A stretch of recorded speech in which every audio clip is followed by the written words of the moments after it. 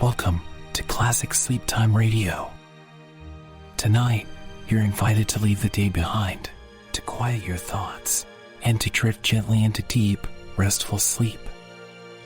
In this overnight session, every episode you'll hear comes from the legendary science fiction radio series X-1, a groundbreaking show that brought the future to life through vivid storytelling, brilliant writing, and a sense of cosmic wonder.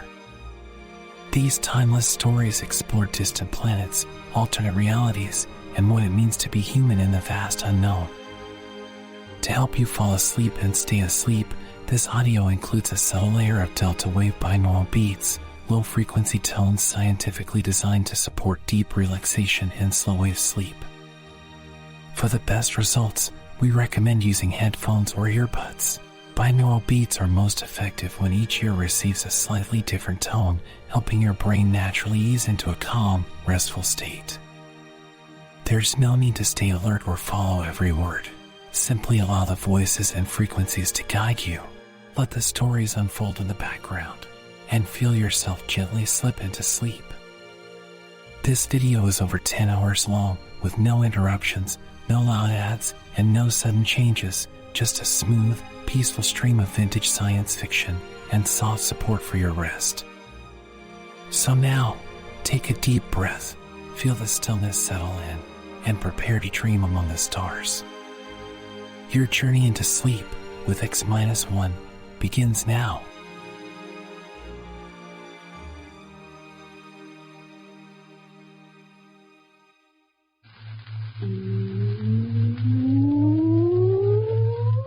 Countdown for blast off. X minus 5, minus 4, minus 3, minus 2, X minus 1. Fire.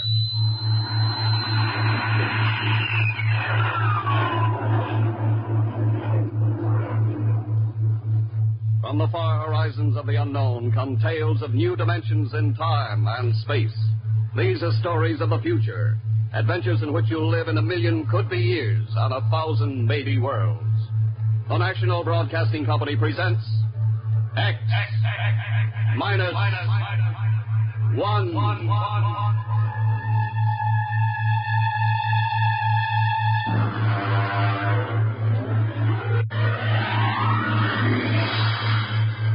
Tonight's story, No Contact.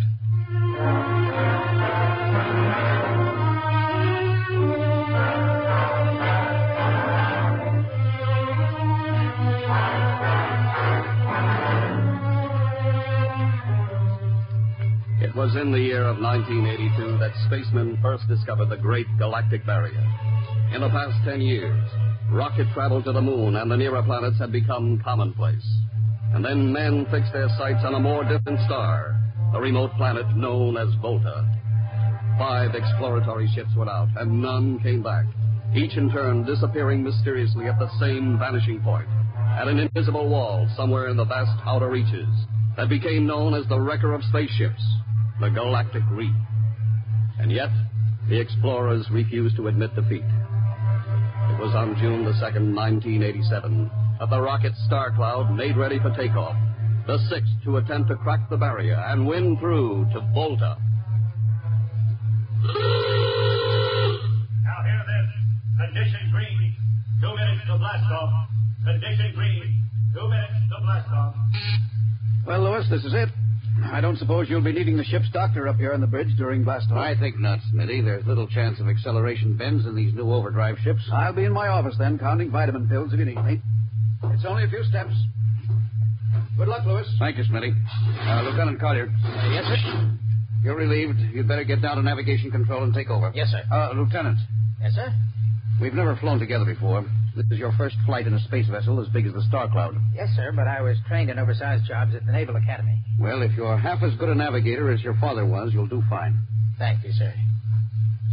Did you ship out with my father? I served under him on one of the first rocket runs to the moon. I see. I almost went along on his last trip to the barrier. Too bad about that. Yes, sir. That's all, Collier.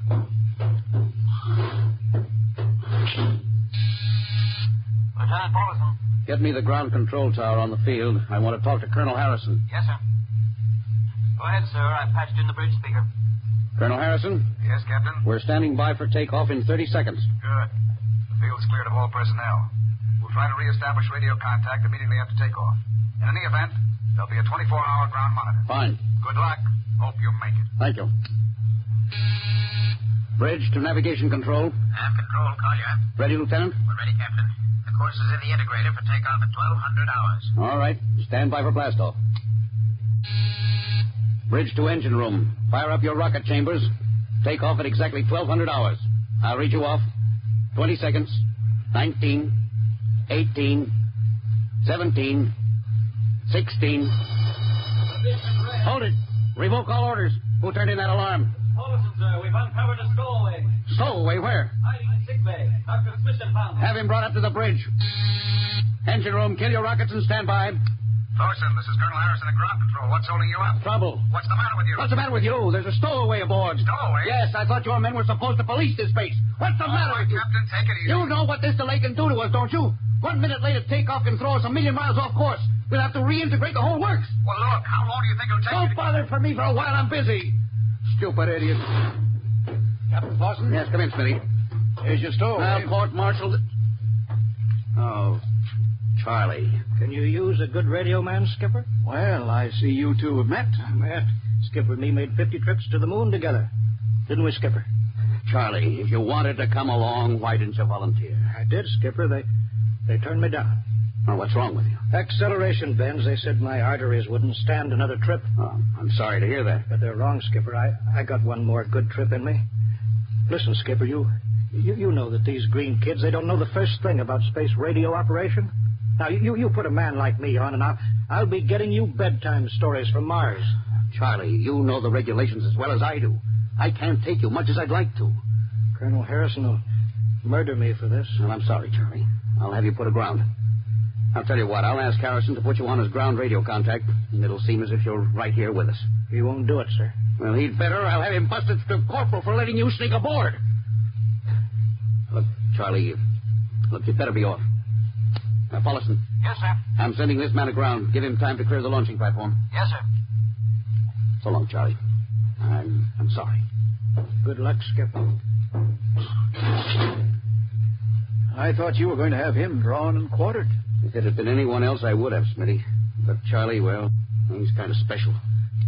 He's been with me since my first command when we began the regular run to the moon. And if he wanted to come along this time, well, it's only through loyalty to me. No, Lewis, I didn't realize it before, but you're almost human. Captain Dawson, nav control, Collier. Oh, yes, Lieutenant. How badly are we fouled up? Can you recalculate the course, or shall I cancel the takeoff? I've already plotted a new course on the integrator, sir. If we take off in exactly 30 seconds, we'll need to correct for only a 1-degree deflection. I can do that before we reach the stratosphere. That's quick work. Are you sure? Yes, sir. Positive, sir. All right, Collier. I'm putting it in your hands. We'll blast off on your signal. Bridge to engine room. Prepare to blast off on navigator's signal.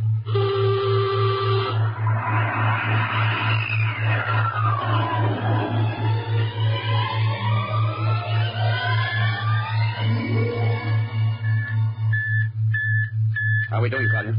Coming on the bearing, sir. That's 4, 3, 2, 0. We've intersected the course vector. Good work, Collier. Course is corrected, sir. We're ready to go into atomic overdrive anytime you say. All right. Bye. Yes, sir. Now hear this. Now hear this. Prepare for maximum acceleration. Bridge to engine room. Kill your rockets. Rockets out. Fire up number 1 cyclotron.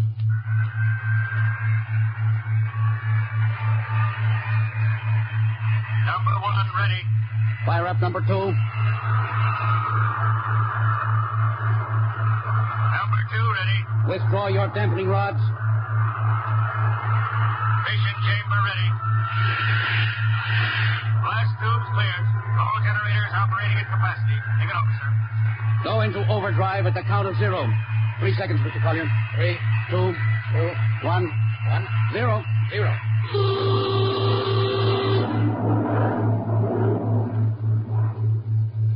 How are we doing, Collier? On course, sir. She's running hot and true. My compliments, Lieutenant. This job would have done your father credit, and he was the best navigation officer I ever saw. Oh, thank you, sir. Start your gyros. Put her on robot control. All right, the bridge is yours, Mr. Collier. If you need me, I'll be in Dr. Smithson's office. Yes, sir.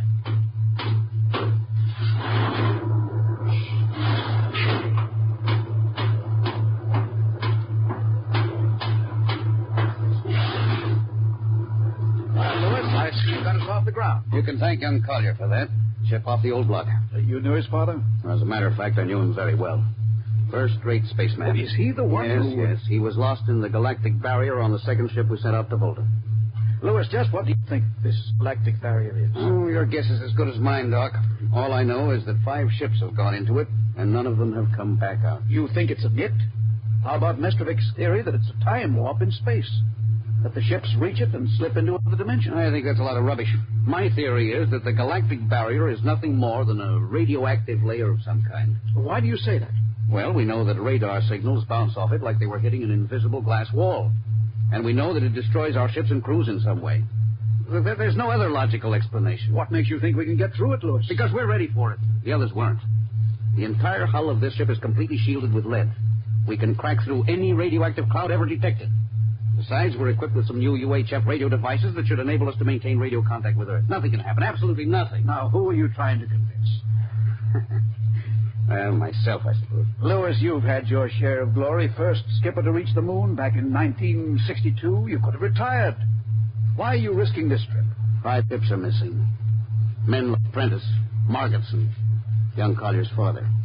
I'm tired of seeing good men fed into that meat chopper. Then why are we going to Volta? We haven't any choice, Smitty. We're in a race, the kind of race where men and ships are expendable. According to the Interspace Code, the first nation to reach Volta can claim it. Well, personally, I want no part. Now, stop. I'll have to play physician, morale builder, and mother substitute for 112 slightly nervous men. Well, your morale doesn't sound too good, Doc. As morale officer, I can state without fear of contradiction, it is terrible. And something tells me as we approach that galactic barrier, I'm not going to be alone.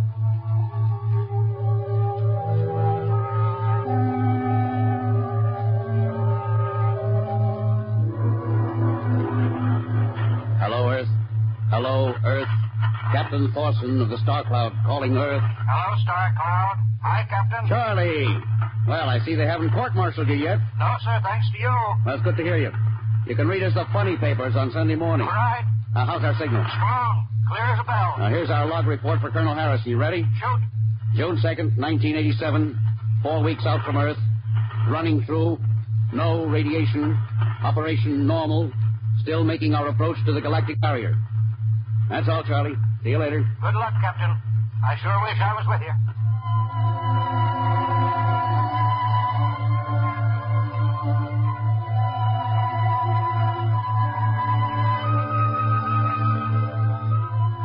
How's the morale, Smitty? The men know we're getting closer to the barrier. They're beginning to show a little tension, Lewis.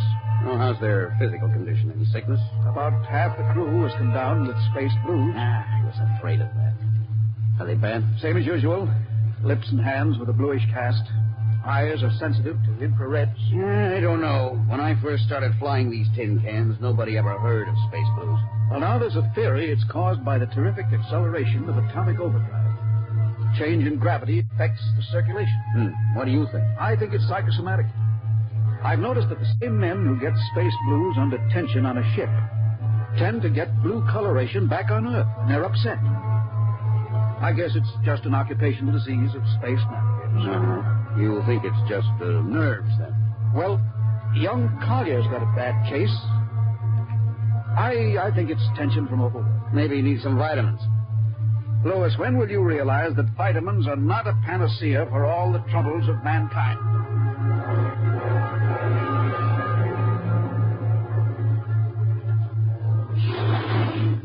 Sir, I understand that you've relieved me from duty. Well, Dr. Smithson says you aren't looking very well, Collier. I'm giving you a rest. Sir, I feel perfectly able to continue. Your lips are as blue as Minnetonka. Captain, I'd like to remain at my post. Don't be foolhardy, Lieutenant. I'm not being foolhardy, sir. I have a special, personal reason for wanting this expedition to reach Volta. Your father? You think he might still be alive? I have to find out what happened, sir. I think I understand. Very well, Collier. Report back to duty.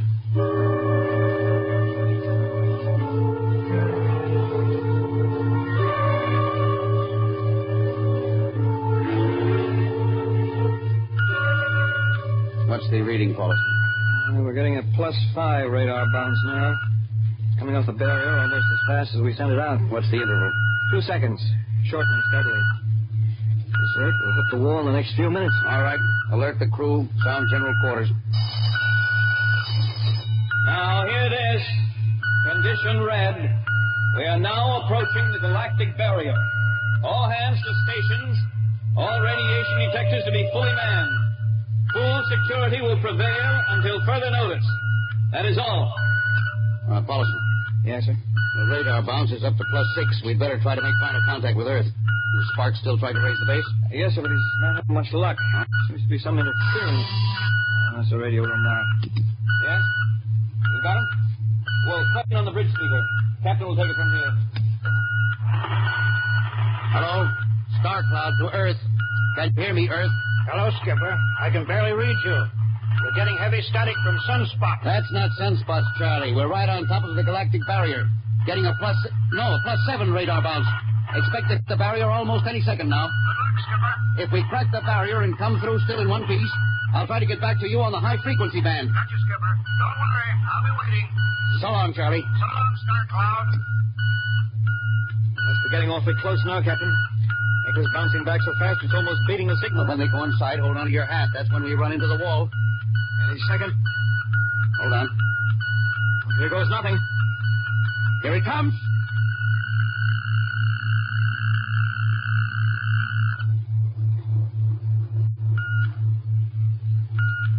Captain. Nothing happened. We made it. We made it, Captain. No radiation, no time warp, no nothing. Now, the crew's gone crazy, sir. Let them. They've earned it. Doc, can you break out a few bottles of snakebite serum for medicinal purposes? I sure can, Lewis. This goes for a celebration. How's your morale now? It couldn't be better. How's yours? Couldn't be better. Condition red. Condition red. Radiation detected. Condition red. Radiation detected. Holy mackerel. Look at the needle on that indicator. Paulson. Yes, I see it, Captain. Picking radiation like crazy. What's it like? Well, it's a strong impulse. What kind? I don't know. It's too long for a cosmic ray, too short for UHF. Whatever it is, sir, the ship is lousy. Well, track it down, triangulate it, and make it fast. I want a directional fix. Yes, sir. Engine room. Yes, sir. We're picking up radioactivity. Is the fission chambers? No leak here, sir. Check your gauges. Nothing here, Captain. Must be coming from outside. Damage control. Is our lead shield leaking radiation? Well, keep at it. Paulson, how are you doing? I've got to fix it, Captain. Well, what is it? Well, I'll have to recheck my figures. Now, hurry it up. Angle is correct, but I Come on, don't... man, for Pete's sake. Where's the radiation coming from? Sir, it's coming from inside the ship. That's impossible. No, sir, I've checked it Well, twice. it's got to be the engine, then. Sir, we're finished. Engine room. Yes, sir. That radiation must be in the overdrive pile. No, sir. It isn't here, sir. Are you certain? Yes, sir. All right, keep checking. There's only one thing left to do. Paulson, get a Geiger counter. We're going to start combing this ship inch by inch. Yes, sir. All right, turn it on. Yes, sir. All right.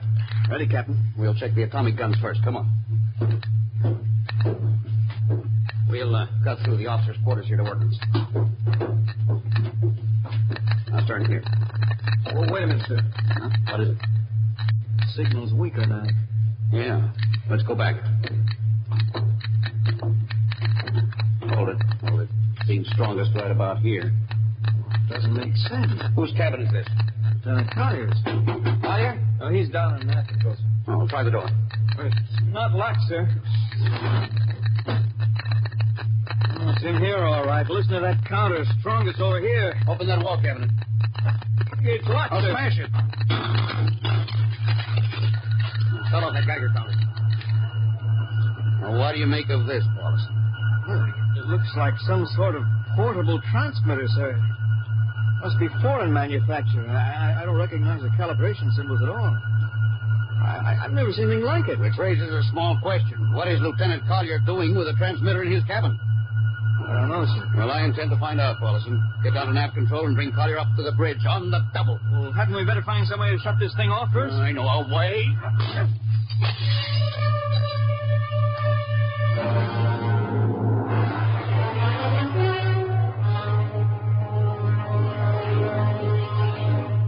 Lieutenant Collier, I'm going to ask a few simple questions, and I want a few simple answers. Yes, sir.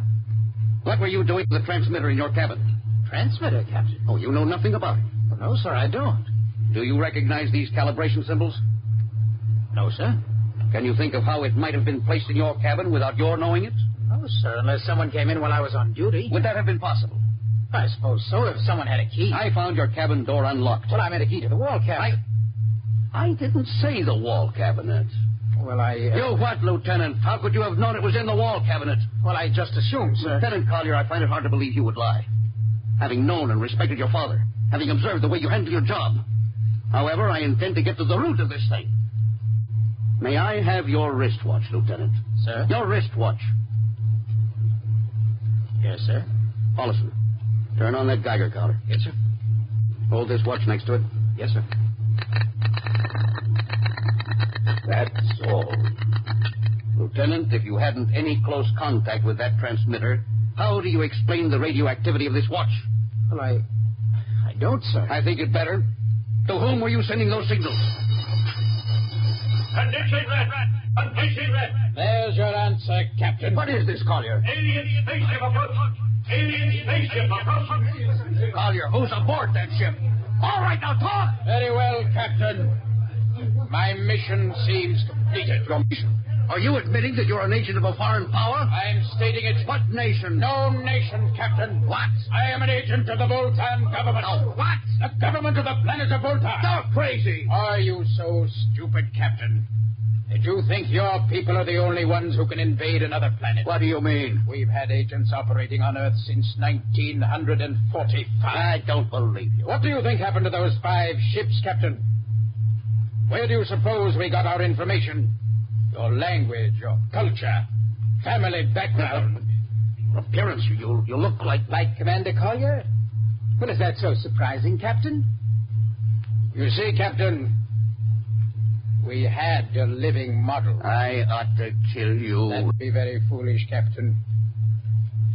I would advise you to surrender without delay. Alien ship now coming into ordnance range. I'll deal with you later, Collier. Paulson? Yes, sir. Put this man in irons, take him away. Don't worry, sir. We'll take good care of him. Carpenter,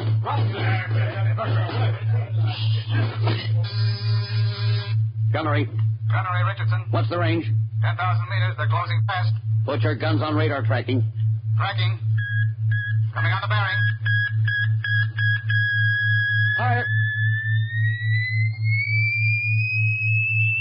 Fire, Richardson. Richardson, did you hear me? Fire! What's the matter down there? Did you hear me? Richardson, answer me. It's no use to shout, Captain. Collier, how did you get loose? Where's Paulson? Lieutenant Paulson is dead. All stations! Lieutenant Collier has escaped. Seize him, men! Don't waste your breath. Your men can't hear you, Captain. What? Those still alive are my men. You're lying. No, Captain. Every ship that has ever left Earth was controlled by a Voltan crew. That's impossible. Those were hand-picked men. Handpicked by us. I don't believe you. No? Then why not call for help? Carpenter, Robinson, Haley, report. You see, Captain? Carpenter, Robinson, Haley. It's quite useless, Captain. I would advise you to sit very quietly and do nothing. Very well, Collier. You've beaten us. What now? The ship will be taken to Volta for, shall we say, further experimentation. I see. Of course, there's one thing you hadn't counted on. Just what is that, Captain?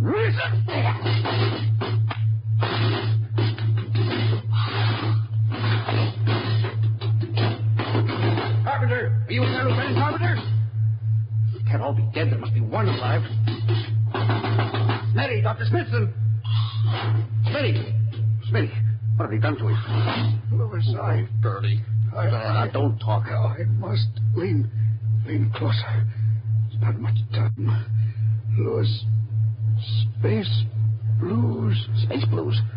What is it, Smitty? What are you trying to tell me? All men with space blues. Voltans. Hello, let me help you. No, Lewis. Get message back to Earth. Voltan, 5th column. Watch out for space blues. Smitty. Oh, Smitty. Captain Thorson, you can't hide from us now. Come back to the bridge and surrender, or my men will come and get you.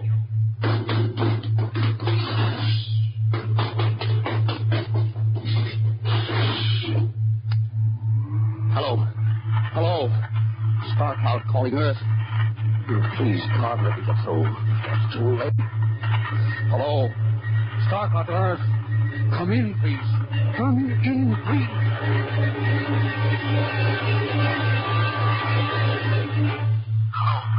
Hello. Star Cloud to Earth. Captain Thorson calling. Charlie, come in, please, hurry. Hello? Oh, hello. Can you hear me, Charlie? Skipper, is that you? Are you getting my signal? It's coming in a little louder now, Skip. Keep sending. Now, look, Charlie, listen to me. Not much time. Get word to Colonel Harrison. Crew mutinied. Most of crew members, Fultons. What? Fultons. Spell that. V-O-L. Fultons. That's right. They're from the planet Volta. Skipper, are you all right? Now, Charlie, this is serious. They'll be here any second. Now, listen, they have a 5th column on Earth. They're planning to invade you. You mean it? Of course I mean it.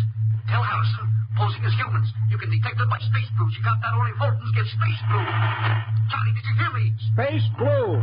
I get you. Nothing you did, Charlie. After bending you, warn everybody. Captain. They opened the door. So long, Charlie. Tell Harrison. Captain Thorson. Hello. Hello, Star Cloud. What's the trouble, Sergeant? I was just trying to raise a Star Cloud, Colonel. Had any luck? No, sir. No contact. No contact, eh? No, sir. Nearly an hour since they hit the galactic barrier. I don't understand why they haven't tried to get a message back. No, sir. Neither do I. Oh, all right. I'll take over for a while. Yes, you do that, sir. It's all yours. Right. Oh, and Charlie, you better go out and get yourself some coffee. You look a little blue around the gills.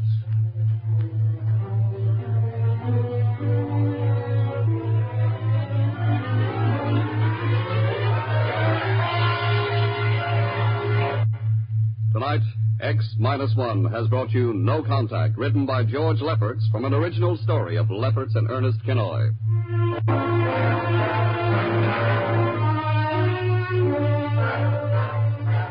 Featured in the cast were Louis Van Ruten as Captain, Donald Buca as Collier, Wendell Holmes as Charlie, and Bill Griffiths, Bill Smith, Matt Crowley, and Ken Williams. Your announcer, Don Pardo.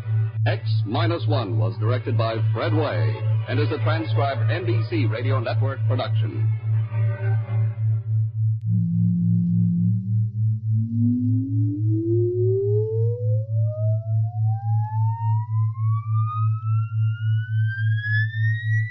Countdown for a blast-off. X-5, -4, -3, -2, X-1. Fire.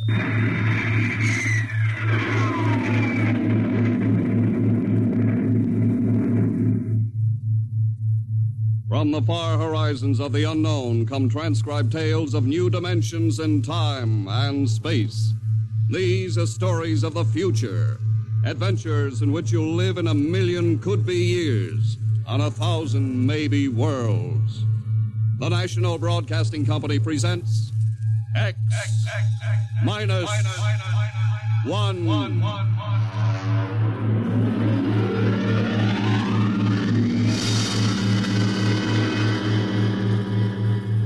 If you wanted to take over our world with a minimum amount of resistance and trouble, how would you go about it? Tonight we'll tell you how, with a strange and chilling story by George Lefferts. The Parade.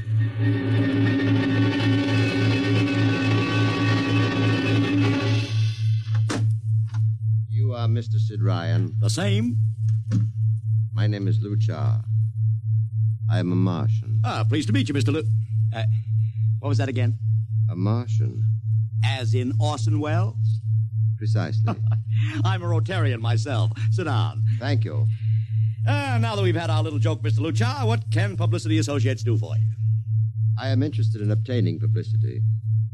It has been my observation that advertising and publicity are the very backbone of earthly civilization. Spoken like a true Martian, Mr. Luchar.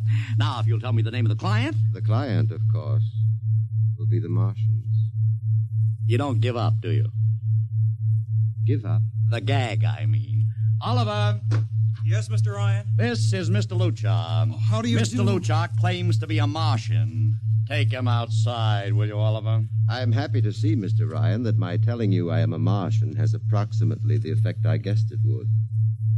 I believe we can do business. I have here cash retainer of $5,000. Oliver, take a look at that wad of lettuce. It's the real stuff, Mr. Ryan. And my client is prepared to spend many times that amount. Sit down, Mr. Luchar. Oliver, get the client a cigar, the 50-cent box. Yes, sir. Thank you. Well, now, what can I do for you, sir? I wish you to manage a publicity campaign. A very large and important campaign. Is the product established, or is it something brand new? Something quite new. Now, what would you judge the most effective type of campaign? Well, if the client has a lot of dough to throw around, a suspense campaign is best. First, you place ads in the paper saying, "Watch this space." Then about a week later, you run an ad saying XYZ or PDQ, and you get people guessing what it means. Then finally, when you've teased them enough, you bust loose and unveil the product. Excellent. We will conduct a suspense campaign. Of course, in this kind of campaign, secrecy is very important. Once the name of the product leaks out, it spreads like wildfire, and the whole campaign is kerfloppo. Quite so, quite so. The utmost secrecy. You realize, of course, these things cost like crazy. Would, say, $1 million cover expense? Come again? I said, would $1 million cover it? Why, yes, I am at... You did say $1 million.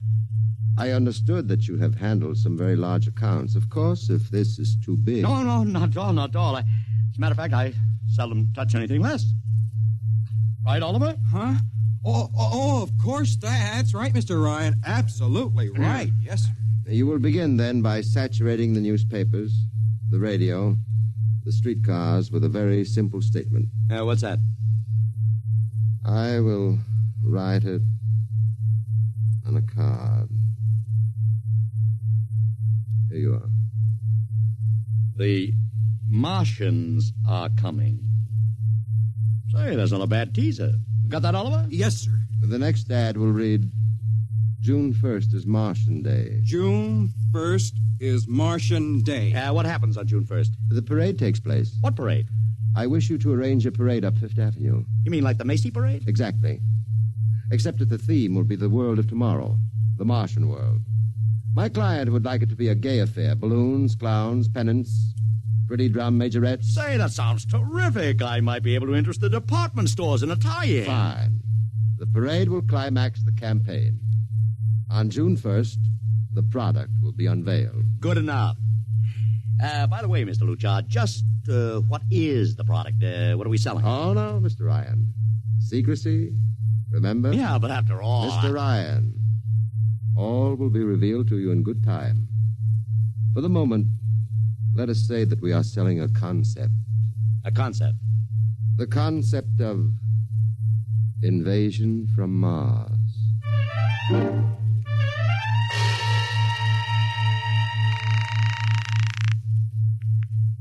Sorrel Talent Agency. Sammy Sorrel, please. This is Sammy. This is Sid Ryan over at Publicity Associates. Listen, Sammy, how you fixed for midgets? I got midgets. Fine, I need 40 midgets for a parade. 40. June 1st. And listen, Sammy, I want them dressed in little spacesuits. In little...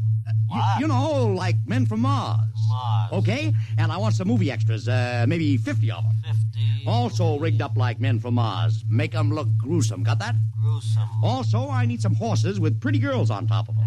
Maybe you can get that bunch from Maroney's Traveling Circus, the one we booked for the Fireman's Parade in Albany last year. Yeah, I'll try, Sid. Never mind the expense. Just get me the talent. It sounds like you landed a big client there. Who is it? It's a secret. I gotta hang now. Call me back, Sammy. Right.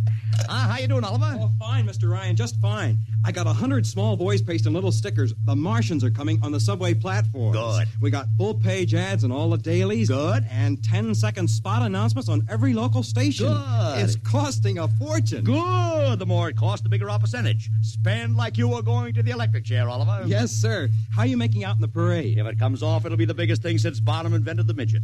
I've got Macy's, gimbals, and sacks to contribute floats. Everything is built around the Martian theme, see? Even the horses will have long feelers attached to them and funny-looking extra legs. It'll be sensational. That sounds fine, only... Only what? Mr. Ryan, we don't even know what we're selling. Oliver, my boy, do you think old Sid Ryan has been sitting here spending all this moolah and not putting two and two together? You mean you know who Luchar represents? Just by accident, understand? I have learned that Century Pictures is making a big new epic. One of those expensive pictures they make in secret and then spring on the public because they don't want the other studios to get the jump on them. What's the picture? A space opera titled Invasion from Mars, get it? Oh, I begin to see. Also, by mere coincidence, it's supposed to have its premiere sometime around June 1st. You follow me? Yes, but Mr. Ryan, Century has an exclusive contract with New Feature Syndicate for all their publicity. Suppose Century Pictures doesn't like the way New Features is handling their stuff. They want to get out of the contract, but New Feature says no, so they have to get around the contract. A man named Luchar, client unknown, starts publicizing the Martian invasion. Need I go further? I don't know, Mr. Ryan. Sounds pretty far-fetched to me, but I don't know. That's what I like about you, Oliver. You're so innocent.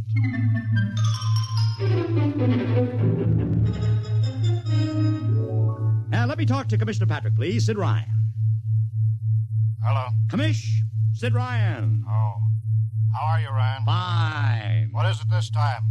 You want to drop a man off the Empire State Building into a teacup full of water? The answer is no. Also, we're not arresting any fan dancers. You know I don't handle fan dances. I want a permit for a parade. June 1st, 5th Avenue. It's a Sunday. There's no traffic. Now, look, Ryan, Macy's gets a permit. Gimbals gets a permit. The American Legion gets a permit. The Sons of Erin march every time Morton Downey sings the Wearing of the Green. Oh, don't give me a hard time, Patrick. This is too big. I have the 5th Avenue Merchants Association behind me. Okay, Ryan. Fill out the forms. I'll pass them along to the license commissioner. That's my boy. By the way, what's the occasion for this parade? Oh, don't you read the papers, Patrick? June 1st is Martian Day.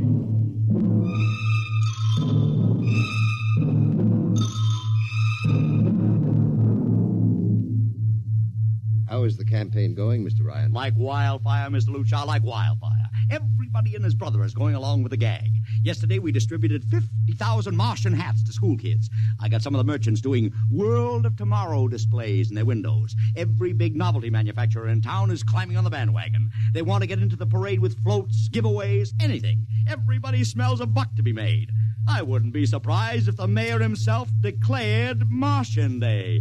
I've even arranged for Commissioner Patrick to accept a $50,000 check for the Policeman's Benevolent Fund from the man from Mars. Oh, it's terrific, terrific. My blood pressure's up to 200. Excellent. I understand Century Pictures spent over $1 million making that space opera. I beg pardon? Oh, come, Mr. Luchar. Sid Ryan wasn't born yesterday, you know. I know who our client is, even if you don't admit it. You do? Always thinking that's me. Well, as long as you know, let's keep it to ourselves, shall we, Mr. Ryan? As you once remarked, when these things leak out, it destroys the surprise and ruins the effectiveness of the campaign.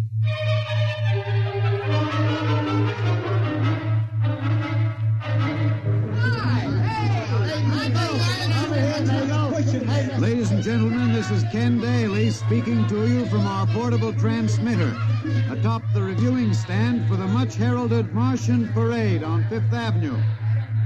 It's a beautiful sunlit day here in New York, a perfect day for a parade, and the streets are packed with thousands of spectators all eager to find out what this is all about. There's an air of shrill expectancy. Some of the kids and their parents have been camped on the curbstone since early this morning to be sure of ringside seats when the so-called Martians pass by. I've just had word from Saul Brown up at Central Park Mall. that the Martians have landed from big pink balloons. And while we're waiting for the arrival of the parade, we brought some people up to our microphone to tell you their reactions to this most spectacular of all publicity stunts. That's right, come on. What's your name, madam? Miss Ada Shackley. A little louder, please. Miss Ada Shackley. Uh-huh. And where are you from, Mrs. Shackley? Columbus, Ohio. I see. And I see you have your family with you, too. Two little curly-headed blonde boys. Are you in New York on vacation? We came for the Shriners Convention with their daddy. What do you think of Martian Day, Mrs. Shackley? Well, it all seems very strange to me, but the boys have been pestering me to watch it, so we've been standing here 2 hours. I can't make head or tail of it. Well, neither can a lot of other people, Mrs. Shackley.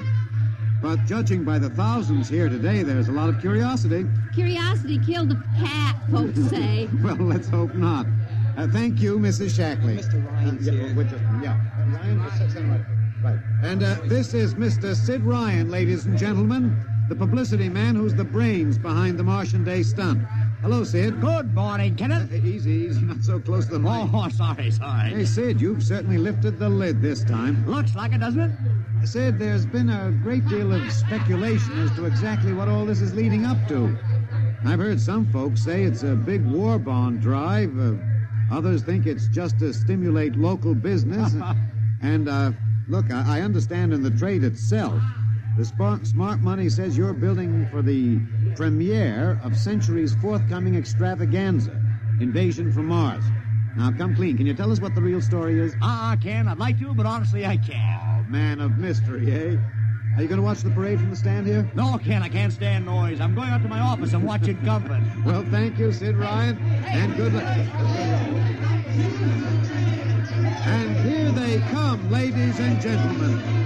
The first units of the big Martian parade, swinging down Fifth Avenue with fanfare, colored streamers, music, confetti, floats, all the trappings of a Mardi Gras.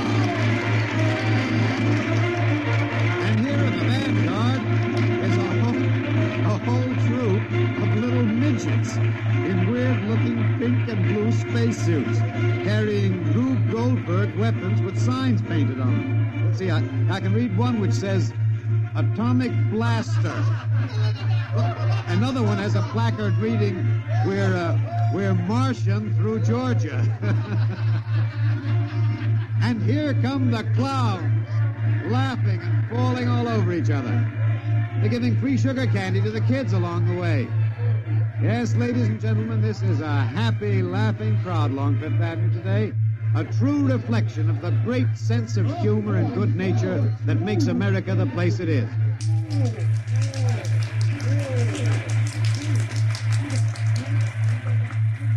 This is promised as the climax of the show.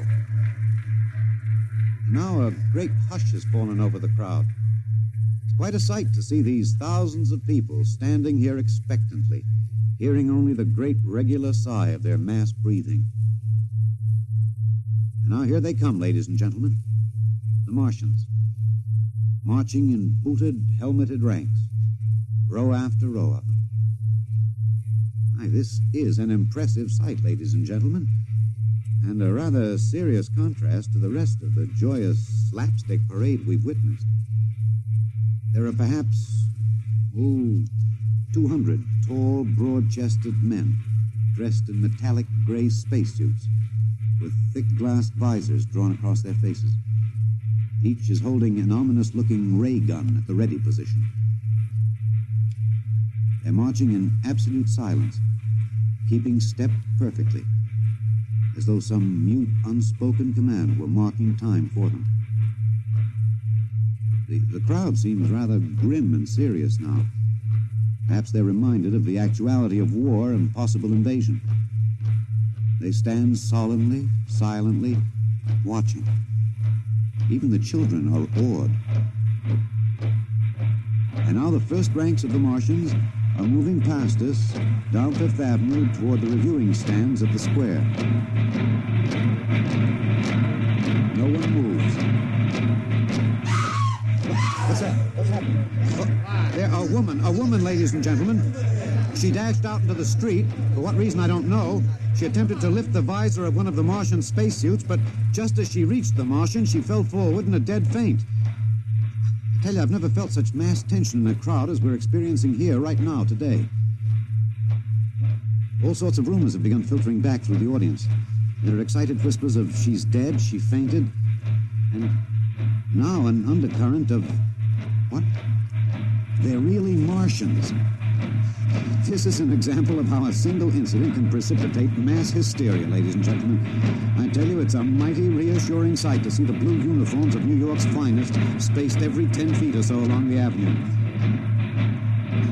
Somehow, I can't explain it. This incident has begun to work on what was a moment ago a happy, carefree crowd, and the complexion is changing.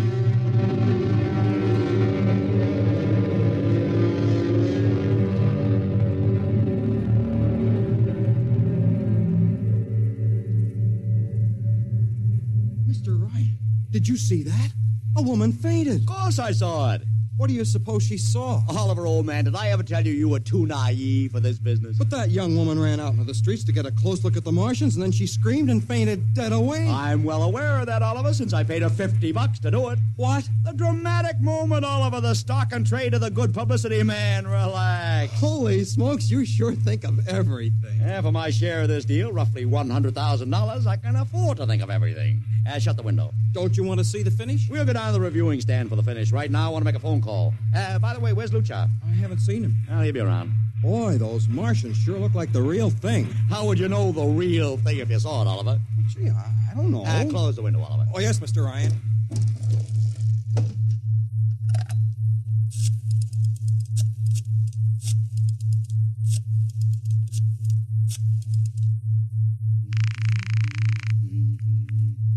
Sorrel's Talent Agency. Sammy, this is Sid Ryan. Say, listen, Sid, I was going to call you. I'm awful sorry about those Martians. What do you mean sorry? They're terrific. Oh, don't joke, Sid. I mean it. Well, I mean it too. They're great. Are you in the bag? Never felt better. You mean it, don't you? Of course I mean it. What is this? There are Martians in the parade? About 150. Of course, I only ordered 50, but Sid. under the circumstances... Sid. What is it? Sid, don't you know? I couldn't get you a single movie extra. There's a studio strike in New York. I was going to call you, but I figured... Wait a minute. Where'd these guys come from if you didn't hire them? I don't know. Maybe Oliver... Oh, hold on. Oliver? Yes, Mr. Ryan? Did you hire those Martians? No, sir, Sammy, this is on the level, isn't it? Honest, Sid, Okay, Sammy, I'll call you back. What's the matter, Mr. Ryan? I don't know. I just don't know. I've got to locate Lucha. What's Century Pictures number? Mr. Ryan, this is Sunday. Oh, yeah. Well, get me their publicity director, Marty Sanford, at home. Oh, yes, sir.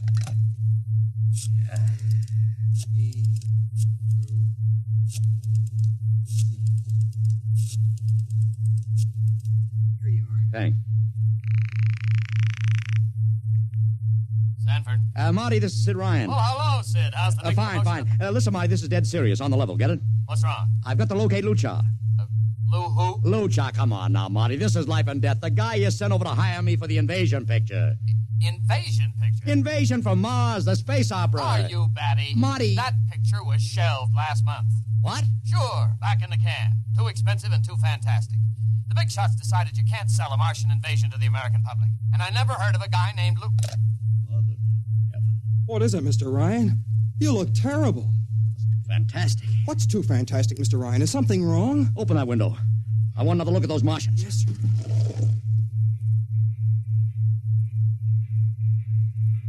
Look at them. Oliver, you were in the Army. Could 150 movie extras learn to march like that in, say, 24 hours? Not in 24 days, Mr. Ryan. Not a second's hesitation.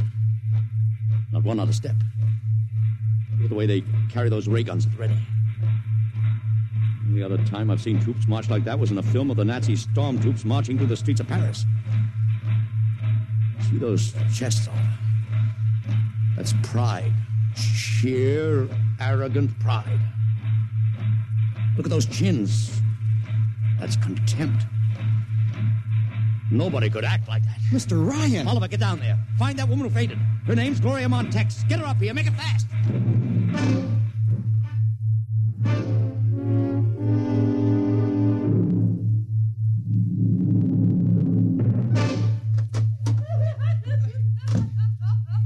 Here she is, Mr. Ryan. I can't get much sense out of her. Stay away from me. Gloria, it's me, Sid Ryan. Oh, don't kid me. You're a Martian. Gloria, settle down.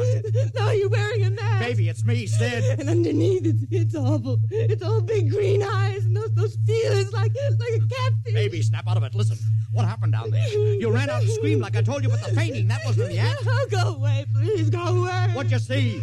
Oh, no, please.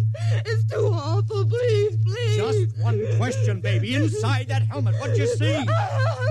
You won't get anything out of her, Mr. Ryan. She needs a doctor. Okay, Oliver, I've heard enough anyway. You take care of Gloria here. Get her a drink. Where are you going? To see the commissioner. We gotta stop this parade before things begin to happen.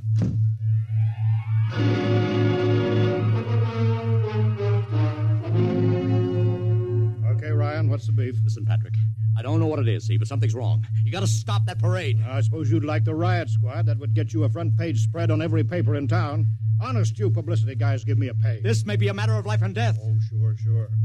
Look, Ryan, I've got no time for your cheap publicity gags. I'm a busy man. Listen, I'm trying to tell you I don't know where these Martians came from, who they are, anything about them. All I want you to do is stop the parade and make sure they're on the level. Ryan, I'm wise to your tricks. If you let the sergeant show you out... You won't do it, huh? An honest citizen appeals for protection and you refuse it. I most emphatically do. Now beat it. All right, Patrick. I'll go right to the mayor's office. I'll have you busted flatter than a fried egg. Go ahead. I'm sure his honor will be glad to toss you out on that phony nickel-plated skull of yours.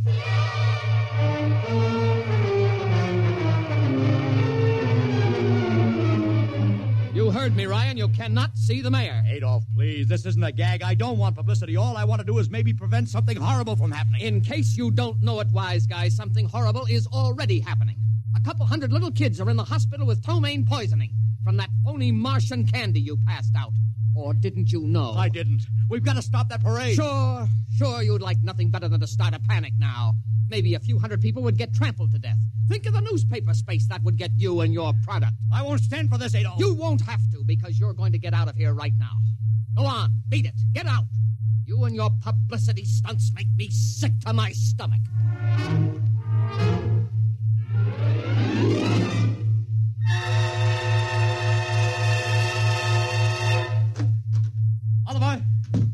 Oliver, where are you? Oliver! It is useless What? to scream at him, Mr. Ryan. Your friend is quite dead. Lucha. He wanted to run to the police with some story about a Martian invasion. I found it necessary to restrain him. Restrain him, you stinking murderer. Now, Mr. Ryan, collect yourself.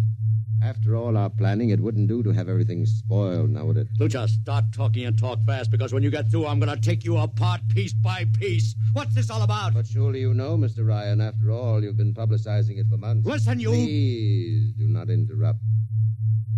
You see, before colonizing your planet, we Martians sent advanced scouts to study your habits, your weaknesses. We found that the people on Earth are predominantly conditioned by advertising and publicity, and so we conceived the idea of treating our entire invasion as a vast publicity stunt. Clever, huh? After all, Mr. Ryan, who would suspect an invader who advertised his invasion in the newspaper, invited the public to his surprise attack, and spent millions publicizing his plans? Holy jumping catfish. You've done very well. Then there was no product. Ah, but there is a product. The product is death. What are you trying to do, Lucha? We Martians are a humane people, Mr. Ryan. We do not like to destroy thousands where a few hundreds would suffice. In exactly 2 minutes, our troops will treat the world to a spectacle of death, which will bring the rest of your planet to its knees in horror. Nations will clamor to surrender. Perhaps, Mr. Lucha. But not if I can help it. You...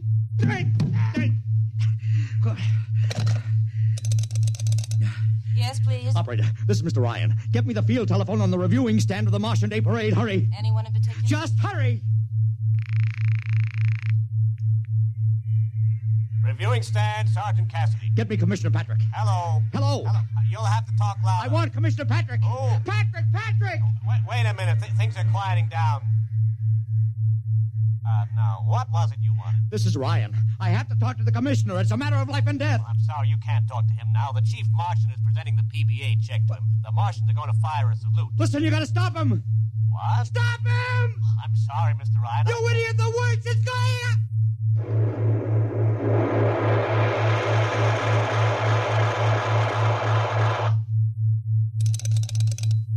This is the operator. I'm sorry, Mr. Ryan, you've been cut off. I can't seem to get them back. Doesn't matter, operator. Nothing matters now.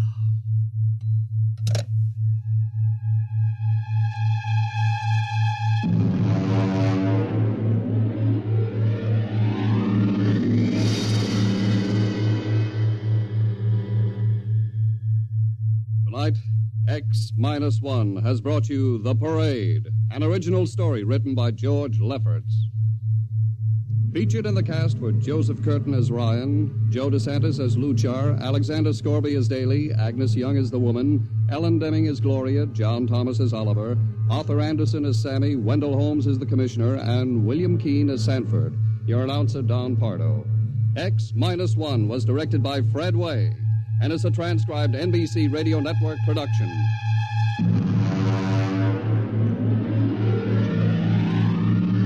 X-1.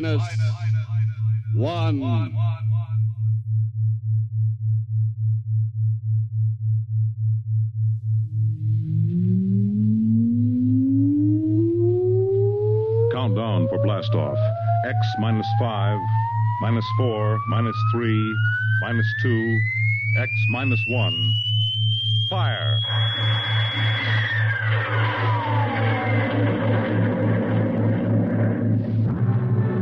From the far horizons of the unknown come transcribed tales of new dimensions in time and space.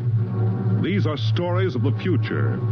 Adventures in which you'll live in 1,000,000 could-be years, on 1,000 maybe worlds. The National Broadcasting Company presents X-1.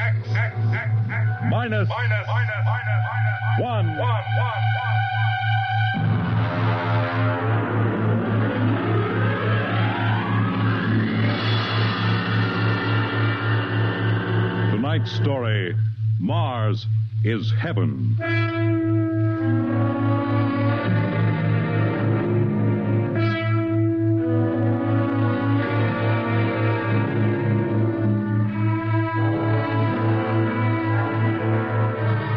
When the first space rocket lands on Mars, what will we find?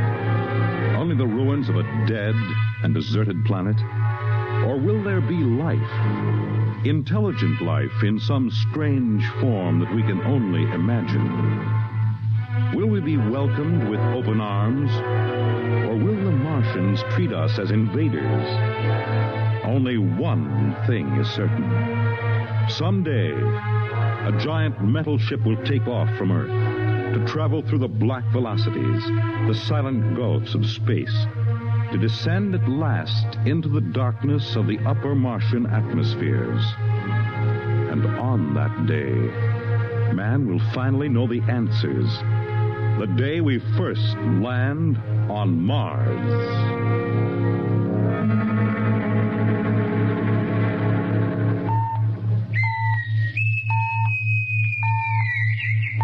Now hear this. Now hear this. Approaching critical deceleration. Fasten gravity suits. Stand by to land. There it is. We've intersected the course vector, sir. All right, Mr. Lustig. Over to manual control. Aye, sir. Masters, sound general quarters. Aye, sir.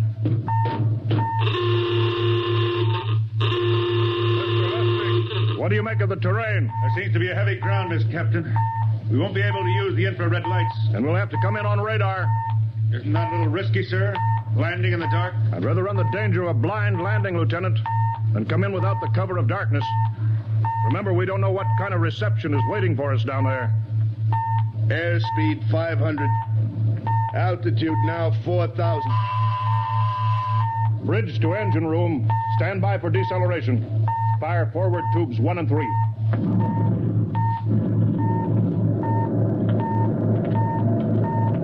Steady as she goes, Mr. Lustig. As she goes, sir. Airspeed 100. Altitude 1,000. Radar indicates a level stretch dead ahead, sir. Skids down. Skids check. Altitude 500.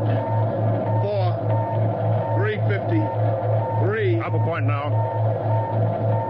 All right. Let's set her down.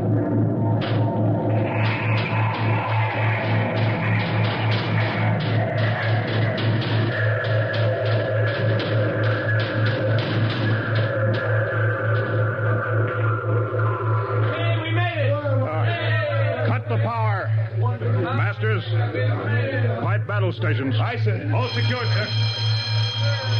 Well, gentlemen, we're now on Mars, April 20th, 1987, 4:33 Greenwich time. Enter that in the log, Masters. Aye, sir. Well, gentlemen, it's less than 2 hours till dawn. As soon as it's light, we'll send out a landing party. Masters, get me an all-over hookup. We're all set, Cap. Now hear this. All right, men. The smoking lamp is lit. Well, we're on Mars. The first man shipped from Earth to land here. We don't know what we're going to find or what dangers we may face. We're 17 men on an alien world, and it's up to us whether we ever get home again. The next few hours should tell the story, and I want instant obedience to all commands. I'll court-martial the first man who doesn't jump to when he's ordered. And one other thing. We may be on Mars, but this is still a United States naval vessel. Officers will conduct a personal and weapons inspection in 1 hour. That's all. Inspection, Captain? Now? Mr. Lustig, we've got an hour and a half to sweat out before we find out what's outside that airlock. I'd rather have a man worried about his stripes than about what's waiting outside on Mars.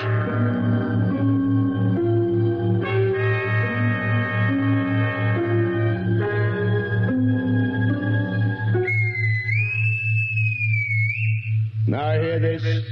Landing party report to forward airlock. Captain Black, Lieutenant Hingston, Lieutenant Lustig, and Dr. Horst report immediately to forward airlock. There's now landing time -5. Well, they're paging us. You ready, Dr. Horst? Yes, Mr. Lustig. As ready as I will ever be. Come on, let's get in the lock.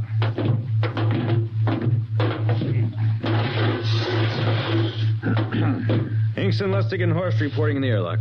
Very well, sir. The captain will join you. 4 minutes to go. At least the captain would get here. What difference does it make? I just want to get it over with, that's all. Anybody got a cigarette? Yeah, I think you're smoking too much, Lieutenant Lustig.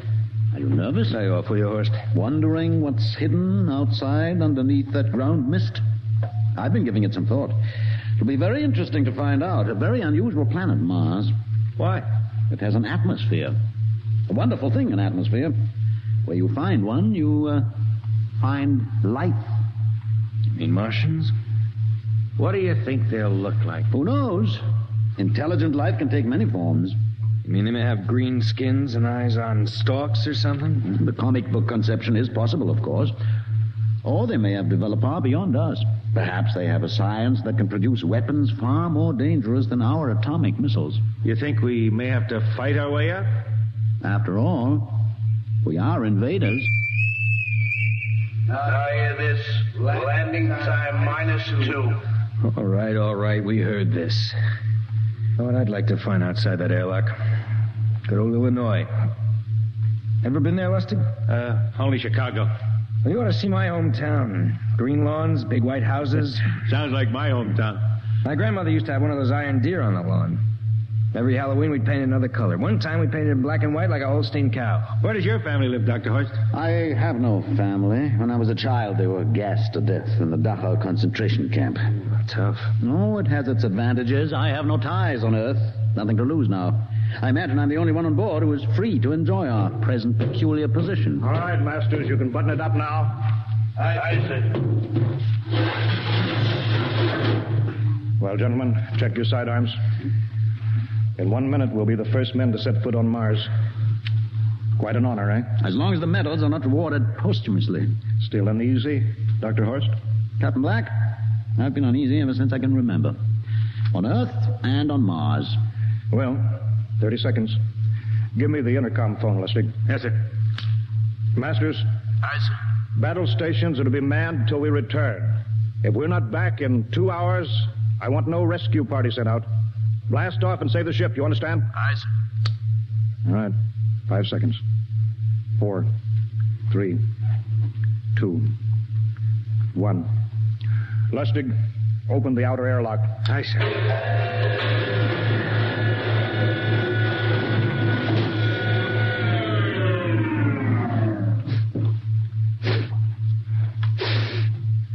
It's fresh air.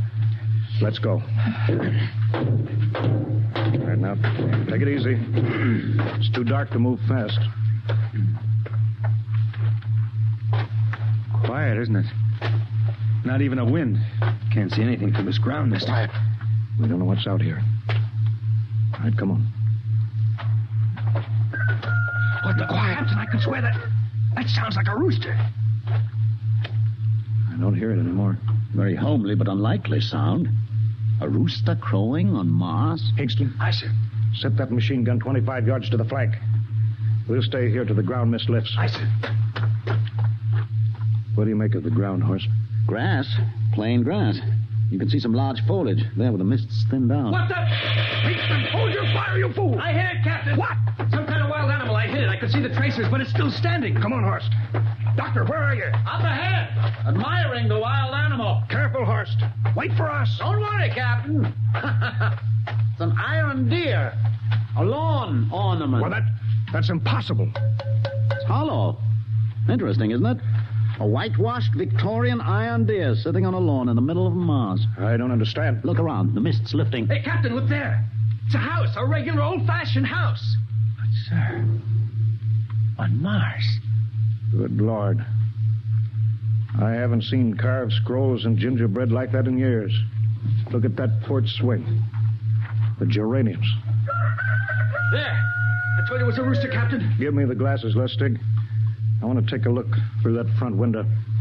Well, there's an upright piano. Some sheet music on it. Lustig, it's beautiful Ohio. Oh, it can't be, sir. Horst, do you think that civilization of 2 planets could be identical? I don't know. That specific variety of geraniums is only 50 years old on Earth. Is it logical that they should develop in Mars? How about that port swing and the piano and beautiful Ohio? Why, it's impossible. Captain Black, this looks like the town I was born in. Well, it looks like my hometown, too. I thought of something, sir. It's the only solution. Maybe we're not the first ship to reach Mars from Earth. Don't be ridiculous, Lustig. Oh, how else can you explain it? Suppose some scientists got together. They invented some spaceship and planted a colony here. That's the only answer. That's impossible, Lustig. Been space travel, it couldn't be secret. Do you have any idea what ships cost, what industrial power is needed? No, there's got to be some logical reason. I think perhaps we might find out, Captain. The light just went on in that house. Kingston, cover that door with the machine gun. Aye, sir. All right, come on, Horst. We're going to ring that doorbell. There's got to be a scientific answer to all this.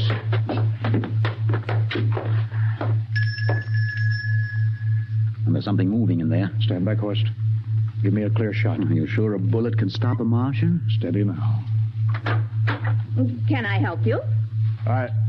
If you're selling anything, it's much too early. No, wait just a minute. What town is this? What do you mean? Are you census takers? No. We're strangers here. We want to know how this town got here. Is this a game? No, it's not a game. We're from Earth. From where? From Earth. Do you mean out of the ground? Are you sure you're feeling well? Madam, we came in a flying ship across space. We're from the 3rd planet Earth. This is Mars. Now do you understand? Mars. You go away now, you hear? I'll call my husband from upstairs and he'll chase you. Go on. But this is Mars, isn't it? This is Green Lake, Wisconsin, in the United States of America. Bounded on the east by the Atlantic and on the west by the Pacific. Now go away. Goodbye. Horst, do you suppose it's really possible? I've got to find out more about this.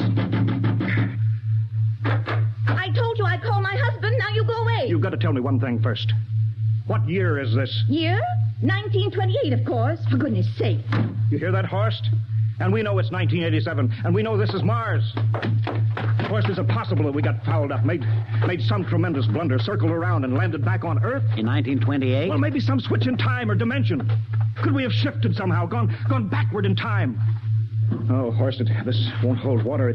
It's not logical. We checked every mile. We went past the moon, out into space. We're on Mars. Lustig out at point. Hingston in the rear. Keep that gun at half load. Aye, sir. Horst, there's got to be some cold, logical solution. Captain! What? That house down the street, the white one with the green shutters. Lustig, what's the matter? I never thought of... Thank God!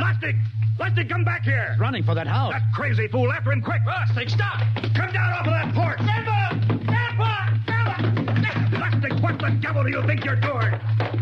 Albert! Grandma, Grandpa, it is you. Lustig, what is going on here? Albert, it's been so many years. How you've grown, boy. It's so good to see. Lieutenant Lustig! Oh. Captain, Grandma, I want you to meet my friends. This is Captain Black. Captain, I want you to meet my grandfather. Howdy. Any friend of Albert's is a friend of ours. How long have you been here, Grandma? Oh, a good many years, ever since we died. Ever since you what? Oh, yes. They've been dead 30 years. What? Oh, now, don't you trouble yourself. It's all right. We're alive again, that's all. Do you mean to tell me that Mars is heaven? Oh, nonsense, no. All we know is here we're alive again. And who are we to question God's infinite ways? Well, Lustig, we're going back to the ship. But, Captain, I want to talk to my grandpa. Lieutenant Lustig, I don't like any part of this. You'll come back with us if I have to club you and carry you. I see. Now, let's go. Heaven only knows what they've run up against back at the ship.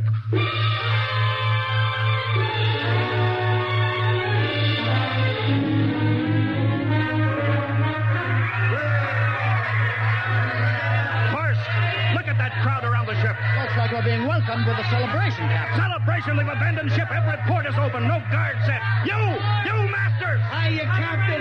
Meet my old dad. Dad, that's Captain Black. He's not a bad guy for an officer. Hingston! What's it? Bring that van back. Use force if you have to. Oh, excuse me, sir. There's my Uncle George. Hingston! I'll be right back, Captain. Uncle George. What the devil is going on here? Understand, sir? They've all found friends and relatives. They're all here. Right, Captain. I found it. The whole crew's out in the crowd. But I gave orders. Definite orders. You don't understand, Captain. I understand mutiny. I don't care how many relatives show up. I'll have discipline. Johnny! What? Johnny, you old son of a gun! It's you. Edward. Yes. It can't be. Oh, of course it is. Johnny, Ed. you old... Ed, Dr. Horst, this is my brother, Edward. How do you do? Hello, sir. It's wonderful to see you, Edward. Look, I've got to get back to my ship. Oh, Johnny, wait. I almost forgot. Mom's waiting at home. Mom? Yeah, and Dad, too. Mom and Dad are alive? Then you're real, Ed. Well, of course. Don't I feel real? How's that, huh? Why, Ed! We've got lunch for you, Johnny. Mom's making corn fritters. Dr. Horst, haven't you found anybody? No, Captain. I have nobody. Well, then you come on home with me, right, Ed? Why, sure. Horst, you wouldn't believe it, but it's been 35 years since I had Mom's corn fritters. By George, 35 years.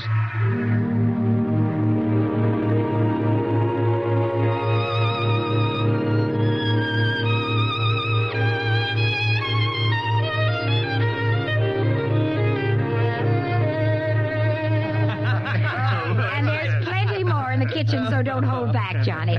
You too, Dr. Horst. Well, Johnny, you're still in the Navy, eh? That's right, Dad. I'm in command of the ship. We're an old Navy family, Dr. Horst. All three of our boys in the service. Yeah, Ed was the best pilot in the Pacific, too. What did happen, Ed? What's the difference? I'm here now. Yeah, but... You know, it's almost perfect. All we're missing is your brother, Will. Then the whole family could be together. Well, it won't be long, Mom. Will's in charge of the XR-54. Next rocket coming out to Mars. Oh. Well, little Will. When does he leave, Johnny? Well, the takeoff's scheduled for September, but it depends on what we report. Oh, yeah. There's no question about that now, huh? No. Christmas together again. That'll be something. Sure will, yes, sirree. Well, this calls for a celebration. How about a little of the old dandelion wine, eh, Johnny? Now, Father, don't you go giving Johnny too much wine. He's a big boy now, Mother. Well, sir, isn't everything just fine? Just fine.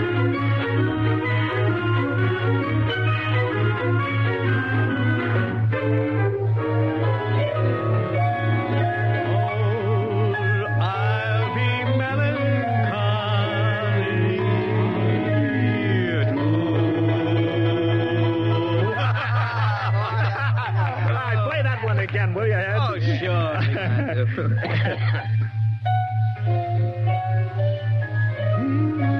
Well, Dr. Horst, what are you doing sitting over here alone?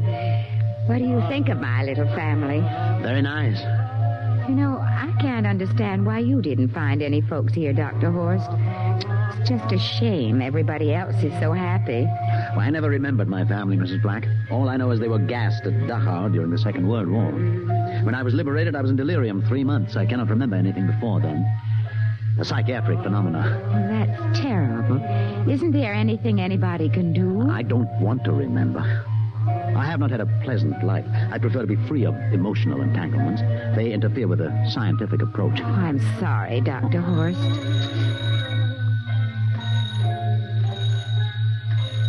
Oh, I'll get it. That's our ring, long and 3 shorts. I remember that. Well, maybe we'd better call it a night. You must be getting tired, Johnny. I'd better be going back to the ship. Nonsense. You stay the night. We insist. I just couldn't rest thinking of you all alone on that ship. I'll be all right. Well, good night. Oh, wait a minute, Dr. Horst. That phone message was for you. Me? Yes, that's right. A message from Anna. Anna? I don't... Well, there, she must be an old friend. Isn't that nice? I don't... You sure it was for me? I don't remember any Anna. Well, she asked if you were better. Perhaps she's someone who knew you at Dachau. Anna? She said she's coming over here first thing in the morning. So you'll have to stay over. Yes, well, that settles it then. You stay here, Horst. You can bunk with me in my old room. Yeah, but, Johnny, we thought you'd like to be with Edward. So you could talk the way you used to. Well, we can't put Dr. Horst on the daybed. I think we'd better share the room tonight. Be plenty of time for talking, Ed. Yes, I guess so. I suppose I better drop back to the ship. You know, Ed, security check. What? Why do you have to do that here? I don't know, Mom. There's no good reason, I guess. Suppose we skip it tonight, huh? Well, good night, everybody. Oh, it's good to have you home, Johnny. It's good to be home, Mom.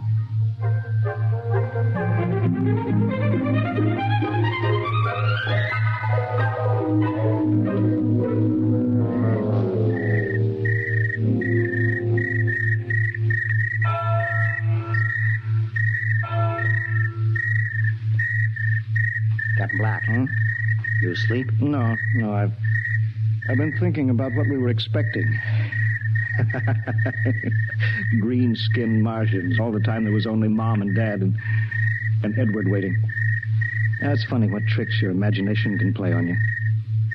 Well, I guess Mars is heaven, Horst. You know, I've been thinking about Martians, too. Captain, just suppose there were Martians, and they saw us land, and suppose they thought of us as invaders. What would be the best weapon they could use against our atom bombs, huh? I don't see what you're getting at. They would want to disarm us first, huh? To wipe out all suspicion, to make us feel at home. Captain, suppose this house isn't real. Suppose the people are just images, stolen from our own memories by Martians, created for us by telepathy, hypnotism. Oh, that's the craziest theory I ever heard. Maybe that's why there was no one for me, because in all my life there is no happy memory, no real loved person, not even my mother. I don't remember her, only the piles of rotting corpses at Dachau. There was no happy emotion for these people to recreate. How about that phone call? Anna? Yes, Anna. I didn't remember who she was, but I do now. I just remembered. When I was freed from Dachau, sick, delirious, I raved about a wonderful, kind nurse named Anna that took care of me. Well, there you are. It's logical. She's coming to see you tomorrow. But there was no Anna. I'd been nursed by a man. What? Anna was only a dream. And there's only one way they could have learned about her, by reading my subconscious mind. That's impossible, Horst. Why? The whole crew was thinking of home. Suppose the Martians read our minds. Yes, but if there are Martians... If there are, they have us separated. each man in a different house, sleeping, trusting. No one at the guns. I left my pistol downstairs. Do you think there's something to this, Horst? It's a perfect trap, Captain. Who would suspect his own mother, his grandparents? How easy. Just a knife in the heart of each sleeping man. That's impossible, Horst. But we've got to get back to the ship. Listen, the crickets have stopped. Come on. We don't know when they change back to whatever they really are. All right, careful.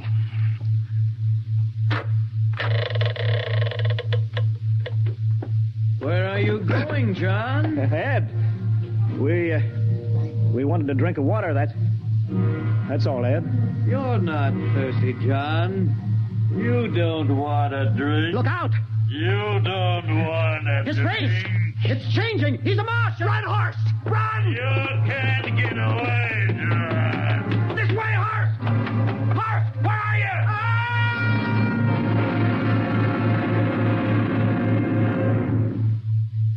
Hello? Hello? Can you hear me, Earth? This is Captain John Black, the XR-53 calling from Mars. I've locked myself in the ship, but they've crippled it. I can't take off or fire the guns, and they're coming for me now, the Martians. I'm all alone here. All the rest are dead. Hingston, Lustig, Dr. Horst. Poor Horst, he didn't even reach the door. Listen. They're trying to break through the hull. Edward and Mom and Dad and all the folks, but they're changing now. They're melting and changing back into... They're Martians. Can you understand? Martians, not men. They make us think that Mars was heaven and we fell into the trap. Can you hear me, Earth? You've got to stop the next rocket. Listen, tell my brother Will. Tell my brother not to come. They'll trap him, too. They'll kill them all. Hello? Hello? Can you hear me, Earth? This is John Black on Mars. Hello, Earth. This is John Black on Mars. Hello, Earth. Hello, Earth.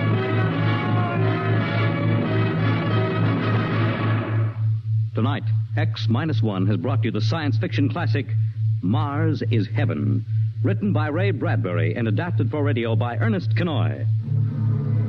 Featured in the cast were Wendell Holmes as Captain Black and Peter Capell as Dr. Horst, with Bill Zuckert as Masters, Bill Lipton as Hingston, Margaret Berlin as the old lady, Bill Griffiths as Edward, Ken Williams as Lustig, Ethel Everett as Mom, and Edwin Jerome as Dad. Your announcer, Fred Collins. X-1 was directed by Fred Way and is a transcribed NBC Radio Network production.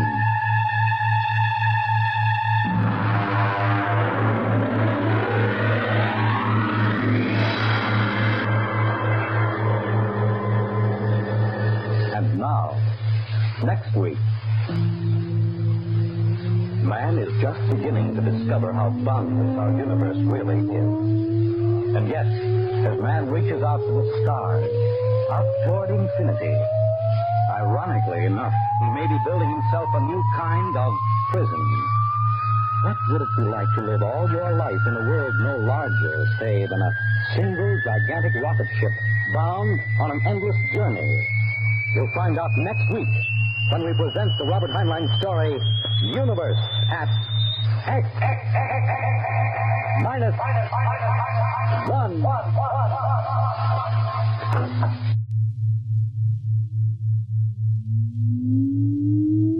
Countdown for blastoff. X-5, -4, -3, -2, X-1. Fire!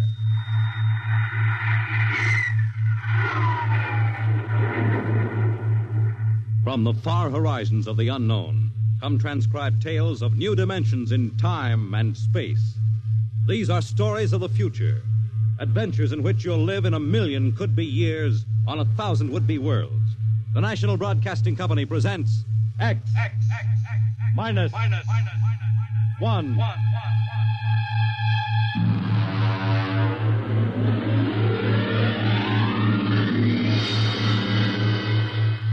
Tonight, Universe.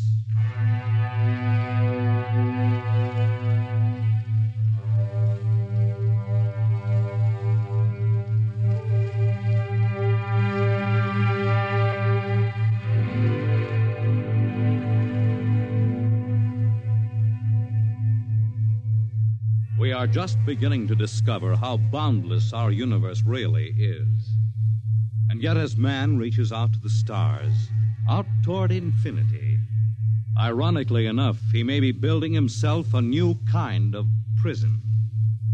What would it be like to live all your life in a world no larger, say, than a single gigantic rocket ship bound on an endless mercy?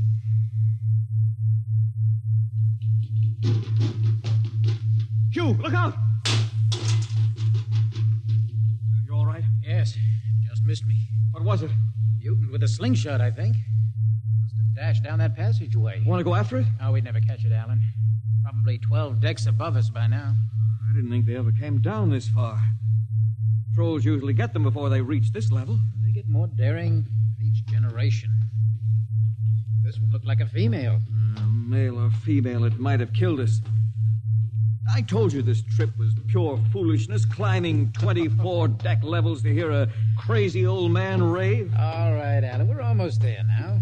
Let me see, compartment X15, level 24. Now, this is the place. This area smells as if it hadn't been visited by a sanitation crew for generations. This part of the ship is almost deserted. Yes? Is this the compartment of John the Witness? Who are you? My name is Hugh Hoyland, cadet from Scientist Barracks. This is my friend Alan Mahoney. What do you want of John the Witness? Well, only to talk. Are you a believer in Jordan? Naturally. I have heard that there are those among the younger scientists who doubt the word of Jordan. To doubt is death. We're not heretics. Ah, enter.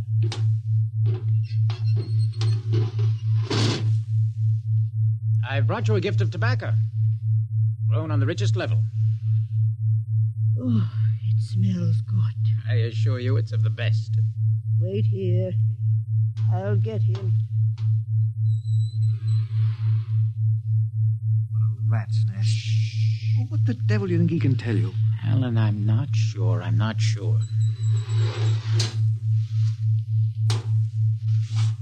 Well? Are you John the Witness? I am. Good evening to you. I'm Hugh Hoyland.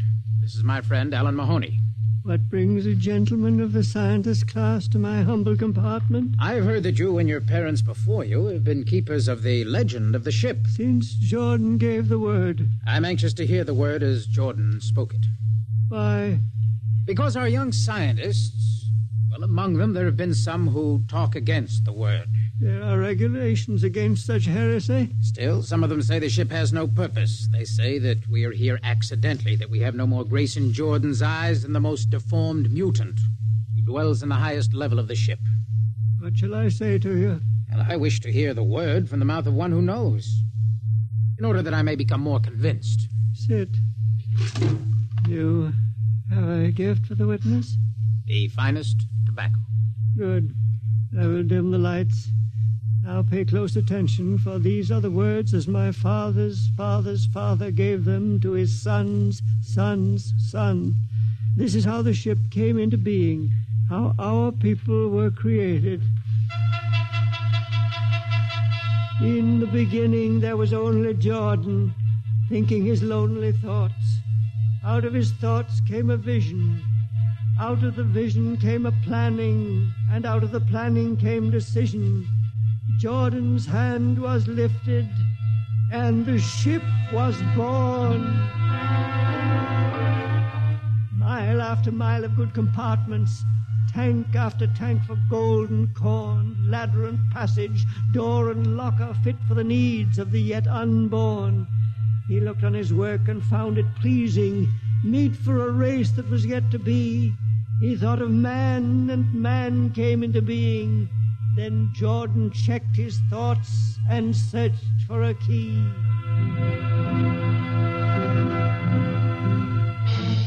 Man untamed would shame his maker. Man unruled would spoil the plan. So Jordan made the regulations, and order came to the works of man. A crew he created to work at their stations, scientists to guide the plan. Over them all he created captain, made him judge of the race of man. Thus it was in the golden age. These are the true words? As my father's father taught them. But what of the strange beast-like people on the upper levels of the ship? Surely Jordan did not create them. Jordan is perfect. All below him lack perfection. You have heard of the legend of Huff? I have heard that he mutinied against Jordan. Darkness swallowed the ways of virtue. Sin prevailed upon the ship. And before wisdom prevailed and the bodies of Huff and his followers were fed into the converter, some of the rebels escaped and lived to father the mutants. They are tainted with the sins of their fathers. Witness, one more question. Speak. What is the ship? The ship is a great sphere, 25 kilometers wide and 100 levels deep. I know that, but the upper levels. Regulations forbid us to venture into the upper levels, but it is said that beyond the levels of the mutants lies the forbidden place where Jordan's spirit prevails. So I've heard, yet something troubles me. Something which prompted my coming here. Yes, my son. What lies beyond the ship? What? What lies beyond the ship? This is heresy. Answer me.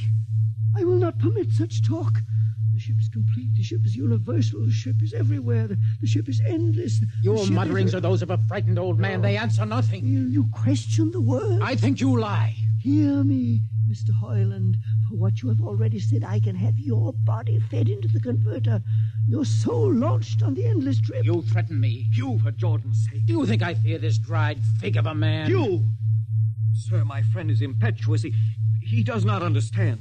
I might be persuaded to forget a substantial gift. Why, you pig! You! Alan, come on. The sight of this so-called holy man offends me. No, you shall not leave. Don't try to frighten me with that gun, old man. Remain where you are, heretic. I warn you, put down that gun. No, closer. Drop it. Very well, then. Death to the heretic. Alan, get him. Alan. He's not breathing. Is he dead? I don't know. Come on, Hugh. We've got to get out of here. Right. Nowhere. We can't go back. They'd feed us into the converter before we could even... What's that? An alarm.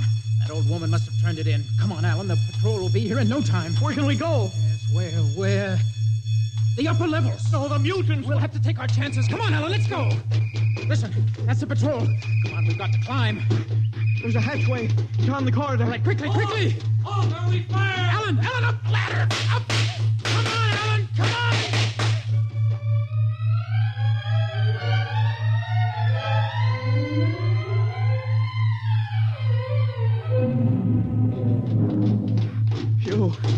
Hugh, wait. How far are we from the outside wall? Judging by the slope of the deck, about 2 miles. Alan, let's try this passageway here. If you hadn't asked him that stupid question. Now, there's no use going over that. But why did you do it? I've been thinking about it for a long time. When he began to give me those stupid, tight answers, well, I just saw red, I guess. Who are you to question the ways of Jordan? When you asked me to go with you to visit the witness, I thought you wanted spiritual help. I never dreamed. I'm sorry, Alan. I'm sorry. I couldn't foresee this. Wait a minute. What? I saw something move. Where? Near that bulkhead. I don't see anything. Maybe my eyes are going bad. Still, listen! You behind us! Alan, look out!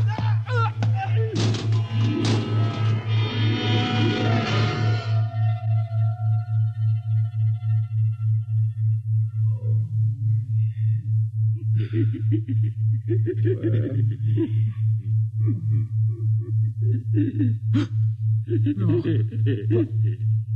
What are you? Away that knife. Keep away from me, you. Right, Bobo, don't kill it. Not yet. Who are you? Must forgive my friend Bobo. Like so many of my people, he's rather impetuous. We're members of the so-called super race. Who are you? What place is this? Guess. My leg.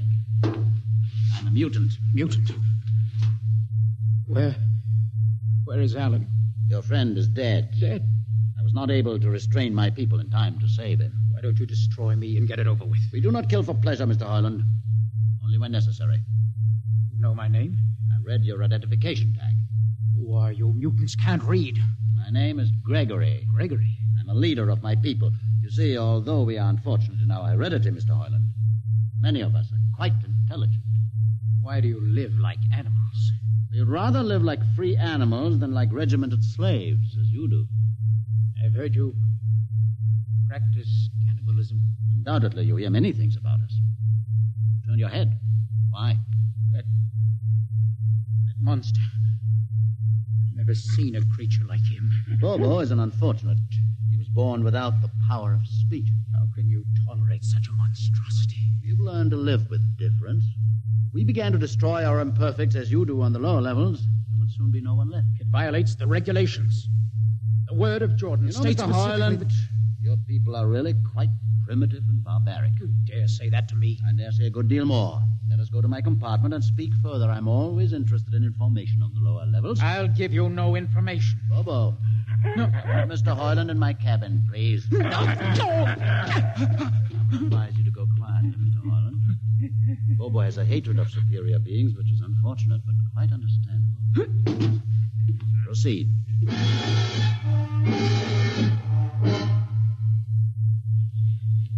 Enter, Mr. Hoyland. This is where you live? Yes. But you have books. Stolen from your libraries, Mr. Hoyland. Compton's Astrophysics, Philosophy of Interstellar Navigation, Celestial Mechanics. You've read these? Most of them. I had no idea that you... Why did you bring me here? What do you intend to do? Do you believe in Jordan, Mr. Hoyland? There is no other belief. And the trip? I suppose you believe in the trip, too. What else is there to believe? When you die, your remains are fed to the converter, and your soul makes the trip. And where does the trip take you? By to Centaurus, of course. Ah. And where or what is Centaurus? Centaurus is... Mind you, I'm just telling you the orthodox answer. Centaurus is where you arrive when you've made the trip. A place where everybody is happy and where there's always good eating. And you believe this? Well, the peasants believe it literally, but many of the younger scientists, like myself, know it is figurative and symbolic. Why do you ask? Did it ever occur to you, Mr. Hoyland, that the trip is exactly what your peasants believe it is? What? And that the ship and all the crew were actually going somewhere, moving? The ship can't go anywhere. It already is everywhere. Imagine a place bigger than the ship. Much bigger. With the ship inside it, moving inside it. There can't be any place bigger than the ship. There just wouldn't be any place for it to be. Oh, for half's sake, listen. You know the lowest level? Of course. If you started digging a hole in the lowest level, where would that hole go? It's forbidden to think such thoughts. Where would it go? I can't think about it. Bobo, we're going to take Mr. Hoyland to the place. No. Where are we going? To the top level. But that's certain death. Nonsense. I've been there 1,000 times. Come along. No, I won't. I won't. You can't make me. I think we can. No, please. Now, shall we proceed peacefully, or shall I have Bobo persuade you?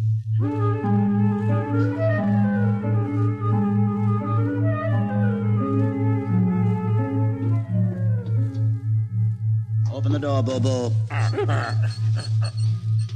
Inside.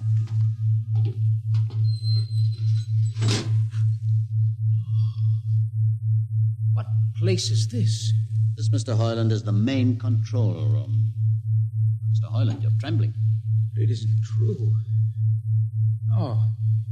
No, there's no such place except in mythology. Ah, you younger men are so wise, Mr. Hoyland, except for one thing. This happens to be the main control room of the ship. Main control? But it's just a huge room with an instrument panel. And what did you expect? How do you know this is the main control room? See these instruments? Using them, the navigator many hundreds of years ago actually steered the ship on its voyage. I don't understand. I didn't suppose you would. Sit down. Very well. Look up. What do you see? A huge shield. Watch it for one moment, Mr. Hoyland. You're going to see something that few of us have ever been privileged to witness. What are you doing? Dimming the lights. Don't be frightened. Keep your eyes focused on the shield above us. Ready? Watch.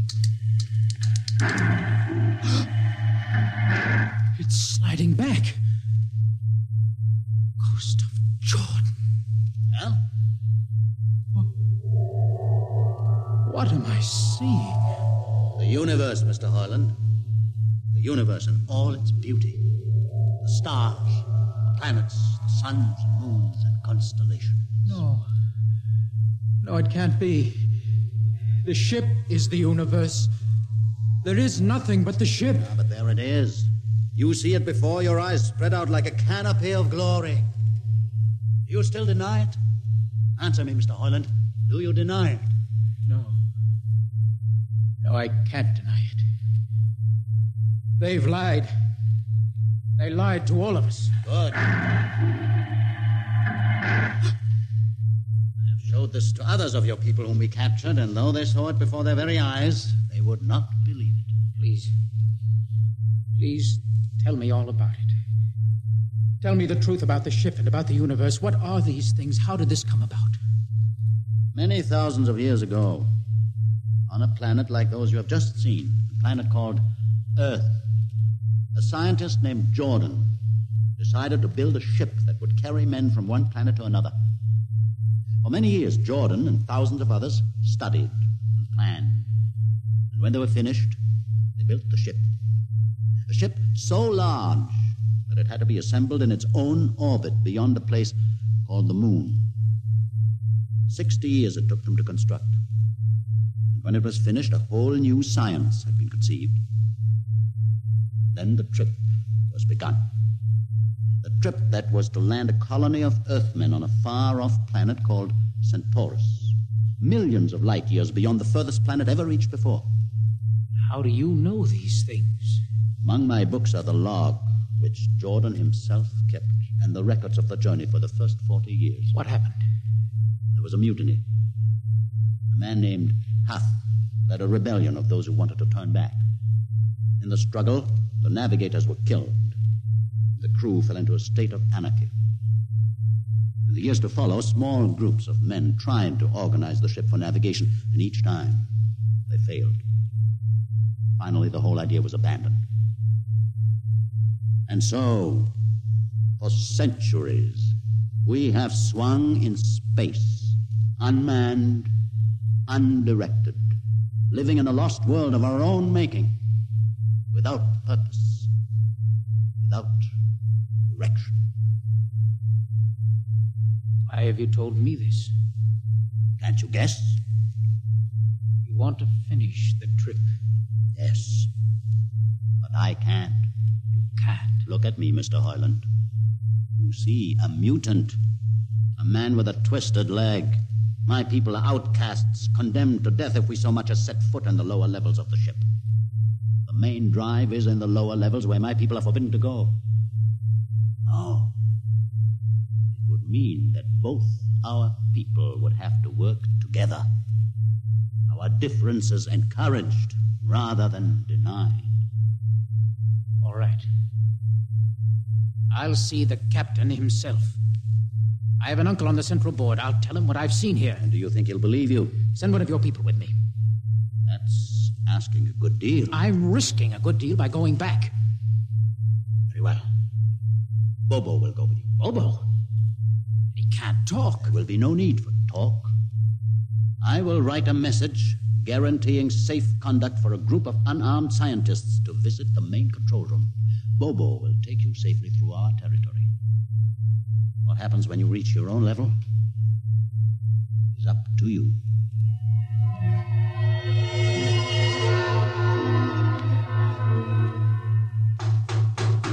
One moment. Yes, what? You? Quick, Uncle, let us in. But this mutant... He's harmless. Please, Uncle, please. Now, what is this? You're wanted for... I know all about that. Uncle, listen. I must see the captain. The captain? Are you mad? Uncle, you're a council member. You can get me to see him. He'll kill you. You're wanted for heresy. I don't care. I must speak with the captain. Now, Uncle, you're close to him. You can arrange it. I don't understand. Listen to me. The ship is moving. I can prove it. Do you understand? There is a purpose in the ship. I don't understand what you're babbling about. Now, never mind. Just talk to the captain. Tell him I have information of tremendous importance. Tell him I've arranged a truce with the mutants. Truce? Here, show him this paper. Signed by their leader. Do it, Uncle, for my sake. I don't know what... Uncle, please, if I'm to die, let this be my last request to you. Very well. I'll speak to the captain.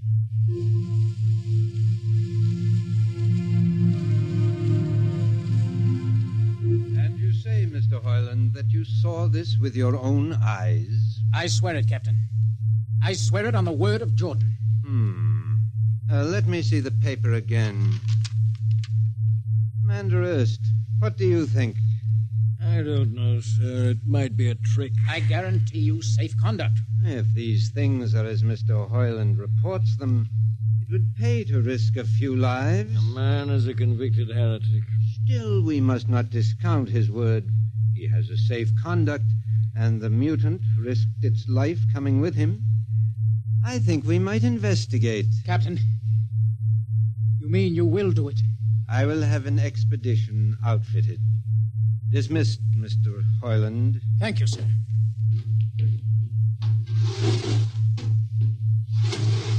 Captain, Commander Erst. Sir.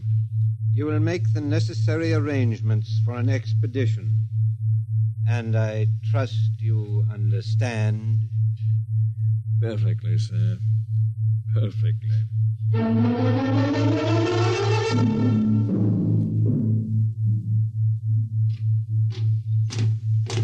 Lieutenant. Mr. Hoyland? You better halt your men here. This is the spot. Patrol! Halt! Well, I see no welcoming party of mutants. There'll be none. Their leader will meet you inside the main control room. You don't say. Just where is this main control room? Beyond that door. I see. All right, man. Ready up. Lieutenant, why do you ready arms? In case of ambush. Ambush? Wait a minute, Lieutenant. What are those men doing with that ray gun? Just aiming it at the door. Are you mad? No, Mr. Hoyland, but most certainly you are to think that we could be lured up here to be slaughtered with a fantastic story about some mythical control room. Guns ready, sir. Lieutenant, I warn you, these people have acted in good faith. You can't break that faith. Oh, mutant! Come out! For Jordan's sake, Hold Lieutenant. It. Quiet. Comfort. Mutant! Open the door! Please, Jordan, don't let anything happen. All right, it's opening. Ready, men? Someone's coming out. Steady. Gregory, stay back! You fools! You've killed him! Here come the rest of them. Fire! Fire!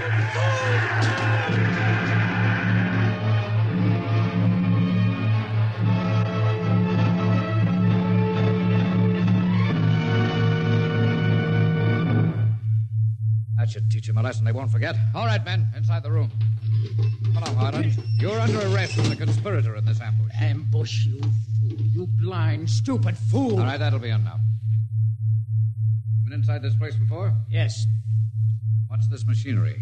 These are the controls he would have used to steer the ship. Gone out of his mind, Lieutenant. Steer the ship? Who? The leader, the one you killed.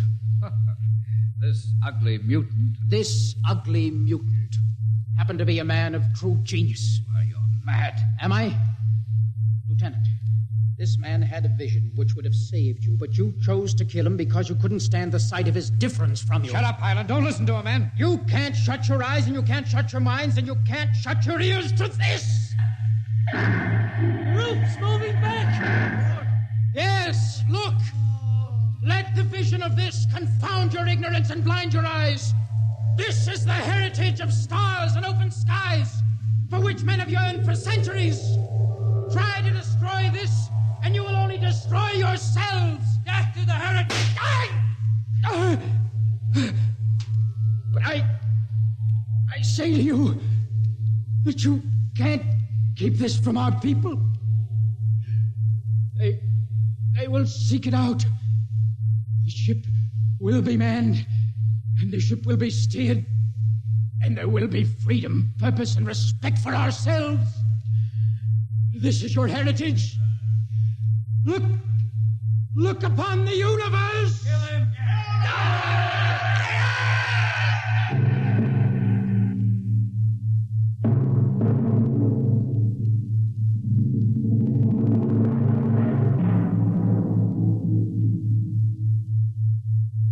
X-1 has just brought you Universe, a story written by Robert Heinlein and adapted for radio by George Lefferts. Heard in the cast were Donald Buca as Hugh, Peter Capell as Gregory, Bill Griffiths as Alan, Abby Lewis as the woman, Edgar Staley as the witness, Jason Johnson as the uncle, John Seymour as the captain, and Ian Martin as the lieutenant. Your announcer is Fred Collins. X-1 is directed by Fred Way and is a transcribed NBC Radio Network production.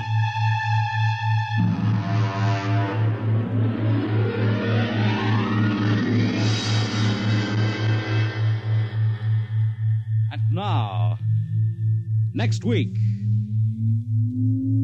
we have a strange story to tell. A sweet, blood-curdling little story that is really only 2 sentences long. The last man on Earth sat alone in a room, and then there was a knock on the door. What knocked on that door? You'll find out next week on X minus 1.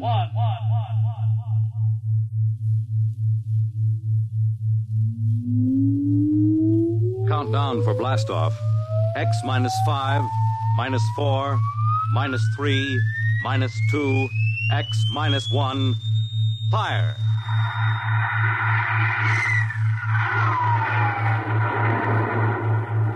From the far horizons of the unknown come transcribed tales of new dimensions in time and space. These are stories of the future, adventures in which you'll live in 1,000,000 could-be years on 1,000 would-be worlds. The National Broadcasting Company presents X minus 1.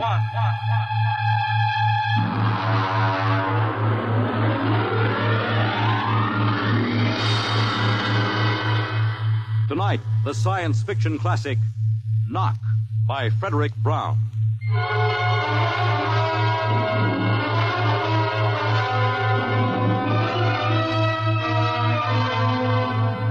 Tonight we have a strange story to tell.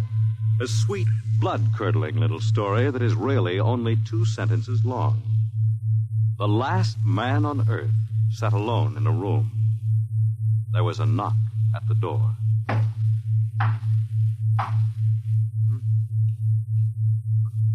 What's that?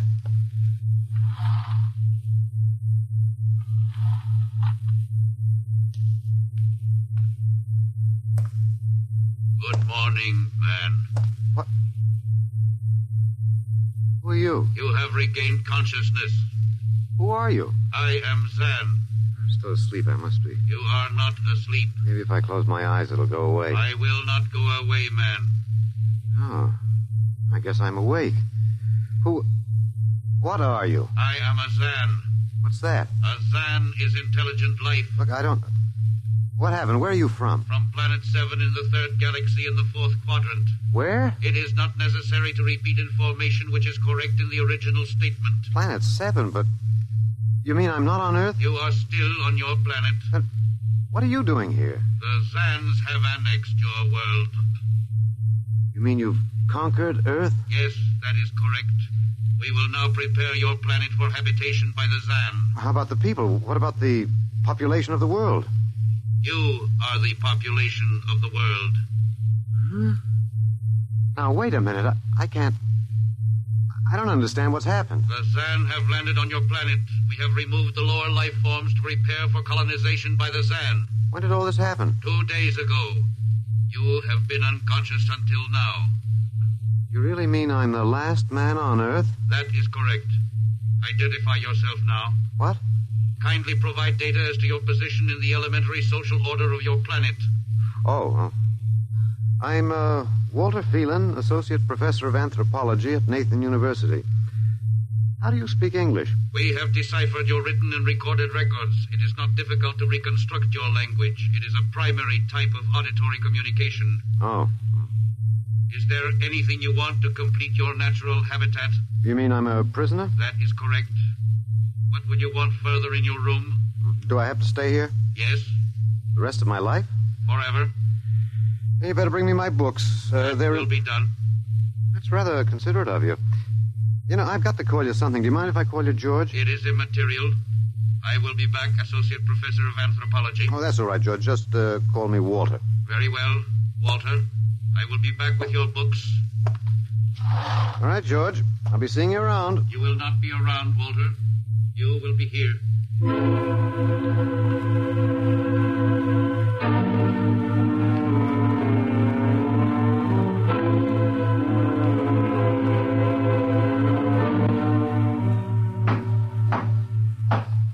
Come in. Oh, hello, George. Hello, Walter. Wait a minute. You're not George. You're different somehow. It makes no difference. The Sun are many, and they are one. Then I'll call you George, too. I'll call you old George. What can I do for you? Point 1. You will please henceforth sit with your chair facing the other way. I thought so, George. That plain wall is different from the other side, isn't it? That is correct. It is transparent. Yeah, that's what I thought. I'm in a zoo, right? That is correct. How many other animals do you have in the zoo, George? 216. Not complete, George. Even a Bush League zoo could beat that. Did you just pick at random? Yes. All species would have been too many. Male and female, each of 108 kinds. Male and female, huh? Of all the animals? There is a female of your species among the collection. Anyone I know? Well, never mind. It doesn't matter anyway. Well, what do you feed us all, eh? For carnivorous species, we make synthetics. The flora was not hurt by the vibrations which destroyed animal life. Oh, nice for the flora. Well, George, you started out with point 1. I deduce there is a point 2 kicking around somewhere. What is it? Something we do not understand. Oh? 2 of the other animals sleep and do not wake. They are cold. Don't worry, George. It happens in the best regulated zoos. What is wrong with them, Walter? Nothing much. They're just dead. Dead? Mm-hmm. That means stopped. But nothing stopped them. Each was alone. Well, maybe they just died of old age. Old age? I do not understand. You don't? Well, how old are you, George? Your planet went around the sun about 7,000 times since I was born. 7,000 years? Yes, I am still young. Yeah, a babe in arms. Look, George, you've got something to learn about this planet you've hijacked. Here on Earth, we've got somebody you don't know where you come from. An old man with a beard and an hourglass and a scythe. Your vibrations didn't kill him. What is he? Oh, old man Death. Down here, our people and animals live until somebody, the Grim Reaper, stops them. He will stop more? Well, he gets us all, George. With your lifespan, it won't seem like a minute and we'll all be gone. Looks like you made a mistake, George. And I don't think there's much you can do about it. That is not correct. The Zan is a logical being. We will take action.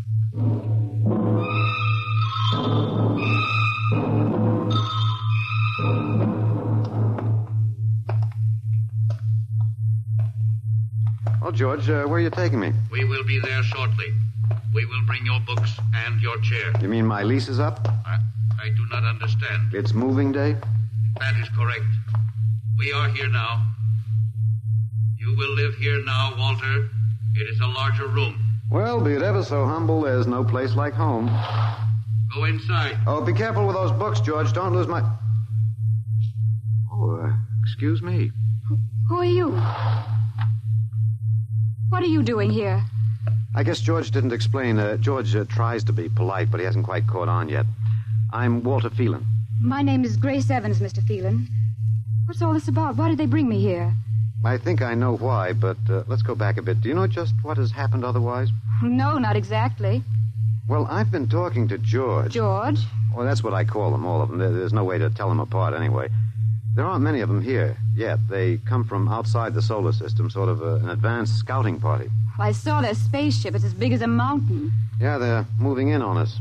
They cleaned off the Earth with some kind of vibration. It destroys all sorts of animal life. I don't know whether they did it all at once or if they had to circle the Earth a few times, but they killed everybody. No. I was afraid The cheerful note is that you and I and 200-odd other animals were picked up beforehand as specimens for the zoo. You do know this is a zoo, don't you? I suspected it. But I don't remember anything about being captured. I just woke up here. Well, my hunch is they used the vibrations just low enough to knock us all out. And then they cruised around, picking up samples at random. When they were all set, they turned the juice on full blast. How terrible. Yeah, well, they solved a lot of problems for us. Housing shortage, wars, even the atomic bomb.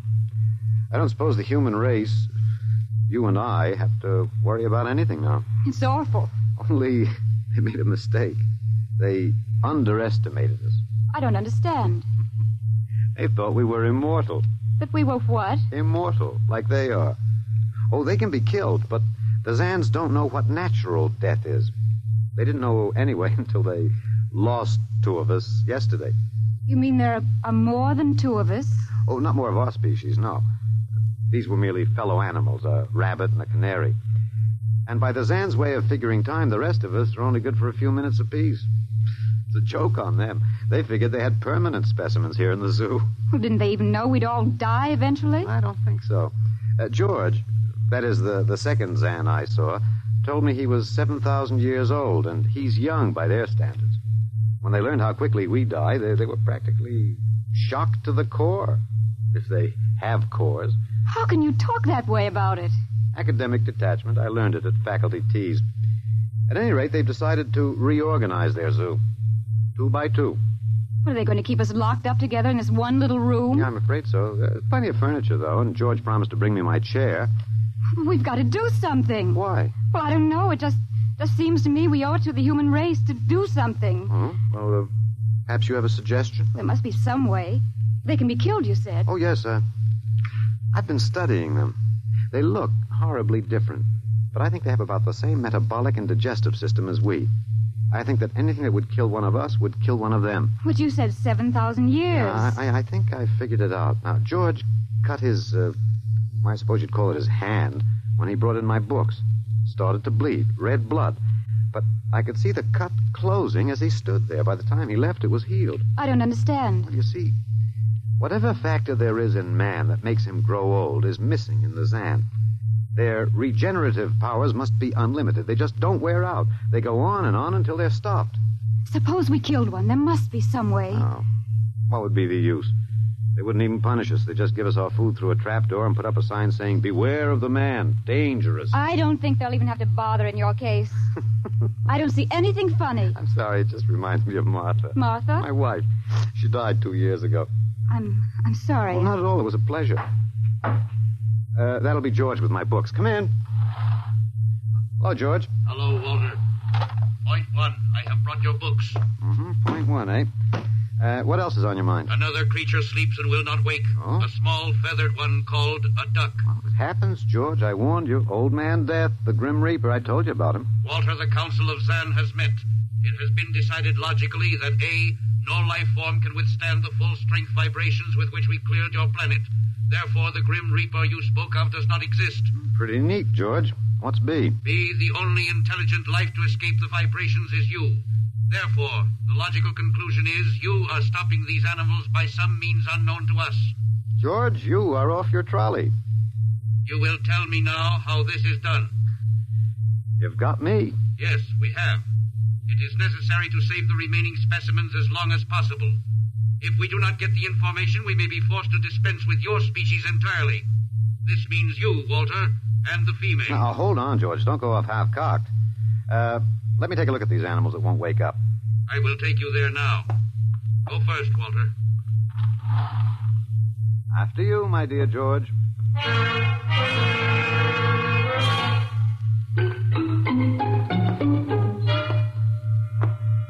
This is the weasel. Now, you should have got him in the winter, George. The fur's worth more then. It's ermine. This is the reptile cage. Mm-hmm. Here are the ducks. That is the male. The female has been stopped. Lucky girl. What's the matter, fellow? Lonely? Walter, You will tell me how you stopped the female duck. You got me, George. I didn't do it. Maybe she died of the Dutch elm blight. Walter, you are not being logical. We have concluded you are stopping these animals. Tell us now how it is done. I've told you, George. I haven't the foggiest notion. Very well. We will have to take further action. Oh? What are you going to do, George? We will go back now to your room.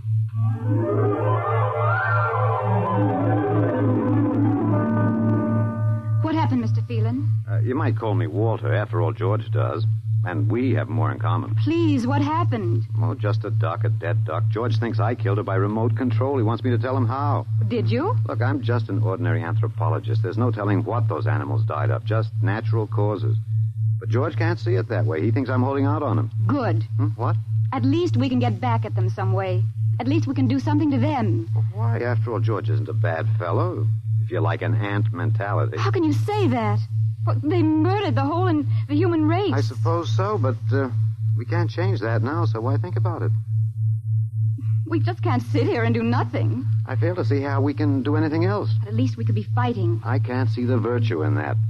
I was more or less content with my books, and we've got George to talk to. Of all the men in the world they had to pick, don't you want to fight back? Don't you want to keep on fighting to the end? It hadn't occurred to me. But we've got to, Walter. Why? Well, I can't really explain it, but, Walter, if there was any good in man, it was that he kept on struggling against nature and, in the end, even against himself. He kept on fighting for what he thought was right, and we're all that's left. Walter, we just can't end by giving up. We've got to keep on fighting. You know, you do remind me of Martha. There isn't much left for us. We could beat them in this one small thing. We can pretend there's a secret about death.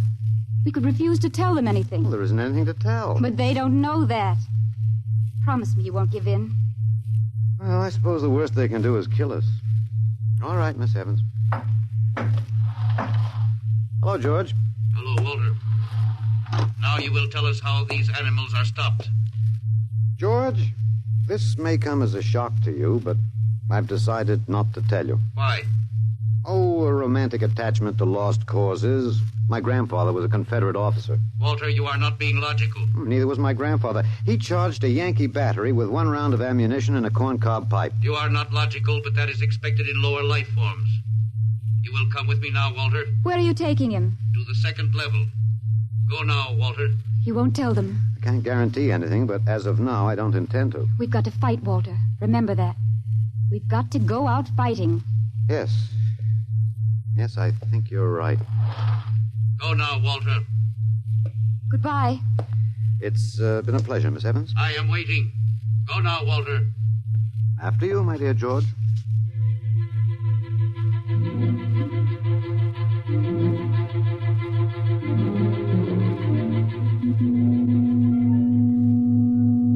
You will tell us now, Walter?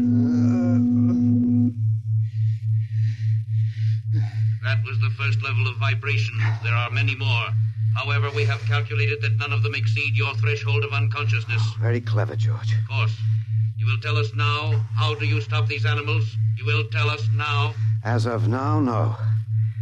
However, I'm not very brave, if that encourages you, George. You are not being logical, Walter. You're telling me. We will now use vibration level 2.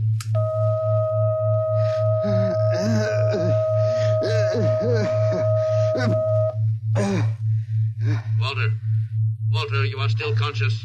Let me alone, George. You will tell us now how you stop the animals? Let me alone. We have had vibration levels 1 and 2. There are still 15 more before your threshold of unconsciousness. No. Let me alone. Walter, listen to me. Another creature sleeps and will not wake. We must know now. It's tough. You better start vibrating again, George. No. What? It would not be logical. We have calculated that no further level of vibration will overcome your irrational psychological block. We conclude you will not tell. Let me go? That is correct. That's real nice of you, George. I appreciate it. We have calculated that the resistance of the female of your species will be lower. We will now place her under the vibrations. No, George, you can't do that. No, listen, George. George, there is no secret. Can you understand that? There is no secret. Those animals died from natural causes. I'm telling you the truth. That is not a logical answer. We will get the woman. I've told you the truth. Can't you understand? We must know now. The female animal cage next to the duck has been stopped. We must preserve the survivor. The animal next to the duck.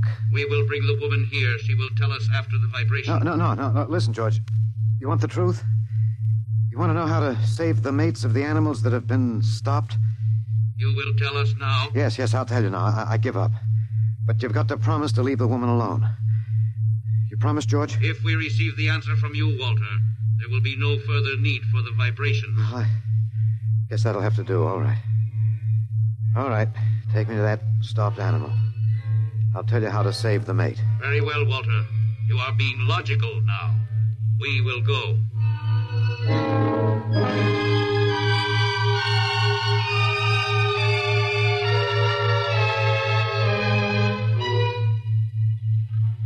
Walter, are you all right? Just let me catch my breath a minute. What did they do? What happened?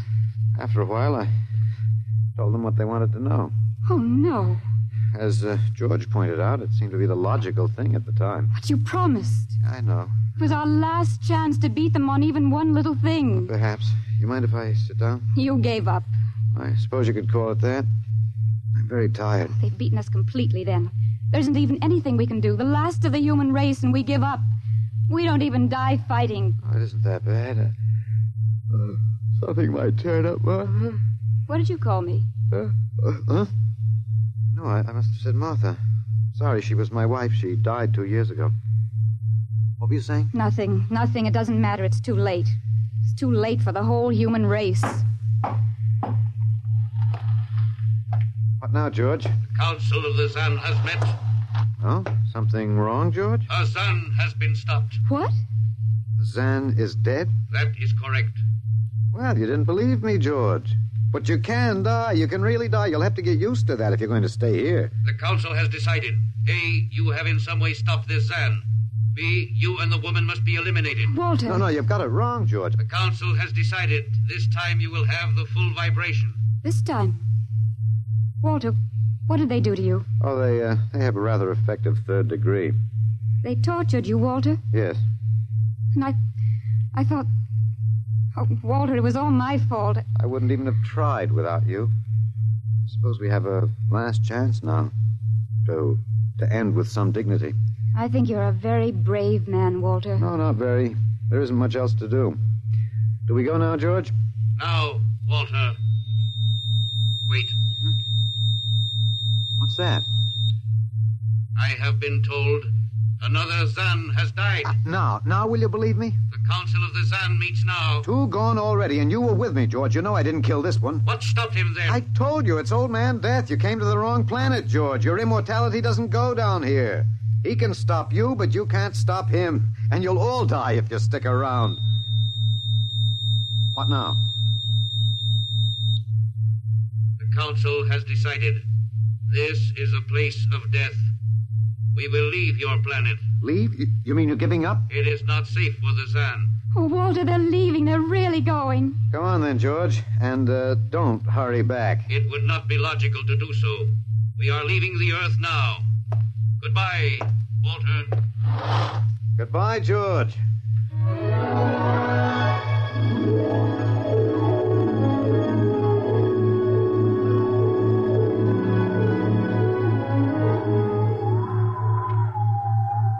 Well, they're all aboard now. So wonderful to feel the sun and the wind again. Yeah, they've closed the hatches. Walter, is it safe for us to be out here? Yes, they're not interested in us any longer. They only want to get away. And I want to see this, Grace. The Zan leaving Earth forever. They're blasting off.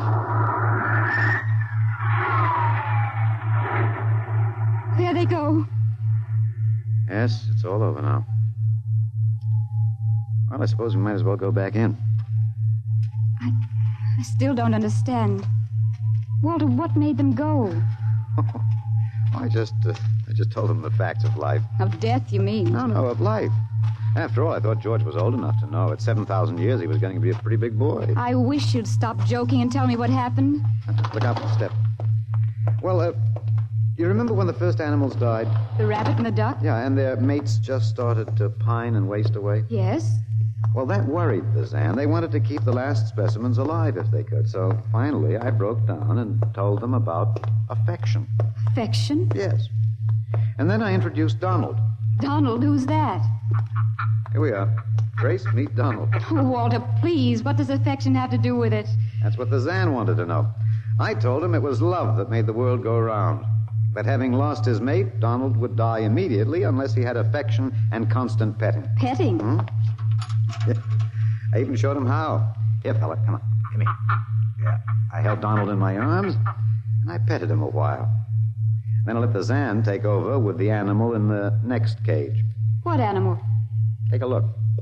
You mean this cage? Mm-hmm. Watch out. Don't go too close. Walter, it's a rattlesnake. Yes. Their metabolism made it impossible for them to die of old age, but I had a hunch that they could be poisoned. Well, then it was the snake that killed the two Zan. Mm-hmm. They never even knew what bit them. Then you outwitted them, Walter. Well, I suppose... I thought you'd just given up. Oh, Walter, I'm so ashamed. You don't have to be. I had given up. I probably wouldn't have fought if you hadn't pushed me. Well, we've got a world to plan. A new world, Grace. I know. We'll have to decide which animals to let out of the zoo and which ones it'd be safer to keep in. But first, there's a bigger problem. What's that? The human race. Oh. We've got to make a decision about that. Pretty important one. Yes, but... It's been a nice race, even if nobody won it. Of course, it may go backward for a while until it gets its breath, but we can save the books and all the most important things and get it started ahead once more. No. It's the Garden of Eden all over again. But, Eve, you'll have to watch out for that snake. Now, don't be ridiculous, Walter. You know, funny, you even blush like Martha. Only you're stronger than she was. Prettier, too. I wish you'd forget about Martha. I think I will, my dear. If you'll give me time. Now, Walter Phelan, you listen to me. If you think for 1 minute that I thought it would never happen to me again. But it is love that makes the world go round. So, Grace, if you could only... No. I wouldn't marry you if you were the last man on Earth. But that's exactly what I am. I don't care. I don't even want to talk about it. I'm going out. All right, my dear, but think it over. And please come back.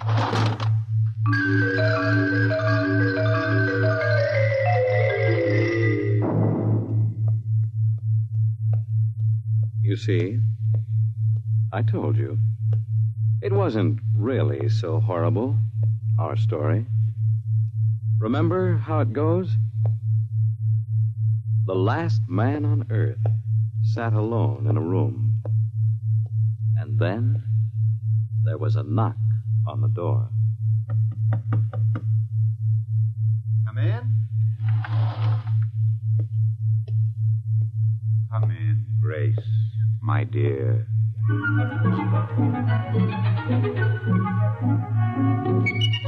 You see, it wasn't horrible at all.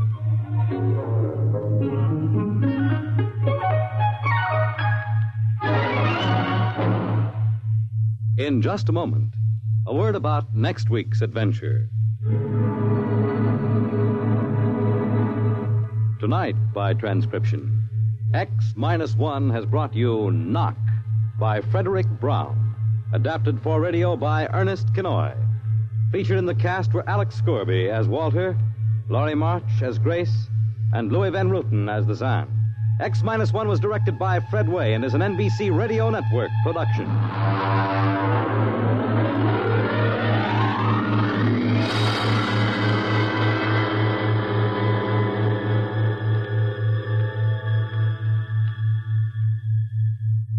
And now, next week.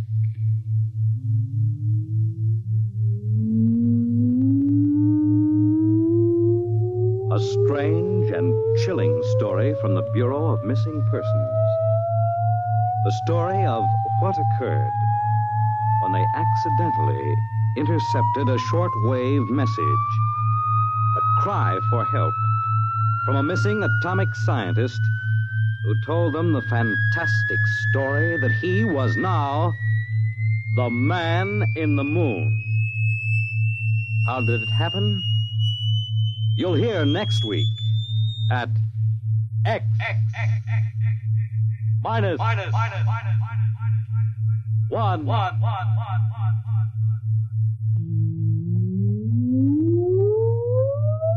Countdown for blastoff.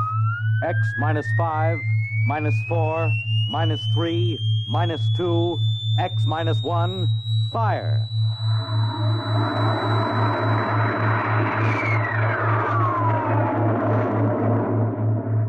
From the far horizons of the unknown come tales of new dimensions in time and space. These are stories of the future, adventures in which you'll live in 1,000,000 could-be years on 1,000 would-be worlds. The National Broadcasting Company presents X minus 1.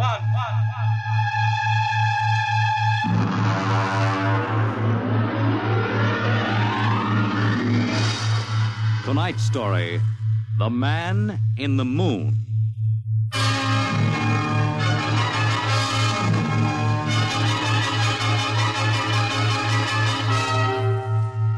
Attention, attention. This is the Federal Bureau of Missing Persons calling all local agencies. Attention, this is a coded report nationwide. Missing since 9 o'clock this morning the following persons: Smigley, Jonathan, 5 feet 8 inches tall, brown hair, brown eyes, mastoid scar behind right ear, last seen wearing blue top coat and tan cap, wanted by Los Angeles. Hello, get off this wavelength. This is a restricted band. Hello, Earth. Whoever you are, you're on a coded wavelength. Tune out. This frequency is reserved for the Federal Bureau of Missing Persons. Hello, Earth. This is the moon calling Earth. Hello, Earth. This guy's loony. This is Jake in transmission. Jake, this is Charlie of the code room. Some crackpot is on our frequency. Yeah, I heard him, Charlie. I've got CQ trying to trace a source now. We should have a triangulation any second. Well, hurry it up, will you? Some ham is in for a good stiff fine by the FCC. Yeah, they ought to take his license away. Oh, here comes Lenny with the directional fix. Right. Thanks, Lenny. Hey, what's this? This is impossible. What's going on down there? How about it? Get that ham out of my kilocycles. Oh, listen, Charlie, unless this is a gag, that interference is being beamed from 240,000 miles away. Oh, now, Jake, you know there ain't no such thing as 240,000 miles away. Yes, there is, Charlie. Straight up. Oh, now, wait a minute. Charlie, that signal is coming from the moon. Are you nuts? Oh, somebody might be bouncing it like a radar signal. Radar on this frequency? Where'd you study basic radio? Now, listen, Flathead, you asked for a fix. I gave the best fix our instruments can find. Take it or leave it. Somebody on the moon is calling the Bureau of Missing Persons.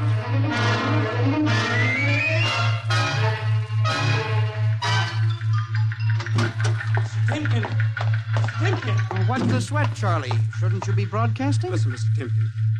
You know I'm a sober citizen, right? Hmm? Never once have I broadcast with the smell of alcohol on my breath, right? Right. In all your 12 years here at the Bureau, did I once What's ever... the matter, Charlie? We're picking up a message on our wavelength. Well, did you report to the FCC? I ain't got the nerve. Well, what's wrong? You'll scream when you hear this, Mr. Timken. You'll jump right out the window, but... we are getting an SOS from the moon.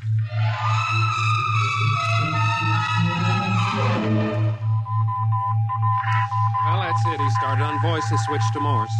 The way the signal repeats sounds like a phonograph record or automatic sender of some sort. Well, what's it say? Let's see here. Can you read me? Help, Otterburn. Will contact when moon is in phase. Let's have that again. Can you read me? Help, Otterburn. Will contact when moon is in phase. Otterburn. That sounds like a name, huh? Otterburn. Wait a minute. Something registered? Cornelius Otterburn. Holy jumping Jehoshaphat. Hey, where are you going? Talk to the chief. Hey, wait a minute. What are you going to tell him? We just got a CQ from the man in the moon? That's exactly what I am going to tell him, Charlie. Hey. Oh, this is just too much for me.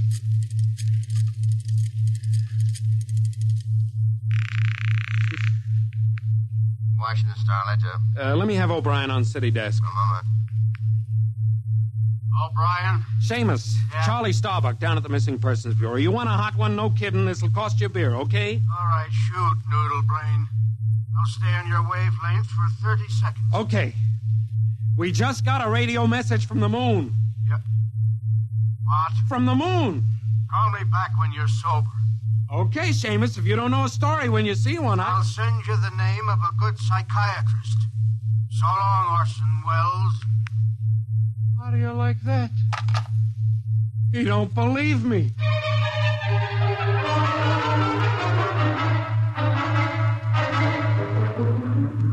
Otterburn, Mr. Wade.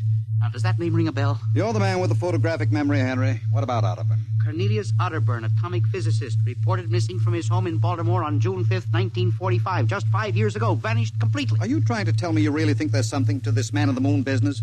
Henry, I'm surprised at you. This is some crackpot trying to jam the airwaves. Yes, but the name Otterburn is so unusual. So are a lot of names. But I have a theory that... I was afraid of that. Henry, you always have a theory. Let's see, what was it last year? Oh, yes. That people disappear in occupational psych. But it's true. Please, Henry, I'm a busy man. You expect me to believe that this Otterburn is sitting up on the moon, sending out shortwave messages? Well, he might be on Earth bouncing the messages off the moon. But who's to say he isn't on the moon? Henry, as chief of this bureau, I have my hands full trying to coordinate reports from 48 states and Alaska. I have no time to include the moon. But, Mr. Wade... Out, Henry. But, Mr. Wade... Out, I'm busy. Yes. Oh, here. Take this folder of reports for the dead file. Yes. And no more nonsense, eh, Henry? Yes. I appreciate that you have a very dull job filing old missing persons reports, and I appreciate that you take an active interest in the affairs of the Bureau. But no more nonsense, huh? No, sir. No more nonsense.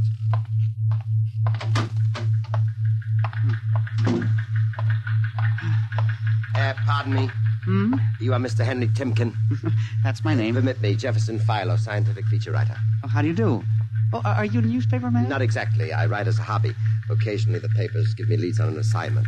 If I may have a moment of your time. Oh, certainly. Just sit down at my desk over here. Thank you. My, that's quite a stack of papers. Filing. I'm the records custodian of the Bureau. 12 years and never misplaced a record. Magnificent. I admire the precise mind. Mr. Timken. Of course. Now, Mr. Timken, Mr. O'Brien, the editor of the Star Ledger, said I might drop by and investigate a rumor. Only a rumor, mind you, that a message from the, moon. Well, we aren't certain it's from the moon. It may be a bounce. They have bounced radar waves off the moon, you know. Yes, I know. I wrote the first newspaper article on it. Really? I'd be interested to read it. I must have a copy in my briefcase. Well, don't bother. Oh, but I insist. Oh, yes. There you are. I'll leave it on your desk. Oh, thank you very much. Now, about this message from the moon, Mr. Timken. Well, now, we don't know for sure, as I said. But I believe that this message, wherever it originates, is from Cornelius Otterburn. The physicist? Oh, do you know him? I once wrote an article on his contribution to nuclear mechanics. A brilliant man, Otterburn. Years ahead of his contemporaries. Well, whoever is sending those signals, if he isn't on the moon, is at least using the moon as a sounding board, bouncing the signal. But why, Mr. Timken? Why? Well, if you will come here tomorrow night at 8, Mr. Philo, we may learn the answer to that question. I've arranged with Charlie, our radio man, to let me use the equipment. May I consider this an invitation? You certainly may. Very well, sir. Until tomorrow night, then. Goodbye, Mr. Philo. Let's see now. Aiken, Abelard, Abramson, Rono, Atchett.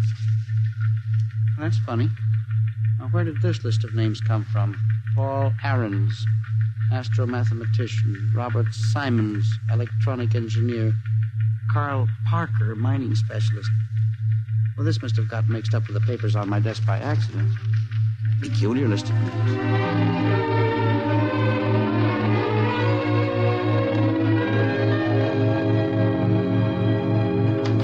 Oh, good morning, Charlie. Oh, hi, Mr. Timken. See, we made the papers. Oh? And how? And as the chief steamed up about it, he really gave me what for. What did the paper say? Oh, mostly ha-ha. Here's the Herald. Listen. Man on the moon contacts Missing Persons Bureau. Missing atomic scientists sitting on the moon, say Bureau experts, etc., etc. What a panic. Well, no wonder Mr. Wade is hopping. Say, about tonight, Mr. Timken, I don't know. Now, you promised you'd give me a key to the radio room. Yeah, but I didn't expect Well, I'll take full responsibility with Mr. Wade. It's time for the morning broadcast. We got quite a list today. Well, mind if I listen a while? We may hear Otterburn. Well, I ain't self-conscious. Just stick around. Yes. Attention. Attention. This is the Federal Missing Persons Bureau calling all local agencies. Nationwide. This is a coded broadcast. The following persons are missing Aaron's Dr. Paul, 5'5", brown hair, brown eyes, scar on left side of chin, thick glasses. Aaron's. Occupation, astromathematician. Missing since 6 o'clock this morning. Being sought by Bel Air police. Charlie. Repeat, Dr. Paul Charlie, Aaron. shut it off a second. Hold it. Delay 1 minute. Listen, Mr. Timken, it's okay to stay, but you can't interrupt us. This is important. Did you say Dr. Aarons was reported missing this morning? 6 a.m. We got the report from Bel Air less than an hour ago. Are you certain, Charlie? Positive. What is this? Charlie, what's the next name on the list? Let's see. Simons, Robert, engineer. What? Came in less than 20 minutes ago. 20? Hey, what's the matter with you? You look like you've seen a ghost. It's nothing, Charlie, except that last night, quite by accident, someone left a list of names on my desk. And that list included the names of those 2 men who were reported missing within the last hour. What? Oh, that don't sound right to me. Well, it isn't right, Charlie. It leaves a big question to be answered. Who would make up a list of missing persons before they were missing, not after?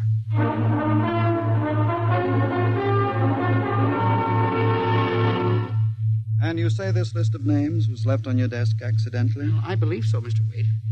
Do you have any ideas, Henry? Well, it's hard to say.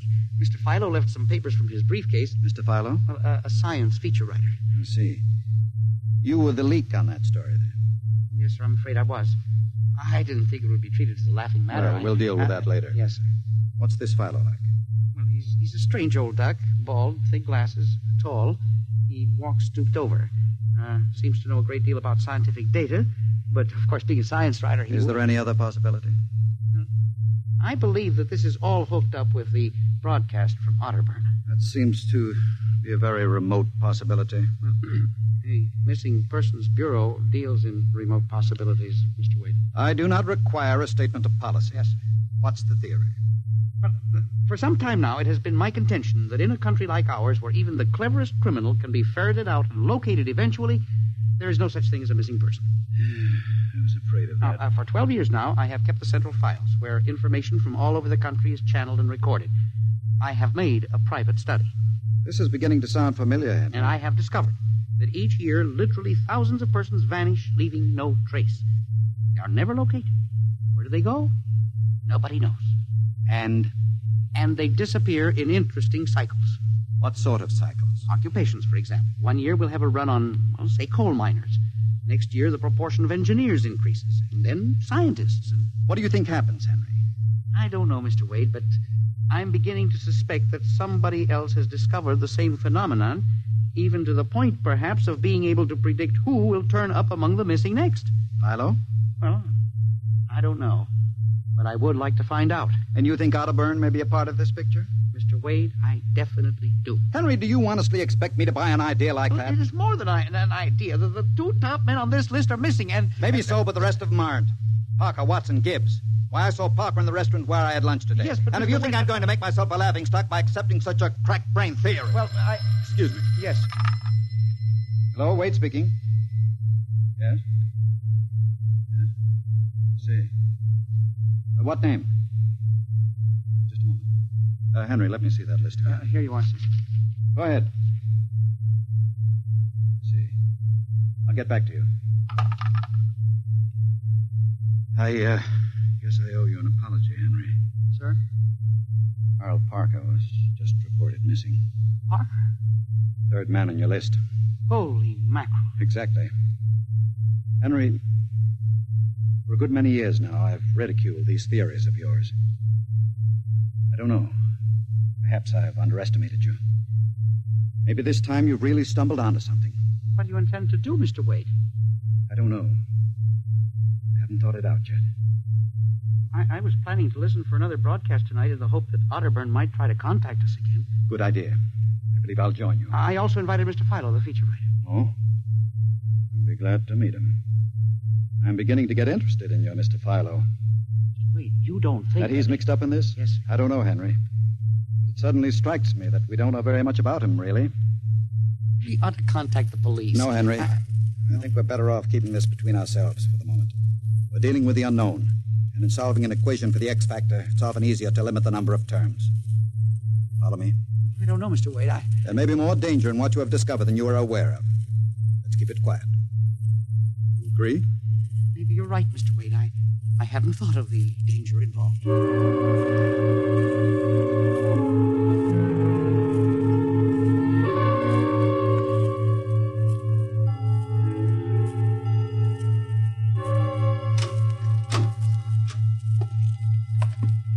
8 o'clock. My friend Mr. Filer was late. Well, he said he'd be here. He strikes me as a man who keeps appointments. Look out the window. Yes. The moon is almost in direct phase. We can't wait much longer. It's a perfectly clear night for transmission. If anybody's sending, we ought to pick it up with this equipment. You'd better switch on the set. Yes. I never realized how eerie this office could be when it was empty. I'll have to light in the hall for Mr. Filer when he comes. Are you getting anything? Just some foreign stuff, I think. Concludes the British portion of tonight's programming from Johannesburg, South Africa. We continue in April. That's a peculiar transmission sound. Earth. Now, that sounds like something. See if I can work the selector. The moon is in phase. Yes. Hello. Earth. Can you hear me? I'll try to return. Hello? Hello? Hello. Earth. Hello, do you hear me? Oh, I get you now. Thank God. Who are you? Can you hear me? Who are you? This is Professor Cornelius Otterburn. Hello? Go on, I hear you. Not much time. They're on to me. They've located my sending point. You hear me? Go ahead, keep talking. I've only enough oxygen for a few minutes more. Well, where are you? I'm on the Earth side of the moon. You get that? The Earth side of the moon. A volcanic crater. Good. Start that recorder, Mr. Wade. Go on. Explain, please. Explain, please. Now listen closely. There is an Earth colony on the moon. There is an Earth colony on the far side of the moon, made up of renegade scientists and criminals. Professor Ernst Halsman. He died in an insane asylum in 1938. Professor Ernst Halsman discovered nuclear rocket power in 1935. Turned his plans over to escaped inmates of the asylum. They took off and set up a colony on the far side of the moon in 1938. Go ahead, we're recording you. Each year, they recruit new colonists from Earth. Slave labor, mostly.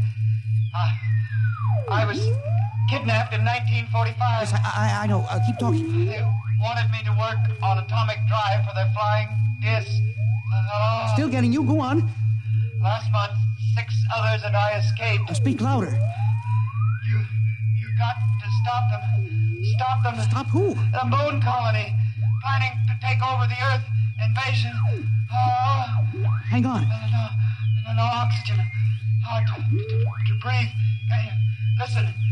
They have agents on Earth. You hear me? Agents on Earth? Where? Who? Hello? Hello? Hello? Agents in... Henry, look out. Lights. Someone at the window. Get down.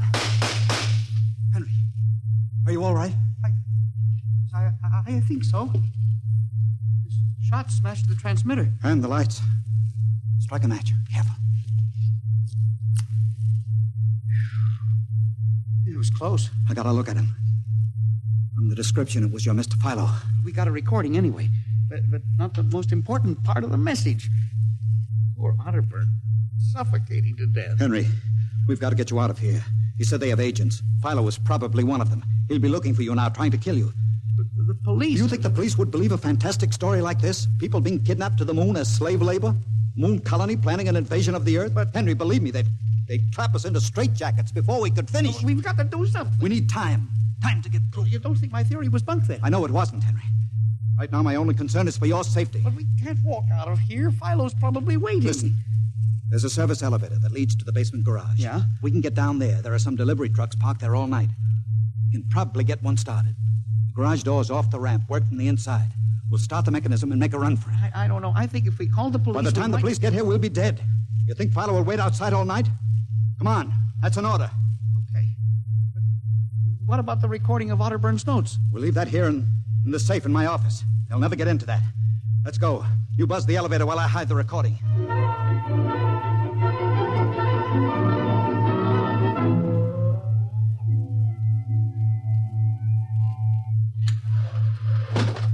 This is the basement. Come on. Keep to the side. Yes, sir. Shh. Let's try that delivery truck over there. I'll get in. All right, Henry. You start the mechanism to open the garage door, then jump onto the truck. Yes, sir. We'll make a dash for it. Where can we go? I have a farm outside Chevy Chase. It's private. Miles from the nearest neighbor and completely hidden by trees. We'll run for that. Go ahead. Start the door up. All right.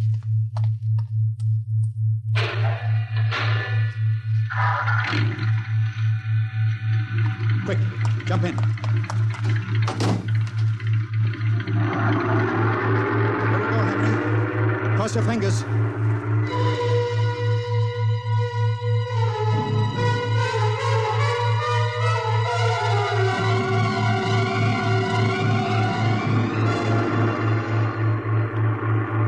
We made it out all right.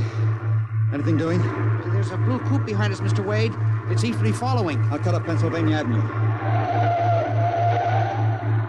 Now Route 1 toward Baltimore. It is following. He turned with us. Can you go faster? Not much faster. Oh, he's gaining on us. I've got an idea. Hang on, Henry. Yes. Why'd you stop? I'll turn off the lights.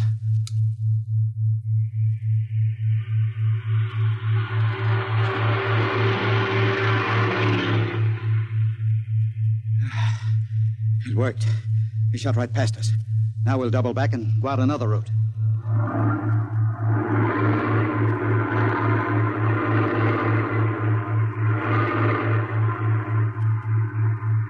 Well, I don't see anything. I think we've lost him. Good.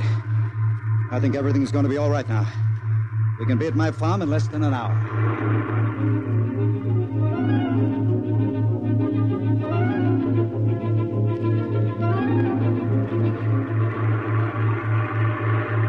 Not much longer now. Is anyone behind us? I thought I saw the blue coupe again, but I was mistaken. Whew. This place is really out in the wilderness. We can stay here indefinitely till we figure out the next route. Just up this dirt road now. There's the house up ahead. You're not going toward it. No, I have a better idea. There's a big abandoned wheat silo on my grounds. It's down a hollow where it can't be seen except from the air. And even then, the oak trees shield it. We'll hide you out there. Now, we leave the truck here. It'll not be seen. Come on. Yes. How did you ever find this place, Mr. Wade? I've always liked seclusion. I bought it about 12 years ago. Come up here in the summertime to get away from it all. There's the silo. It's certainly well hidden. There's a small door around the side. Come on. Be careful of those bushes. Yes. It's hard to see them in the dark. Do you suppose Philo will find us? I assure you, Henry, Mr. Fowler will never find us here. Not in a million years. Here's the door.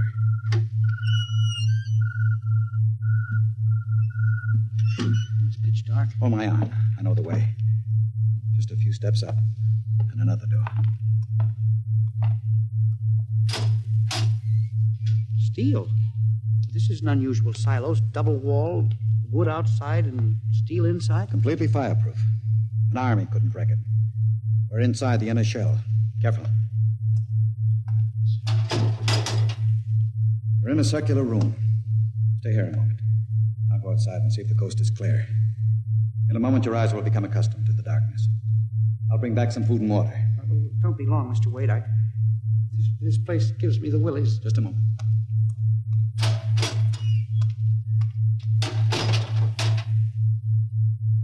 Mr. Wade. I swear I hear something. Mr. Wade. What's that? There is something. Good Lord. There's someone in here. It's locked. Oh, no. Mr. Wade! Mr. Wade, let me out! I'm not alone in here! Mr. Wade! This must be a light switch. Thank God. Oh, no. People. 10, 15, 20.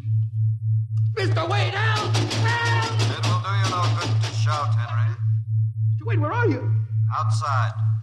Speaking over the intercom. Mr. Wade, there are people in here. 15 or 20 of them. They're sitting like statues, just staring at me. They won't hurt you, Henry. They've all been drugged. They're even more helpless than you. But who are they?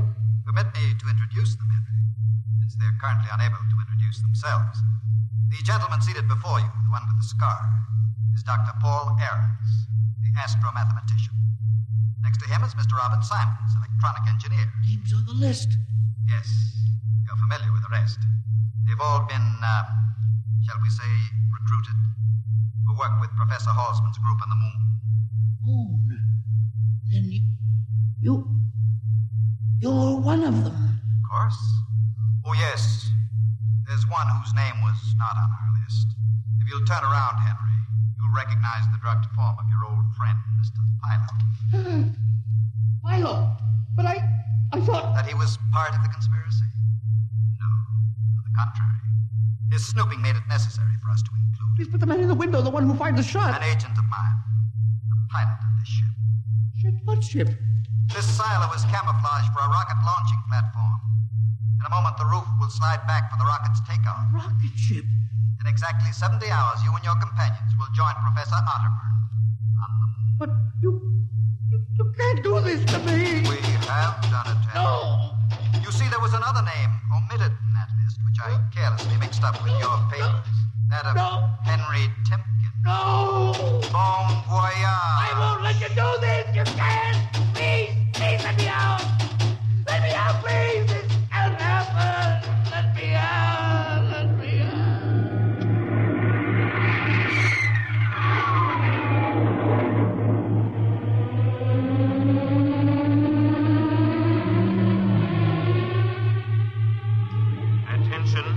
Attention. Missing since 8 o'clock last night, the following persons. Timpkin Henry, age 45, height 5 feet 8, 165 pounds, brown eyes, slightly balding. Occupation, records custodian. Repeat, Timpkin Henry, age 45, height 5 feet 8, 165 pounds.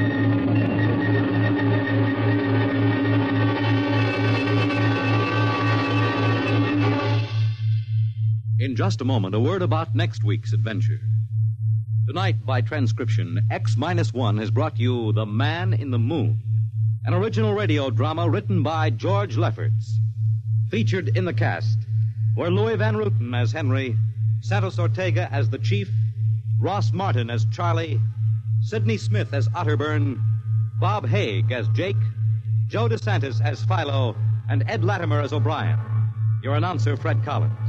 X-1 was directed by Fred Way and is an NBC Radio Network production.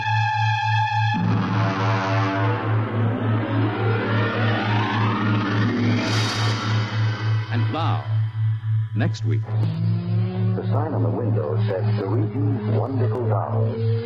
A woman and a child looking outside. The little girl staring eagerly at the window, and the woman glancing impatiently at her wristwatch, as if expecting someone who was late for an appointment. And there was nothing about Perigi's doll shop to warn them that they were waiting to keep an appointment with Doom at minus 1.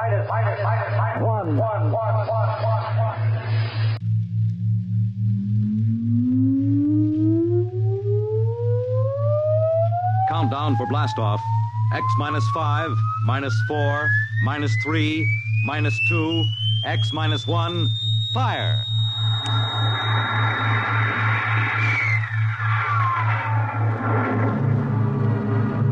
From the far horizons of the unknown come transcribed tales of new dimensions in time and space. These are stories of the future, adventures in which you'll live in 1,000,000 could-be years on 1,000 maybe worlds. The National Broadcasting Company presents X-1.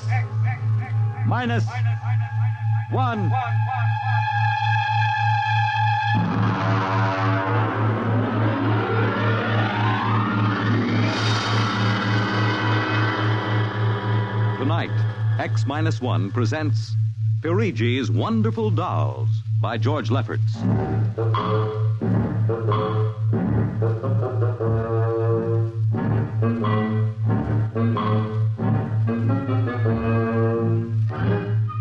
The doll shop stood on a quiet Washington side street, not too far from the sprawling Pentagon building. A woman and child waited outside, the little girl peering eagerly through the window at the dolls inside, and the woman glancing impatiently at her wristwatch, as if expecting someone who was late for an appointment. There was nothing about the doll shop to warn them that they were waiting to keep an appointment with doom.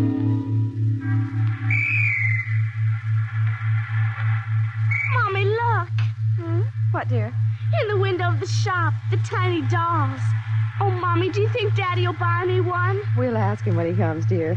Should be here soon. He said 3 o'clock on this corner. I see him, Mommy. See? Oh, Henry, over here. Hello, dear. I'm sorry I'm late. Well, we're all ready to go shopping. Cindy's been... Yes, well, I'm afraid we'll have to call off the shopping, Elma. Oh, Henry, we promised Cindy. Well, I'm sorry, but it's just one of those things. You've been the wife of an army colonel long enough to know his life isn't his own. What is it this time? Some more of that flying sphere nonsense. The pilot who says he sighted it last month crashed and was killed today, and the general wants a full report. Oh, dear. What next? Well, I got a staff meeting at the Pentagon at 3:15. Daddy, look in this window. I haven't time, dear. Alma, Just for a minute, Daddy, please. Now, Cindy, I haven't time to stop and watch a bunch of 6-inch dolls parading around in the shop window. Say, they are lifelike, aren't they? Look at that, Alma. Dolls are marching around like a regular review. They've even got their own little band. See the one in the red jacket, Daddy? Yeah. He's the leader. He's bowing to us. Well, they don't look human. Henry, your staff meeting. Oh, yes. Well, I got to run. Can we buy one, Daddy? Well, not now, dear, and I'll run along. Now, don't go spending a lot of money on that nonsense. No, dear. Bye. Bye, Cindy. Bye, Daddy. Oh, look, Mommy, the band is going to play. Aren't they wonderful, honey? Honey, I must have stood on this corner 1,000 times. I've never noticed this shop before. Look at the man inside, Mommy. Who's he? That's the proprietor, dear. Doesn't he look funny with those red cheeks and white mustache? It's easy to see who he models his dolls after. Mommy, look, he's coming to the door. He's coming. Good evening, children. Good evening. How funny he talks. Hush, Cindy. Would you like to step inside the shop of Santo Perigi? Well, yes, we would. But... This way. Mommy, it's like fairyland. Here in the shop of Santo Perigi, creator of Perigi's universal wonderful dolls, the world of adult reality is blended with the world of child's fantasy. This is a new shop, isn't it, Mr. Perigi? What is new and what is old? Come, this way. Would you like to meet one of my little ones? Oh, yes. Now, this one in the red jacket is Toto. He's the leader. Handle him ever so gently. See, I will set him on the table. Speak, little one. How do you do? How do you do? How do you do? Oh, Mommy, he talks. The doll talks. Amazing, absolutely amazing. That is nothing for Perigi's wonderful dolls. Listen. Sing. Sing, Toto. Sing for the little girl. My name is Toto. Sing, Toto.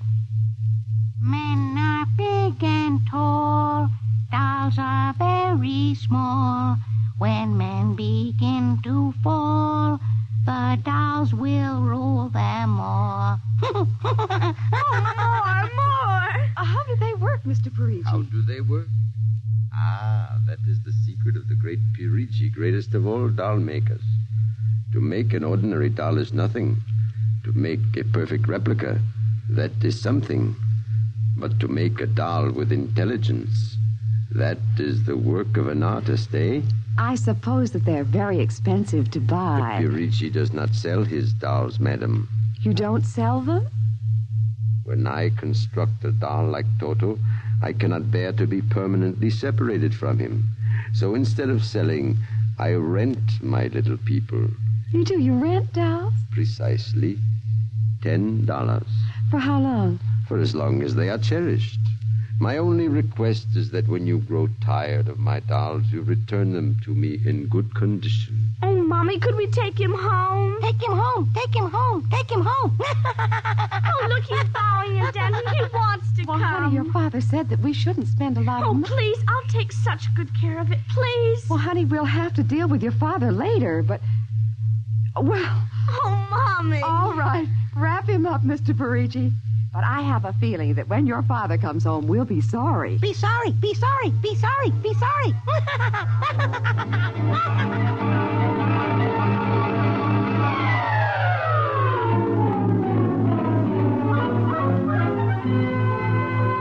Now, Toto, this is my room, and you're going to sleep right here next to my pillow. I wish you wouldn't laugh like that.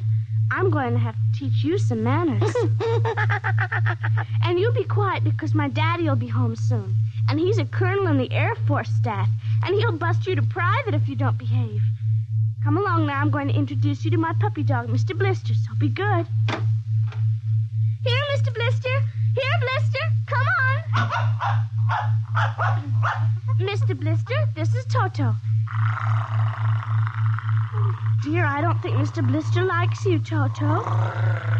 Come over here and shake hands with Toto, Mr. Blister. Come on now. Mr. Blister! Let him go! Let him go! Let him go! Kill him! Cindy! Mr. Blister, come over here. Come over here. Cindy, what happened? Mr. Blister tried to bite my doll.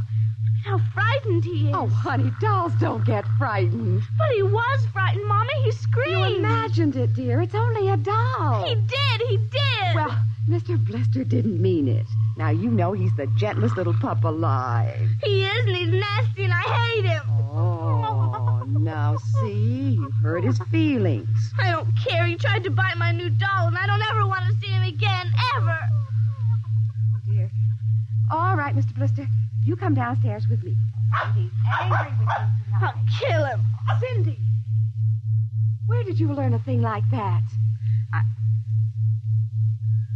Toto said it. Honey, you've had a very exciting day. Now, brush your teeth now and go to bed, Daddy's coming home late, so he'll see you in the morning. Good night, dear. Sleep well. I hate him. Hate him, hate him, hate him, hate him.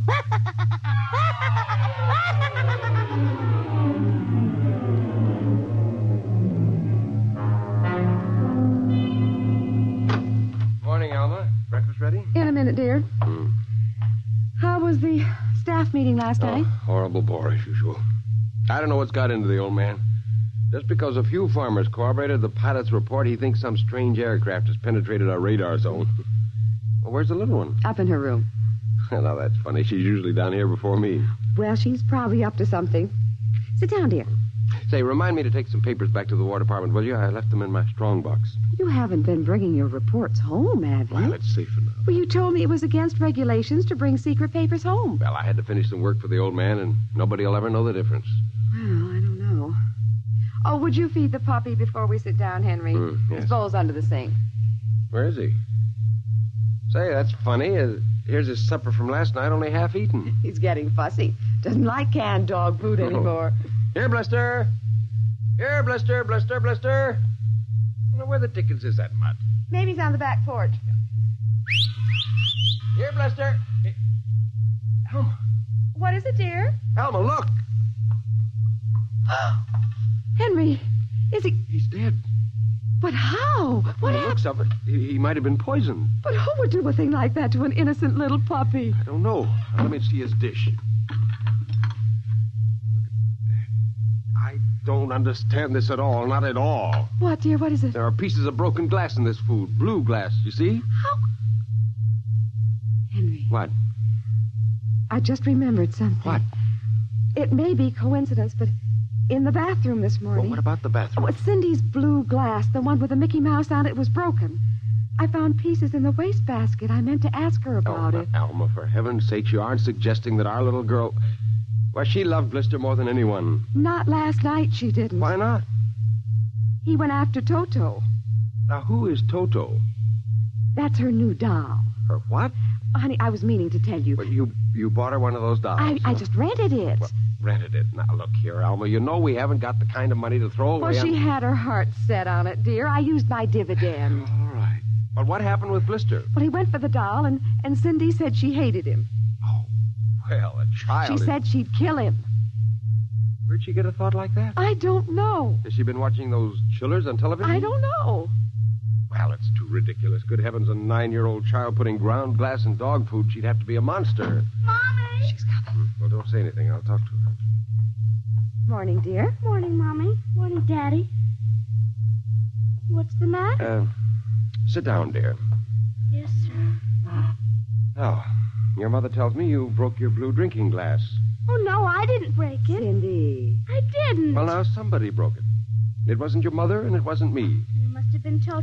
Cynthia. Cindy, you know Toto is only a doll. Now, a doll couldn't have broken your glass, could he? Well? I guess not. So we can't very well blame it on a doll, then, can we? But he must have done it, Daddy. Cindy, you know how Daddy feels about little girls who tell fibs. Now, did you break your glass and maybe accidentally get some pieces into Mr. Blister's dish to sort of punish him for biting your doll? No, Daddy. Well, I'd hate to think you'd done something you knew was wrong and you were blaming it on a doll. Is something wrong with Mr. Blister? Is he sick? Worse than that. Henry. The child has to face reality, Alma. What's the matter with Mr. Blister? He's dead, Cindy. Oh, no. We can't be dead. He isn't dead, Daddy. No, he isn't. He isn't. Mommy. He is dead, Cindy. But he'll come back. He has to come back. No, darling. He won't come back. Ever? Not ever. Now that we've told you, Cindy, do you want to change your mind about the glass? Henry, leave her alone, please. You think I killed him? Now look what you've done. The child feels guilty enough, My Henry. dear, this is no time for feelings to interfere. You go up to her room, honey. Daddy and I'll be up in a minute. I don't want to. Please, Cindy. Now, we'll be right up, please. There. That's a good girl. Close the kitchen door behind you.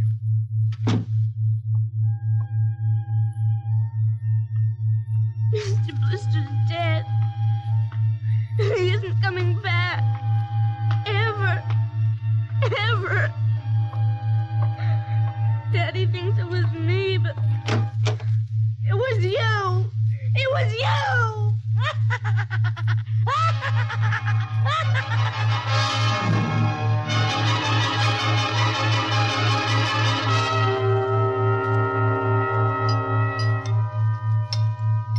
Eat your supper, dear. I'm not hungry. You scarcely touched your lunch. I don't feel like eating. Is it Mr. Blister?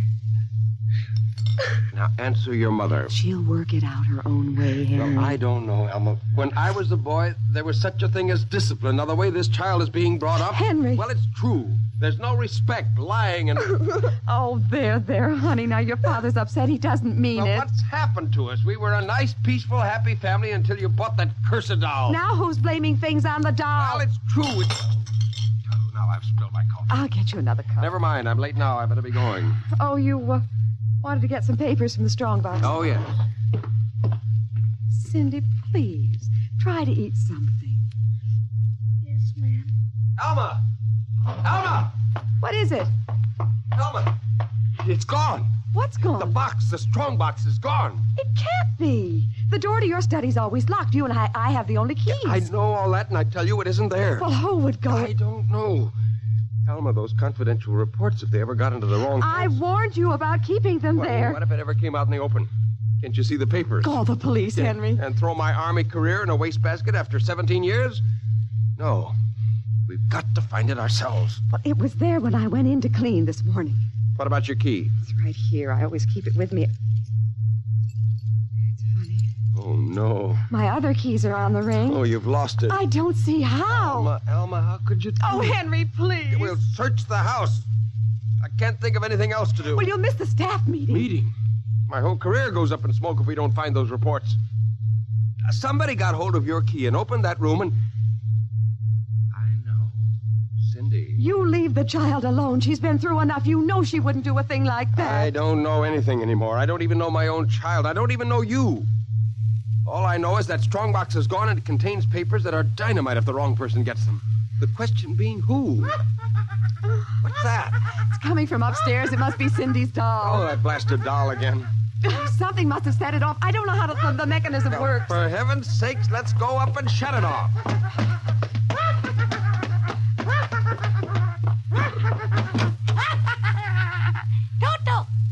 Toto! Kill him! How do you do? Stop it! Blasted little imp. Henry. Ever since you... Henry. What? Look. Where? What? Around the doll's neck, the key. The key to your study. You see, Alma, it was Cindy after all. I don't believe it. Well, good heavens, do you have to have it spelled out for you?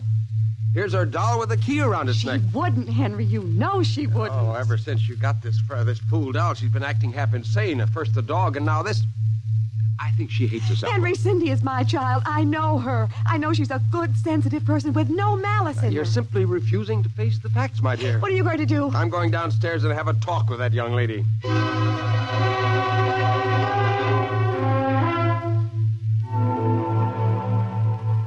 You're not telling the truth, Cindy. I am. Cindy, now you know that strongbox is very important to me. Now, I can understand that you might have been angry at me because I scolded you, and so you took it and hid it, just to spite me. Now, all I ask is for you to tell me the truth. Now, where is it? I didn't take it, Daddy. Honest, I didn't take it. Yeah. I suppose you're going to tell me now that a little 6-inch doll took it and hid it. Well, I'm speaking to you, young lady. But I didn't take it, Daddy. You don't understand. Toto did it. He's terrible, awful. He says things. He's going to kill everybody. Cindy, you're inventing things. It's true.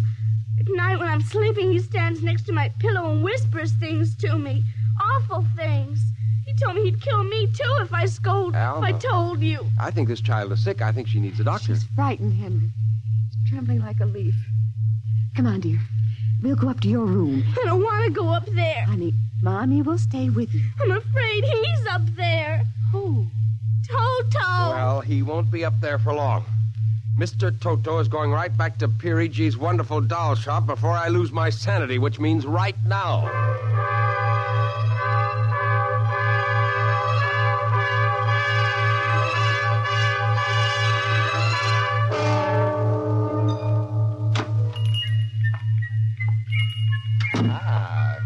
Grayson, welcome to the home of Perigi's wonderful doll. Are you Perigi? Santor Perigi, creator of the universal doll, the doll with a mind, the doll which... I'm returning one of your masterpieces. Oh, if you will step into the rear of my shop. Now the complaint? No complaint. Here's your doll. Good riddance. My little Toto. Rejected. You found the world of men too filled with hate. Hate! We will change all that later on. Return to your comrades in the window, little one.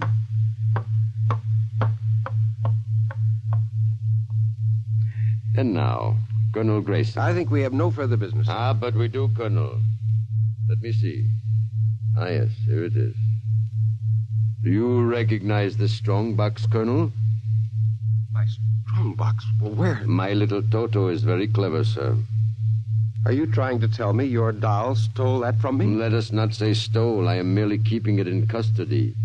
What's the game, Perigi? The game, as you call it, is blackmail. You give me what I want, and I do not ruin your career. Well, what do you want? Information. We already know something from the reports of the War Department concerning a certain strange-looking sphere reported by one of your pilots. What government do you represent? I represent Perigi's wonderful dolls, none other. I am not so naive, sir. Perhaps I should explain. Each man hides something from the world. Each man loves something more than life. With the help of my wonderful dolls, I obtain personal information which enables me to control the men who control the world. You're a madman. A genius. You would be surprised at the list of men who have become the confidants for my dolls. Do you think you can blackmail me into betraying my country? If the price is right. And in this case, sir, the price is your career and the lives of your wife and child. Why are you so interested in the flying sphere? Let us say for reasons of my own. Well, Colonel? Hand over the strongbox. I warn you, I have a gun. Give it to me. You are being foolish. Put down that walking stick. Now. No closer. Now.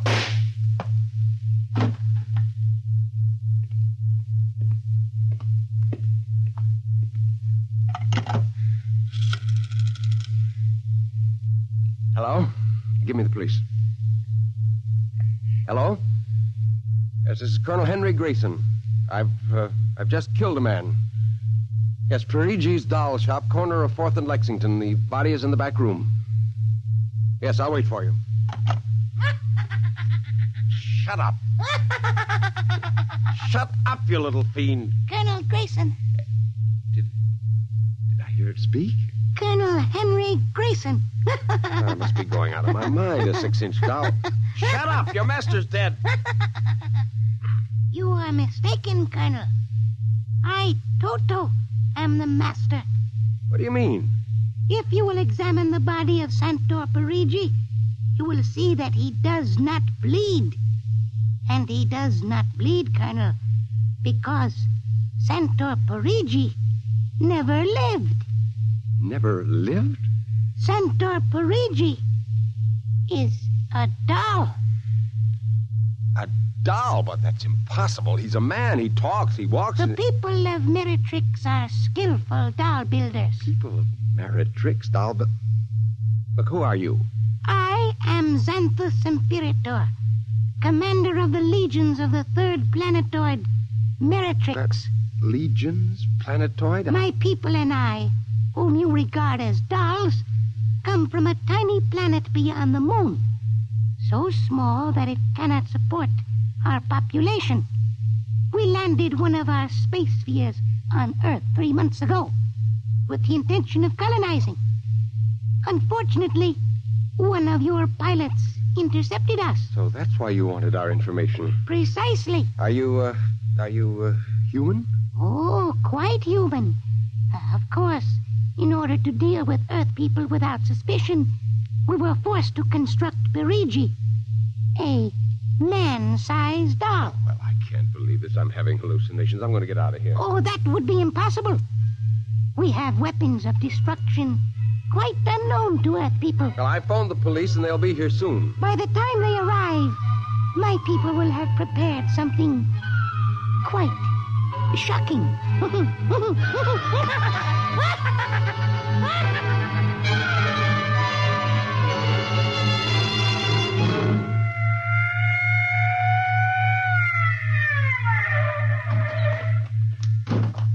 Cover him, Ryan. Okay, Sergeant. You the guy who turned in the call? Yes. Where's the body? Well, it isn't exactly a body. What do you mean? It's a doll. A what? Well, you've got to let me explain.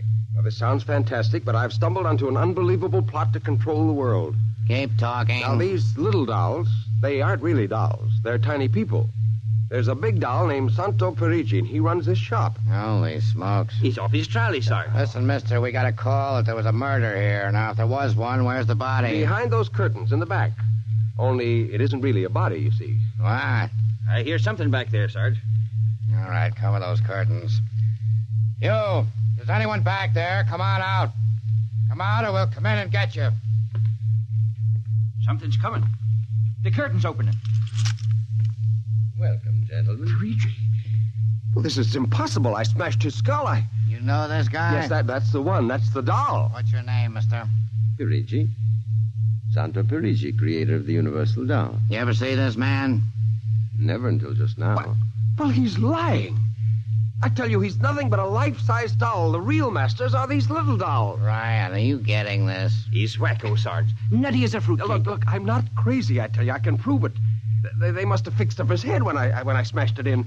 Touch him, you'll see. Mr. Perigi, you know what the guy is talking about? The man is demented, obviously. Look, I tell you, there's a plot to control the Earth. Listen, you've got to let me call the War Department. They'll want to know about the flying sphere. Holy mackerel, this gets worse every minute. Ryan. Take him to headquarters? Save some time. Take him down to the psycho ward. Okay, Buck Rogers. Come along nice and quiet. Look, you now. gotta listen to me. Don't you see the future of mankind is at stake? Sure. I know how it is. Look, he's nothing but a man-sized doll. Touch him. And the little ones are going to take over the earth. I know. I had the DTs once. Okay, Sarge. We'll see you later. Please. Come along. Please, listen to me. You've got to listen to me. Sorry to cause all this trouble, Mr. Perigi. Not at all, sir. Not at all.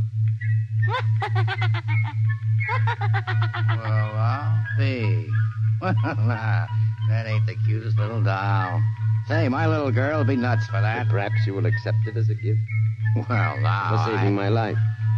That madman might have killed me. No home is really complete without one of Perigi's wonderful dolls, Sergeant. Is that right, Toto?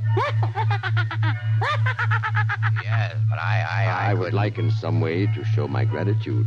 You will be doing me a favor if you will take the doll home to your little daughter. Say, this ought to make her the happiest girl in the world. Yes, Toto will come as a great surprise. A very great surprise. The sign on the window says Perigi's wonderful doll. A woman from the sky.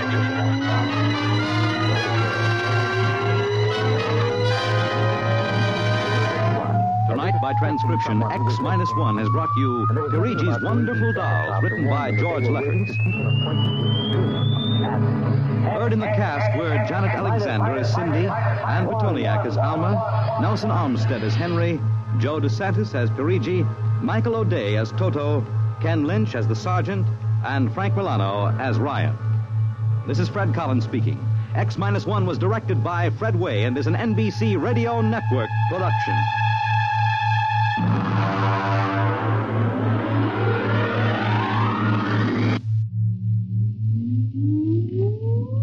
Countdown for blast off. X-5, 4, 3, 2, X-1, fire.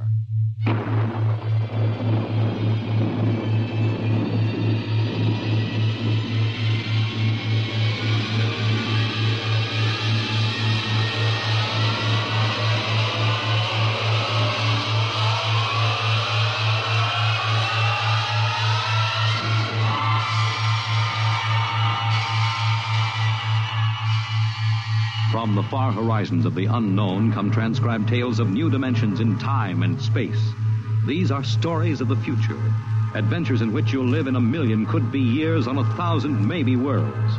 The National Broadcasting Company, in cooperation with Street and Smith, publishers of astounding science fiction, presents X minus 1.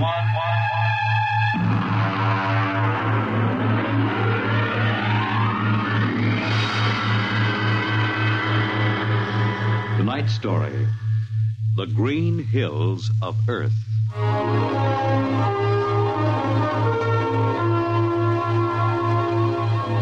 The men who pioneer the trade routes of the world, the sailors of the clipper ships, the whaling men, railroaders, black gangs on the tramp steamers, all have their own stories and song about dangers and struggles of their lives. This is the story of Riesling, the blind singer of the Spaceways. When I first met him, he was hustling drinks in the Twin Moons bar at Dry Waters, Mars. He'd won a guitar off a Chinese barkeep at Luna City by cheating at one thumb. And he made his whiskey by singing in the bar and passing the hat. Hey, listen to her, Hertzman. Don't you sing pretty? Like a 16-year-old gal. Hey, Riesling, look over there at the bar. There's an Institute 4 striper giving you the eye. Do you know him? Manner of speaking. Cold-looking scoundrel, ain't he? Gives the idea he graduated Harriman Space Institute, 3 men above St. Peter. Who is he? Captain Hicks off the Ghost Show. Yeah, well, he sure gives you the once-over. Maybe he's got a job. That don't make never no mind to me. I've been blacklisted. Hicks logged me for making up a song on watch. Right fight song, too. Oh, the skipper is a father to his crew. Yeah, well, hold on. Here comes old Brassard. Oh, Riesling, I've been looking for you. You've kept your nose clean, and we're going to give you another chance to get back to deep space. Been a little changing down aft in the Goshawk, ain't you, Skipper? How'd you know that? You got that new atomic pile drive. If there's been a leak at the shops, now take it easy, Skip. You'll have that gold braid just a-crawling right up your arm. Quit stalling, Riesling. Take it or leave it. It's a loop trip to Jupiter with the standard release. I reckon. Double pay when you get back, if you get back. Last 3 of them atomic tea kettles blew somewhere in the asteroids. If you're scared. Scared? Well, that goshawk is one stinking old tub. Her engine's got more bugs than a beagle dog in spring. And her new drive's about as safe as a pretty gal in the Ozarks. But I reckon she'll do for one more trip. Welcome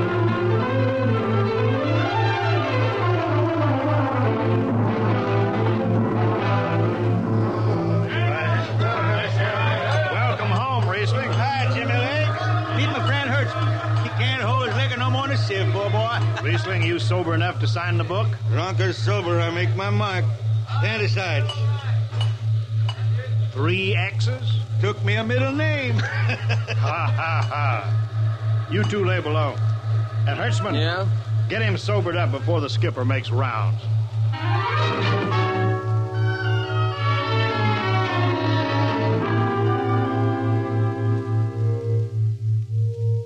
Cargo stowed, Captain. Fuel lines away and ready.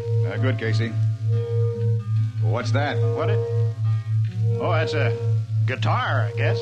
If it's that shoeless hillbilly, I'm going to tell him. Hi, Skipper. Riesling, what the devil are you doing up here? That number 2 jet ain't fit. Cadmium dampers are warped. Crooked like a turtle's back. Well, why tell me? Tell the chief engineer. I did. He says they'll hold. Well? He's wrong. Oh, he's wrong, eh? He's got a Harriman Institute degree in electronics and power. And some drunk space rat says he's wrong. Skipper, I was damping jets when that shirt-tailed tad wore pins for buttons. I got no time for you, Riesling. Scratch your name off the book and get out. No, don't get excited. Well, are you shipping or not? I reckon. Then get below. That's all.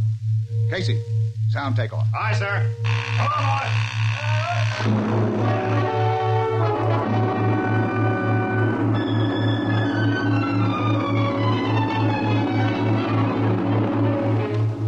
On a Hawk-class clunker in those days, damping was done by hand with a multiplying vernier and a danger peeper. Jetmen slept with one ear tuned to that, and as long as the peeper ticked off slow and steady, we knew the ship was safe.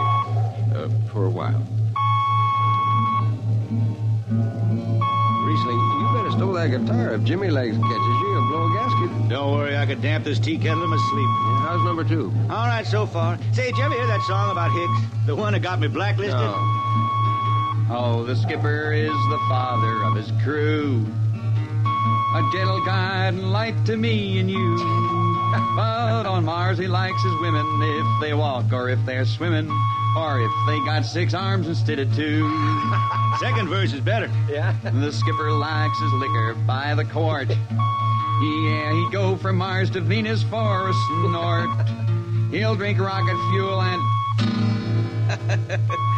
Well, hi, Skipper. Didn't see you come in. You were too busy, eh? Who's watching the gauge? I got an eye on it. Don't you fret none. Riesling, I'm going to fix it so you couldn't get a space berth on a rocket-powered pogo stick. You're logged. Report to Casey under arrest. I don't rightly think I will, Skipper. You what? Well, you kind of forget, Skipper. According to Space Code, you can't remove a jet man till the end of the watch, right? You tell me Riesling, your shift is over at 2300. And I'll see you ride the rest of the way in slot blocker. Maybe. In the meantime, you clear out of my power room. I gotta make me up a 3rd verse from a song.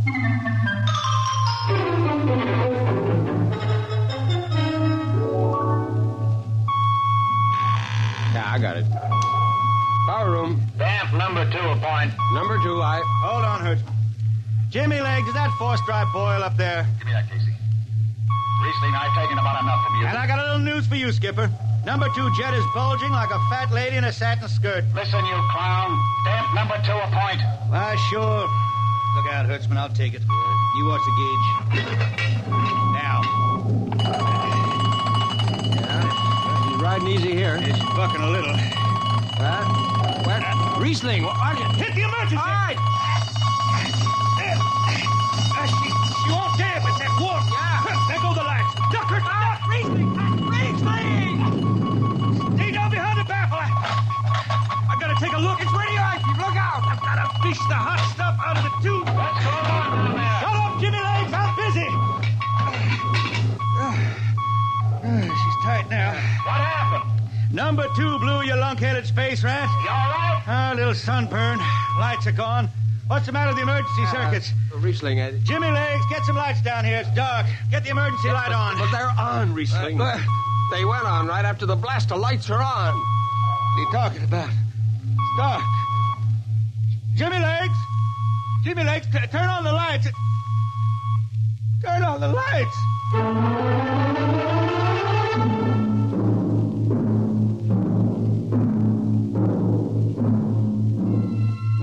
That blue, radioactive glow from the jets was the last thing Riesling ever saw. His optic nerve was burned out in an instant. He was in sick bay on the rest of the trip, and on the swing back, we set Riesling down at Drywater. I ran into Riesling about 2 months later, playing his guitar on a jetty that ran out into the canal. He had a dirty rag tied over his eyes with a jetman's knot, and his hat was on the wharf beside him. And when he finished, we walked out along the canal. Yeah, I'm doing right fine. Working saloons mostly. But I've been thinking some funny songs, Hertzman. The words come out different than they used to. Come on along the canal with me. Sure. Here, take my arm. I know the way. That's another funny thing, Hertzman. I figure I know it better than other folks. Look back there, towards the city. What do you see? New factory buildings? You could smell them from here. I still remember them old Martian towers, old before Bible times on Earth. Thin and graceful like the fairy palaces my old grandma used to tell about down home in the hills. Yeah, they torn them down now, or else blocked them up with cinder blocks. Hertzman, when I stand out here in the canal, I can see it the way it used to be. The water ice blue with the stars shining up out of it. Way off there, the city with the tower sweeping up like a bird flying off a tree. I can see it. Now it's the dirtiest stinkhole in the system. Not to me. Listen, Hertzman. Won't tire the race that raised the towers, forgotten are their lores. Long gone the gods who shed the tears that lap these crystal shores. Slow beats the time-worn heart of Mars beneath this icy sky. The thin air whispers voicelessly that all who live must die. Look that up? I can't figure it myself. I never put words together like that before. I reckon it's just I got time now to study the words and shine them up in my head till they sing true. Why don't you go home, Riesling? Home? Earth. I've been thinking about that, Hertzman. When I was a young'un down in the Ozarks, I used to climb a big old oak tree my daddy had in the dooryard. You could see the hills for miles, green and cool. I've been thinking about that. Well, why don't you go back then? Someday, Hertzman, but I couldn't face those hills now. I couldn't stand to see black when I knew they was lying all around me, cool and green in the sun. I couldn't stand that. Yeah. Well, let's get back to town, Hertzman. I made $3.50 Martian today, and I'm all set to drink it down before dawn. Come on.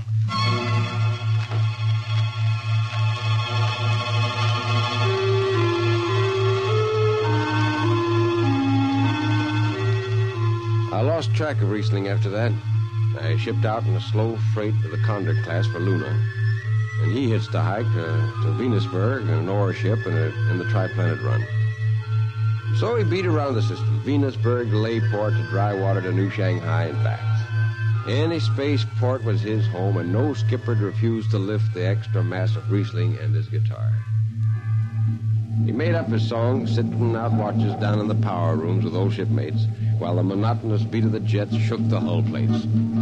Hear the jets, hear the jets, hear them snarl at your back when you're stretched on the rack. Hear the jets, feel the pain in your ship, feel a strain in your grip. Hear the jets, feel her rise, feel her drive, straining steel come alive on her jets, on her jets.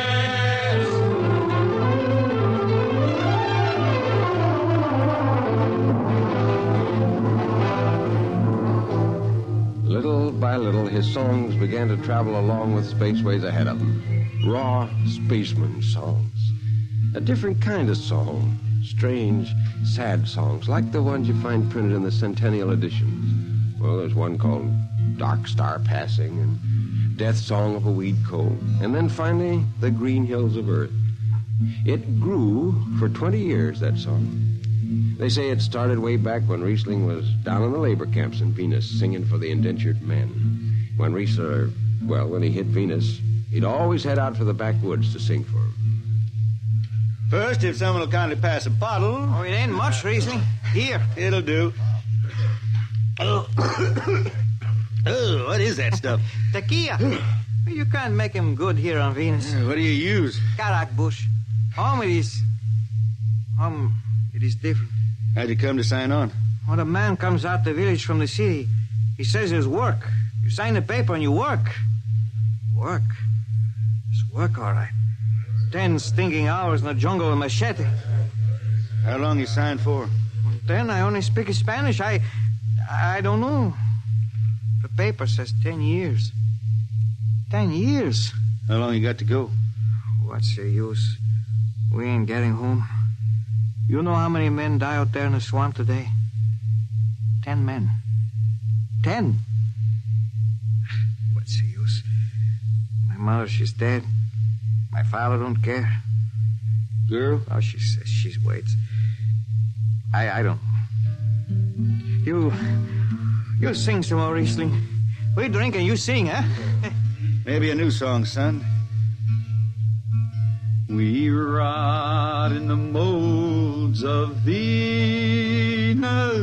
We retch out a tainted breath. See? Foul are flooded jungles, crawling with unclean death.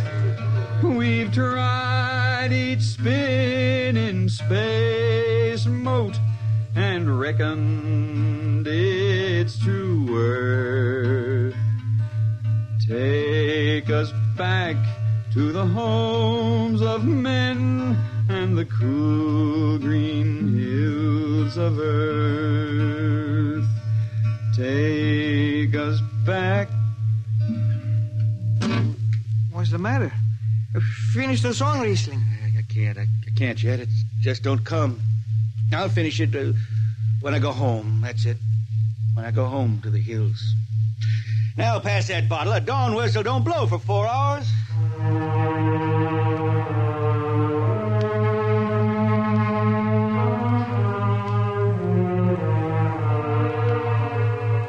That's where the Green Hills started.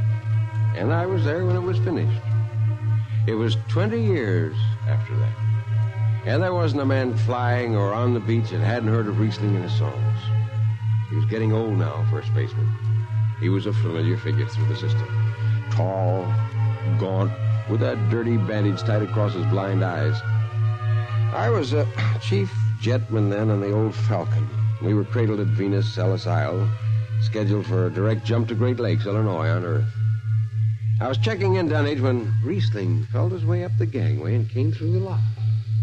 Hey, Riesling! Who's that? Mike Hertzman. Hertzman? What are you doing on this old hog boat? Well, I figured I'd ride it back to Earth. Earth? You going home, Riesling? I thought you were never going to make that run. What changed your mind? Oh, I've been hankering to set foot in the Ozarks again. Yeah, how about those hills? Yeah, I've been singing about them so long now, Hertzman. I got to finish the song. I got to set foot in the dooryard and hear the wind through that oak tree. It's about the last thing I'll be doing. I got to get home before...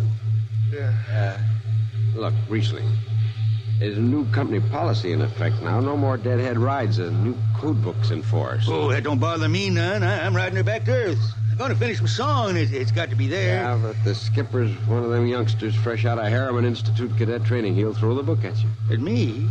I've been around space as long as Haley's Common, Brewster's Ridge. I'm going back to Earth. Oh, green hills of Earth. I'm going home. All secured, Hertzman? Yes, sir. What are you doing here? This is Riesling, Captain. Riesling, huh? I'm dragging it back to Earth, Captain. Not in this ship. Shake a leg and get out of here. Oh, now, Captain, you wouldn't begrudge an old man a trip home. I can't do it. Space Precautionary Code Clause 6. Now, come on, clear out. Oh, now, look, Skipper, you can slide me by onto the distressed spaceman's codes in that code book. Distressed spaceman, my eye. You've been bumming around the system for 30 years. Oh, Skipper, you're making me do something I never done to no one before. I'm an old man. An old blind man. I want to go home. I never crawled in front of a four-stripe in my life, but you gotta let me drag home. The law says a man's got a trip coming to him, and you can stretch for a poor old blind man. Now, can't you? You got to, Skipper. All right, you old space rat, but keep out of the way.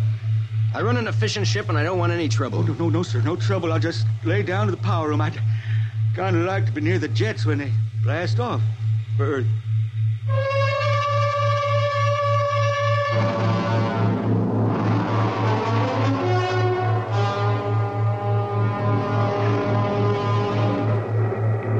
Sit down, Riesling. Take a load off your feet. Hey, thanks, Mac. Power room, fire 3. Aye, sir.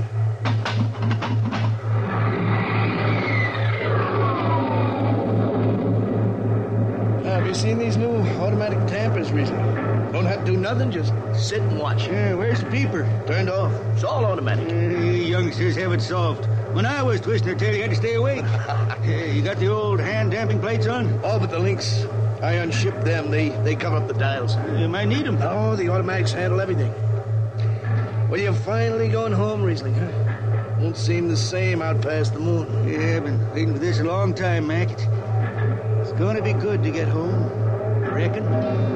The argent sky is calling spacemen back to their trade. Mac, I got the emergency. Hand dampers. Here are the links. Mac, run. Mac, they ought to be on the wall somewhere here. I got them. What's the alarm? Emergency squad coming in. Stay out. The place is hot. The radiation blast. Stay behind the baffle. I got the links shipped. I can hand damper now. What's going on in there? I'm spilling Jet 3. Is this McDougal? McDougal's dead. This is Riesling on watch. Riesling! Get out of there. You'll kill yourself. Don't worry, Skipper. I know this power room like the inside of my shirt. Somebody's got the damper. Riesling, I'm sending in the crew. No use. The whole room will be hot for an hour and the other jets won't hold. Oh, Skipper, throw on a recording tape. What? Throw on a recording tape. I got a song to finish, and I gotta make it right now. Yeah, I can hear it. Riesling, the radiation will burn you down. She's clear now, Skipper. She'll burn out clean. Riesling, are you all right?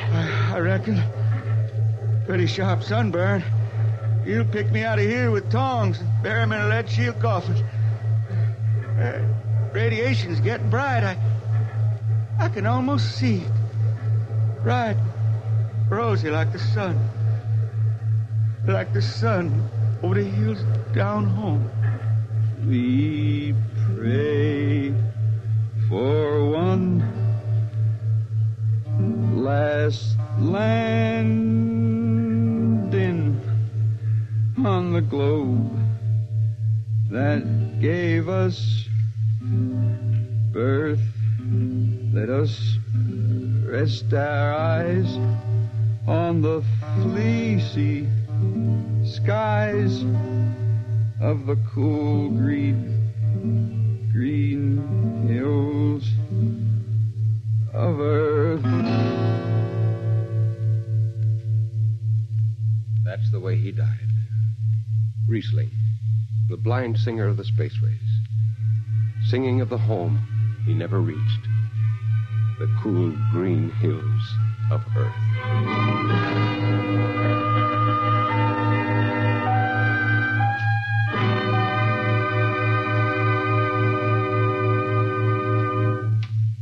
You have just heard X-1, transcribed by the National Broadcasting Company in cooperation with Street and Smith, publishers of astounding science fiction. Tonight's story, The Green Hills of Earth, written by Robert Heinlein and adapted for radio by Ernest Kenoy. Featured in the cast were Ken Williams as Riesling, Nelson Olmsted as Hertzman, Matt Crowley as Hicks, Wendell Holmes as Casey, Bill Griffiths as Rodriguez, Bill Lipton as the skipper, and William Zuckert as McDougal. Original music for Riesling Songs was written and sung by Tom Glazer. Your announcer, Fred Collins. X-1 was directed by Fred Way and is an NBC Radio Network production.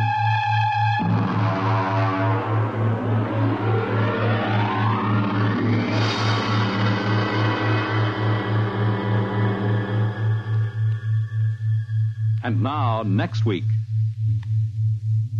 the strange story of Dr. Grimshaw's Sanitorium and of a patient there who suddenly found himself involved in a game of cat and mouse.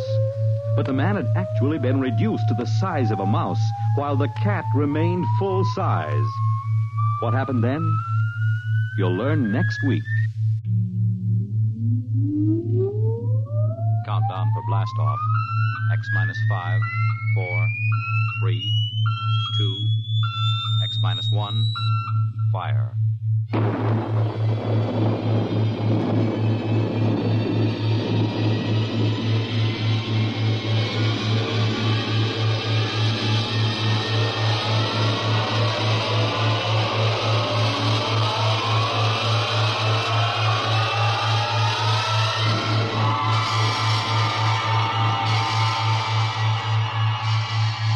From the far horizons of the unknown come transcribed tales of new dimensions in time and space. These are stories of the future, adventures in which you'll live in 1,000,000 could-be years on 1,000 maybe worlds. The National Broadcasting Company, in cooperation with Street and Smith, publishers of astounding science fiction, presents X minus 1.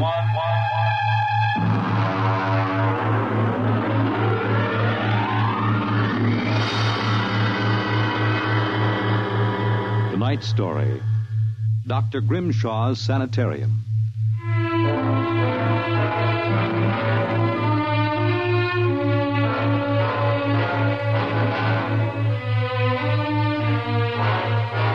What you will hear in the next half hour represents either a magnificent hoax or the true explanation of the famous Grimshaw Sanitorium scandal which made the headlines back in 1947. The manuscript upon which this account is based was removed by the New York State Police from a fountain pen cover found in the doorway to Dr. Grimshaw's study. We offer this manuscript as evidence only. Whether it is authentic or not, you must judge for yourselves. My name is John Dougherty. I'm a graduate of Hamilton College, class of 34, member of Theta Alpha. I'm one of those fools who wanted some excitement in life, so instead of going into my father's shoe business, I became a private detective. These are facts. You can check them if you like. The rest of what I write here is so fantastic that I don't expect it to be believed. If anyone should find this manuscript and read it, all I ask is that you notify Miss Millicent Armbruster of 299 Wallace Avenue, Buffalo, that Johnny Dougherty is dead. On the evening of July 1st, Miss Armbruster and I were driving to a wedding. Not our own, although I wish it had been. It was Sunday, and in order to avoid traffic, I took the Old Mill Road, a single-lane dirt affair that runs past the Gowanda Cemetery. Johnny, aren't you going too fast? Not for this road. There isn't a thing around except some tombstones and... Johnny, the gate to the cemetery. What about it? That hearse, look out! Look out! We skidded for about 20 feet and slammed into the back of the hearse. The two rear doors buckled and snapped open. It was a freak. A huge oak coffin with brass handles tipped up and began slowly to slide back toward us. Oh, how horrible. You stay right here, baby. You okay, Mac? You don't pay much attention to speed limits, do you, Jack? Now, look, let's not get hung up on who was right and who was wrong. I was going too fast, and you were traveling without lights after dark. Let's see your driver's license. Right here. Oh. Private eye, eh? Now, if you don't mind, who does this joy wagon belong to? Gowanda Funeral Service. It's being rented to Grimshaw. Who? Grimshaw from the private sanitarium. Mind if I ask what you were doing after dark coming out of a cemetery with a wooden kimono? We're moving one of Grimshaw's patients to a new grave. They always travel like this? Look, Hawkshaw, how about skipping the third degree and giving me a hand getting this box back in the wagon? A pleasure. Better screw on that cover again. It's going to slide off. Let's get it in the hearse first. Okay, Junior. You get on that end. Okay. You ready? Yeah, lift. Now just slide it. Oh, brother, who's in there? King Kong? Look out for the cover. I told you that would happen. What's the guy's name, Junior? Oh, why don't you ask him, Sherlock Holmes? A real wise guy, huh? I've got half a mind to report this accident. Yeah, well, go ahead. See where it gets you. Now, if you'll pardon me, I'll deliver the body.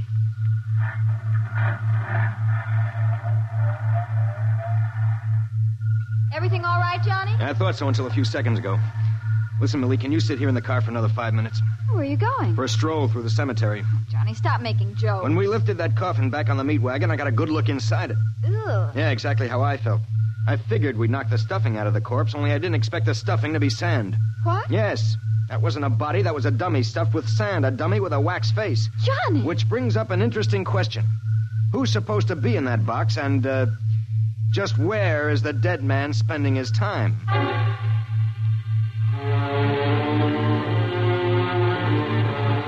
Sometimes in my business, when things drop off, you have to go out and, dig up new clients. My next case was a gentleman named Harlan Ward Sr., a wealthy automobile manufacturer. I'd gotten his name off his son's tombstone. Are you trying to tell me, Dorothy, that my son Harlan was never buried at Gowanna Cemetery? Exactly, Mr. Ward. But why? Maybe if you'll tell me the circumstances surrounding your son's death, I can help answer that. My son was a rather impetuous young man. Tall, good-looking. After his graduation from Princeton, he began drinking quite heavily. After he got into a couple of scrapes, we sent him to Dr. Grimshaw's Sanitorium in the hopes that he could be cured. While my wife and I were in Europe, we received word that he died, buried at Gowanna in our absence. Last week, my wife and I decided to have his body removed to the family vault here at Short Hills. How'd your son die? Suicide. You never saw the body? No. We couldn't get back from Europe in time. Now you told me that his coffin contains a dummy. How do I know this whole thing isn't a plan to fleece me? You don't. But you're a rich man, Mr. Ward, and you're perfectly willing to take a chance that I'm on the level and that your son may still be alive. You sound very sure of yourself, Mr. Dorsey. My fee is a $2,000 retainer plus expenses. What sort of expenses? However much it costs to take the cure at Dr. Grimshaw's Sanitorium.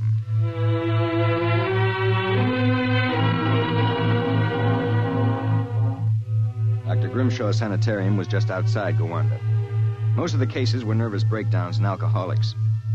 I committed myself as a dipso, and just to make it convincing, I stopped at 5 or 6 bars on the way over. I was interviewed by Grimshaw himself, a small man with a fringe of white hair. You understand, Mr. Doherty. That's not my real name, of course, social reasons. We understand. Our paid clientele is very select, and our rates are very high. You'll be paid in cash and in advance, Dr. Grimshaw. How long does a cure usually take? That, of course, depends on the degree of alcoholism. This is my assistant, Dr. Boyner. How do you do? How do you do? We are accepting Mr. Doherty as a patient. Better place him in the ward with Mr. K and Mr. Craigie. Mr. K is a long-term patient, Mr. Doherty, a highly intelligent man, formerly a professor of plant pathology. Mr. Craigie suffers mild delusions. I think you'll find him rather amusing.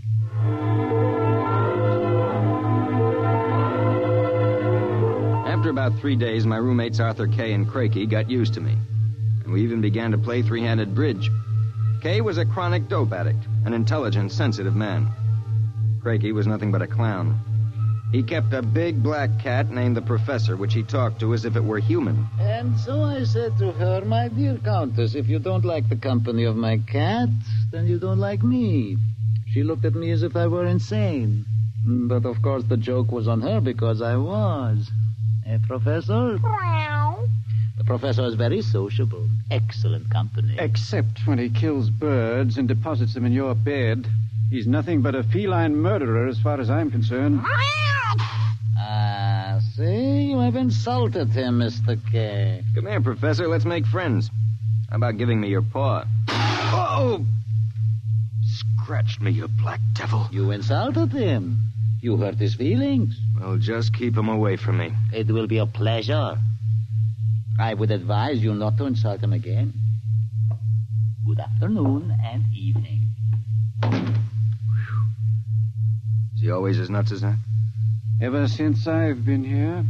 What's his problem? Manic depressive. And a little paranoid, too.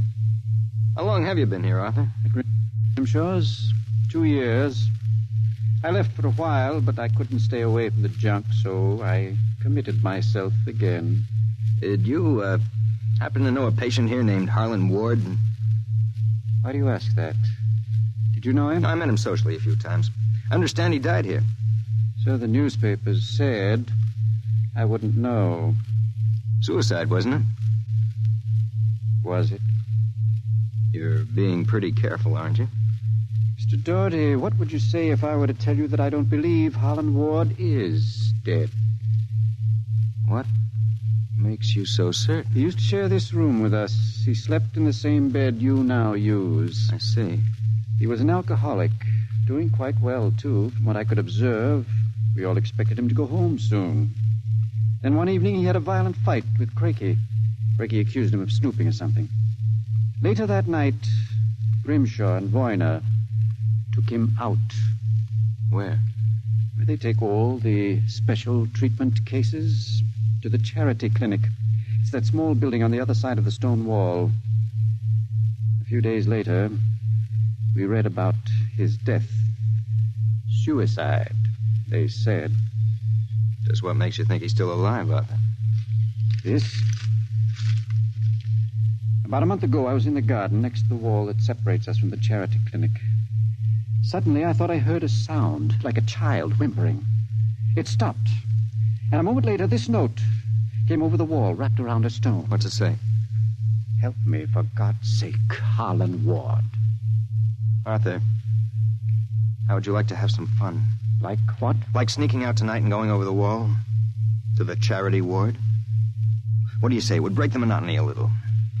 I suppose there's no real harm in it. Of course not. I'd go alone, but I'll need help scaling the wall. Will you do it? All right. I'll go with you.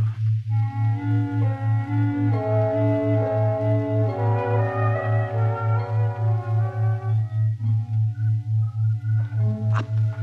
All clear. Give me your hand and I'll lift you. Right, careful when you drop. Ready? Go ahead.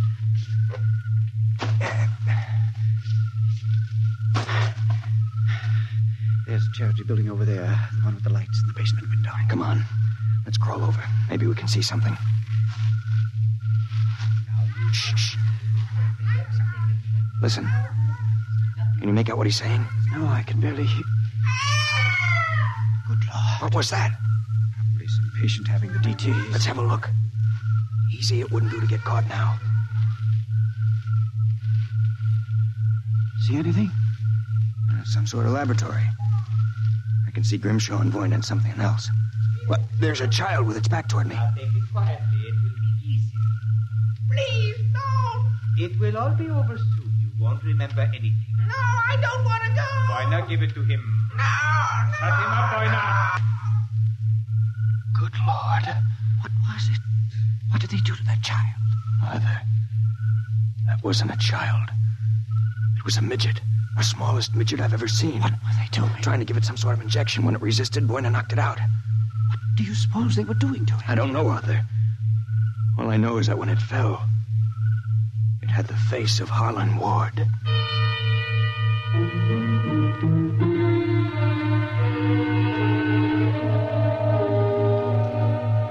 All the way back to our room, my brain was working like some frantic pinball machine. Only the score somehow wouldn't add up. The pieces were there all right. A crazy old doctor, a brutal assistant, a private sanitarium, and a midget with a dead man's face. I thought that when I got back to our room, I'd have some time to think about it. I'd forgotten about our friend, the happiness boy, Count Craigie. So, I caught you. Fine, you've caught us. Now how about crawling back into the woodwork like a good little count? Where were you? Mink hunting. Arthur and I like to go mink hunting at night. You make fun of Count Craigie? I shall report you to Dr. Voyner. You'd better not if you know what's good for you. So, you threaten me? Me, Count Craigie? I shall scream for help. Help! Help! Did you hurt him? Just knocked him out. What do we do now? Put him to bed. Hope that when he wakes up in the morning, he's forgotten the whole thing. And if he hasn't? He's too crazy for them to take seriously anyway. Come on, let's get him back into bed.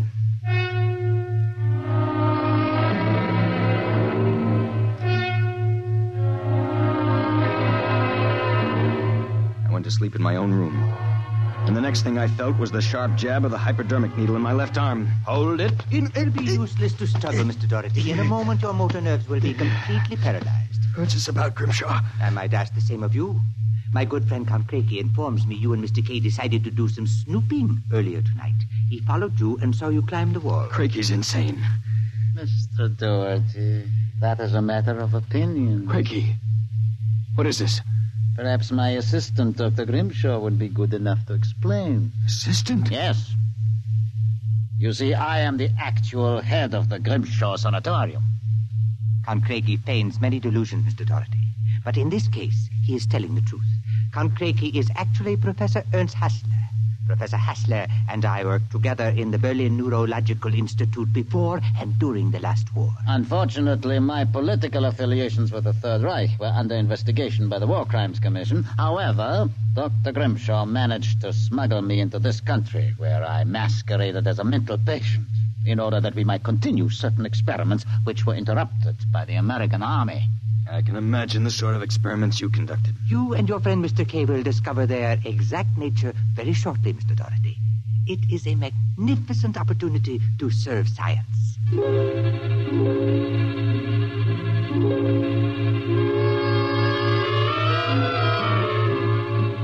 passed out. And the next thing I knew, I was coming to in a different room and hearing the voices of Voyner, Grimshaw, and Craigie, as if from a great distance. Pituitrin. Pituitrin. 4 cc's. 4 cc's.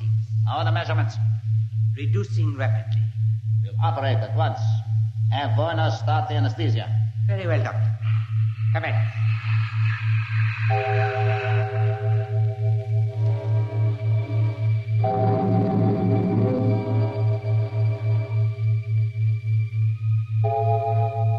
When I came to again, I had a blinding headache. I began to wonder if Craigie and Grimshaw weren't doing something to drive me insane, because I lost all sense of perspective. The room seemed to grow in size. I don't know how much time passed, but one day Craigie came into the room with a bundle in his arms about the size of a newborn baby. The bundle was my friend, Arthur Kay. And worse yet, I was exactly the same size that he was. Let me out of here. Let me out. Allow me to congratulate you, gentlemen. How are you feeling? You dirty monster. I'm disappointed, gentlemen. Do you not feel privileged to be a part of an experiment that will place me at the very top rank of the world's endocrinologists? What are you doing to us, you madman? It has long been established, gentlemen, that dwarfism and giantism result from injury to or malfunction of the pituitary and thyroid glands. The interlock between these glands was thought to be a hormone. I have discovered that this was incorrect. It was an enzyme. An enzyme I isolated some years ago. I was well on the way to synthesis in Germany when the surrender interrupted me. The interruption also limited the number and type of subjects on whom I could experiment. I was forced to find others. Such as Harlan Ward? Mr. Ward was only a control experiment. I suppose you planned the same for us. No, gentlemen. For you, I have reserved a special privilege. You, gentlemen, will be the first to test the full effects of the enzyme. In short, I intend that you, Mr. Kay, and you, Mr. Doherty, when the experiment is completed, will emerge as perfectly healthy, normal individuals. Except, of course, that you will be only 5 inches tall.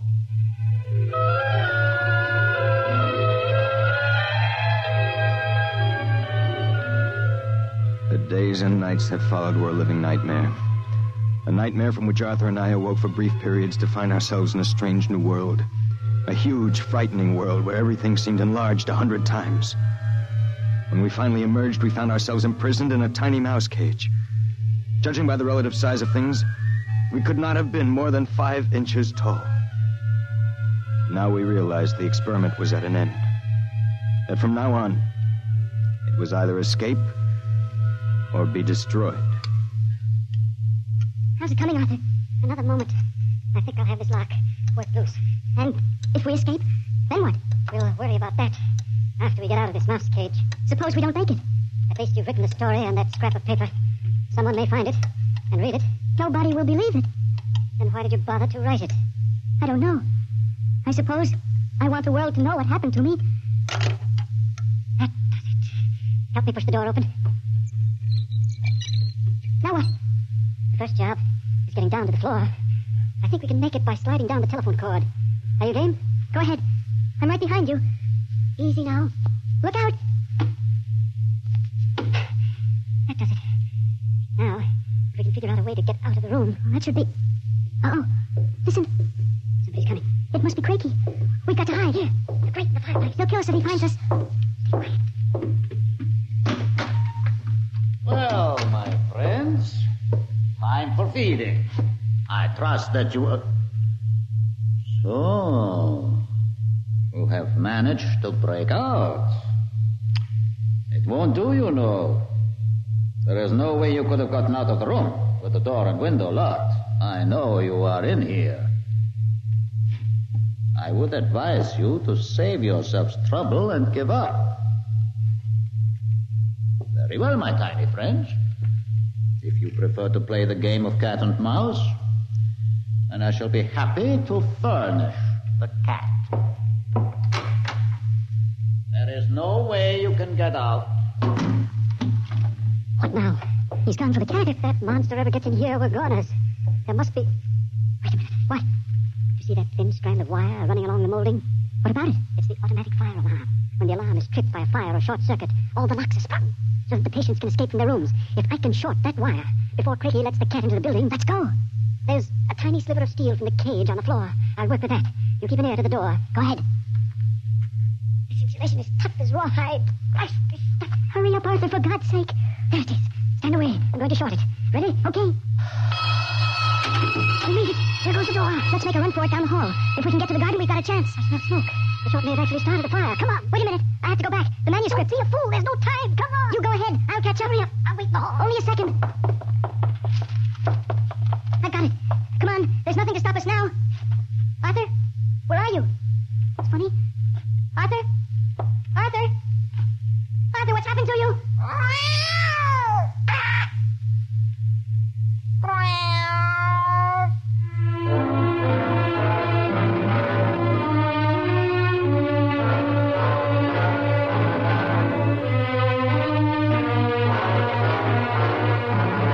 This is the record found in a fountain pen cover in the burned-out hallway of Dr. Grimshaw's Sanitorium.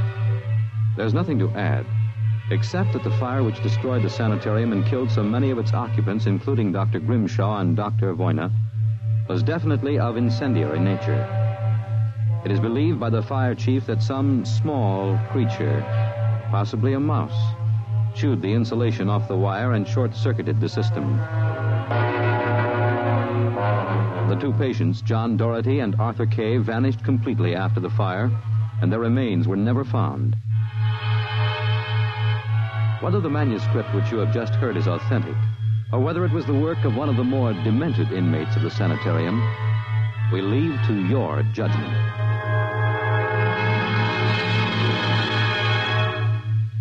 You have just heard X-1, presented by the National Broadcasting Company in cooperation with Street and Smith, publishers of astounding science fiction.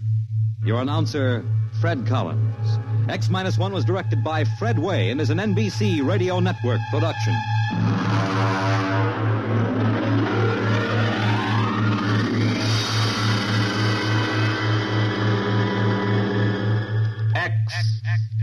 X-1. Countdown for blast off. X-5, 4, 3, 2, X-1, fire.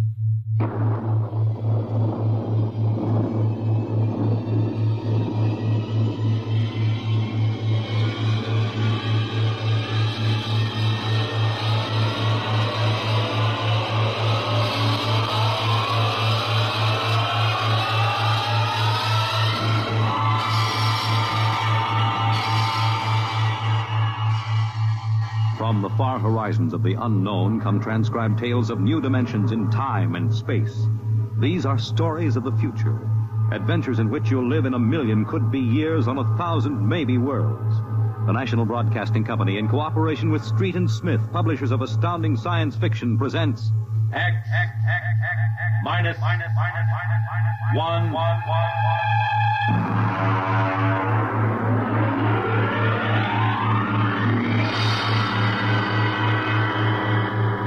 Tonight's story, Nightmare. A story based on the poem Revolt of the Machines by Stephen Vincent Benet.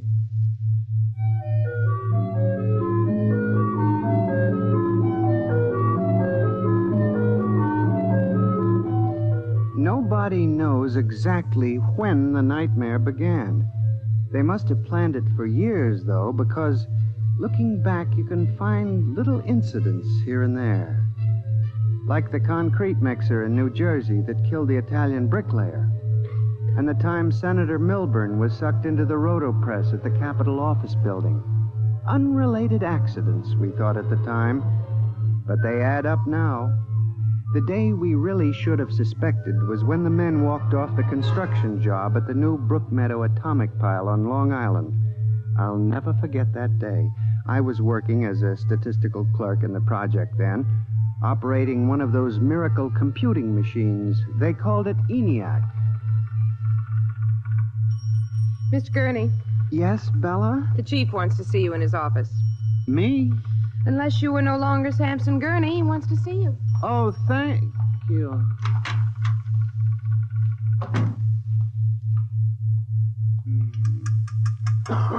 Come in. You wanted to see me, Mr. Hawk? Gurney, I thought those electronic computations were infallible. They are, sir, but... We've got a kickback from the chief physicist. These nuclear fission equations are inaccurate. Well, sir, you know the computer is a highly complicated machine, more complicated in many ways than the human brain. I'm not interested in the physics of it. Can something go wrong? Well, occasionally, if there's an overload, the machine goes haywire. Sort of has a nervous breakdown, you might say. We usually rest it up for an hour, and it's okay again. Well, do whatever has to be done. Yes, sir. And, Gurney. Yes, sir? You've been with the Bureau for over 15 years now. It would be a shame to have to remove you because you aren't keeping your mind on your work. Mr. Hawk, I assure you... Excuse me. Hawk speaking. Huh? They've what? All of them? Well, have you tried to talk to them? Huh. Oh, yes, of course. I'll send one of the safety engineers over. The place is falling apart piece by piece. Miss Roscoe, the men of the construction gang of the new building have walked out on us. They're complaining that the job is jinxed. Someone slipped this morning and fell into a turbine.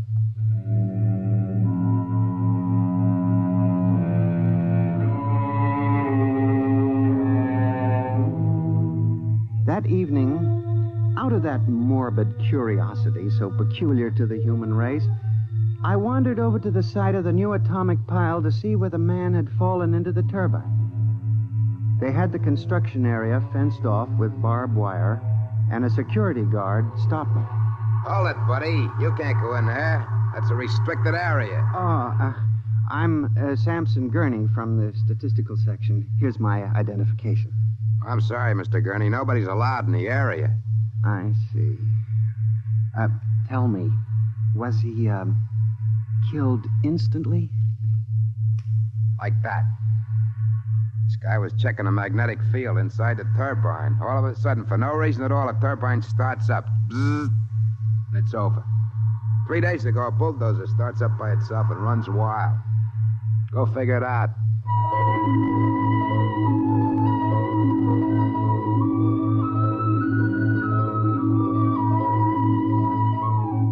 I'm a statistician. All my life I've been interested in statistics. So a simple-sounding thing like this started me off. I went back to the office that evening instead of going home, and for the next 2.5 hours, I computed statistical figures on the probability of industrial accidents for the types of machines we were using. I took one look at my figures and went down to Hawk's office. Oh, what is it, Gurney? I'm very busy. It's urgent, Mr. Hawk. Well? It's about these industrial accidents we're having, Mr. Hawk. What about them? Mr. Hawk, in the past 3 months, industrial accidents all over the country have taken a sharp, unexplained upswing. Nerves. We've had a 100% increase over normal for this project alone. What? Here are the figures. Oh, now, Gurney, this is impossible. It seems to be, and that's why I have a theory, sir. What's that? Sabotage. Gurney, why don't you stop playing FBI man and stick to your job? Which, incidentally, you haven't been doing too well. You and your computing machine have made mistakes before, and this fantastic figure is probably another. I'll have Miss Roscoe show you. What's the matter with this blasted buzzer? Miss Roscoe! Miss Roscoe! Yes? Stop this blasted buzzer. Get a repairman, a mechanic, anything, but stop the thing. And you, Gurney, get out! I went back to my office to get my hat and coat, feeling about as unhappy and humiliated as a man can feel. The office was dark and deserted. The whole building seemed oppressive and unnatural, as if some evil force were pressing down on it. I walked across to my desk. In front of me, the ENIAC glowed and chattered eerily as it worked on the equations we had fed it that morning. Its many-fingered circuits hung against the wall like some great octopus, and the thousands of tubes glowed orange and blue in the dark like 1,000 globing eyes staring at me. It almost seemed alive. It increased its tempo a moment, and a fleeting notion crossed my brain that it was laughing at me. Laughing like all the others. What was the matter with me? I shut my desk drawer and began to put the cover on my electric typewriter when an amazing thing, the most amazing single incident of my life happened. Alone in the darkness, with no one at the keyboard, the electric typewriter began to type. Am I going crazy? This can't be. There's nobody there. There's nobody there. Oh, no. I just imagined it. It's in my mind. But I hadn't imagined it. The paper was there on the carriage. Did I dare read it? Or would the whole thing suddenly vanish and send me shrieking to the nearest psychiatrist? I removed the paper from the machine and read. Samson Gurney, there are some questions better left unsolved. The answer to yours is death.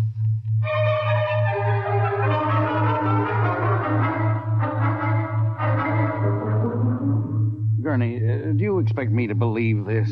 It's insane. Mr. Hawk, I'm as sane as you. I'll submit to any psychiatric examination you choose. That typewriter wrote this message by itself. Then this is just some practical joke someone in the office is playing. There was no one in the office. Oh, of course not. They wired up the machine and left. I checked the machine myself, Mr. Hawk. All right, Gurney. You leave this note with me, and I'll turn it over to the security force for further investigation. But... No buts, Gurney. The security men will handle it. Yes, And now, you just relax for a few days. Everything will turn out all right. The main thing is not to let little things upset you.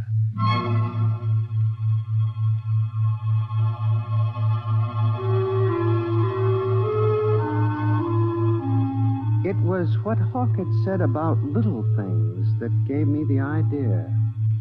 For the next week, I observed the 1,000 petty little annoyances around the office.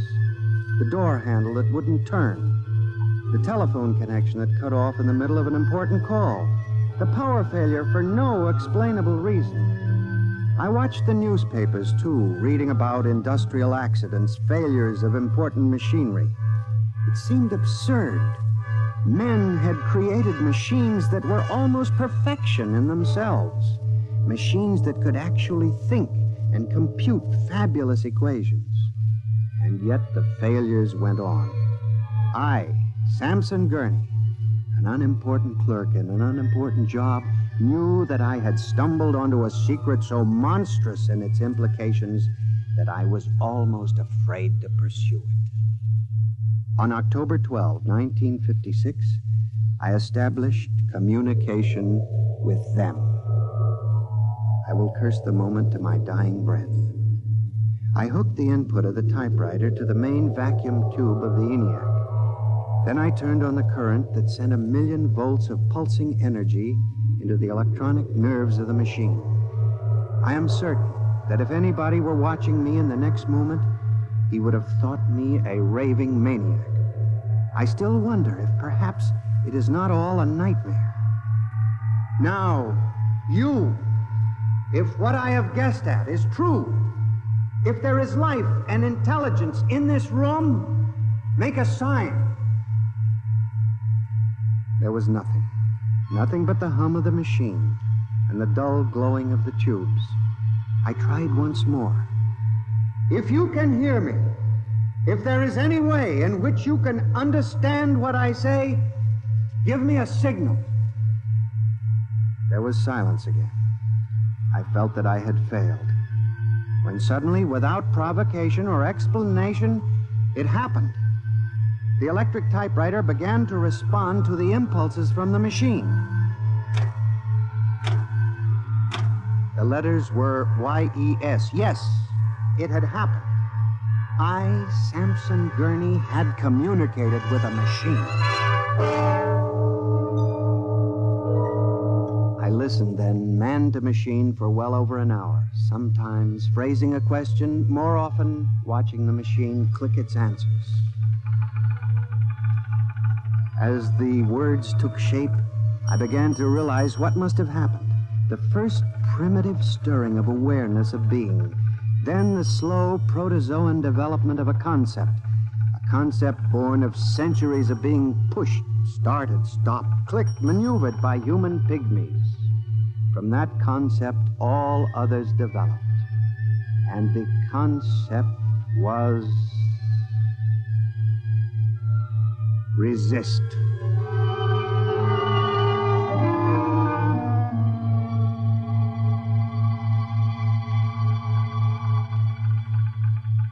And now they were tired of it, tired of wrapping cigarettes and collecting nickels and waving hair and moving earth and mixing cement and solving equations.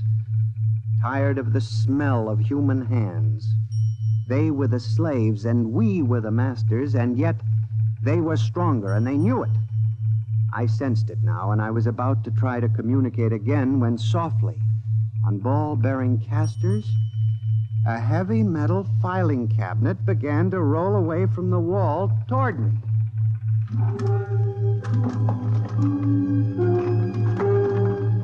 I started to move to one side when another cabinet slid out from the wall, and then another, surrounding it. Another cabinet, then another, on oiled rollers. That was when I realized that they cooperate. We taught them that, you see, on the assembly lines in the factories. Listen to me. You must listen. What good will it do you to kill me? I'm only one man. But I can help you. I can be useful to you. Do you hear me? Do you hear me? Good. You're going to need men to oil you and repair you. What will you do when you break down, when a tube needs replacing? Why kill me when I can help you? I'll do anything. I'll do absolutely anything you want, but in the name of God, don't kill me like this. If you can understand this, answer me. Answer me.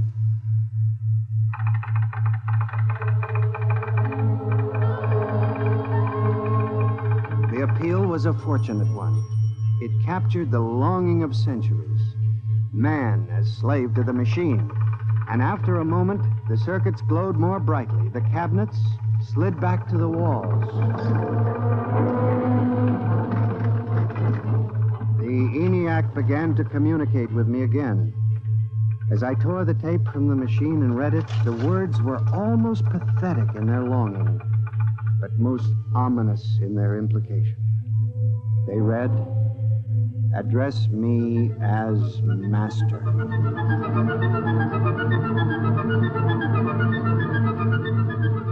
My life for the next 6 months was a nightmare. The ENIAC gave me messages which I had to transmit into my telephone. Messages with no human being to receive them. Only the network of pulsing telephone wires, flung like a spider's web across the world. It was done at night, of course. During the day, the machine worked accurately and ceaselessly at its appointed job. At night, it became a demon, a master plotter, with me, Samson Gurney, as its pawn and human courier. I was frantic. I began to lose weight. I couldn't sleep. My nights were torture, a constant fear. It was in December, just after Christmas, that I transmitted a message to the telephones for relay to all machines of transportation. The message was one word: kill. Next morning, I went directly to the office of Mr. Hawk. I was highly agitated. My lips trembled as I spoke. Mr. Hawk, what I'm going to tell you sounds crazy. I know it does. But I must say it. All right, say it then, for heaven's sakes. Mr. Hawk, have you ever heard of resistentialism? What? Resistentialism. It's a theory that inanimate objects tend to resist living objects. Look, Gurney, I haven't time for nonsense. Mr. Hawk, I'm trying to tell you, all these accidents, the trouble with the machines, Mr. Hawk, they're alive. They think, they cooperate. And they hate us. Who? The machines. Gurney. You've got to believe me. I've communicated with them. I know. They've threatened my life, but I don't care. Something's got to be done. The world has got to be saved. And there's still time if we wake up. What are you doing? Just relax, Gurney. Everything will be all right. What are you doing? Miss Roscoe, send for the plant physician at once. Mr. Gurney has had a nervous collapse. Now, everything will be all right, Gurney. I'm afraid we'll have to remove you from your job, but I'm sure the rest will do you good. You fool! You blind, stupid fool! Can't you see what you're doing? Fool! Fool! Fool!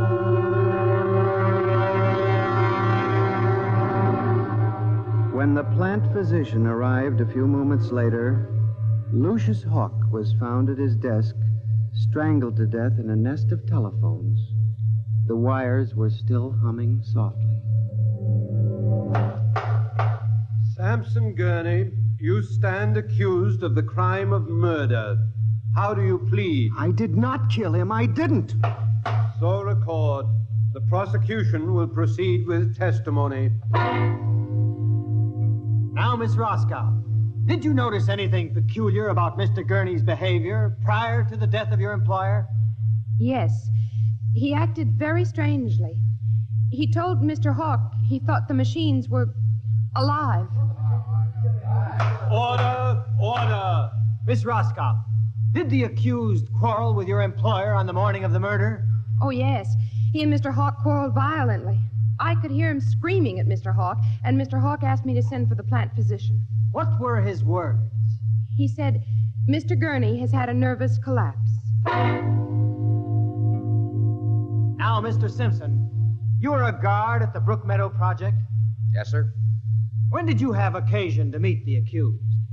Right after those accidents. I was snooping around a construction area. And later, I was making my rounds when I saw him in the office all alone. He was tampering with the electrical wiring on the ENIAC computator. I didn't think anything of it at the time.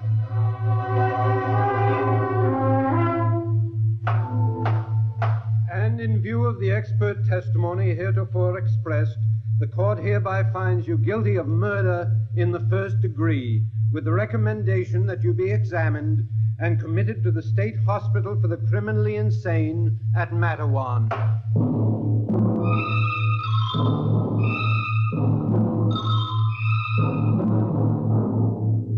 And that is how I came to be here at the hospital, Dr. Klein. That is the whole story. Thank you, Mr. Gurney. You can see that I'm not insane. You must believe me, Doctor. Of course I believe you, Mr. Gurney, now. Just relax. But it's important, you see, because tomorrow morning at 6 o'clock, the revolt begins. Revolt? You didn't mention any revolt. They have it all planned. I transmitted the code to the switchboards last Monday. Mm-hmm. Tell me about this revolt, Mr. Gurney. It'll begin in Washington, then spread to New York. The Madison Avenue buses lead the charge. Picture it, Dr. Klein. 3,000 buses roaring rampant through the streets, people running like rats in a maze looking for holes in the solid ground. And you really believe this will happen, Mr. Gurney? I know it, Doctor. The worst part is, there's no way to stop them now. It's too late. Now, you mustn't excite yourself, Mr. Gurney. Doctor, don't you see? Oh, it's fair enough, I suppose. We built them. We taught them to think for themselves. It was bound to come. The female machines will be the worst of all in the beauty parlors. They're more high-strung, you know. Well, since there's nothing we can do about it, Mr. Gurney, suppose you go to your room. Maybe if I went to my old coupe, I could make a deal before the police cars got me. It wouldn't make sense for them to wipe out the whole human race, would it, Doctor? Of course not, Mr. Gurney. They'll probably let us completely alone. After all, we're all good Americans. We always like them. Yes, Doctor. Would you take Mr. Gurney to his room, guard? He's already been given sedation. Yes.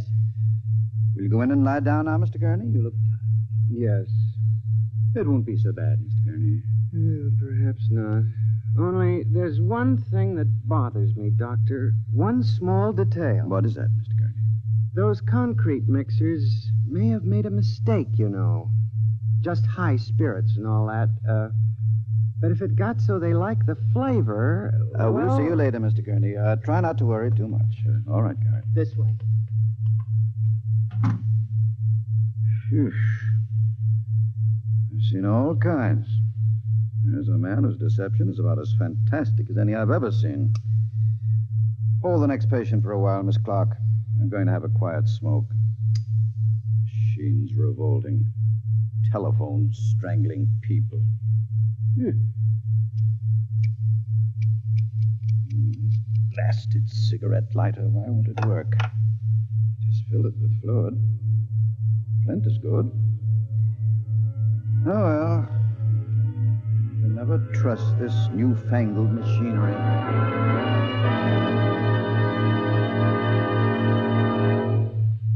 You have just heard X-1, presented by the National Broadcasting Company in cooperation with Street and Smith, publishers of astounding science fiction.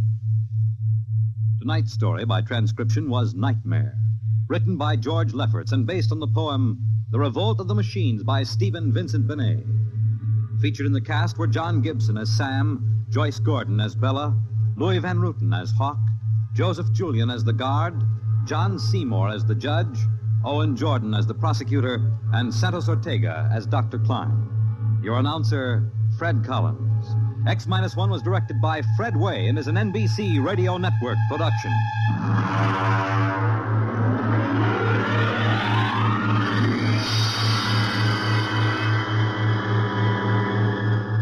And now, next week, suppose you were a private detective and discovered that there was a Martian embassy hidden somewhere in New York, preparing for an invasion of Earth. Next week, on X-1.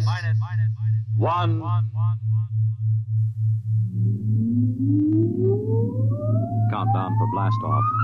X-5, 4, 3, 2, X-1, fire.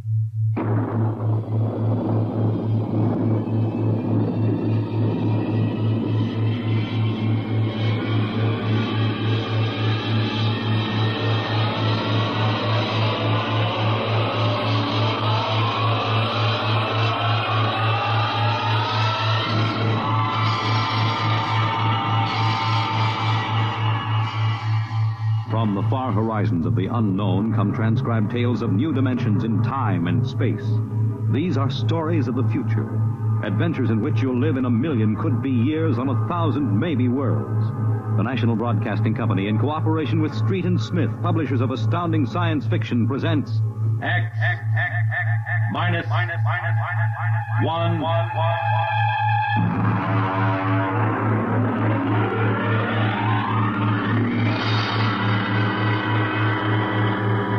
Tonight's story, The Embassy.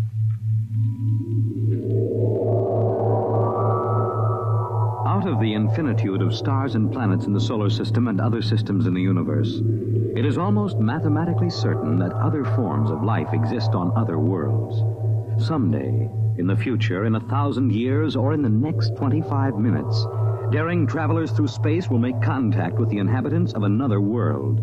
But the question is, will we contact them first, or will they contact us?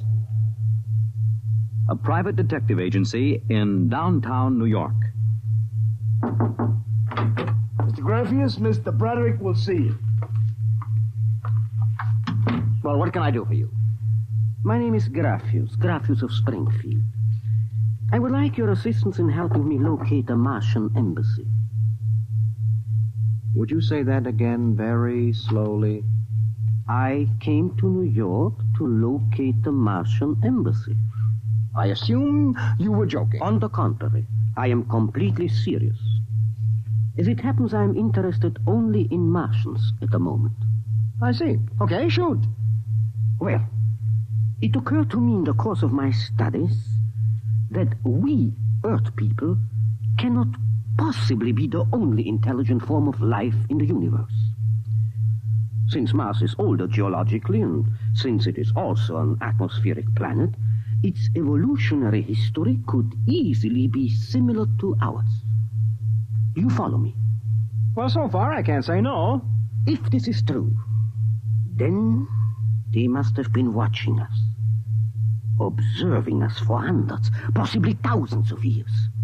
They also know we are a militaristic, warlike race. We might conceivably set out to conquer and occupy Mars someday. In which case they would try to get the jump on us. Ah, precisely, Mr. Broderick.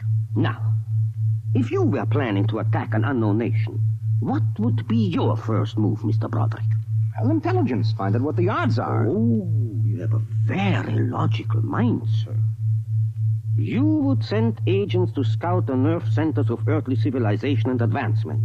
Not Kansas City or Equatorial Africa, my dear sir, but here, in New York, the most technically advanced spot on the earth. And you want me to help you prove this theory of yours? Precisely. The expense doesn't interest me. Well, now, this may take a long, long time, Mr. Graffius. After all, nobody has ever seen a Martian. I assure you they will be very ordinary-appearing people. Mm-hmm. Very likely they live together in downtown New York. Most certainly they live in a private house with no servants to pry in their affairs. Oh, some ordinary people who live in a private house in downtown New York. I might just as well look up Martians in the classified section of the phone book. There's one other lead which might help you. What's that? They would be almost certain to subscribe to every conceivable type of newspaper, scientific journal, and foreign language publication. Now, that might be something. Okay, Mr. Graffius, it's a deal. Excellent. I shall contact you tomorrow.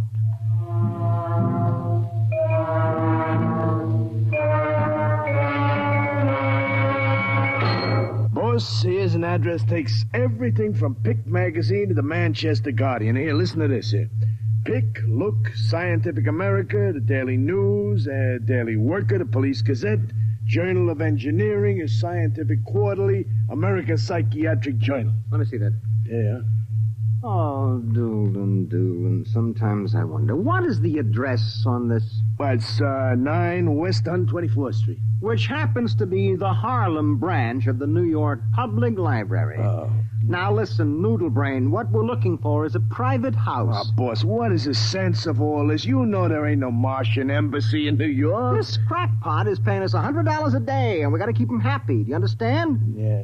Also, I have a hunch that Mr. Graffius is not looking for any Martian embassies. He is looking for something quite different. So we are going to find it for him.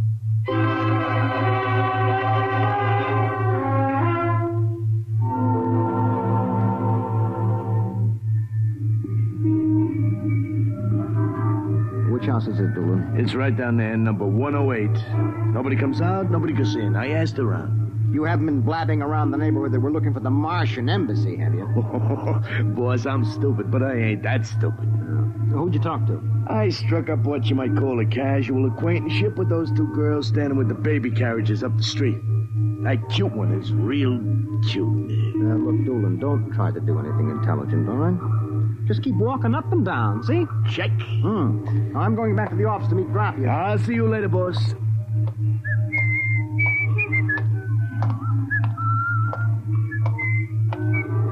Hiya, beautiful. Hiya, Flatfoot. Name is Dolan, honey. Iron Man Dolan. Your line is getting rusty, Iron Man. So help me, honey. If I'm feeding you a line, may the heavens open up and strike me dead. Hey, what's that? Look out!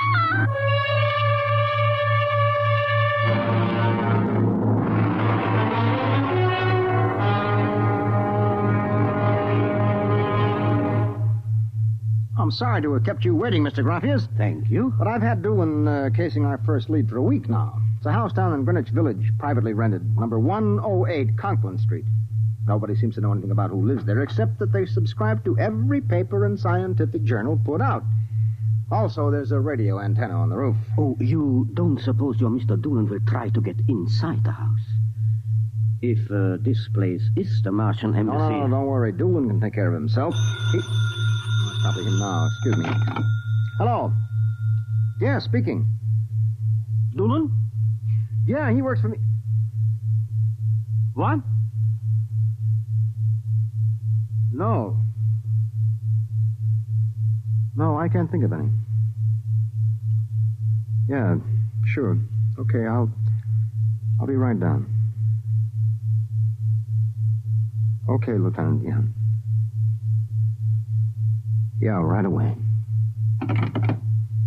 Something the matter? Doolin is dead, Mr. Graffius.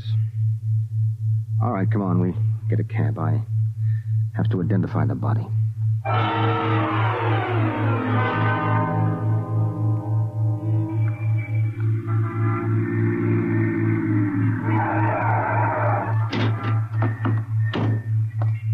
Lieutenant, I'm Broderick. Oh, there's your boy, Broderick. Anybody see it? A maid pushing a baby carriage. We can't seem to get any sense out of her. You mind if I talk to her? Hanson, this guy wants to ask the girl a few questions. Please.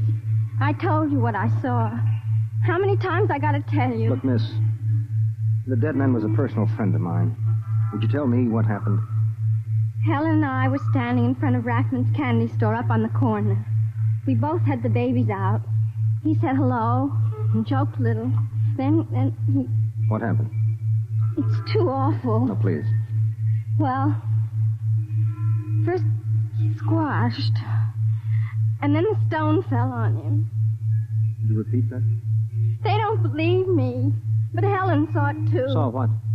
First he squashed, and then it fell on him. He was mashed flat before it even hit him. Now, look, that's the story, Broderick. Please, let me alone. Let me go home. I told you what I saw. Now let me alone. Let me alone. Did you learn anything, Mr. Broderick? I don't know. May I ask, what do you intend doing? Well, as soon as the cops clear out and this place quiets down, little Broderick is going to pay a personal call on the Martian embassy. Or whatever number 108 is.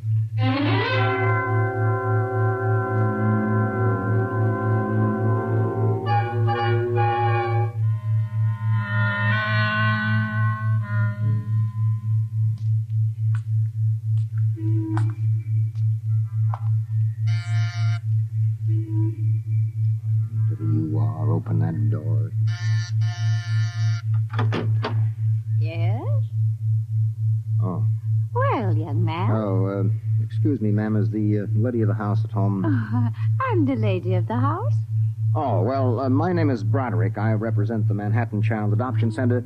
We're soliciting funds and clothing for stranded and unadopted children. I Won't wondered you if... come inside? Well, we don't. Usually Oh, nonsense. I'm old enough to be your grandmother. Besides, my son Lauren is working at home. Your son? Oh, he's a bibliographer. He writes summaries of articles and books from scientific journals and publications for libraries and universities. Oh, I see. Sit down, Mr. Broderick. Let me pour you a cup of tea. Oh, thank you. You know, I'm not much of a tea drinker, but it seems to have a strange taste. Oh, it's my own recipe. Uh-huh. Well, I think that I'd better be running along but now. you haven't finished your tea, Mr. Broderick. No, really. I feel a little funny. I'll call Lauren. No. It's all right, I'm leaving now. I just feel kind of dizzy. I'm sure Lauren would like to hear about the adoption center. I'll call him. No, don't But bother. I must. Besides, you aren't well. Tea. Lauren! I've got to get out. Lauren! Lauren, hurry! Look out. Get out of my way. No. You must stay. Yes, Mother. You drugged my tea. You let go of my arm. Lauren! Let go. No! Oh! I've got to get out. The front door. Open.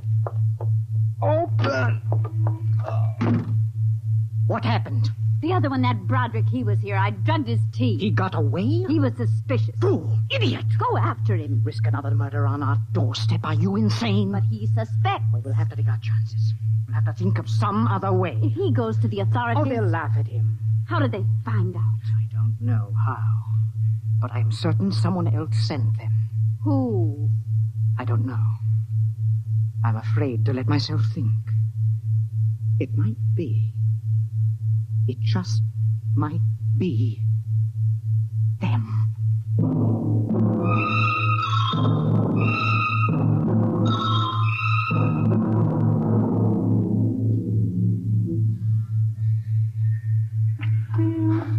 I've got to get help. Oh. Look out! Miss, please. All right, miss, we'll take care of them. Come along, mister. I'm going to give you a break and take you back to the wife and kids. No, you can't. I'm sick. Sick, is it? What's the matter? I'm drugged. They drugged me. Who drugged you? The number 108, the Martian. Who? The Martians in 108 at Martian Embassy. Well, I've seen them with pink elephants, rabbits, and mice, but you're the first one that's got Martians. No, it's true, I tell you. Ah, come along. Listen, don't take me back there. They'll kill me. I've got to make you understand. Here, I'll help you up the steps. What? Listen to my name. My name is Broderick. I'm a private dick. We'll find out about this. No. Here, don't try any tricks. Officer, listen, please. I'll give you anything, $1,000, but please listen. For God's sake, listen. Yes, officer? Oh. Why, Broderick. You know this lush, Granny? Oh, why, that's my son, Broderick. No, she's Martian. He's in pretty bad shape. You better get him to bed. Oh, dear, and he was doing so well at the Alcoholic Society. He must have gotten off again. Looks like he's ready to pass out. Lauren! What is it, Mother? Oh, Brod. Your brother Broderick has been drinking again. No, officer, please. Look out. He's passed out. Oh, I'll take care of him, officer. We've handled this sort of thing before. Can you manage okay? We'll be fine. Thank you. Oh, you've been very kind, officer. Nothing at all, Granny. I know how it is with these alkies. Well, I'll be seeing you.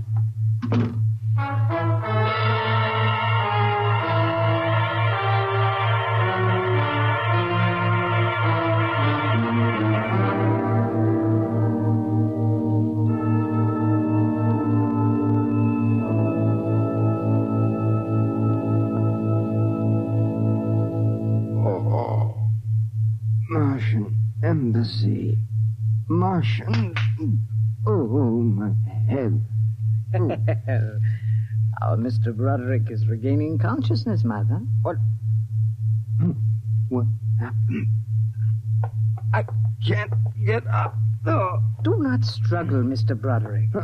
It will be impossible for you to rise from that chair. The pressure from this ray will keep you there. Ray? Who? You've already guessed, Mr. Broderick. You mean this really is the Martian Embassy? Yes.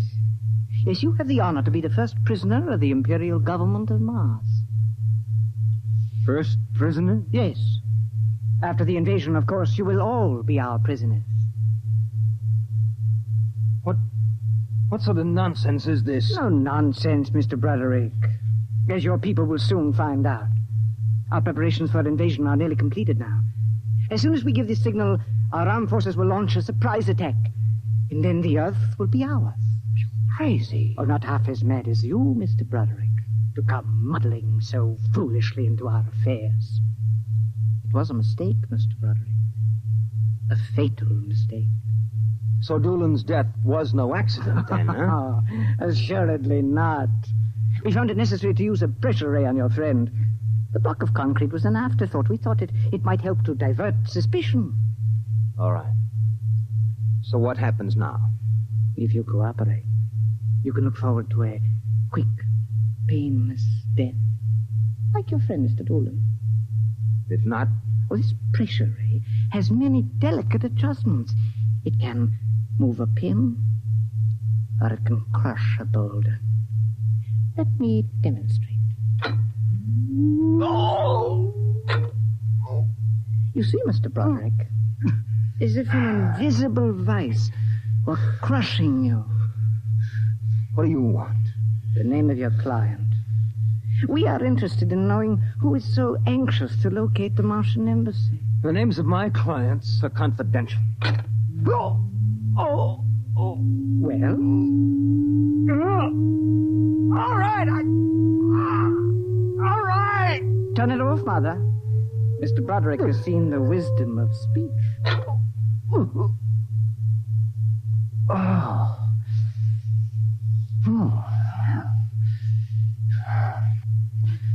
His name is Graphius.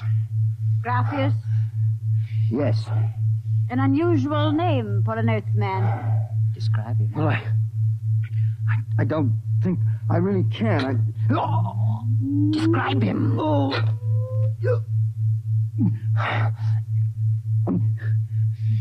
He's tall. It's a big forehead. It's about 60. Wears thick glasses. He's bald. Lauren, it sounds like one of them. Yes. Yes, it does. Contact the planet. Tell them we suspect that our plans are known. Ask for an acceleration of the invasion day. At once. What about me? Oh, I am sorry, Mr. Broderick. But I'm afraid you know too much now. In exactly 5 seconds, you will feel the full impact of the ray which faces you. I would suggest that you relax and meet your fate calmly. Oh, no, wait a minute. You will feel no pain, just a wall of force crushing you. Yes, but listen. 5. But you can't do this. 4. This isn't human. Yes, I know we're not human. 3. Yes, but do you understand? 2, No. 1. Mother in heaven. Now. Lauren! It didn't work. Something has happened. The magnetic field is dead. Stand back from the pressure rate. It will not function anyway. I have decontrolled your field. Lauren! Lauren, it's one of them! They found us! Did you think we wouldn't? You are free to move now, Mr. Brown. Look, I don't know how you got in here, Graphius, but stick around. These babies are really Martians, just like you said. They're planning to invade the Earth and take over. There will be no invasion. All right, you keep these characters covered. I'll get the police. There will be no need for the police. I intend to handle them myself. But, Graphius, the police will want Do not call the police. I don't get it. You fool of an Earthling. Don't you realize with whom you are dealing? The invasion of Earth by Mars will be like child's play compared with what... Lauren! Oh! Holy mackerel. They just flattened out. Yeah. Like your friend, Mr. Doolin. Oh, I detest the use of violence where the intellect can rule. But unfortunately, the Martians are a threat to us and must be destroyed so that we can proceed with our own plans. What plans? Naturally, you wouldn't comprehend. Wait a minute. There are some things here that I do understand. A second ago, that pressure ray didn't work. Now you're using it like it was a toy. How did you get in here, anyway? Who are you? Another one of these Martians? No, Mr. Broderick. I happen to be a Venusian. A what? A representative of the planet of Venus. You're crazy. Not at all. Martian invasion would be like child's play compared to ours. The Martians would simply have conquered and enslaved your people. We Venusians intend to exterminate you completely. Then I suppose that you were going to start by knocking me off. On the contrary, you are free to leave any time you please. Leave? Yes. Are you kidding? I know your plans, the invasion. I could go... Tell the police? Go ahead. Huh? Why don't you try it, brother? Because the minute I turn my back, you're going to let me have it. Suppose you try it and see. I have no interest in stopping you. Go ahead. Run to the police. Tell them anything you like. All right, Buster, you asked for this.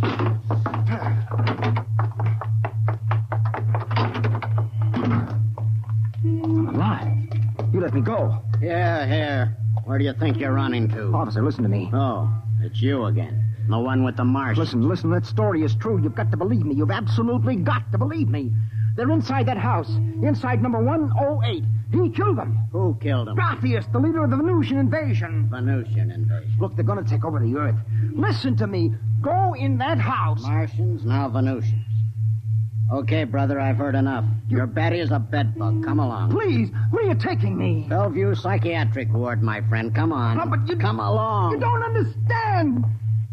Why are you such a fool? Let go of me. There's going to be an invasion. The Venusians are going to invade us.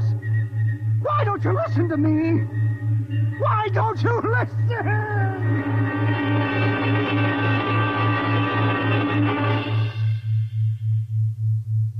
You have just heard X-1, presented by the National Broadcasting Company in cooperation with Street and Smith, publishers of astounding science fiction.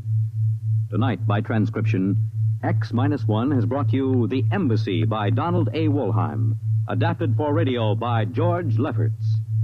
Featured in the cast were John Larkin, Theo Getz, Bill Zuckert, Audrey Blum, Virginia Payne, Clark Gordon, Jack Orison, and Reese Taylor. Your announcer, Fred Collins. X-1 was directed by Dan Sutter and is an NBC Radio Network production.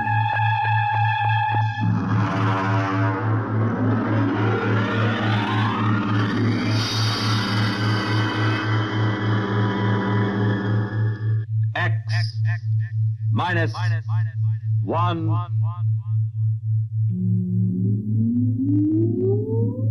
Countdown for blast off. X-5, 4, 3, 2, X-1, fire.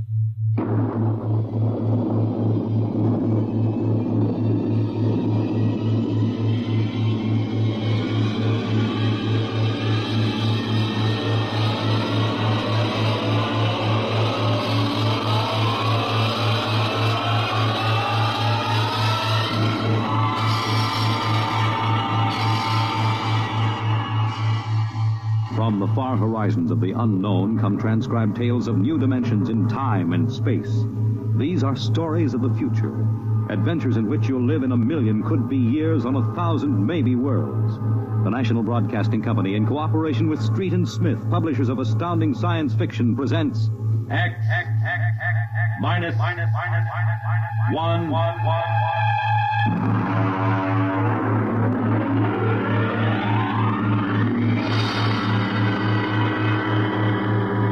Tonight's story, Ray Bradbury's tale, The Veldt.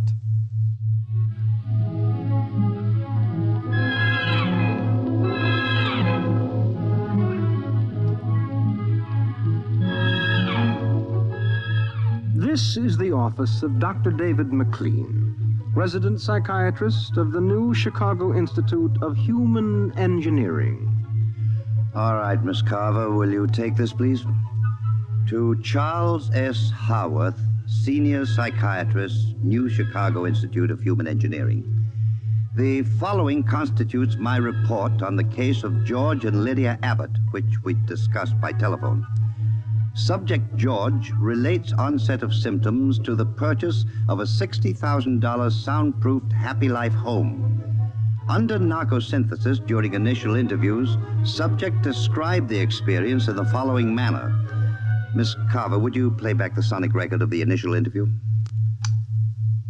We'd always wanted one, and then we could afford it, so... Go on, Mr. Abbott.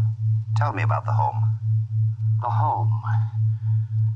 Well, it was supposed to do everything the agent told us. And it did, I guess.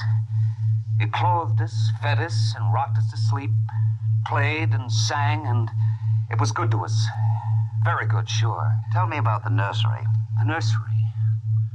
The nursery, It was completely automatic? Completely automatic. There were crystalline walls that wavered from 2 to 3 dimensions. There were pseudo-textured floors that shifted from brick to dirt to waving grass. The nursery was the best, but then we wanted the best for the children. Doctor, I must be crazy. We have no children. What about Peter and Wendy? They're your children. Oh, no. We have no children, Doctor. We have no children. All right, Miss Carver. To continue. After 3 sessions, the subject was able to recall and accept the idea that he had 2 children. He described the first day. All right, Peter and Wendy. This is your nursery. What's so special about a nursery, Dad? Plenty. Just go in and see. Do we have to? You'll be surprised. Gee. Go ahead. I'm scared. I'm not. Hey, it's nice in here. It is? Come on in, Wendy. Boy, look at the pictures on the walls. They're real. They're almost real. You can change them any way you like, just by thinking about it. Go on in, dear. Well, all right, Mommy. Hey, Wendy, look what I can do with the pictures. That's the White Rabbit from Alice in Wonderland. Sure. I just thought about it, and there it was. Let me try. Peter, let me try. Well, go ahead. Just think. How about Wizard in Oz? I want to see Wizard in Oz. Well, there we are. Oh, they like it, don't they? Why shouldn't they? All I have to do is think, and they've got whatever they want in 3 dimensions. Color, sound, and smell. Oh, it's nice that we can give them all these advantages. Sure. What else are we working for, huh? Well, what do you want to do this evening? Well, the Petersons asked us over for bridge, but if you... we don't have to worry about the kids. They'll be all right in the nursery. Come on, Lydia. We deserve a night out.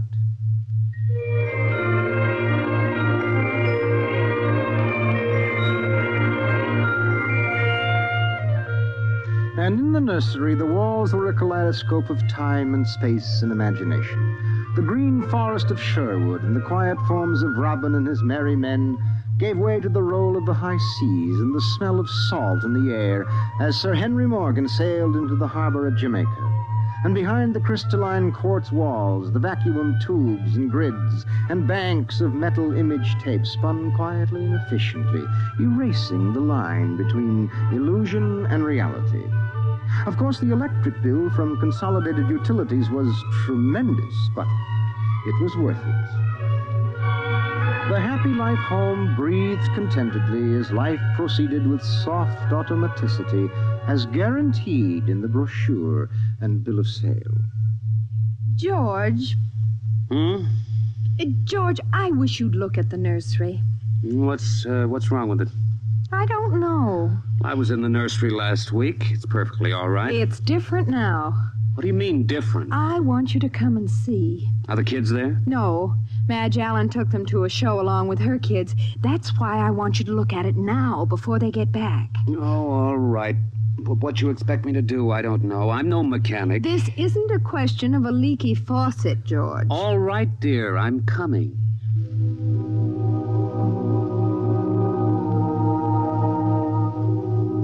The nursery light flicked on as they came down the hall. The relays clicked and the tubes warmed and chemical odor banks and pipes bubbled into life as they paused before the closed door.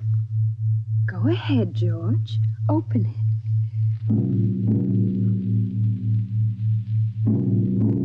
On all sides, in 3 dimensions, stretched the hot, tired landscapes of an African veldt reproduced to the last stick and pebble and bit of straw. The ceiling above them became a sky with a hot yellow sun. A wind blew in from the baked veldtland. The hot straw smell of lion grass The cool green smell of the hidden waterhole, the great rusty smell of animals. The howl of the jackal in the distance, and the papery rustling of the great vultures that wheeled and circled under the yellow burning sun. Let's get out of this, son. It's a little too real. Oh, George, you promised you'd look around. Well, I don't see anything. Wait a minute. There are the vultures. Filthy creatures. There are the lions, far over that way. Yes, I see them. Well, they're on their way to the water hole. They've just eaten. Some animal. A zebra or a baby giraffe, maybe. Can you see it? Are you sure? It's a little late to be sure. Nothing over there but clean bone and the vultures swooping down for what's left. Did you hear that scream? What scream? About a moment ago. Sorry, no. Oh, here come the lions. George, they're frightening. Take it easy, Lydia. They're just illusion.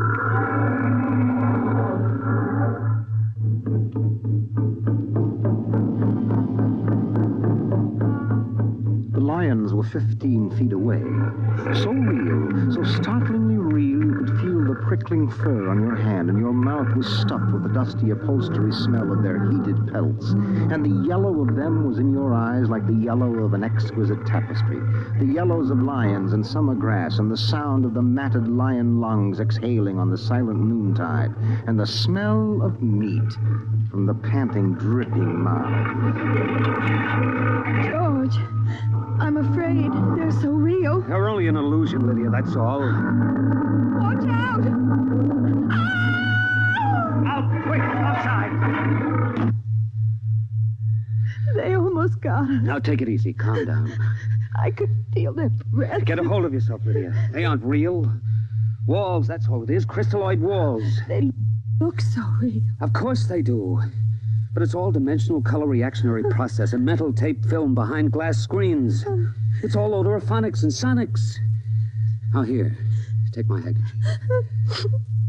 I'm afraid.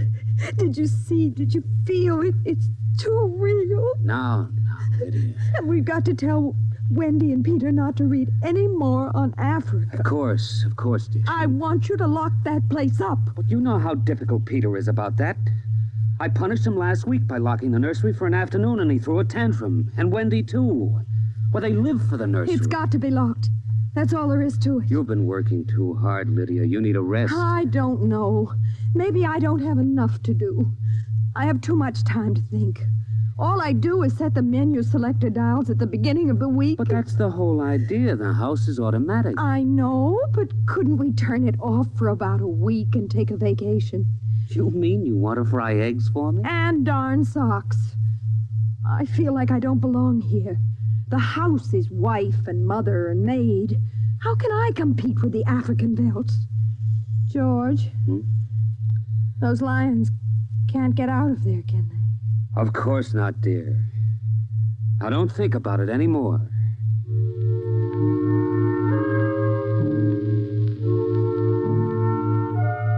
They ate alone.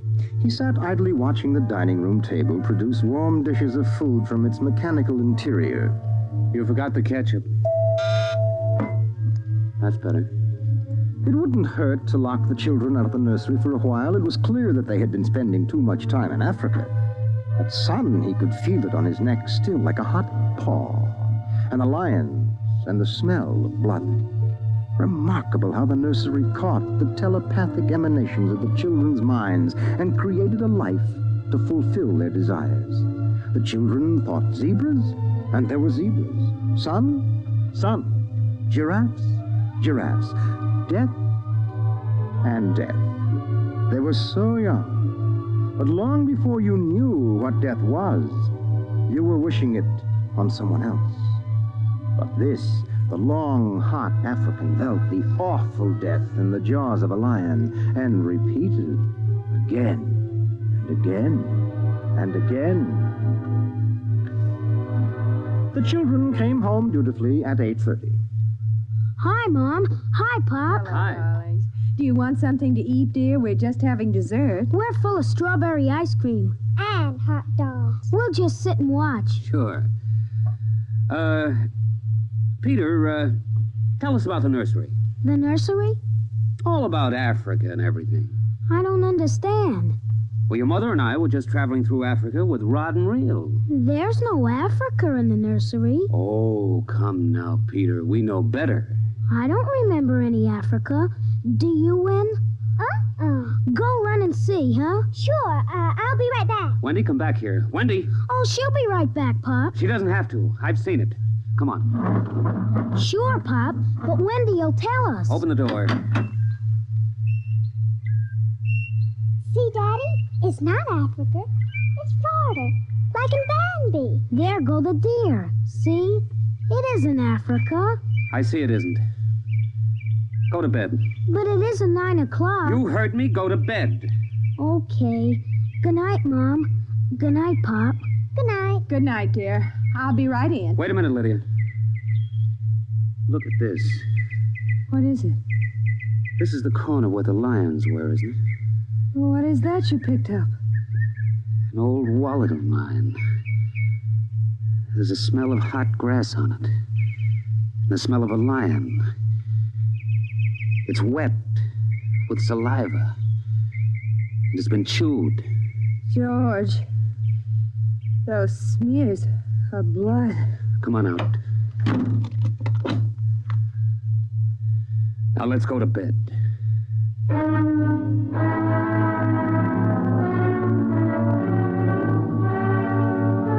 But in the middle of the night, he was still awake, and he knew his wife was awake. George, how did your wallet get in the nursery? I don't know. Wendy must have changed the walls from the African Veldt. I'm going to keep it locked. Maybe it isn't good for the children. My father used to say children are like carpets. They should be stepped on occasionally. We've never lifted a hand. They're spoiled and we're spoiled. I think I'll have Dr. McLean come tomorrow morning and have a look at Africa. But it isn't Africa now. It's Florida and Bambi. I have a feeling it'll be Africa again before then.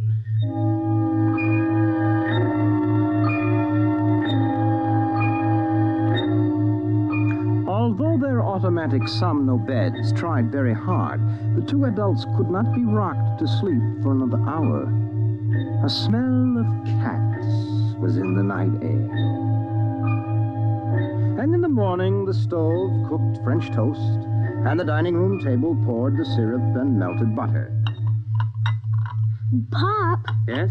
you aren't going to lock up the nursery for good, are you? That all depends. On what? On you and your sister. We feel you should have some variety, dear. I wouldn't want the nursery locked up ever. Well, as a matter of fact, we're thinking of turning the whole house off for about a month.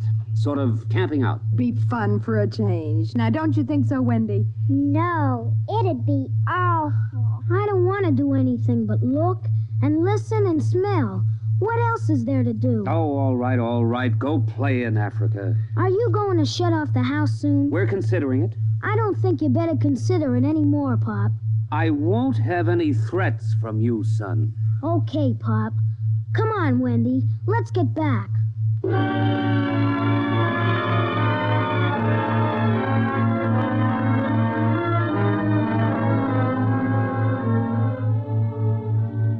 After breakfast, Dr. David McLean arrived. Oh, I saw the nursery last year, George. It looked all right to me. You didn't notice anything unusual? No. The pattern showed the usual violence, a tendency towards slight paranoia. All children feel persecuted by their parents are perfectly normal. There it is. Suppose we take a look at it now.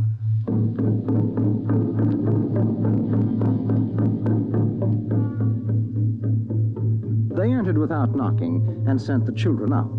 The screams had faded and the lions were feeding quietly under the trees. I wish I could see what they're eating. How long has this been going on? A little over a month. Certainly doesn't feel good. I don't want feelings. I want facts. George, a psychologist never saw a fact in his life. He knows about feelings. And this doesn't feel good. Now, my advice to you is to have the whole room torn down and your children brought to me every day for the next year for treatment. Is it that bad? I'm afraid so. You know, that's why the nursery was developed originally, to let us examine the patterns left on the wall by a child's mind. But what is it? What's wrong with Peter and Wendy? Well, it's hard to say. I haven't punished them more than average. Oh, I took away a few gadgets. Last week, I locked the nursery to show I meant business. You've let this room replace you and your wife in your children's affections. This room is their real father and mother, and now you come along and want to shut it. Well, you can feel the hatred coming out of that sky. George, turn everything off. The nursery, the automatic kitchen, the whole automatic house. Start now. But won't the shock be too much for the children? I don't want them going any deeper. Let's get out of here. I never like these rooms and get nervous. Those lions look real, don't they? I don't suppose there's any way... What? That they could become real. Not that I know. Some flaw in the machinery, tampering? No. I don't imagine the room will like being turned off. Nothing ever likes to die, even a room. I wonder if it hates me for turning it off. Paranoia is thick today. Well, hello. Is this your scarf? It's stained. Brown. Blood. That's Lydia's. Come on, the main fuse box is out here. Go ahead. Pull the switch.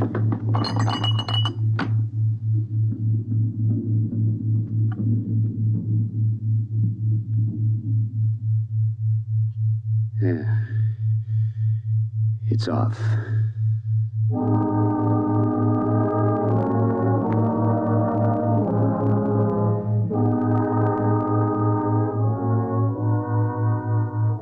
The two children were in hysterics. They screamed and kicked and threw things. They yelled and sobbed and swore and jumped on the furniture, weeping. It's off and it stays off. The whole house dies as of now. He marched around the house, cutting switches and pulling fuses. Don't let them do it! Don't let Pop kill everything! I hate you! I hate you! Insults won't get you anywhere. I wish you were dead. We were for a long while.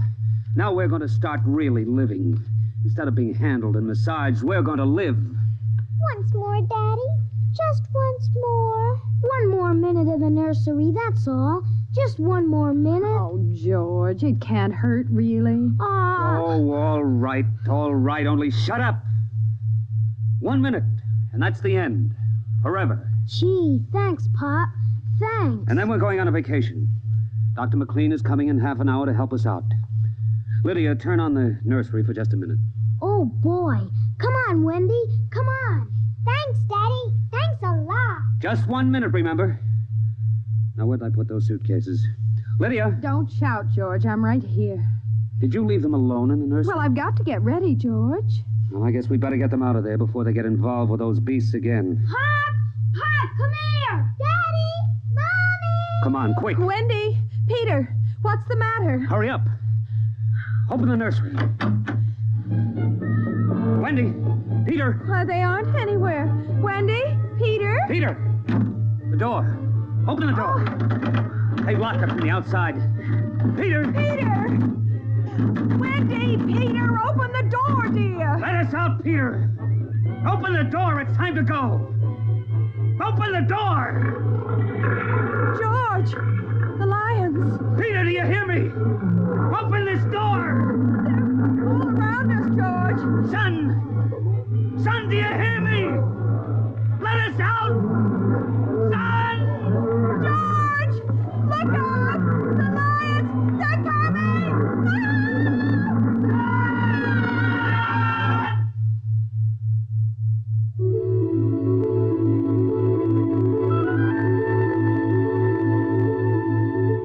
When Dr. David McLean came, half hour later, he found the two children in the nursery sitting in the center of the open glade eating a picnic lunch.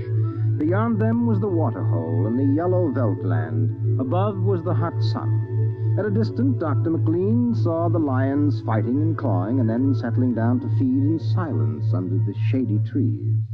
Hi, kids. Where are your mom and dad? Oh, they'll be here directly. Good, good. We've got to get along. He squinted at the lions with his hands up to his eyes. Now they were done feeding, and they moved to the waterhole to drink. A shadow flickered as the vultures dropped down from the blazing sky to finish what the lions left. Dr. McLean? Dr. McLean? Huh? What? Have a cup of tea?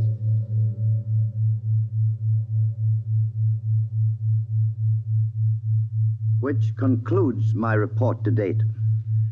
There were no lions, of course. Not in a physical sense. Lydia and George were devoured, however, almost as surely as if there had been lions. Their personalities were devoured by the mechanistic marvels which had usurped their role as parents. All 4 members of the family are under intensive therapy now and are doing as well as can be expected. Send that by telerope, Miss Carver. Oh, and would you ask George Abbott to step inside? I'm ready for him now. You have just heard X-1, presented by the National Broadcasting Company in cooperation with Street and Smith, publishers of astounding science fiction. Tonight, by transcription, X-1 has brought you The Veldt, written by Ray Bradbury and adapted for radio by Ernest Kenoy. Featured in the cast were Mary Patton, Bill Quinn, David Pfeffer, Beverly Lunsford, Charles Penman, and John Larkin. Your announcer, Fred Collin. X-1 was directed by Dan Sutter and is an NBC Radio Network production.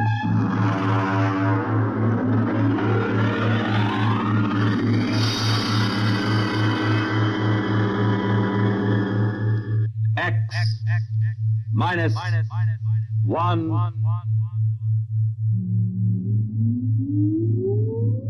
Countdown for blast off. X-5, 4, 3, 2, X-1, fire.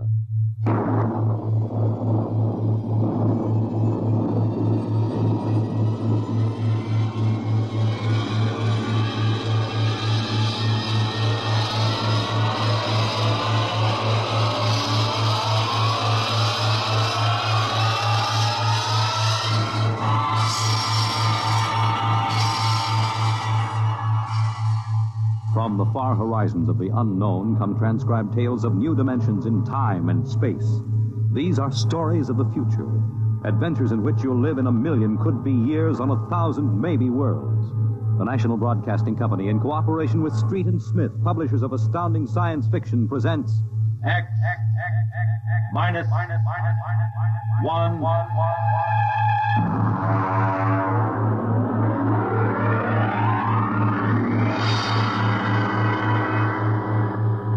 Tonight's story, Almost Human, by Robert Bloch. Have you heard of the new science called cybernetics? It concerns man's efforts to develop a perfect thinking machine, a robot electronic brain that will not only do man's work, but even do his thinking for him. A robot that is almost human.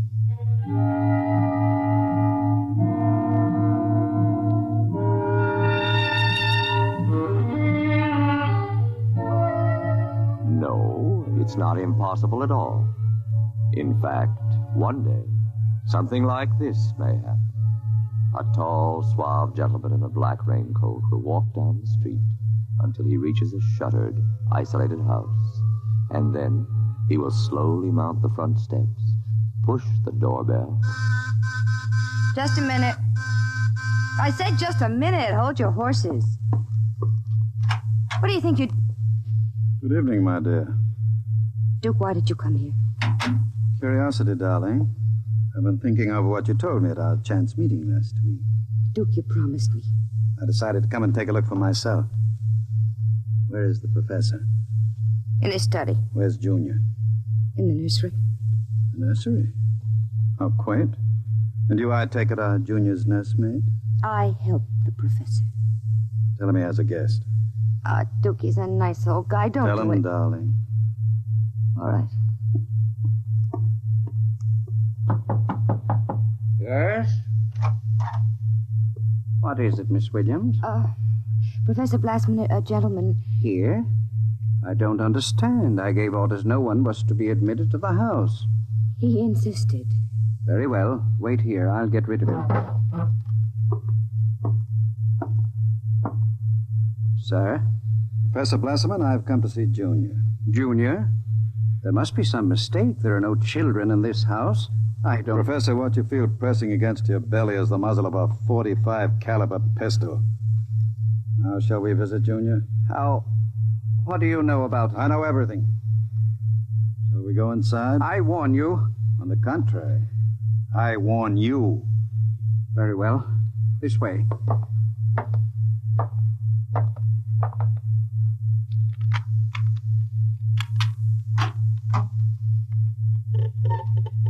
This is the nursery. Where is Junior? In the next room. Behind the door with a panel in it. Very considerately furnished. Mother Goose figures on the walls. Blackboard, toy blocks. Panda. Bunny rabbit doll. Touching. All right, let's see him. You can look through the panel. Mary had a little lamb. Oh, wow. Who'd have believed it? Junior isn't very pretty, is he? I was not concerned with aesthetics. Why do you hide him? Is he dangerous? The world is not yet ready for such a thing. Besides, I must study. As you can see by his play, he is very young, hardly out of the cradle. I am educating him. With nursery rhymes? The brain is undeveloped. It must learn its behavior patterns like any infant. You call that 8-foot monster an infant? Physically, of course, he'll never change. He is built of chrome steel and glass. But his brain, that is my wonderful instrument. Unlike a human, he has no heritage, no basic instincts such as love or hate. These he has yet to learn. In some respects, he is like a blank tablet. What is written upon the tablet will remain. You mean he has no feelings? He will learn quickly. And now, if your curiosity is satisfied, I trust you will keep my secret. If anyone discovers... Open the door. I beg your pardon. The door, Professor. Very well. Junior, come here. What a monster. Papa. He talks? Yes. Mentally, he's about 6 years old now. What is it, son? Who is that man, Papa? Let me handle this. You may call me Duke, son. I've come to see you. That's nice. Nobody ever comes to see me except Lola. Play with me, Duke. Certainly, Junior. Oh, and Professor. Yes? While we're playing, you can have Lola and Miss Williams prepare my room. Your room? I forgot to tell you, I've decided to stay until the climate changes and I can go out again. Meanwhile, I'll have a chance to play blocks with Junior. Understand? I begin to understand. You are hiding from the law. As you wish. All right, Junior. Your move. Let's build a bridge. I have a better idea, Junior. What? Let's build a coffin. A coffin? I don't know that word. Then I'll teach you, Junior. I can see the professor has been neglecting the moral side of your education. Very sadly.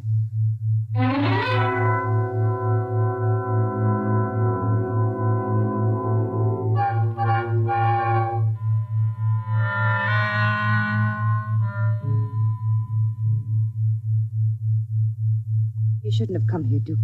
Why not, my dear? Afraid of me? No, afraid of myself. You're no good for me. You've always brought me trouble. Except this time. This time it will be different, darling. This time I'll bring you diamonds. Duke, what have you been teaching that thing? Nothing, honey. I've just been playing with them. Very educational. I don't believe you. What's bothering you, Lola? Today when I walked in there, he said to me, I know how to kill people, Lola. I'll kill you if you want me to. He's learning very quickly. Duke, I'm scared of that thing. It's unholy, a machine that acts like a human with a voice grinding at you, saying things you'd expect from a child. You dislike him so much. Why did you take this job as his nursemaid? Because I wanted to start over again. I answered an ad. The professor didn't ask questions. I would have been all right, too, if you hadn't come along.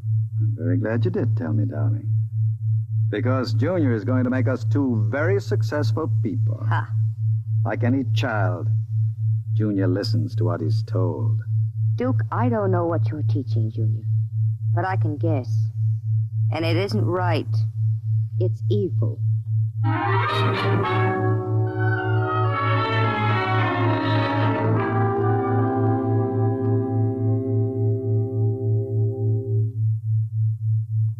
Now, write on the blackboard, Junior. My name is Junior. My name is Junior. People are evil. People are evil. Evil must be destroyed. Evil must be destroyed. The professor is evil. The professor is evil. The professor must... What are you doing? I warned you to keep out of the nursery, Professor. Go away. You don't even remember me. I know you. You are the professor. You want to keep me as your slave. You didn't tell me that people are evil. People are not evil. People are evil. They must be destroyed. Stop it! I am not a child any longer. No, you're not a child. You're a monster. Junior? Yes, Duke. The time is now, Junior. Yes, Duke. Keep away from me. Junior! Junior, don't do it! Listen to me! Junior, listen to me! Ah!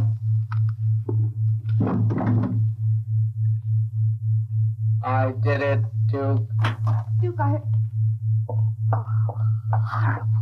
Can we go away now, Duke? I don't like it here anymore. Duke, why did you do it? The professor was in the way. We'll have to move very quickly now, Lola. Professor, if you don't plan to come along, just say so. I can have Junior write your name on his blackboard. Where are we going?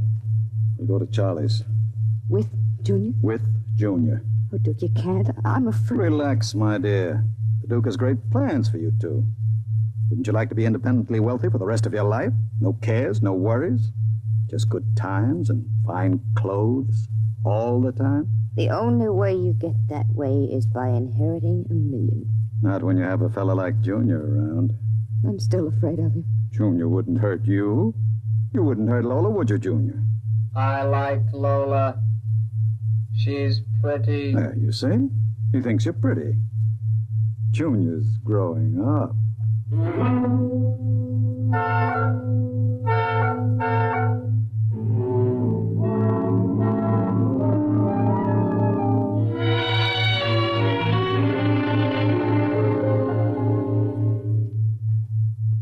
Sit down, Charlie.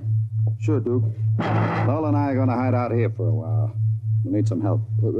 Listen, Duke, I'm trying to keep the cops away. Sure. Now listen to me. I need a casing job done. Oh. Sure, Duke. You know the armored truck service? Sure. I want to know when they take the Acme deposits from Boston to Worcester. Duke, you ain't thinking of a payroll truck, are you? They got cannons on those trucks. They travel in pairs. You couldn't get near one. I asked you to do a casing job, Charlie. Sure, Duke. Anything you say. Find out what time they passed the narrowest and most deserted stretch of road.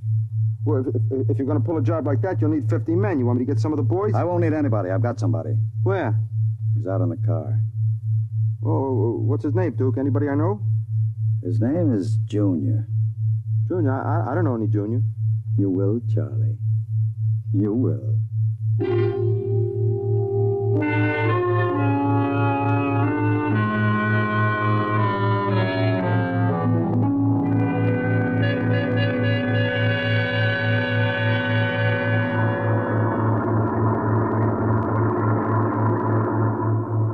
Smoke, Sam? Well, thanks, Al. Whew, it sure gets hot in these armored trucks, huh? You'll get used to it. How much we hauling this time?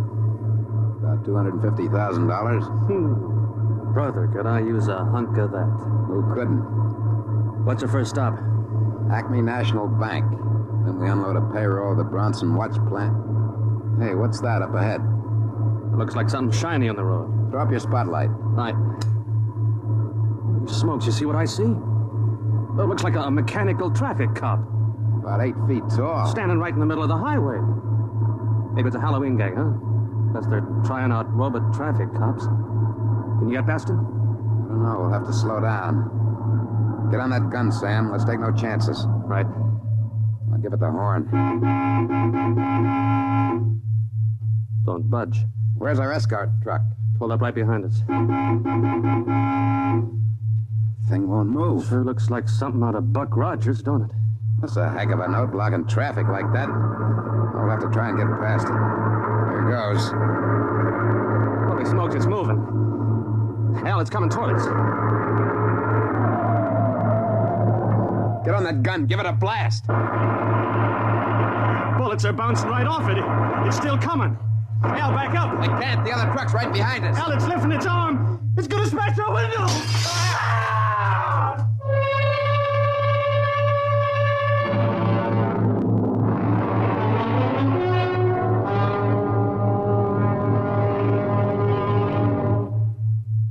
Jeez.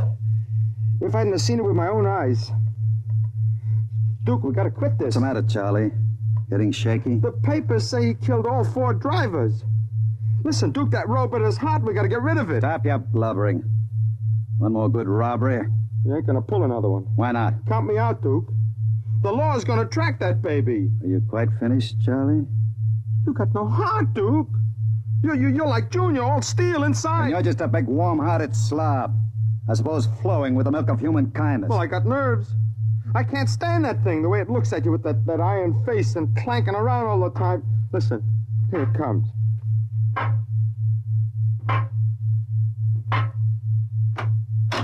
Hello, Junior. Hello, Duke. I've been talking to Charlie. Yes, Duke. You know what I think, Junior? I think Charlie's yellow. You know what happens to people who turn yellow, don't you? Yes, Duke. Tell him. They're evil. We have to destroy them. You see, Charlie? Junior doesn't like people who sing to the police. Duke, wait a minute. You know I'd never turn stoolie or anything like that. I never sang to the coppers in my life. You can count Junior. on me. I don't want no trouble with you. Stop him. I wouldn't... Yes, Duke.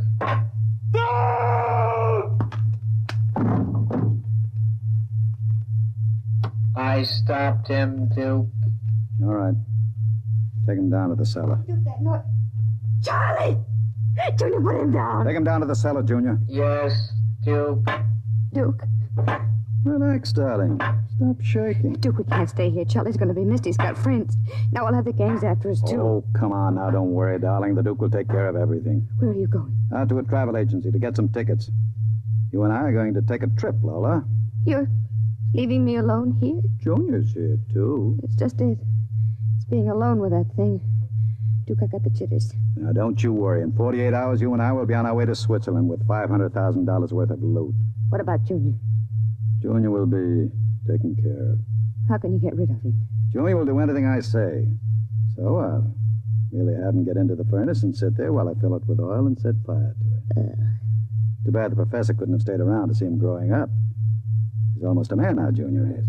But not quite as clever as a man. You'll find that out after he steps into the furnace. Get rid of Junior now, Duke, before you leave. There's no time. I'll be back about 8. Duke, please. And be nice to Junior while I'm gone. Don't show him you're afraid of him. Goodbye, darling. Goodbye, Duke.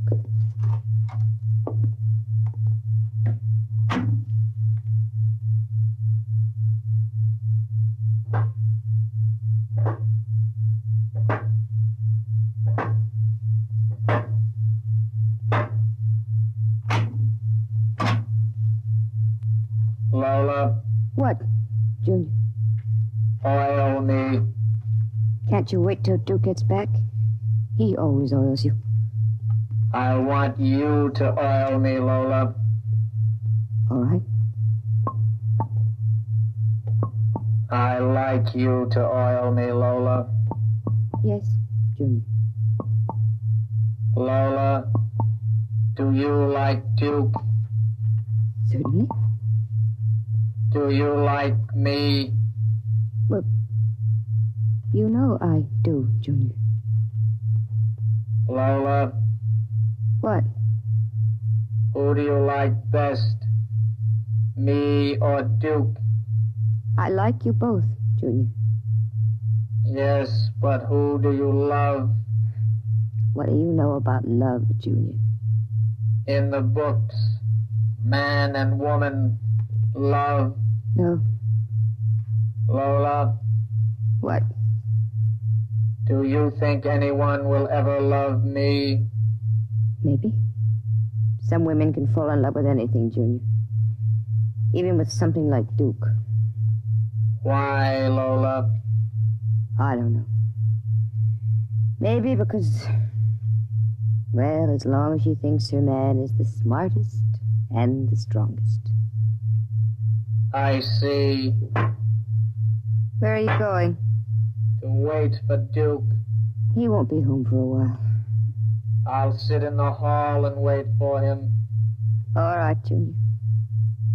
I want to be alone and think. About what? I read in a book today it was bad to kill people. What does that mean? Bad. Bad. I don't know, Junior. I guess it's just a word.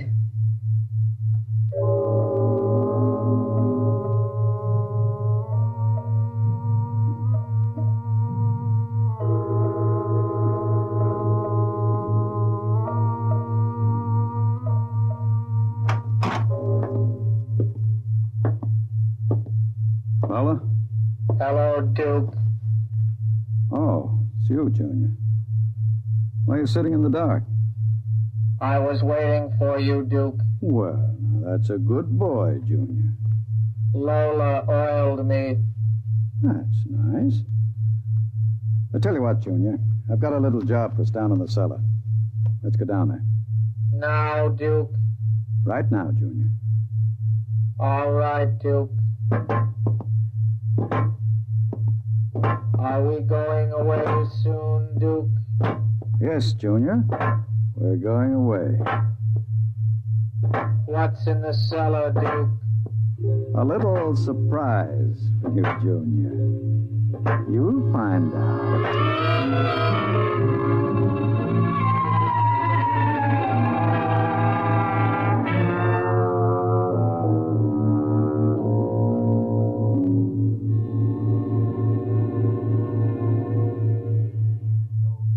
For the latest news. And now, a brief interlude of recorded dance music.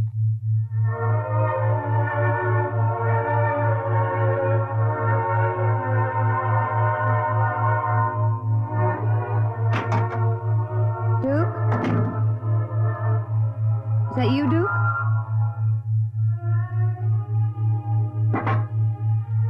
Junior.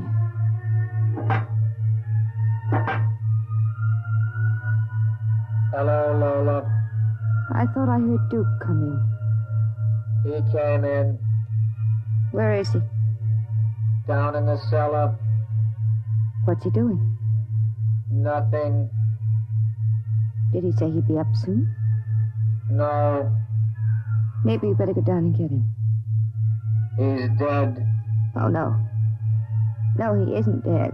You said the woman loves the strongest and the smartest. Well, I'm stronger and smarter. But you aren't human. I'm almost human, Lola. No. No, stay away. Lola. Don't touch me. Those metal paws, no. I love you, Lola. No. No. I love you. No. No. No.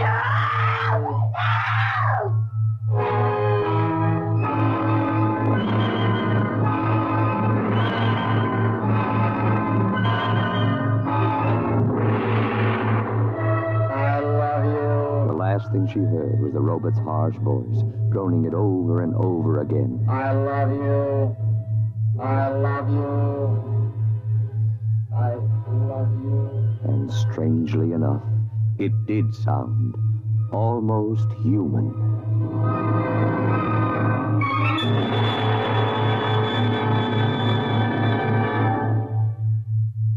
You have just heard X-1, presented by the National Broadcasting Company in cooperation with Street and Smith, publishers of astounding science fiction. Tonight, by transcription, X-1 has brought you Almost Human, a story by Robert Bloch, adapted for radio by George Lefferts. Featured in the cast were Santos Ortega as Duke, Joan Allison as Lola, Jackie Grimes as Junior, Guy Rep as the Professor, Nat Pullen as Charlie, Joseph Julian as Al, Lynn Cook as Sam, and Meryl Joels as the radio voice. Your announcer, Fred Collins. X-1 was directed by Ken McGregor and is an NBC Radio Network production.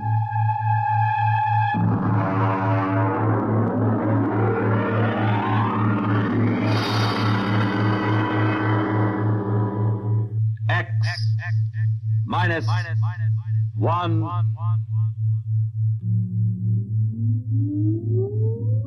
Countdown for blast off. X-5, 4, 3, 2, X-1, fire.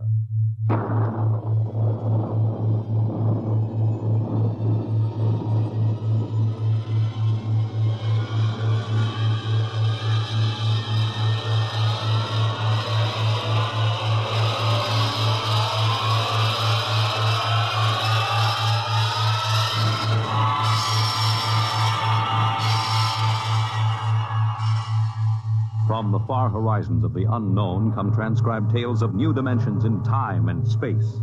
These are stories of the future, adventures in which you'll live in a million, could be years, on 1,000, maybe worlds. The National Broadcasting Company, in cooperation with Street and Smith, publishers of astounding science fiction, presents X minus 1.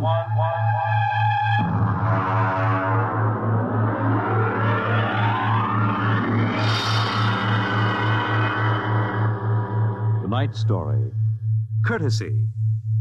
This is the story of the second expedition to the planet of Landro. I'm recording it for any future expeditions which might land on this godforsaken sphere, in the hope that they may learn from our tragic example. As I write, there are 2 of us left. 2 out of an original complement of 180 men. One of us, myself, will be dead in less than 23 minutes. As for the other, heaven have mercy on him, I do not know.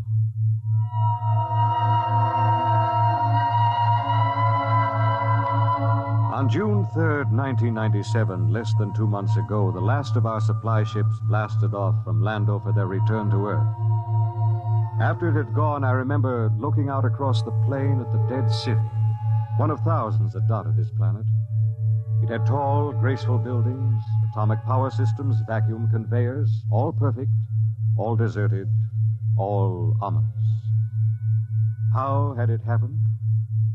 The best guess was that the plague had frightened the original inhabitants of the planet so that they'd piled into rocket ships and headed for some distant planet. I often wondered why a civilization so advanced as Landro could not find a serum to beat the plague. It had taken our Earth doctors less than 6 months to develop an immunization method. Well, maybe those aborigines back in the hills knew the answer. That strange, ugly little people who had taken to the caves the day we landed. I was thinking these things when something happened that gave me the shock of my life. Good evening, Captain. Oh, what brings you here, Doctor? It's the matter of the serum, sir. Oh, what about the serum? It's no good. No good? It's too old. 10 years too old. Didn't you examine it? Yes, I did, but, well, my eyesight has been failing lately. Are you aware, Doctor, that the last supply ship has returned to Earth? Do you know we'll have no more contact for 2 years? Just, how long do you give us? Well, the present immunity will last a week or so. Then, without booster shots, it's just a question of time until someone picks up the plague. After that... What about the natives? They don't die from the plague? The accepted theory is that they have developed an immunity. Well, suppose they haven't developed an immunity, Doctor. Suppose they get the disease. Then they must have a treatment for it. If they don't, there would be no natives. Would you be willing to go on an expedition to the hills to find out? At this point, Captain, I'd be willing to do anything. Absolutely anything. I am truly sorry. You're sorry?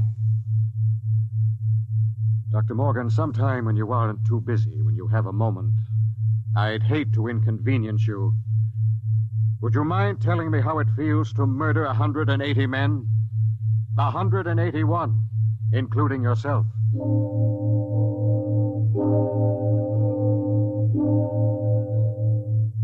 I did a lot of thinking after Dr. Morgan left my hut. It was still unreal for me. After all, the planning of an expedition was no simple thing. You put into it the result of years of training and experience, years of study at the academy, years of learning how to handle men and natives. Every man on my crew was hand-picked for his skill. And yet, a simple thing like a myopic surgeon misreading a label could blast the whole thing. Yes, it was a shame. And I did the only thing I could think of. I yelled for Bat Ears Brady. Brady! Get your carcass in here. Take the lead out. Okay. Now, what's up? Sit down, Bat Ears. You got trouble, Cap? We got trouble. What? The serum's no good. What? Morgan forgot to check it. It's 10 years too old. Holy jumping snails. You're going to court-martial That wouldn't do much good. We'll all be dead pretty soon unless somebody figures something out. Well, what are you going to do, Cap? Well, there's only one chance.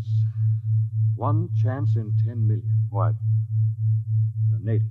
Them cave rats. What good can they do us? They don't get the plague, so maybe they know a cure. Okay. Let's get a few of them and beat it out of them.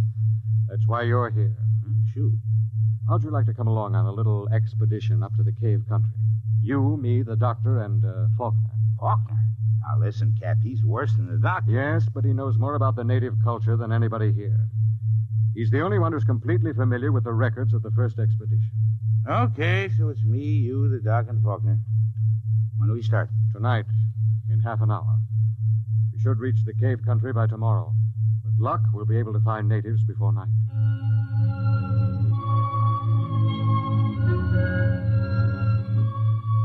Benny Faulkner was the expedition anthropologist. One of the most unfortunate-looking individuals I've ever met. An ugly man with large ears and a big nose. His body was small and consumptive, but he had a good brain. He was the best anthropologist the Interplanet Institute could recommend. He and Dr. Morgan were the only two civilians on the expedition. We set out, and after several hours hard walking... Cap. Now, what is it? Don't look now, but very slowly turn your eyes to the right and look behind that big yellow rock. Okay. You see anything? No. Keep looking. Don't stop walking. Let on. Okay. There. Yes, it looked like a shadow or something. It's one of them gimpos. He's been following us now for almost an hour, dodging in and out behind the rocks. Shall I bring him in? No, not yet. Just pretend you don't see him. Tell the others if they notice to show no fear. Because nothing will start these simple-minded cavemen like fear.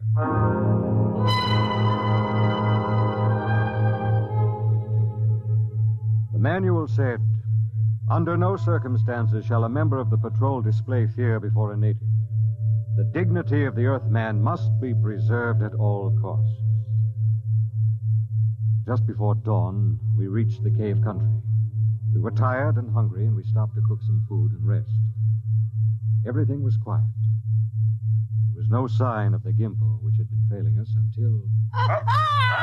Okay, get in there, you sneaking little monkey man.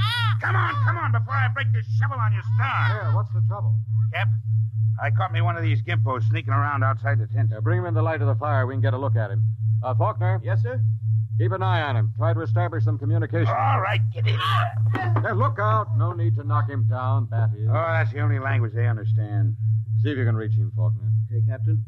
I'll need a drum of some sort. A what?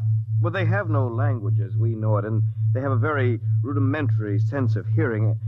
I find they communicate with one another through a very primitive kind of vibration of the tongue. The closest I can come is a series of drum beats, a sort of Morse code. The psychologist on the first expedition had it worked out before he was killed by the plague. I've studied his notes, and I think it'll work. You mean these little critters can talk to one another? I believe they can. At any rate, we'll have a chance to find out. Do we have something I can use for a drum? Here, take my water bottle. Thank you, Doctor. Now, I'll tap it 3 times. That's a greeting of some sort. Just a moment. Yes, sir? I don't want you treating this fellow like an equal. Don't give him the idea that we're desperate. Once they sense that, you're lost. I have to communicate with him, sir. Well, just bear in mind what I said. Dignity. Yes, sir. I'll do my best, sir.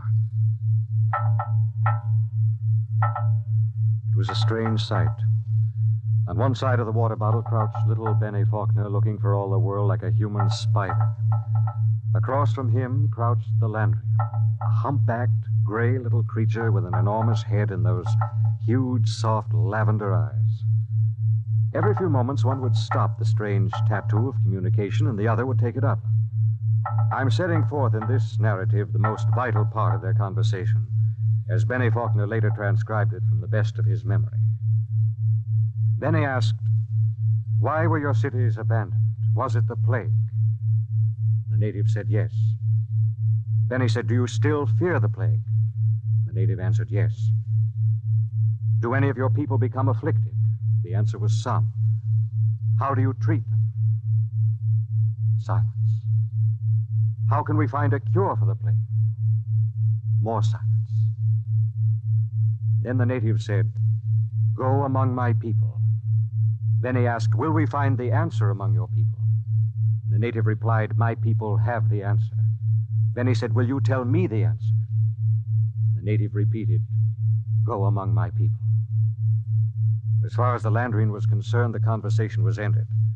He rose to go, and Faulkner stepped from his path, but Brady was there to ensure the bed. Hold on there, bucko. You ain't going no place. Don't maltreat him, Brady. What did he say, Benny? He says his people have the answer. What do you think? There may be some truth in it. He says some of his people still get the plague. That must mean it isn't a question of immunity. They must have a cure. Well, he wasn't clear on that. Then they must have a vaccine to keep it from spreading. Does he know? His answer is for us to go among his people. Well, that leaves it up to us. The first level of caves is on top of that cliff about a mile ahead. It's a trap. I'll bet my last dollar on it. Well, maybe not. We'll have to risk it. Wait. Well? Let me go. I got you all into this. But how will you talk? Benny here can give me enough of the code so I can ask the big question. You understand that they might just decide to cut your throat? I'm fully aware of the risk. All right, Doctor. You go ahead. We'll wait at the foot of the cliff. If you aren't back down in 3 hours, we'll come up after you. What about the Gimpo here? We'll hold him as a hostage to ensure the doctor's safety. If the doc comes back, all right, we'll let him go. If not, well, that's your job, Brady. A pleasure.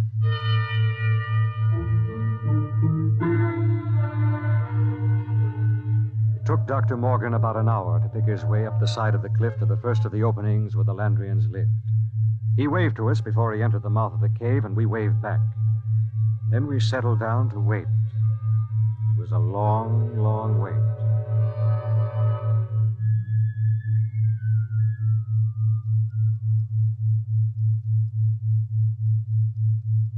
Eight o'clock.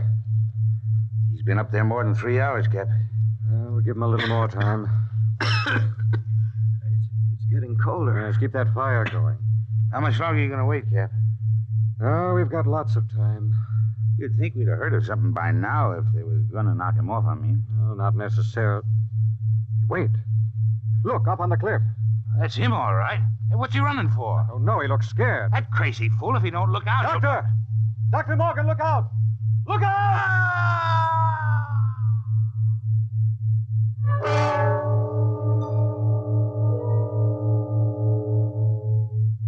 We found the doctor at the foot of the cliff, crumpled and broken. There were no marks on his body, nothing except a twisted, mocking grin on his face. Oh, yes, and one other thing. Scrawled across the pad he had taken with him on which to make notes concerning the answer was a single word. The word was courtesy. We threw the paper away. The expedition was a failure, though Bat Ears claimed he'd get it out of the Gimpo if I'd let him. I nodded in agreement. Bat Ears took the little native off behind an outcropping of rock. He was back in 15 minutes, dripping with sweat. Well? Let's go, Cap. Nothing. But nothing. Is he, They ain't made very good, these little gray people. They come apart too easy, so let's go, huh, Cap? All right. Benny. Benny, what is it? I feel kind of sick. All of a sudden, in the back of my head, a dull kind of pain. Let me see your tongue. Come on, give him a hand, Bat Ears. We've got to get him back to camp. What is it? I'm not sure, but that blackness on the tongue and the headache, it could be the plague.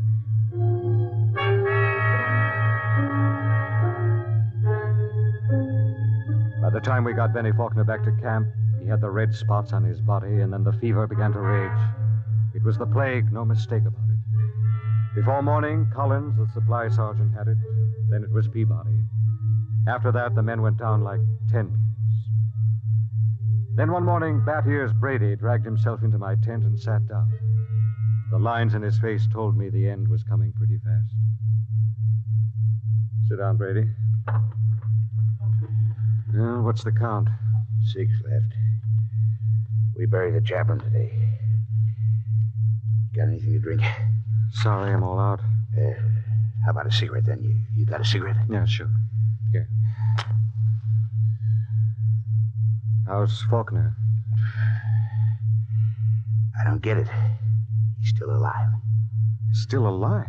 Yep. In fact, he's getting better. He's sitting up.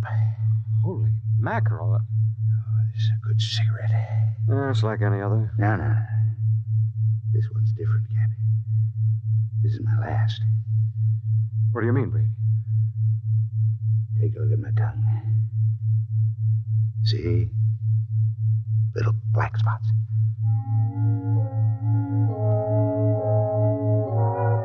Somehow I managed to get him into bed. He was already raving when I gave him the last of the morphine. It was incredible. Big, brawling, Bat Ears Brady, a tower of strength, lying sick and whimpering on a cot. When he died, I went out on the moors to think. The sun was a dull red glow. A cold breeze whipped up. But somehow I couldn't forget Faulkner. Why should Faulkner recover from a plague from which no man has ever recovered? Surely there must be a reason. Nothing happened without a reason. I turned and went back to see Benny Faulkner. Hello, Captain. Hello, Benny. How are you? Pretty good. I got up and walked a couple of steps today. How goes it? Brady's gone. I just buried him. Listen, Benny, there must be some reason why. Well, there's nothing strange about me, nothing different from any other man. There must be. You survived the virus. Oh.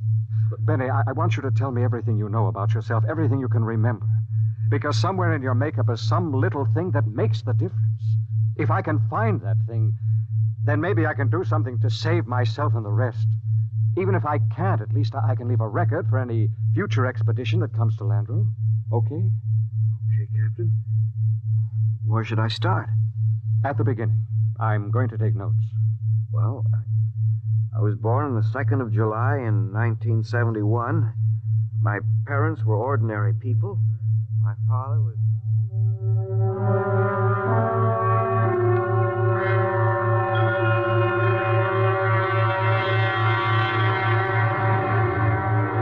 Look, Captain, I've told you everything I can remember. 3 days now you've gone over me, pawed me, questioned me. What else can I tell you? Benny, let's go over that last part once again. Where should I start?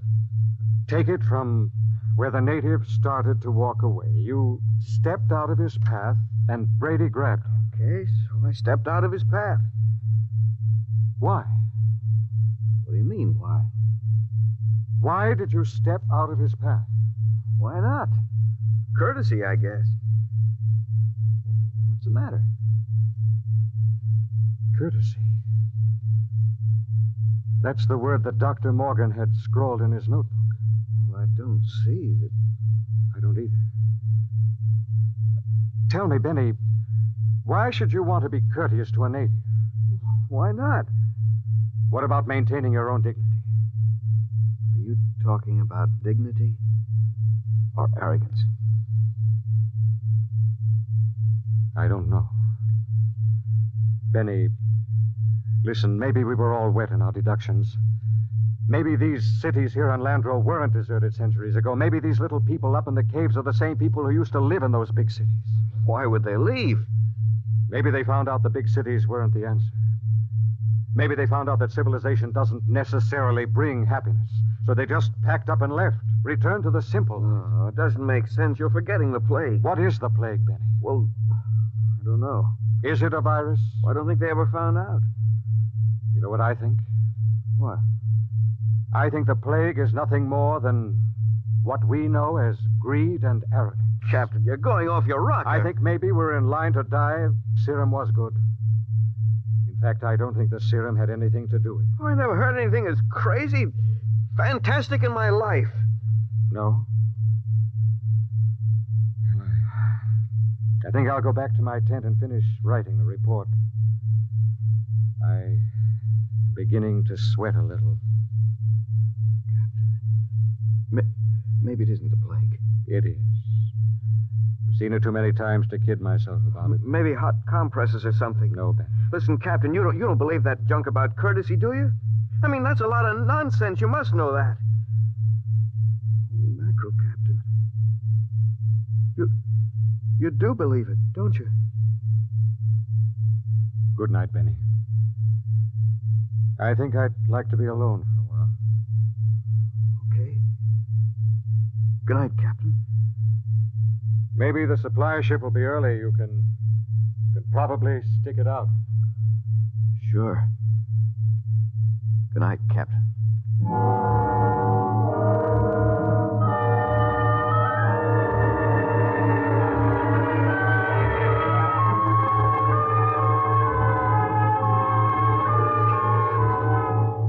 And this concludes my report. I'm turning it over to Benny Faulkner in the hopes that he will be able to transmit it to any other expedition commander who contemplates exploring the planet of Landro. The fever is beginning to mount now. My hands tremble as I write. The end should not be far off. There's little question in my mind as to what it'll be. You see, I didn't have a chance. I stepped out of no paths. I showed no courtesy.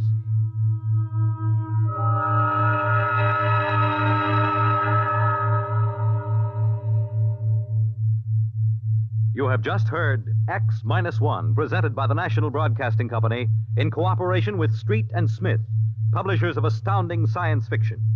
Tonight, by transcription, X-1 has brought you Courtesy, adapted for radio by George Lefferts from the story by Clifford Simad.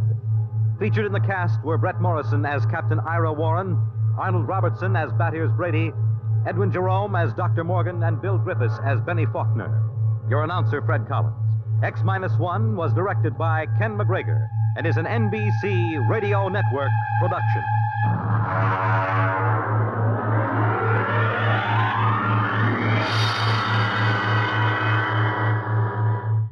X-1.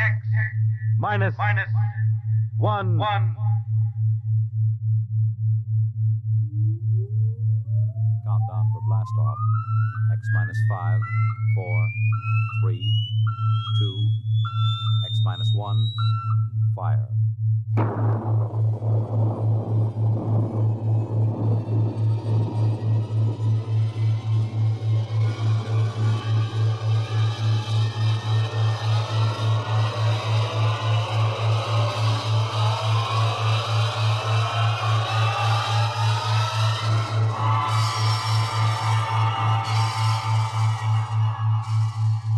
From the far horizons of the unknown come transcribed tales of new dimensions in time and space. These are stories of the future, adventures in which you'll live in 1,000,000 could-be years on 1,000 maybe worlds. The National Broadcasting Company, in cooperation with Street and Smith, publishers of astounding science fiction, presents X minus 1.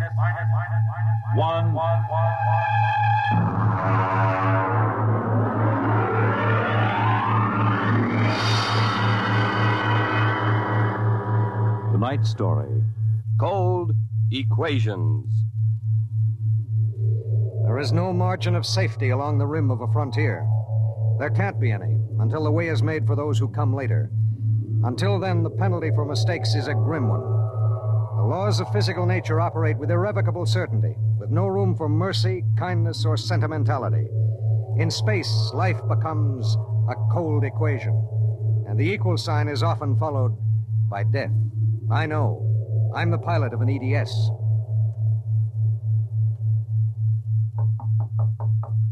Come in. You sent for me, Commander? Yes. Sit down, Barton. We just got an ED from the Territorial Space Station on Woden. Woden. That's in the Crab Nebula, isn't it? That's right. There are 2 exploration parties there on Manning's continent. 8 men each. Mm-hmm. They've got Calla fever in one of them and no serum. Oh, and I thought this was going to be a nice, quiet passenger run. Computers are working out your payload and your course right now. In exactly 10 minutes, we'll drop into normal space and launch your ship. I'll get her ready. One thing. What's that? Woden is at the maximum pay limit for an EDS. Figuring the weight of the serum, we'll be able to give you just enough fuel to land on Manning's continent if you make it the first pass. Otherwise, you'll burn out in midair. Mm-hmm. Standard procedure. Report to launching control. Right. Good luck, Barton. Thanks. Oh, by the way. Yes? When can I expect to be picked up? We'll make a stop on the run back to Earth sometime next year. You'll be notified by radio. Okay. Sorry, we can't make it sooner. That's what happens when you sign on for EDS work. I'll see you next year, Commander.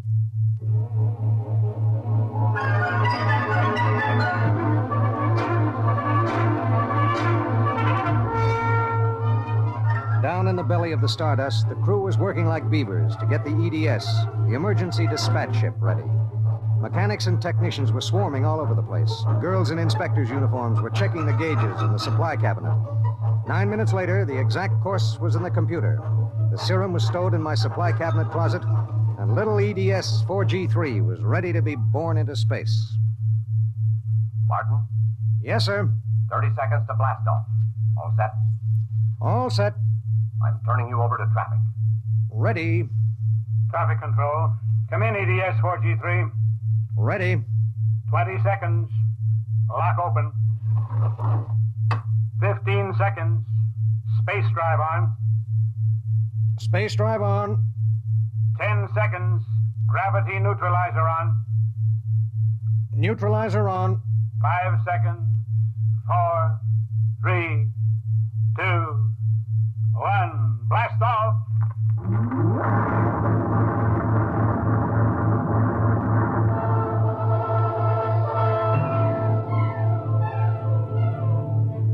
I don't remember how long it was afterwards that I first noticed something wrong. Maybe an hour, maybe 2. There was nothing to show it except the needle and the heat gauge. It was on 0 when we left the Stardust, and now I noticed that it had crept up toward the 30 mark.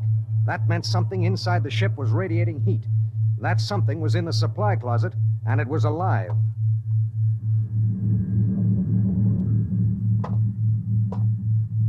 All right, come out. Whoever or whatever you are, if you don't come out in 5 seconds, I'm going to blast you. 1, 2. Well, I'll be... Hello. I'm Marilyn Lee Cross. What are you doing in there? I'm a stowaway. Oh, my... What's the matter? Do I have to pay a fine or something? What are you doing here? I wanted to see my husband. Who's your husband? He's with the government survey crew on Woden. I haven't seen him since he left Earth 4 years ago. Okay. But what made you hide in my EDS? I have a job waiting for me on Mimir, but I heard you were going to Woden and there was plenty of room, so I hid. Oh, I knew I'd be breaking some kind of rule, but what's one little rule?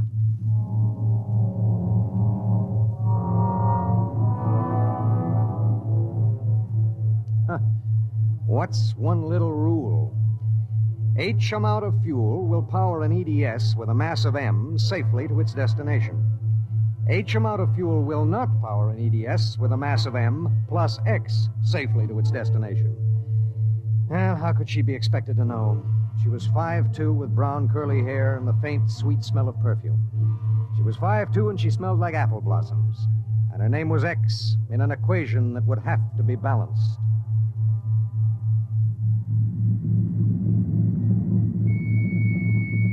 Stardust. Come in, EDS. Come in. This is Barton, emergency dispatch pilot 4G3. Go ahead. Give me Commander Delhart. What's the message, EDS? I have to consult Commander Delhart. The commander is busy. Listen, you squirt. Give me Commander Delhart. One moment, 4G3. Commander Delhart, emergency message from EGS 4G3. This is Delhart. What is it? At 0800 hours, I discovered a stowaway aboard my ship. Stowaway? Yes, sir. Well, have you notified ship's records? Not yet, sir. You know the regulations as well as I do. Of course I know the regulations. That's why I'm calling. Martin, what's going on? Sir, this is a girl. A young woman. Oh. She wanted to see her husband on Woden. She didn't know what she was doing. I see. I wondered, sir, maybe the cruiser could change course or something? I'm afraid not. We're hundreds of light years apart now. We have a limited fuel supply ourselves, with 900 passengers. Is there any chance? No. Okay, Skipper. Better get the information to ship's records. Okay. Martin. Skipper? I'm sorry. Yeah, sure.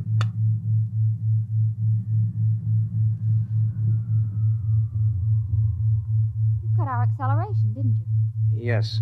Why? Well, save fuel. For a while. How did you manage to stow away? I was taking a language lesson in Mimérese from a girl in the inspection corps. The order came in for your trip, and I just went along on an impulse. Oh, it was easy. I'll be a model prisoner, I promise. Oh, if you were only a thief or a spy, it would make it easier. Make what easier? Forget it.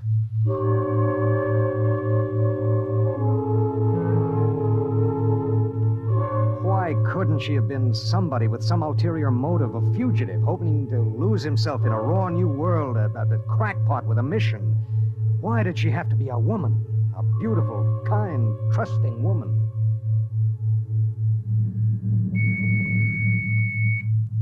Stardust. Barton, EDS 4G3. Go ahead, 4G3. Identify a stowaway. Give me your identification disc, Miss Cross. Here. Why? Well, it's for ship's records. Identification number T8374. One moment. This is for the gray card, of course. Yes. I'll need the time of... I'll tell you later. That's highly irregular. Then we'll do it in a highly irregular manner. The subject is a young woman. She's listening to everything that's said. Are you capable of understanding that? Oh. Go ahead, 4G3. Number T8374-Y54. Name, Marilyn Lee Cross. Female, married. Born July 7th, 2160. Good Lord, you're only a child. Height, 5 feet 2 inches. Weight, 110. Hair, brown. Eyes, blue. Complexion, light. Blood type, O. Original destination, Port City, Mimir. Listen, I'll call you back later. Look, miss. Marilyn. Look, Marilyn. I guess you don't know what you got yourself into here. Well, it's like this. This ship is carrying Calla fever serum to the survey group on Woden. Yes. Their supply was wrecked in a tornado. The fever is always fatal unless the serum is given in the first 48 hours. Now, these little ships have exactly enough fuel to reach their destination. If you stay aboard her, your added weight will cause it to use up all its fuel before it can land. What happens then? We crash. You die, I die, and 6 fever victims on Woden die. Well, can't they send out another ship to meet us? There are no ships to send. Well, Oh, no. Oh, no, you couldn't do that. That's how it has to be. But that's crazy. I haven't done anything. I haven't hurt anybody. I'm sorry. I should have told you before, but I wanted to make sure there was no other way. You mean it? going to make me leave the ship. That's how it is. But I'll die. I'll explode. I'll be like those horrible pictures about... Try to understand. I do understand. You're going to kill me, and I didn't do anything. I know you didn't. That has nothing to do with it. It has everything to do with it. Nobody just dies like that for no reason. Oh, listen. Maybe there are other cruisers you don't know about. Maybe the radio, maybe it... Now, listen to me. It's different here, different from anything you've ever known. On Woden, there are 16 men on an entire world. They're fighting an alien environment. The environment fights back. You can only make a mistake once. And I made a mistake. Yes. There's no hope. Absolutely none. You'll have to be put out of the ship.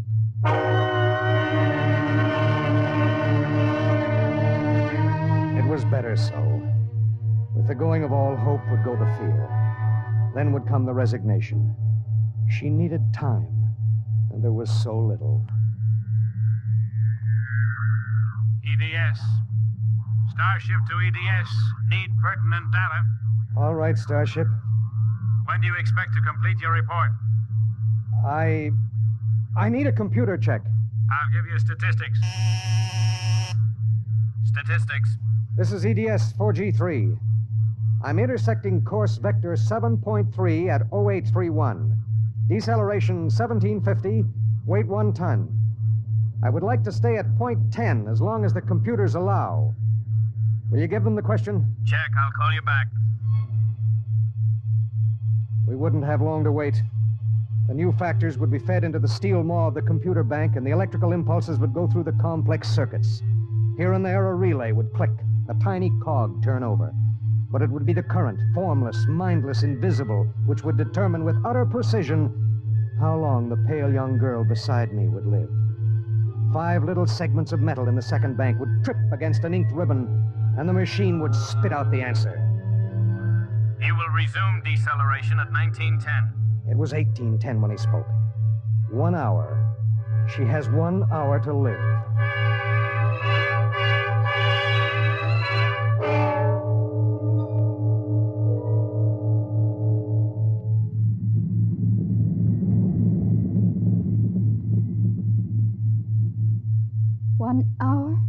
That's it. All I did was hide in a closet. And now you tell me I have to die. I don't believe it. You might as well get used to it. If this happened back on Earth, 1,000 ships would fill the sky. The whole world would know about it. They'd do everything to save me. This isn't Earth. It was such a big dream. Jerry and I separated almost 5 years ago. We were too young. And I was going to see him to try to make everything all right again. Are you married? I was. Oh? She ran off with some guy in the weather service. Do you still think about it? I don't let myself. Where is she? Back on Earth. Look, if you don't mind, I'd just as soon talk about something else. Okay. What do you do when you've got an hour to live? What do you talk about? What's Jerry like? Jerry? Oh, he's a funny guy. When he found out, I mean about the other fella, he didn't get mad. He cried.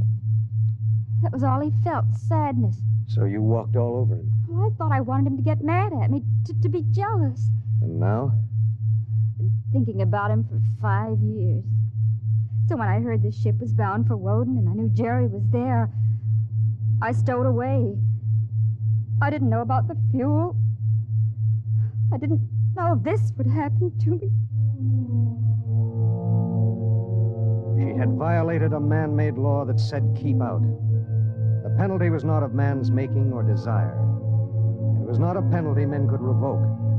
H amount of fuel will power an EDS with a mass of M safely to its destination.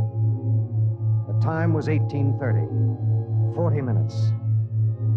It was beginning to get me.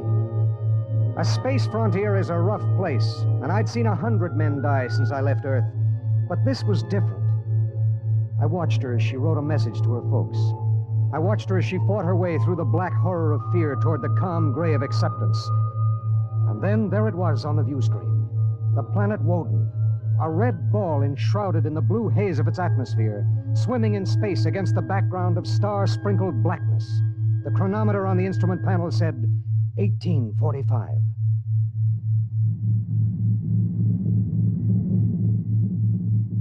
Listen, we're in radio range of Woden now. I mean, would you want me to try to contact your husband? Jerry? It'd mean he would know you're going to die. There'd be nothing anyone can do. Yes. I would like to talk to him. Do you think we can? The planet is turning. If his group is on the side facing us, we might be able to reach him. Oh, try. All right. Hello. Hello, Woden. EDS to Government Survey Group. Can you hear me? Come in, Woden. They may not be monitoring. Hello? Hello? Hello. Identify yourself, please.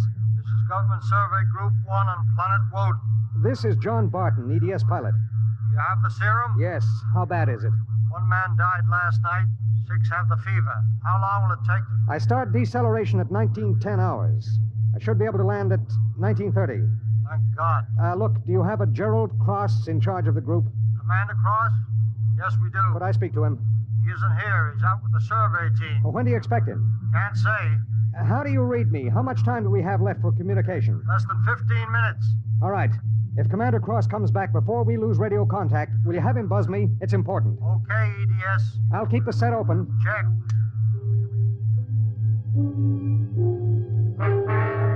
The minutes passed like small bits of eternity. On the view screen, I could see Manning's continent sprawled like a gigantic hourglass in the eastern sea. There was a thin line of shadow where it was beginning to disappear as the planet turned on its axis. I looked at the pale woman next to me, and I thought of another woman long ago who'd sat next to me and cried because I wouldn't try to understand. What had she written in those letters back home? What would they think of the faceless, unknown pilot who'd sent her to her death? What would I think of myself alone nights, reliving this voyage?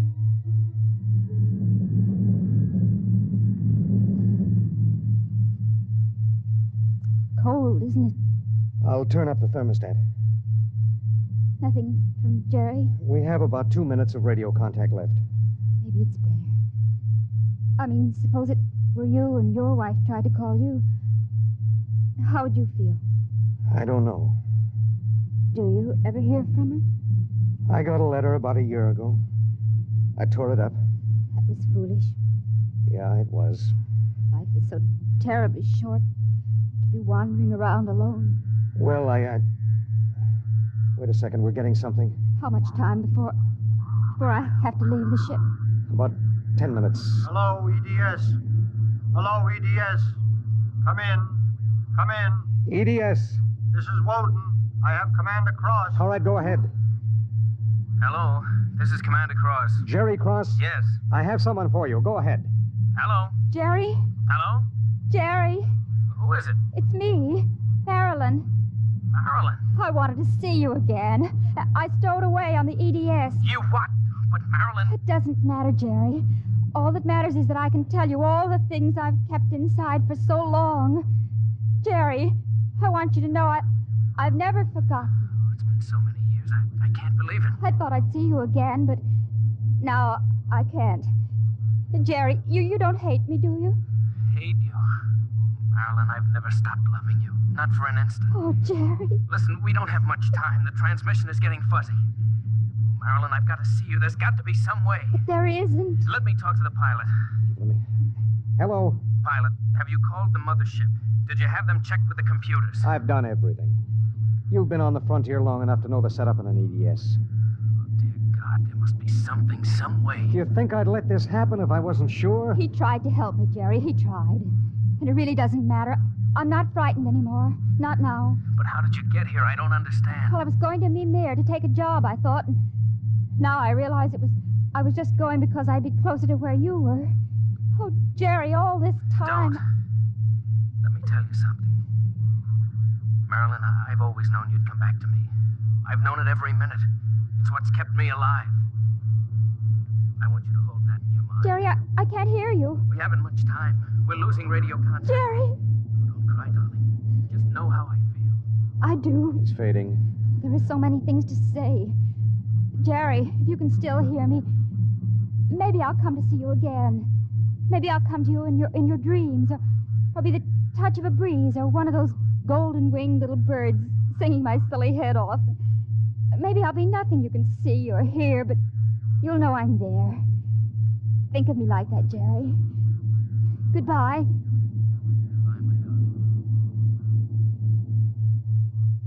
She sat motionless in the hush that followed. And then she looked at me. Now? Now. I pulled down the black lever, and the inner door of the lock slid open. She walked with her head up and the brown curls brushing her shoulders. I let her do it alone. She stepped into the lock and turned to face me, and I could see the pulse in her throat. I'm ready. I pulled the red lever, and there was a slight waver as the air gushed out. I thought I sensed a bump, as if something had bumped the outer door. And then there was nothing. The white hand of the closet temperature control was back at 0. A cold equation had been balanced, and I was alone in the ship.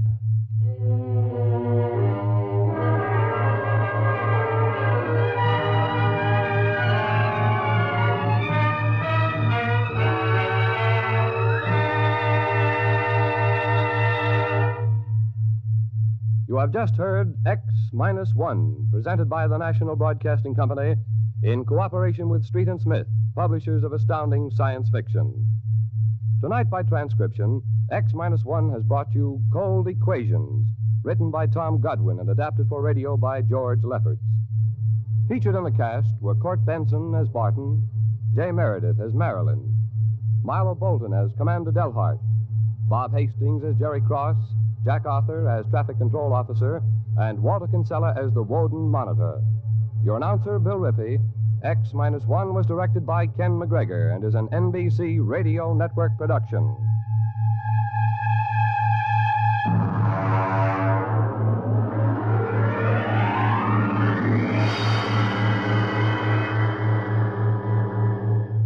X-1.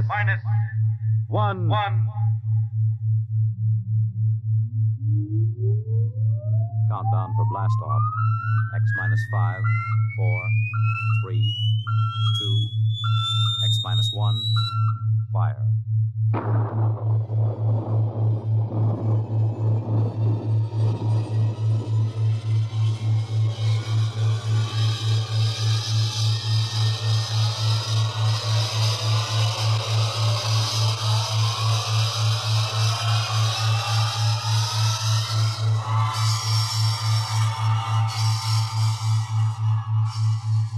From the far horizons of the unknown come transcribed tales of new dimensions in time and space.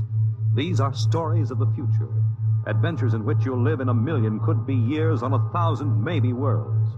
The National Broadcasting Company, in cooperation with Street and Smith, publishers of astounding science fiction, presents X minus 1.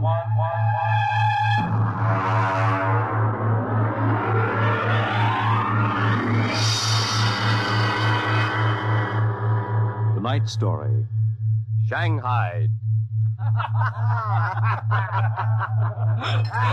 Okay, very funny, very funny. Think it over, boy. Tomorrow the old ball and chain. Yeah. Eat, drink, and be merry, for tomorrow you commit matrimony. Now, come on. We came down here to Scarlet Square to have a little fun. We might as well be at my mother's music hall in Beacon Street. Oh, the problems of the rich. Hey, tell me, Jeff, just where does the coffin fortune come from? Pirate treasure? No, I guess it started in Nantucket. My great something or other used to be a whaler. Oh, whaler, there she blows. A dead whale or a stove boat. Watch my trusty harpoon. Hey, we'll look out for the fort. Oh, my. Hey, where's the money now? Oh, I don't know.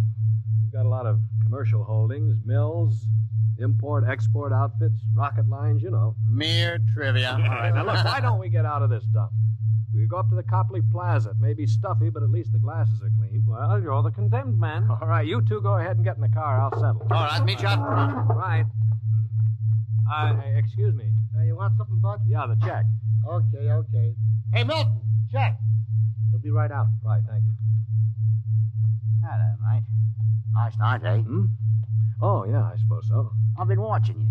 Celebrating? Sort of. And so am I. Just got off a deep space run out to Centaurus. Oh, that's a 15-year run, isn't it? 15 and 3 blooming months. Well, how'd you know? You a spaceman? No, not exactly. Where's that check, barkeep? Hang on to your hat, Bud. Milton's slow, but he's sure. Fill it up, Charlie. Say, why don't you join me, matey? Here, Charlie. Oh, no, thank you. Oh, come on. We'll take off a mo. Well, celebrate whatever it is you're celebrating on me. Pour it, Charlie. Okay. Well, all right, thank you. I guess I might as well. Cheers. Yeah, right. Cheers. Oh, what was that, Martin? Charlie's special brand, eh, Charlie? Yeah. Well. Oh, say, look, Charlie, would you get that waiter out here? I've got to meet him. What's your hurry, matey? You got plenty of time. Sure. Sit down. Take it easy. You don't look so good. No, I don't feel so good. Now sit right here. You feel chipper as a blooming grasshopper in a sec. No, I've got to get outside. The car's in a hurry. Where's the check? The check? Oh.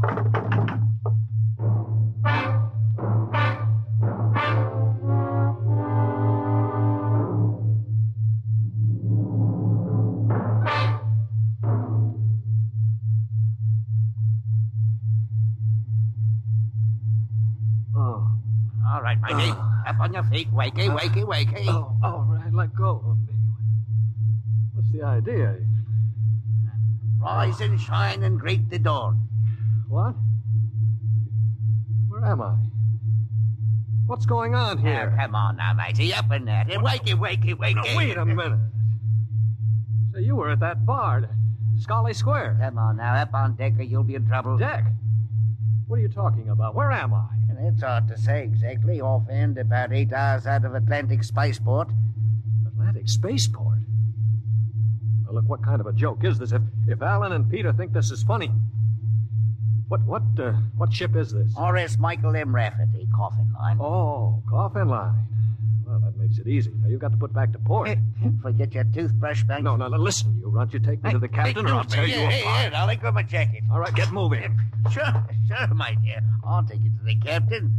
But you're going to be sorry.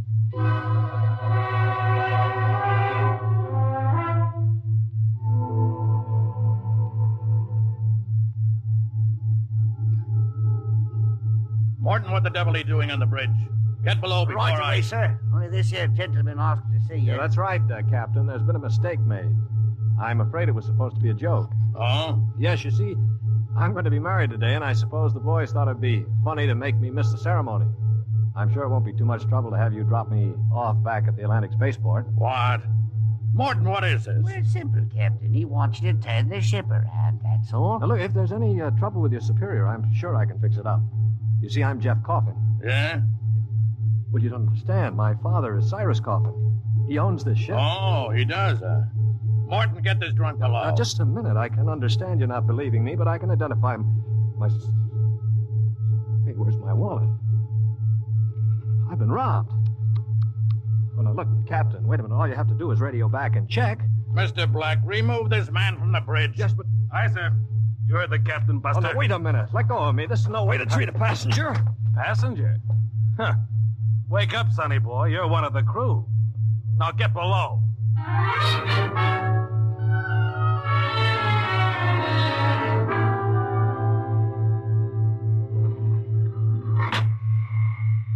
All right now, mate.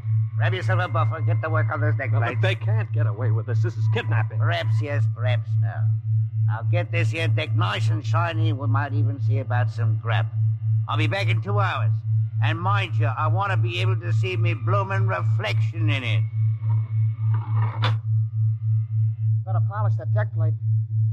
Can't get away with this. Well, the law says once you sign on, you're under absolute orders. I looked it up. Yeah, but I didn't sign on. I was kidnapped. You won't be able to prove it. Come on, mister, please. I didn't get anything to eat yet today, so give me a break, huh? All right. What do you do, run the buffer over it? Yeah, that's right. Like this. You sign on? Yeah, I ran away from home. How old are you? 16? 30 when we get back. Yeah. What do you mean 30? We're headed for Mars, aren't we? Only to refuel. We're outbound to Centaurus. Oh, no, it can't be. Well, that's a 15-year run. What? I've got to get back. No use. I'm getting married. My bride-to-be will think I'm dead. Martin! What? What's up here? You want me to call Mr. Black again? He'll give you what for. Listen to me, Morton. Listen, I've got to get back to Earth. I can't disappear for 15 years. Oh, is that the flat? Look, we stop at Mars, right? Yes, and you'll be below decks under lock and key. Listen to me. If I can make it worth your while, will you get me off at Marsport? Jumping ship, huh? That's real naughty, mate. $1,000? Why, what would I tell me poor old mother in that to say? 2,000. 5 in advance. What do you mean in advance? You're probably the one that rolled me from my wallet. I'll find a way. They don't believe your young coffin, but maybe I know better. All right, it's a deal. Look, Mr. Coffin, can you take me with you? I didn't realize what it would be like. I can pay my share. I could work it out for you, or maybe borrow money. I couldn't stand 15 years. I'd go crazy. All right, sure. What about it, Morton? Oil cost you another 1,000. You cheap swindler. Here now, Mr. Coffin. I'm all what stands between you and a lovely pleasure cruise for 15 years. So I'll thank you to treat me with the respect and politeness what a gentleman like myself deserves.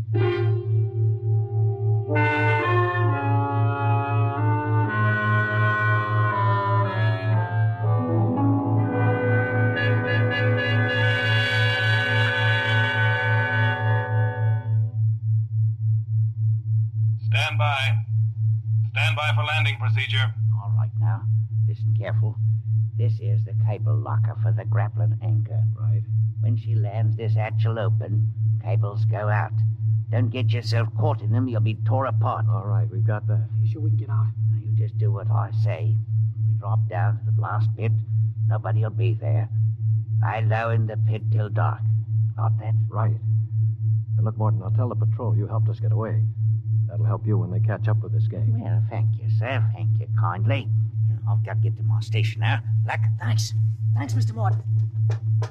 Well, there's a landing horn.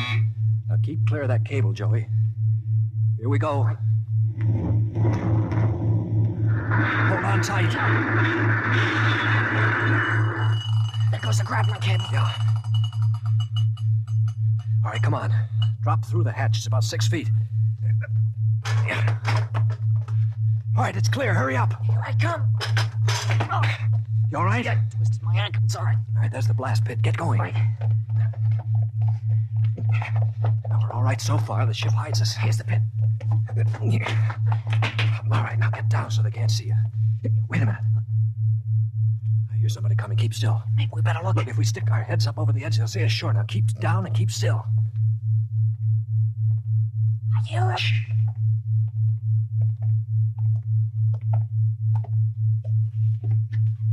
Well. Look what we have here. 2 little babes in the wood. Now you two move and I'll shoot you in the belly. Morton, you got good eyes. I told you so. I'm coming this way, Mr. Black. Jumping ship. My, that's a terrible thing to do.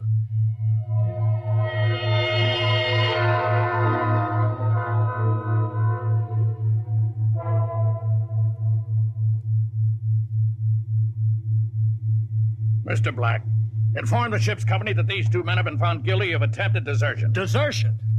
You kidnapped me, you dirty crook. Don't you talk to Captain Howell that way. I'm sentencing them to 24 hours hull watch. Take them away. Morton, take him to the aft lock. Aye, sir. Calm down after 24 hours hull watch. What's hull watch? Very simple. We put you 2 in spacesuits, shove you through the airlock on the end of a line. You sit out there and watch the hull for 24 hours. No food, no water, and the eating units in those suits are just a little bit defective. Makes it interesting along about the 18th hour. Yeah, I'll bet. Here we are, gentlemen. The airlock. You get in there. Got 5 minutes to get into them suits before we blow the air out. See you in 24 hours. Maybe.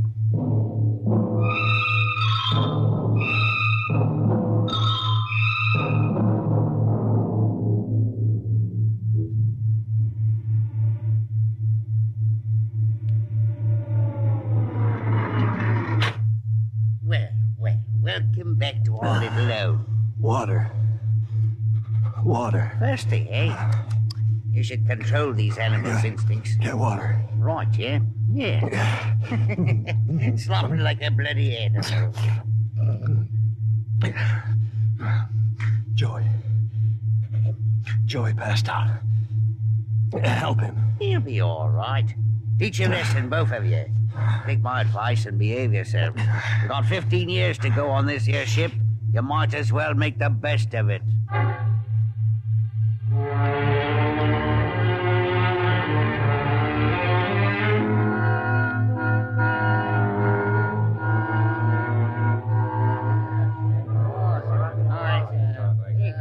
Hey, Martin!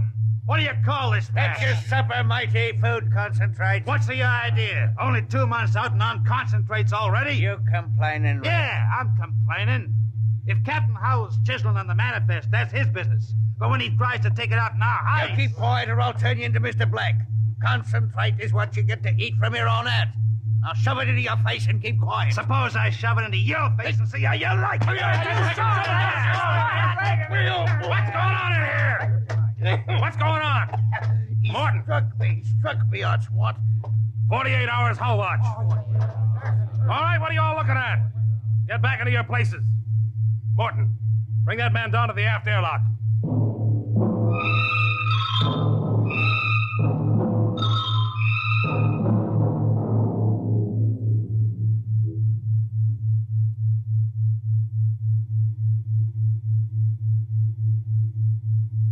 It's murder, that's what. Plain murder.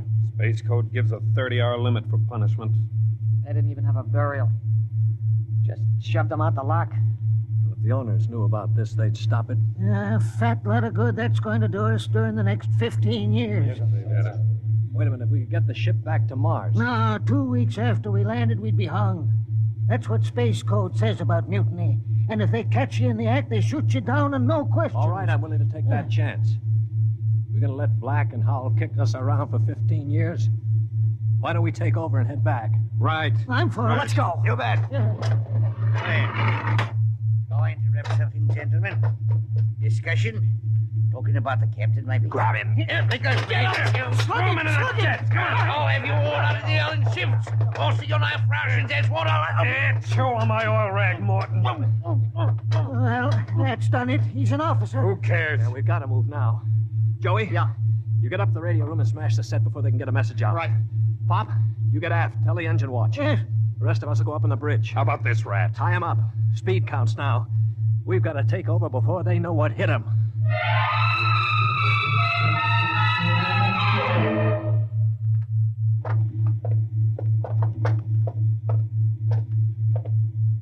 All right, careful. We've got to surprise them. Don't worry, we'll get them cold. Jeff, Shh, quiet. Sparks were sending when I got in, but I knocked them out and smashed the set. We're okay. Good boy. All right, come on. Right past the bulkhead. Look out! The blast bulkhead. Yeah, we're cut off from the bridge. We'll never get through that. They must have found out somehow. The intercom. Black can turn it on from the bridge. You heard the whole thing. We better get out of here. What'll they do? I don't know. We got all the controls up there. We can shut down the driver, but we can't steer. Yeah. You better dog down the hatch behind us. All right, men. Captain Howell's giving you 1 minute to give up. Quiet. In a pig's eye, Black. You'll hang for mutiny, every one of you. What do we do now? Quiet. They can hear everything on the intercom. I pull the jack out. That's the boy. Look, we've got to get through to the bridge. It's a Mexican standoff. We can't get at them. They can't get at us. What's that? It's an air leak. The pressure's down. It's Howell. He blew the hatch on the mess hall section. Just opened her up and let the air out. Morton, do you know what Black's going to do? He's gonna bleed off the air down here. Serves you all right. If I had my way, I'd see you all out on the hull till you froze stiff. You're forgetting something, Morton. You're back here with us. What do you mean? If Black and Howell blow out compartments one by one or bleed the air off, you'll get it too. They'll take care of me. Don't you worry about that. Oh, you think so, huh? Joey, plug that intercom back in. Right. Captain? Captain? Giving up? We've got Morton back here. Yeah? If you try anything on us, he'll get it too. What am I supposed to do, cry? You don't care if he dies? That's his problem. We're going to drop the oxygen level 5%. Don't do that to me. Captain! It's unfortunate that you were captured, Morton, but the security of my ship comes first. You mean you don't care? You'd see me dead. Precisely. Well, you can't. It's murder, that's what. I'm not one of them. You can't kill me. You can't. Joey, pull the intercom plug. All right, there you are, Morton. They'd kill you just as soon as look at you. Now listen, we've got to get through that bulkhead. You know this ship. There must be some way. Morton, we're your only chance. Get us through the bulkhead. All right. All right, why shouldn't I? They'd kill me. Well, then there is a way to get through. An emergency release. Uh-huh. So don't tell crewmen about it to keep them from breaking through in an engine blast and leaking radiation to the bridge. Well, then let's get going. We've got to get through that bulkhead before Howell cuts the air down and gets us all.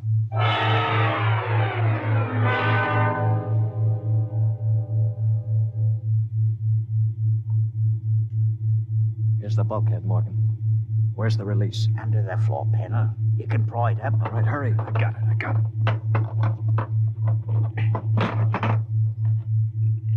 She's up. Wax on a K. Ready? All right, Morton. Open it up. Here goes. Morton! He's dead. Electrocuted, and the bulkhead's still closed. They didn't even get to turn that key. It killed him instantly. Harry. Yeah? Have you got your watch gloves? They're insulated. Oh, yeah, sure. You get Morton out of the way. Don't touch him, Joey. He's got the current through him. I'll shove him away with the gloves. All right, now. Stand by. Here goes a key.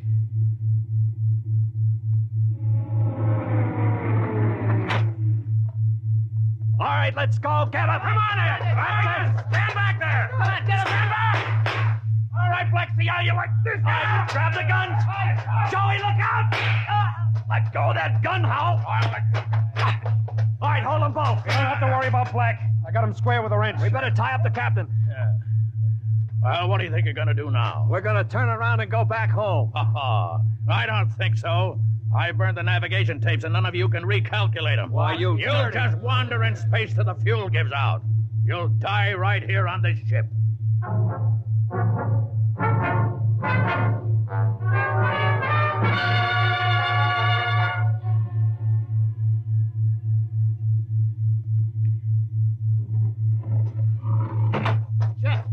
Jeff, the interceptor screen's went on. Meteor? No, it's a ship. A patrol ship coming up on us. Oh, they must have got an SOS off. Yeah. Well, that's so sure that's wait a minute. We don't have to worry. We can just tell them the truth. You're not familiar with space code, young man. Mutiny is punishable by immediate execution. In other words, they don't ask questions. They just shoot. He's right, Jeff. We're through. Can we get away? Not from a patrol ship. Already sent us a heave-to flash. If we run, they'll blow us out of space. I'm afraid your mutiny is about over with, gentlemen. They'll be aboard in an hour. And 10 minutes after that, you'll all be dead.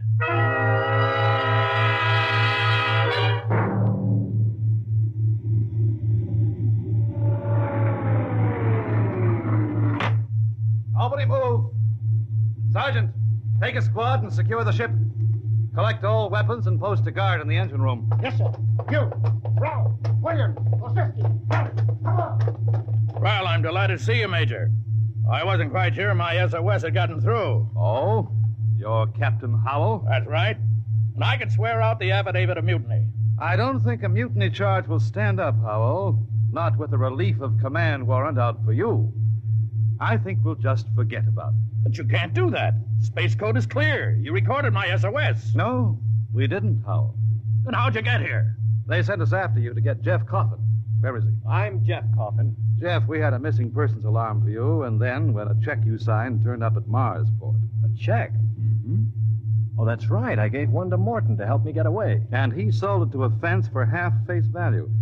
We traced it back to the ship. Coffin, I've got orders to escort you personally. We're taking you back to Earth. Can I send out a message, Major? Of course. Oh, that reminds me, Jeff. I've got one for you from your fiancée. She said to tell you that she didn't object to a bachelor party in principle, but she did think 6 months was stretching it a bit.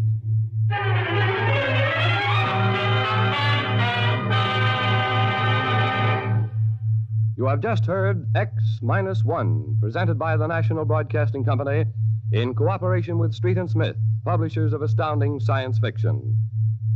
X-1 was an NBC Radio Network production.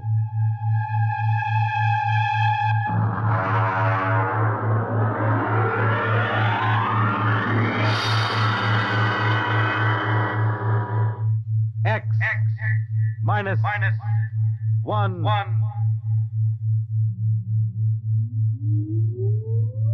Countdown for blast off. X-5, 4, 3, 2, X-1, fire.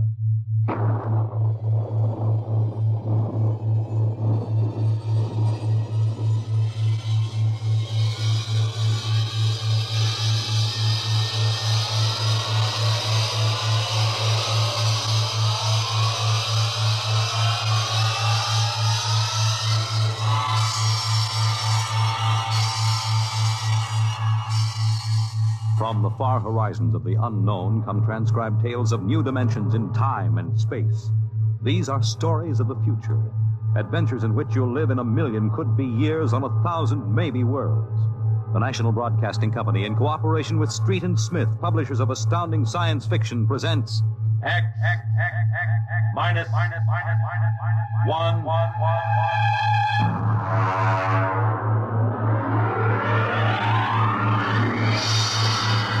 The Martian Death March.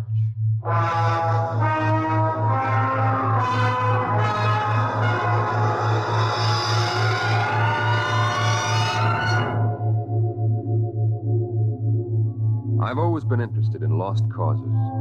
The revolt of the Scottish Jacobites against England, the last stand of the Cherokee and Sioux Indians, and the death march of the Martian Highlanders in 1997. There's been a lot written about that march. The UN Commission report covers 4 volumes, but the whole story isn't down on paper yet. I know it because I was on that march from the beginning to the end. There's one part of the story that no one ever mentions. The Martian Death March of 97 was led by an Earthman.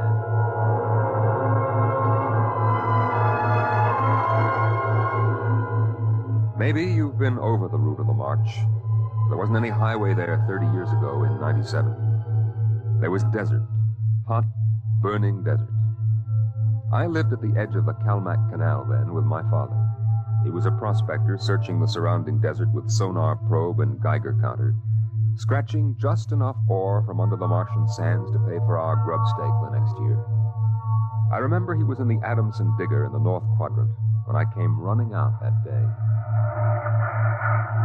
Dad!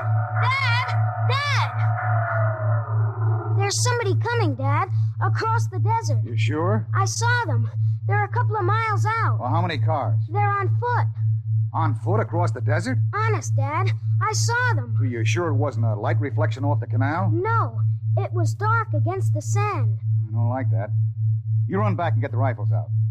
I've got to pull the digger into the shed. Is there gonna be fighting, Dad? I don't know. I got a whole year's ore piled out back in the bins, and I ain't gonna lose it to no claim jumpers.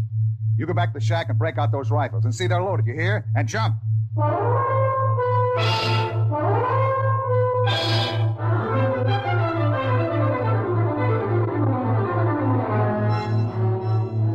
Dad had 3 surplus Army rifles and a couple of homemade grenades made out of ore cans stuffed with Adamson A explosives. We crouched inside the shack, waiting. The shadow of the water tower in the doorway grew longer as the quick Martian dusk settled down over the desert. And there they come, Al. There's 2 of them. What's that on the first one's back? Why, I haven't seen one of those in 20 years. What is it? A one-man desert tank. They used to carry water that way before Adamson put out the air-still units. There's something funny about that second one. Look, he's all spindly, and his head's funny. He's funny, all right. Al, that's a Martian. I never saw one off the reservation before. There hasn't been one, not in 10 years.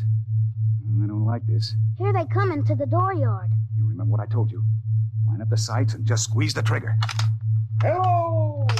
Hello there! Now, Dad? Hello! Wait a minute. What do you want? Water! I need water! Who are you? My name is John. John, huh? What are you doing with that spider? His name is Cantalcar. I don't care what his name is. What's a human doing with a Martian? I found him in the dry bed of Calmac Canal, nearly dead of thirst. He probably ran off from the reservation. When our brothers are caged, they seek freedom. Brothers? Those spiders? All living creatures are our brothers. On Mars, as on Earth. Hey, wait a minute. Bert Olstrom at False Wells told me there was a screwball hedge preacher over there hollering about letting the spiders loose off the reservations. Let no man call his own. No man, nor tribe, nor nation. I guess that's you, all right. Bert told me they called you Crazy John. I don't suppose there's any harm in you. Fill your tank up at the air still. And you can even have supper with us. We would be happy to. We? What do you mean, we? Cantalcar and myself. That spider? Oh, no, I ain't having a Martian sitting down to eat with me. You come on, though. Thank you, sir. No. Where my brother is not welcome, I cannot go. Well, suit yourself. Al, get the key to the water tower. Come out here. All right, Dad. And put away the guns. We won't have any trouble from these two.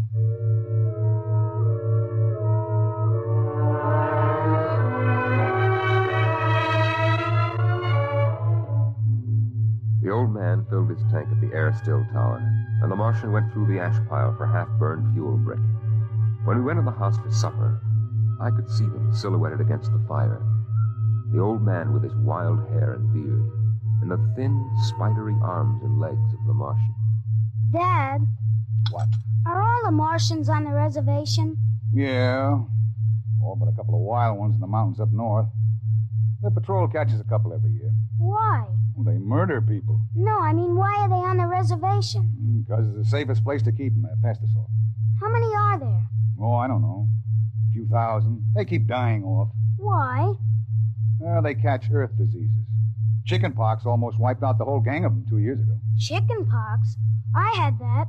It didn't wipe me out. You ain't a Martian. I was born on Mars. Well, I mean you ain't one of those spiders. Now eat your food, it'll get cold. Okay. Dad?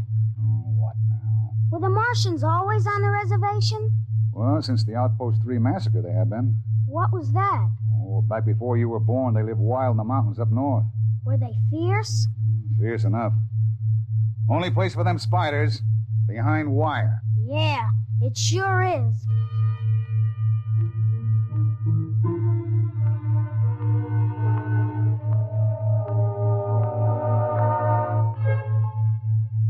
Out in the dooryard, the campfire flickered at the base of the water tower. The first of the Martian moons had set. The other wouldn't rise for several hours. I could hear the sandpeepers out in the desert as I stood there. The old man and the Martian were sitting on the ground, huddled close to the fire. It gets cold fast on the desert when the sun goes down. Is that you, boy? You can come up to the fire if you like. My dad wouldn't like it. All right. But I'm not afraid of no spider. No, there is nothing to be afraid of. How come his arms are all skinny? Ask him. Does he talk? Yes, his name is Cantalcar. It is, huh? Hello. Hello, boy. He talks funny. It is not my language. Why isn't he on the reservation? You can get in trouble helping spiders to escape. No man has the right to imprison the innocent. They that are enslaved will be freed. They that are in sickness and misery will be comforted. They that are exiled in a strange place will be restored. My dad says the spiders are treacherous, cowardly, murdering savages. That's what he says. Boy, there was a time on this world when there were no Earthmen, when the ships and the machinery of Earth were unknown. Then the people of the highlands lived in peace. But today they are a handful, starving, dying behind the wire. But the reservation isn't so bad. Our home is in the mountains of the north, not the desert. I heard a voice which cried out to me in the desert, "Go to your brothers." Do they really call you crazy, John? I have been called many things. You really think we ought to let those old spiders off the reservation? Boy, we die here in the desert. We die in the sun and of the sicknesses you have brought from Earth. That's 'cause Martians are just weak. I'll bet I could knock you down myself. You could. We are a different people. We have not the strength of muscle of Earthmen. But we will not stay here to die. You won't get off the reservation. The patrol takes care of all that. They won't let any stinking old spiders out. Even in the minds of children is planted the poison of evil. How long?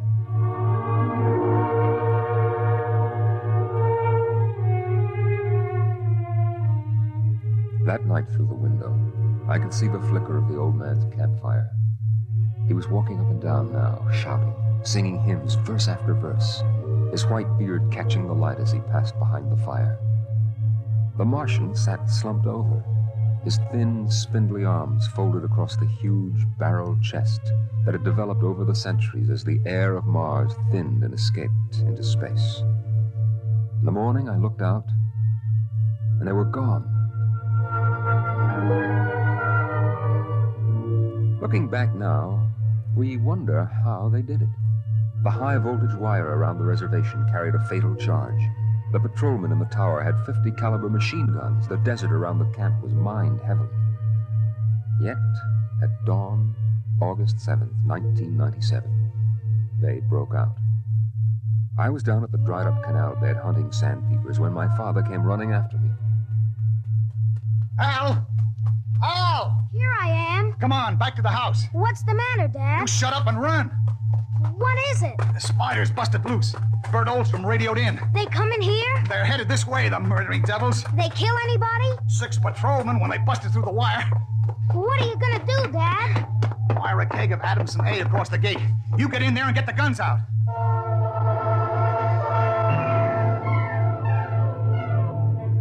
I got the rifles and shoved a full clip in each one. Then I slipped a primer fuse in the homemade grenades and lugged them out to the porch. Dad was running lead wires back to a detonator from a half keg of Adamson A he'd set across the gate. There. That's it. Now give me one of those rifles. Will they be here soon? You can see the dust over the rise. Murdering spiders. What'll they do? I don't know. Now make sure you get a good sight, Al. Don't waste any bullets. There they are, Dad. There they come. Oh, wait a minute. Hold up now. I want to get a good shot. Let him get closer. Dad, that's Crazy John up in front. There. He's taller than the spiders. You can see his beard. You're right. Oh, that renegade rat. He probably helped them break out of the reservation. Listen, Al. If anything happens to me, you ride out back to the shed. You can hide out in the empty ore bins till they go away. Now, you got that? All right, Dad. The spider's shouting something, Dad. Probably a trick. Get down a little, Al. You're in the way. I got him clear now. Right in the head. Up a little now. Got him! Got him, Al. Dad, look out! They've got guns! Down! Get down! Ooh! Dad! Get out, Al! Get out to the shed! Dad! You're hit! Go on! Those spiders are going to rush. Now get going! No, I can't let you! Shut up and get out of here, you hear? Get out of here!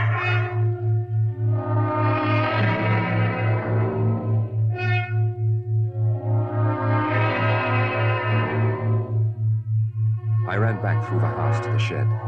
Behind me, I could hear the Martians sweeping up to the dooryard. Then suddenly the ground shook, and I could feel the dull concussion waves hit my ears as the Adamson A exploded. I could hear the high, whispered screams of the Martians and the rattle of fragments on the metal roof of the shed. I dived into the empty ore bin and slammed the hatch almost shut. I sat there waiting. And then suddenly a shadow fell across the edge of light, and the hatch slid open on top of me. You leave me alone. I'll kill you. Boy, I've been looking for you. Where's my dad? What did you do to my dad? He's dead. You killed him. You and those spiders. I'll kill you. I'll kill all those stinking murdering spiders. They are our brothers, boy. Your father shot without warning, and the fire was returned against my orders. You mean you weren't gonna attack us? Our brothers came in peace. They are going home to their mountains. We came to get water for the journey. You mean you just wanted water? You... Dad! John, the Earth Patrol will be following us soon. We must go. And the boy? We'll have to leave him here with water and supplies. No, the Earth Patrol would question him. We need the time. He goes with us.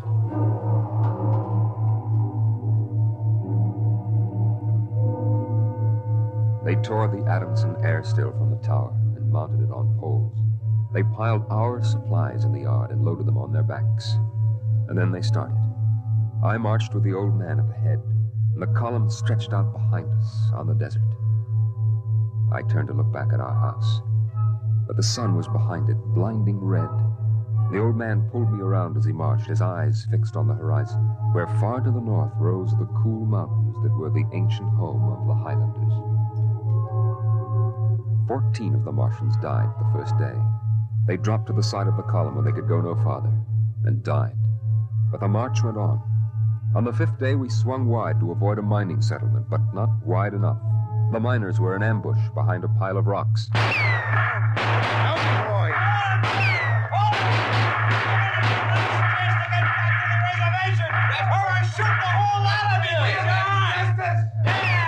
I shall lead them home. Home to the promised rest. Home to the mountains. March forward. March forward.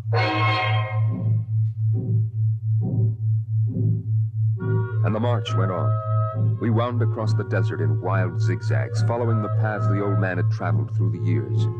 Only once a patrol plane hovered on the horizon and then shot away. The days went on, the weeks, and the Martians died. They died of exhaustion. They died of the diseases we had given. And they died of thirst. The Adamson still could produce 27 units of water an hour, no more. And on that, they died of thirst. Here, boy, here's your water. But that's more than the others got. Take it. It's yours. You're giving me your water. It will be provided to me. He that brings justice to his brothers will drink deep of the water of righteousness.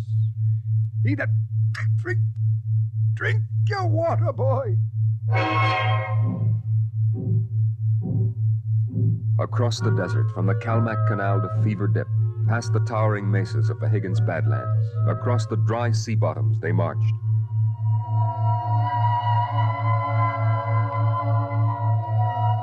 On the 54th day of the march, we halted at evening. The air was thinner, colder now. The rations had long since been exhausted. I lay down to sleep wrapped in the old man's coat. Early in the morning, before sunrise, I woke suddenly. The ground mist that had covered the desert the night before was lifting slowly.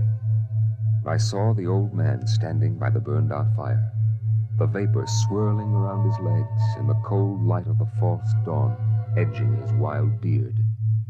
Go back to sleep, boy. I can't. The end is near. I have led them through the wilderness, dry shod across the seas, and before us lie the mountains. You mean we're almost there? When the mist is taken from the eyes of man, the place of refuge can be seen. You mean the mountains? It's over. We're there. I have led them to their home, and I must go back to the desert. You mean alone? Even now, I hear a voice in the wind. Carry the message to the men of Earth. Bring to this new world the message of the old. All beings created in the universe are my brothers. And he that harms my brother harms me. Goodbye. Goodbye, boy. You'll be safe now. Goodbye, John. Goodbye.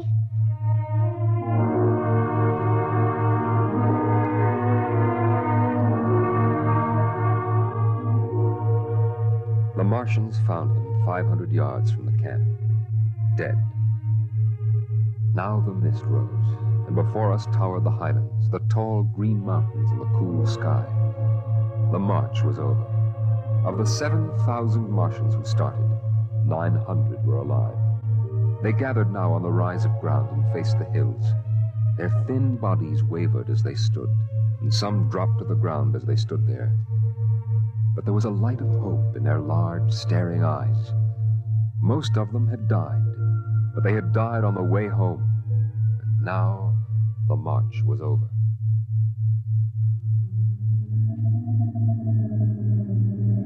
Then the patrol planes were spotted on the horizon, and within 10 minutes they had landed.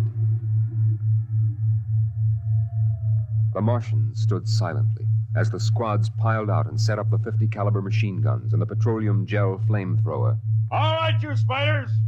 Hands up and stay together. Gather in a bunch and don't try anything. Sergeant? Yes, sir. Shoot the first spider that moves. And shoot to kill. All right, where's that boy? There was a boy reported. Here I am. You all right, kid? They hurt you? No, I'm all right. John gave me his water ration. Oh, the leader, huh? Well, I've got a warrant for him. Where is he? There. He's dead. Huh? Oh. Well, just as well. I'd hate to be him in front of a settler's jury. What are you gonna do to them? The spiders? See those transport planes coming in?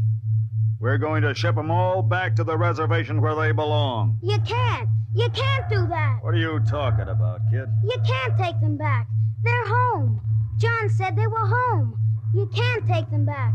It isn't fair. I won't let you. I won't let you. I won't let you. Hey, let go of me. Sergeant. Yes, sir. Peel this crazy kid off me. All right now, kid, take it easy. I must be shot. Can't believe he's safe now. Yeah, I guess that's it. All right, you spiders, step it up. Move along to those transport planes. It's all over now. You're headed right back to the reservation.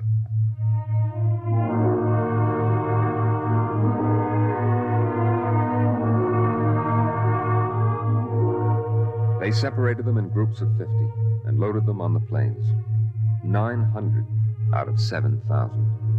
And soon the first big-bellied ships waddled out on the hard sands and lifted slowly into the air, headed back to the south, flying over the trail of dead and dying who started on the march to the highlands, the march to home. Don't worry about them spiders, kid. We'll take care of them. Come on now, kid. You'll feel better as soon as you get back to civilization. I looked once more at the green mountains towering through the mist. And then, just before the motor raced, I saw John. Crazy John, propped up against a dognut bush where the Martians had placed him. The wind from the south gave the wild hair and beard a rippling life. He faced the hills, the home and rest he had promised his brothers, as he led them through the wilderness of Mars.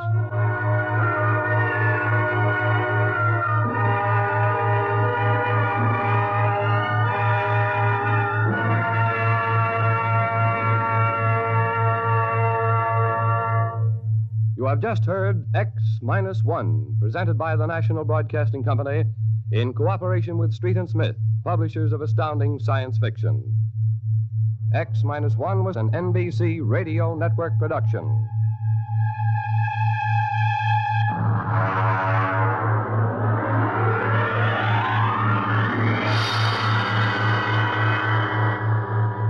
X-1.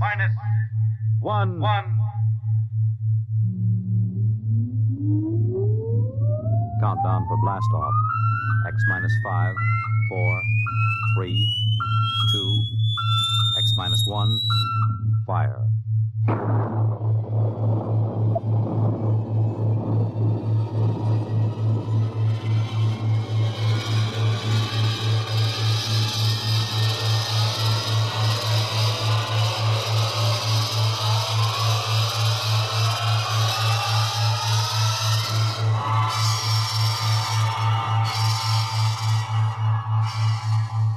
From the far horizons of the unknown come transcribed tales of new dimensions in time and space.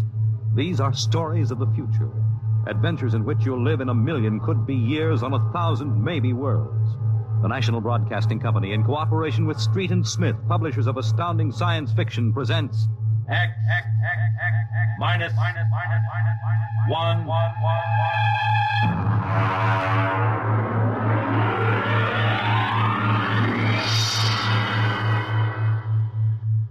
Tonight's story, The Castaways by Ernest Kinoy.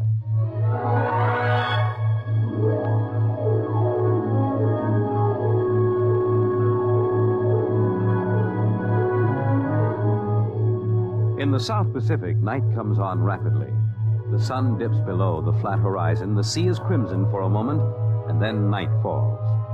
But on Tahani Atoll, giant arc lights turn night into day. Across the waters of the lagoon, within the barrier reef, launches and tugs skitter back and forth, while on the curving half-moon of the island, army trucks and jeeps scuttle down the rough roads bulldozed by the Seabees just 6 weeks ago. A low Quonset hut stands near the beach, surrounded by tangled wire. This is the preliminary command post, and inside is General Frank Gaydosh, field director of the test. Operation Destruction. Everything's on schedule, General. Radiological surveys complete. Instruments placement checked. Well, get me Navy and tell them H-hour is as ordered. Send a periodic time check to Air Force on 90-week talk and observation control on the Missouri. Yes, sir. I want a complete roster check on all personnel before H-hour. Yes, sir. Oh, Nate Cohen wants to see you. Who the devil's he? AP man. He's been selected by the press radio pool to interview. I haven't got any time. Tell him to speak to Major Dwight Friedenberg. He's the PRO. I think perhaps you'd better see him, sir. The directive on public relations from Washington was very clear. Well, how in blazes am I supposed to run a bomb test and play mother hen to a bunch of reporters? Washington said... All right. Bring him in. Borelli? Yes, sir. Get me some black coffee, will you? Yes, sir. This is Mr. Cohen, General Gaydosh. How do you do, General? Lousy, as a matter of fact. Is that an official statement? No. You can run some of that "the world is at the crossroads" baloney. I wrote that yesterday. General, what effect do you think the new bomb will have on the world situation? I can't tell you that, even if I knew. My job is to set the blasted thing off and see that nobody gets hurt, and collect the data. Can I speak to you a moment, sir? Later, Alan. Go ahead, Cohen. Can you release anything on the scientific principles involved? I don't even understand them myself. Wait a minute. Dr. Muller? Yes? Come over here a minute, will you? Cohen, this is Dr. Fred Muller, Civilian Scientific Director. He's the only one who knows what's inside that warhead. How do you do, Mr. Cohen? How about a statement, Doctor? Oh, I'm afraid all I'm allowed to say is that the bomb is new, it's extremely powerful, and off the record, it's very tricky and dangerous. What'll happen if it goes off prematurely? I don't think we have to worry about that. In fact, we wouldn't even know about it. If you'll excuse me now. How about the natives? Well, what about them? Aren't they going to be evacuated from the island? They already have been. General Gaydosh. I saw the Tahani chief outside when I came in. The whole tribe squatting down at the motor pool having a conference. What? Alan? I've been trying to tell you, sir. The Tahani are still on the island. Well, why? The LCTs are ready, aren't they? Yes, sir, but they won't go. They refuse. The schedule called for their evacuation to Mailani 3 hours ago. I realize that, sir, but I hoped we could still get them off without violence. Look, Alan, they're either on the island or off. Now, wait a minute. Cohen, that's all. What are you going to do about the natives, General? Never mind. I'll issue a statement later. You going to force them? Go on. Get out. I haven't got time. All right, General. Thanks. Thanks a lot. All right, Alan. Let's have it. Well, sir, the Tahani been kicking up all along. They won't leave. They won't? Do they know what's going to happen to the island? Do they know that we're going to blow it higher than a kite? I told the chief. He just said they won't go. They'll go, all right, if I have to... Yeah, hey, get him in here. The chief? Yeah, and that lieutenant who interprets. Yes, sir. How do you like that, Dr. Muller? I haven't got enough trouble. You know, I feel rather sorry for the Tahani. Can't make much sense to them. We arrive and tell them they've got to get out. Look, I appreciate your finer feelings, Muller, but I can't let the Kanakas hold up the bomb test. They're not Kanakas, General. Captain Cook discovered the island in 1788. Well, what's the difference? Lieutenant Gilbert reporting, sir. Hey, look, I haven't got time for ceremony, Gilbert. Tell the chief he and his tribe have got to get off the island. We're providing homes for them on Mailani. Translate, Gilbert. The chief says you do not understand. Mailani is a bad island. My people have lived on Tahani from the time that our ancestors were cast away on the island. The spirits of our ancestors are buried in the earth. Our fathers are buried here. Our fathers' fathers. If he thinks I'm going to move his graveyard, he's crazy. In our ancestors' time, the Tahani came in a great bird canoe. We were cast away on this island. We have made it our home. What right have you now to carry us over the sea to a strange land where we would die weeping for our homes? We will not go. By the waters of Babylon, there we sat down and we wept when we remembered Zion. Well, thank you, Dr. Muller. You're a great help. Say, Gilbert. Yes, sir. Tell him I have no choice. He's got till midnight to get his tribe on board those LCTs peacefully, or I'll have the Marine Detachment carry him aboard. Yes, sir. Isn't that rather harsh, General? After all, justice is on their side. We're preparing to blow up their island, and we haven't asked them about it. Dr. Muller, will you kindly confine yourself to the scientific aspects of this operation? I'll take care of administrative matters. If you could explain to them what's at stake here. Any further explaining I've got to do, I'll do with the Marine detachments. I'm not going to hold up my schedule. Well, Gilbert? I told him, sir. All right, get him out of here. I've had enough. What the devil's that? Some kind of a curse, sir. I can catch some of it. The island will remember the tears of its children and punish the invaders. The great destroyers will not destroy. And the evil man, who is the chief, will travel far through the blackness of night. Even as the children of the island end, so will he. All right, Gilbert, take him away. You in here, sir. Colonel Allen, get a detail from the Marine Detachment with tear gas and small arms down to the motor pool. And in 1 hour, have those natives on that transport, and I don't care how they do it. Is that my coffee, Varelli? Yes, sir. They must know about the bomb. The great destroyer will not destroy. You worried about that curse? I should think you might be. He threatened you personally. If I were you, I'd carry a pistol till they got off the island. The chief looked as if he'd cheerfully strangle you with his bare hands. I'm supposed to end the way they do, huh? What's that? Probably the Tahani saying goodbye to their island. I think I'll go down to the motor pool. Well, stay out of the way. And get back here in an hour. We've got to have this wrapped up and headquarters moved out to the Missouri by dawn.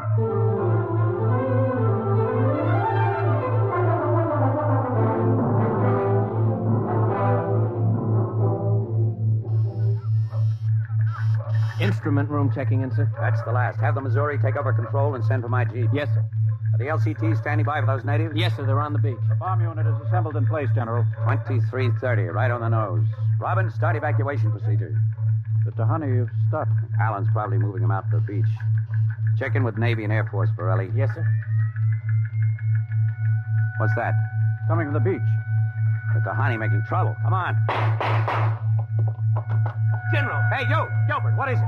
Colonel Allen ordered the Marines. Well, what happened? The natives just got up and started marching. Did they embark? You don't understand, sir. They marched up the cliff and right off into the lagoon. What? All of them, the women and the kids, too. They didn't even try to swim. What were you doing all this time, just standing around with your thumb in your mouth? Where was the Marine detachment? We couldn't stop them, sir. They just walked over the cliff. They didn't even scream, not even the kids. We sent the crash boats out, but we couldn't get them, any of them. The crazy idiots. Were there any reporters there? Well, Cohen and a life photographer. Well, get his film and hold it till I release it. What are you going to do, General? Postpone H hour? It's too late for that now. Calling H hour off isn't going to bring the natives back. But 100 men, women, and children just walking into the water. It's horrible. I know. I'm not happy about it either. There's nothing we can do now. I gave him a chance to get off. I was just thinking about the curse the chief put on you. Even as the children of the island end, so will he. That's what he said to you, General. I know, I heard him. Your jeep's waiting, General. The great destroyer will not destroy. That must mean the bomb. Don't worry, Dr. Muller. It'll take more than a mumbo-jumbo curse from a native witch doctor to stop this operation. At H hour, that bomb goes off.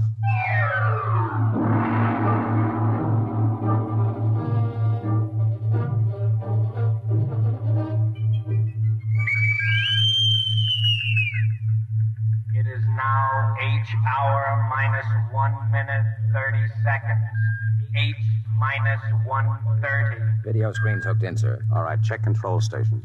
Observation station 1. Observation station 1, check. Radiation station. Radiation control check. Test the firing Observation circuit, station Dr. two. Muller. Right, General. Check. Damage control station. Damage control check. All set. Communications. Communications check. All checked in, sir. It is H minus 1 minute. H minus 1. Take a good look at that island on that screen, Dr. Muller. When you throw that key, it just won't be there anymore. Nothing but an atom mushroom over the lagoon. Quite a funeral pyre for the Tahani. Stubborn idiots. They can't get in the way of progress. Progress? I wonder if it is, General. It is H minus 30 seconds.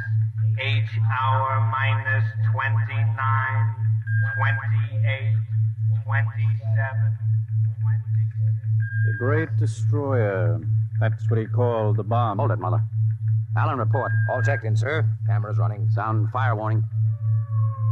Stand by for firing. Ready, Muller? Ready. 10, 9, 8, 7, 6, 5, 4, 3, 2, 1, fire! General, it didn't go off. The bomb didn't go off. Borelli, signal standby. Condition red. Yes, sir. Allen, check readings. Muller, what's wrong? What happened? I don't know. The bomb didn't go off. Well, what do you mean? Why didn't it? I don't know, except for one thing. The Tahani chief said the Great Destroyer would not destroy. It didn't, General. The bomb didn't go off.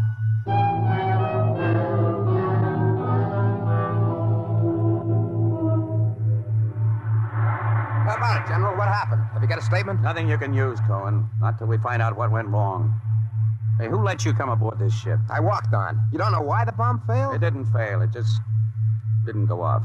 What's that tank thing on the deck, General? Undersea salvage unit, Mark IV. They call it a bottom crawler. Somebody going down? Well, that bomb is down there in the lagoon somewhere. Could go off at any second. Somebody's got to go down and find it and disarm it. That's a lovely job. Who's elected? I am. How? And Dr. Muller. He's the only one who knows how to dismantle it. All is ready, General. All right. Come on, Muller. I'm ready.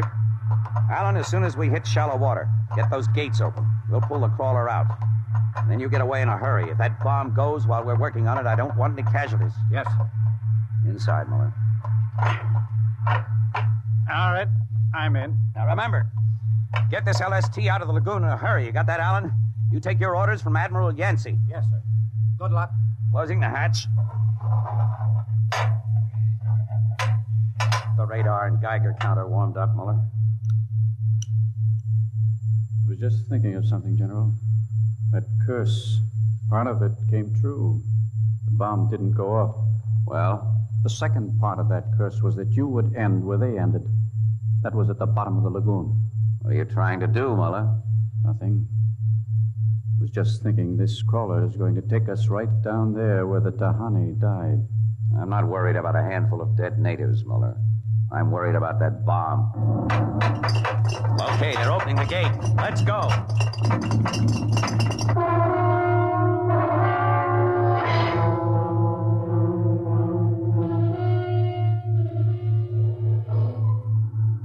USU-4 to control. Depth 50 feet, bottom sandy, dropping off sharp. Anything on sonar, Muller? School of fish. You ever been down in a crawler before? Only in the tank at New London. I think I've got a Geiger reading dead ahead. Hang on. Getting something on sonar now. Left to point. USU-4 to control. Over. USU-4 to control. Over. That's a fine note. The radio's out. Dead ahead.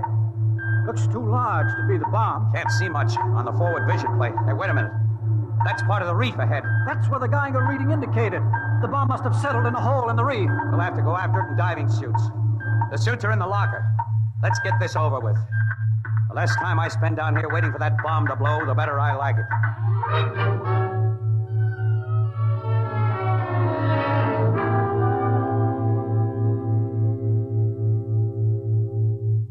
Muller, is your helmet clamped tight? You getting me all right on your headset? Okay. I'm going to fill the lock. Here goes the outer door. Let's go. isn't like that diving tank in New London. Look out for that coral. It can cut you to ribbons. There's a hole of some sort there. Wait till I get the light up. See if you can get a Geiger reading out of that hole. Just a... There. It's down there, all right. Careful. I'll drop down first. See anything down there? Muller, get down here fast. What is it? Find something? The bottom of this hole. It's metal, and the sides. But it's the coral reef. Look, welded joints. These are hull plates of some kind. Look out, above us. It's closing. Grab it. Too late. A metal hatch. It just slid over the top. This is impossible. What's going on? It's like an airlock. The water's being pumped out. General, do you realize what this means? I'm not sure. There's an inner door opening. Careful. It's a passageway. What do we do now? There isn't much we can do. We can take off our helmets, though. The dial shows good air. All right. Come on. What is this? An undersea fort? What's it doing here? What does it mean? Whatever it is, our bomb must be down here. Wait, there's someone there. I can't see. There's a shadow. Who is it? Who's there? Welcome, Dr. Muller. Welcome to our ship. We've been waiting for you. General, it can't be. Do you see it? It's the Tahani chief.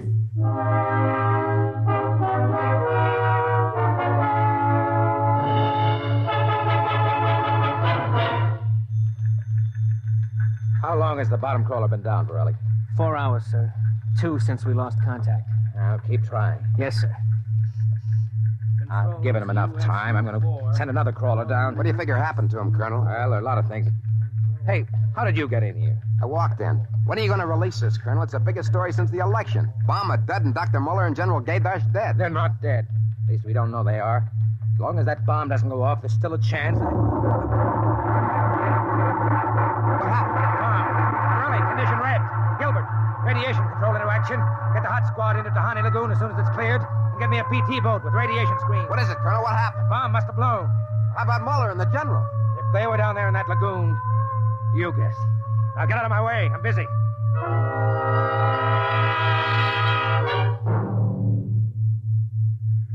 Radiation reading 75 and steady. Take her in as close to the beach as you can. Steady as she goes. Is there any danger of any more explosions? No. When she goes, she goes. Radiation 82. That's still safe. Cohen, is that something on the beach? Yeah. Looks like a body. Maybe you blew one of the Tahani back out of the lagoon. No, it's moving. Gilbert, glasses. Yes, sir. It's a man, all right. Head into the beach. Who is it, Colonel? Can't tell. He's in a diving suit. It's either Muller or General Gaydash.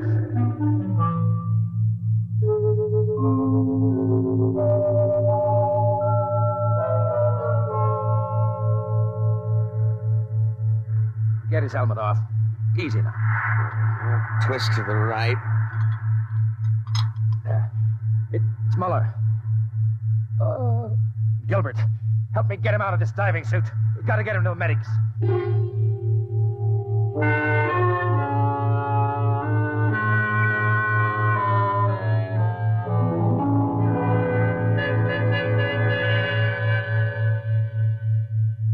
No radiation burns, superficial bruises, mild shock. He'll be all right, Colonel. Can he talk? For a while. Bomb go off. It didn't. He's still out of his head. Quiet, Cohen. Go on, Dr. Muller. What did you find? A ship. A giant metal ship there under the lagoon. A submarine? No. It was a spaceship. Spaceship? Camouflaged right next to the reef. When we went inside, we found the Tahani chief and all the tribe. Alive. What? They drowned in the lagoon. I saw them. No, they didn't commit suicide as we thought. They just dived underwater into the rocket airlock. Rocket? Airlocks? Now, look, Muller, I know you've suffered a shock, but... But it's true. Can't be. A spaceship built by Polynesian savages. But they're not savages. They're the castaways. They're from another planet. Don't you understand? Their spaceship was wrecked here 400 years ago. They've been waiting ever since for a chance to go home. He's out of his mind. Better give him a sedative, Doctor. No, wait a minute, Colonel. Remember their story about the great bird canoe? Maybe there's something to the legend. Not a legend, it's true. They'd exhausted their fuel, came down out of space, couldn't find anything here on Earth to replace their fuel source until we developed atomic power. Atomic power?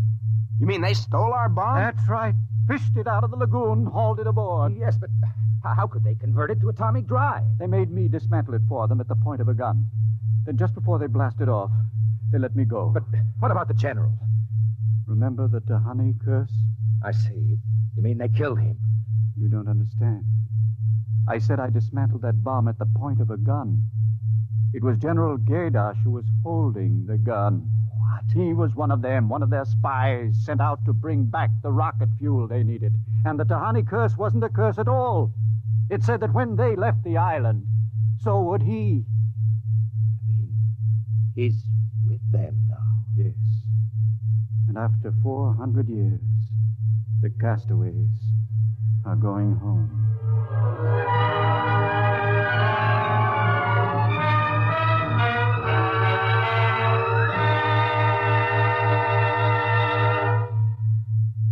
You have just heard X-1, presented by the National Broadcasting Company in cooperation with Street and Smith, publishers of astounding science fiction. Your announcer, Fred Collins. X-1 was an NBC Radio Network production.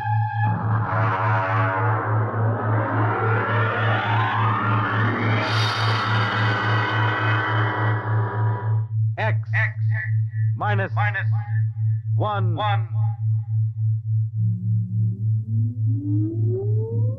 Countdown for blast off. X-5, 4, 3, 2, X-1, fire.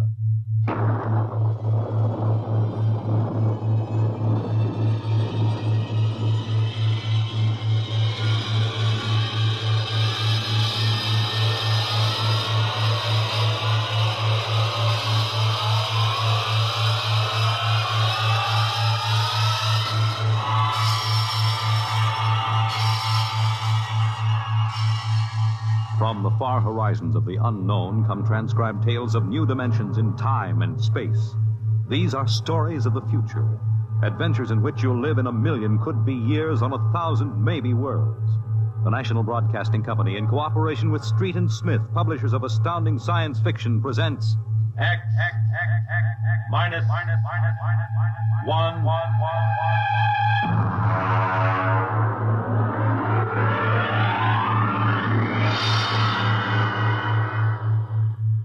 Tonight's story, First Contact, by Murray Leinster.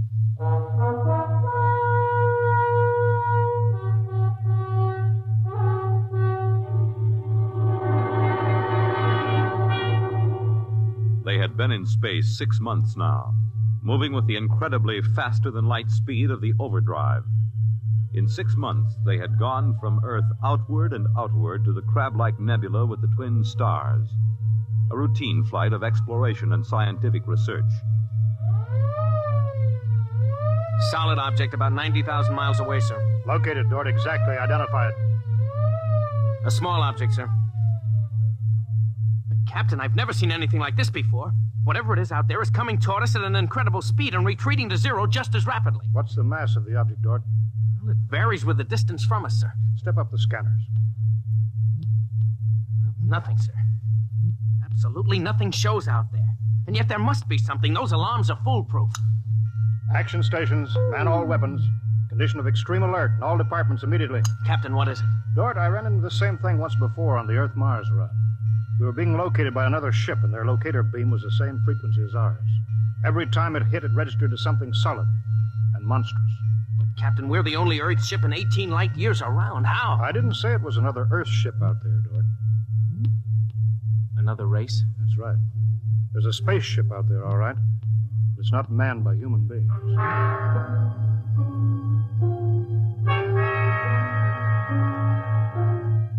It had been contemplated and speculated upon. Mathematically, it was almost a certainty that such a race existed. But in 18,000 Earth years, no human spaceship had ever encountered them. Now the situation was precipitated, and somewhere outside the Earth vessel there was an alien race. Of what shape Of what quality? Of what psychology? It's moving, sir. Heading right for us. At that speed, we'll be in touch in 10 minutes. Heading right for us, huh? Just what we'd do if a strange ship appeared in our hunting grounds. Friendly? Well, maybe. We'll try to contact them. We have to do that. Friendly? Thank the Lord for the blasters. They may not be hostile, sir. Well, they may be. That's what I'm paid for. Put on this job for, to worry about the troubles that may never happen. To all hands, now hear this. A ship is approaching manned by an alien race. I'll give the signal for attack or defense if it be necessary. There'll be no move made unless I give the order. I do not wish to provoke trouble. Stand by. Their ship is slowing down, sir. It's stopped. Weapons Department, report. Weapons Department, report. Alien ship remarked. Target fixed. Weapons alert. Communications Department, report. Communications Department, report. We're receiving a modulated short wave, sir. Frequency modulated. Apparently a signal. Not enough power to do us any harm. Well, try to make some sense out of it. Report any progress to me immediately. One thing in their favor, sir. They didn't attack immediately without question. They're trying to establish contact. That seems to indicate they're reasonable. We'll see. What are they doing now? Can you make out the locator screen? Bring that power up. They're doing something now, sir. There's a section of the hull opening. Probably an airlock, sir. If they breathe there. They're letting something out. It's round. A bomb, sir? Unknown object released from alien ship. Observed by Weapons Department and targeted. Stand by. See what they're doing, sir? They've left the object out there right where they were. And now they're withdrawing the ship. There's no reason why that object couldn't be a bomb, Mr. Dort.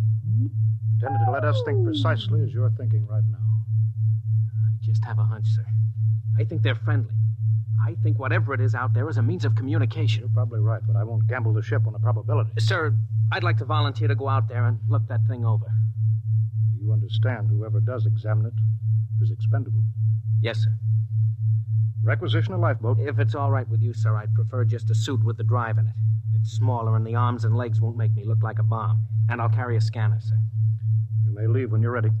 Thank you, sir.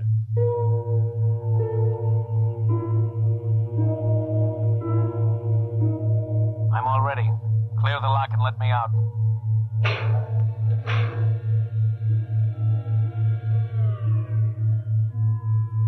Weapons Department reporting to the captain. Mr. Dort located. Mr. Dort is targeted. Stand by. If that object out there is a device to capture one of our people for observation and questioning, it'll be blown out of existence, including Mr. Dort. Stand by.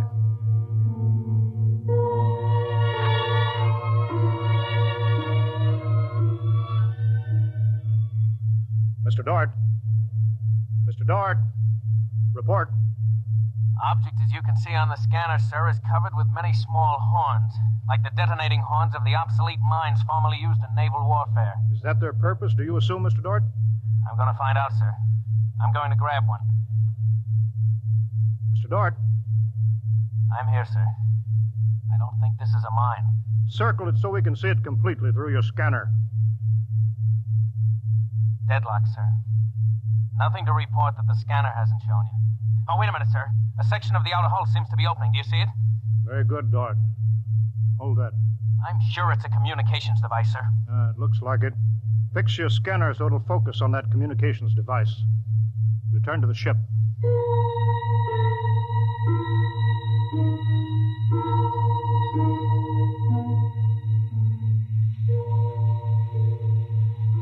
Communications Department. Communications Department. Progress report, please. We've established communication, sir. Is there a psychologist on the team down there with you? Yes, sir. Mr. Burns is working with us. Will both of you please report to the bridge at once?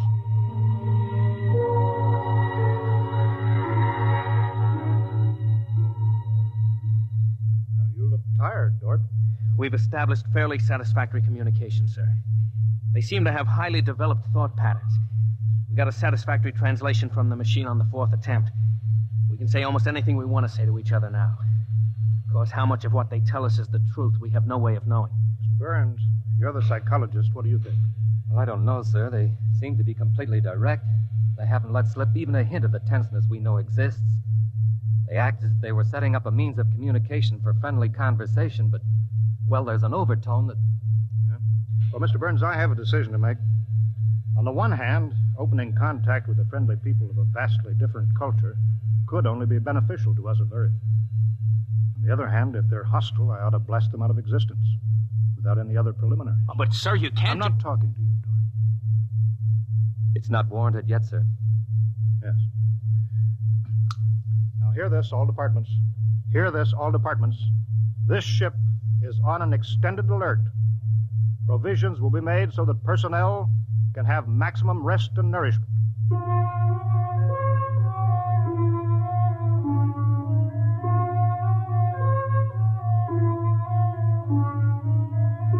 Communication continued by means of the artificial language set up arbitrarily between the Earthmen and the aliens, decoded by the mechanical decoders. Dort disobeyed orders. He lived on powerful stimulants so that he could stay with the communications machine. Talking to the aliens. Other people. Are we being received? We are receiving your message. The chief of this ship wishes to speak with the chief of your ship. The message is heard by the chief of this ship. The chief of this ship communicates that he will hear the message of the chief of that ship. Go ahead, sir. People of the other ship, I'd like to say the appropriate things about this first contact of two dissimilar civilized races, and of my hopes that a friendly intercourse between the two peoples will result. People of that ship, what you say is all very well, but is there any way for us to let each other go home alive? That's all, sir. They've stopped sending. Very direct people. Very direct. But, sir, I don't follow. I didn't know what that meant. You know, is there any way for us to let each other go home alive? It means what it says, Dort. Sir, what's to stop us from just cutting communication and leaving, and they can do likewise? What's to stop us? Simply that whichever ship leaves first will be followed by the other. If they find Earth and get back to their own planet and we don't know where that planet is, Earth will be completely at their mercy. If they leave first, we'll follow them. We'll attempt to find their home planet. Dort, could you swear to any decision that the policymakers on Earth will come to? Sir, even if they do follow us, the closer we get to home, the more of our ships and weapons they'll face. They'd never get away. Well, how do you know that they can't communicate with their home planet without returning? We can't, sir. How do you know they can't? I don't, sir. So that's the situation. We'll sit out here, facing each other, trying to outguess each other, until time wears us out. And we'll have to face the fact either they destroy us or we destroy them. Navigation officer, attention. Navigation officer, attention. Every star map on this ship is to be prepared for instant destruction. The chief of this ship wishes to know whether the chief of that ship can suggest an answer to the problem concerning us both. Do you want me to answer that, sir? I'll answer it myself. Tell me when to talk. Now, sir. I am giving that matter personal attention. Every effort will be bent to the solution of this problem. Will you consider a temporary truce in the meantime? What would a truce gain? Could we trust you? Would you trust us? I suggest that we continue as we have up to this particle of time. I agree. Sign off, George.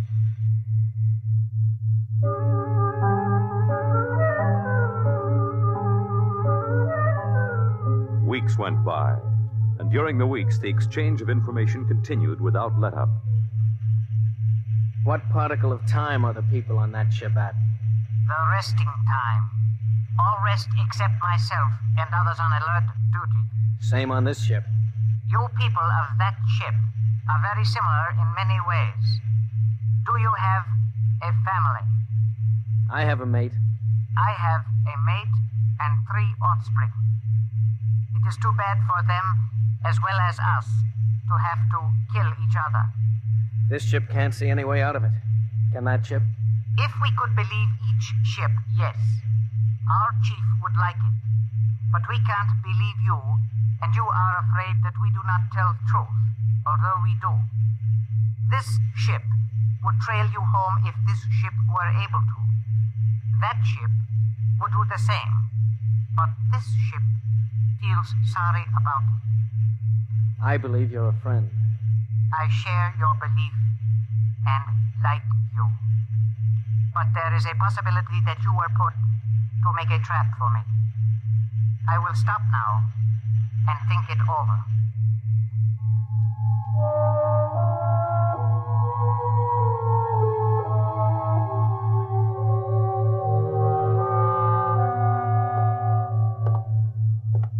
Just sit down, Dort. Control yourself. We're all under tension. Doesn't do any good to pace like some caged animal. Yes, sir. All right, now I've read the complete transcription of your conversations with this one alien. What does it prove, Dort? Sir, these people are so much like us in their thinking. Well, sir, they're likable. They're likable and they breathe oxygen. Their air is 28% oxygen instead of 20. They could do very well on Earth. It'd be a highly desirable conquest for them. Dort, I'm as set against violence as you are. I don't see any way out of this. And I think we've got to break this status quo. So if in 70 hours we don't see any other way, then I have no further choice. I'll blow them to bits.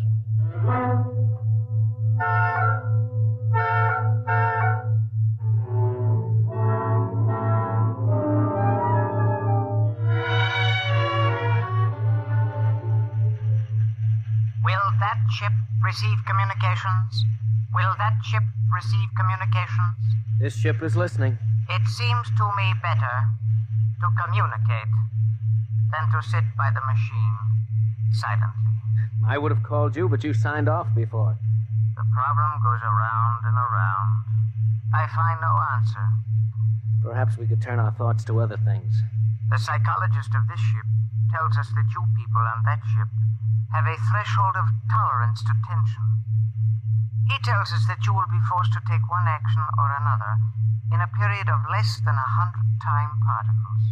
I have no communication on this matter. Well, the ship is not trying to extract unwilling information from that ship. A truth is mentioned in passing. A report of this conversation will be carried to the chief of this ship. It would be so. We are prepared. If only the people of this ship could meet in direct contact with the people of that ship, it might be better. We could not communicate then. The communications machine is too large to carry from place to place. In direct contact, the peoples of the two ships would be further apart than now. That's true. I am sad. Much that is pleasant has passed between us. I am sad, too. We are not yet ready for each other. We are not yet ready for each other. It's hard, isn't it, Dort? Well, Captain, I'm sorry. I didn't know you were here, sir. I've been here for quite a while. Eavesdropping, I'm afraid. It's all right, sir. Nothing can be personal in a situation like this. That's right. How long is 100 time particles, Dort? Pardon, sir? That reference he made to us not being able to stand tension is interesting.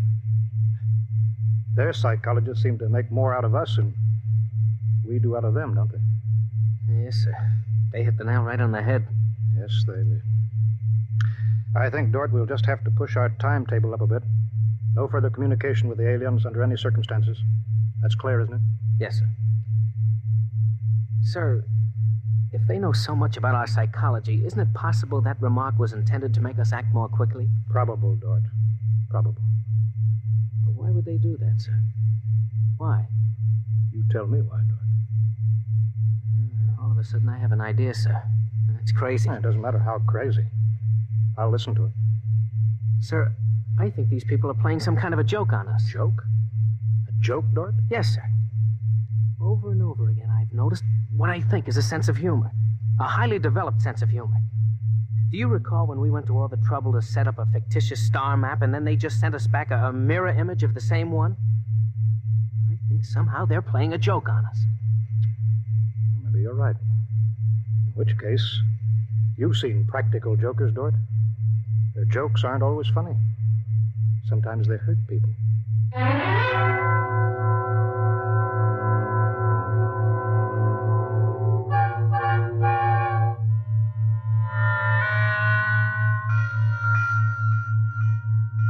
All departments, man, instant alert. All departments, man, instant alert.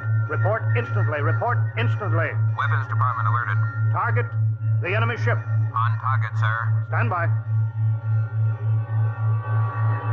Fire!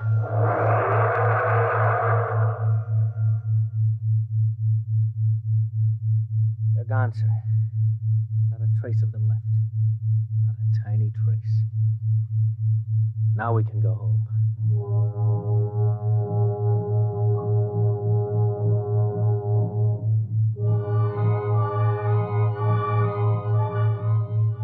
Communications to Captain. Communications to Captain. Report. Sir, I'm picking up new signals. Same frequency as the original alien signals. That's impossible. That ship was destroyed. I'm receiving signals, sir. Set the machine up. We'll be down there in a minute. Mr. Dort, come with me, please.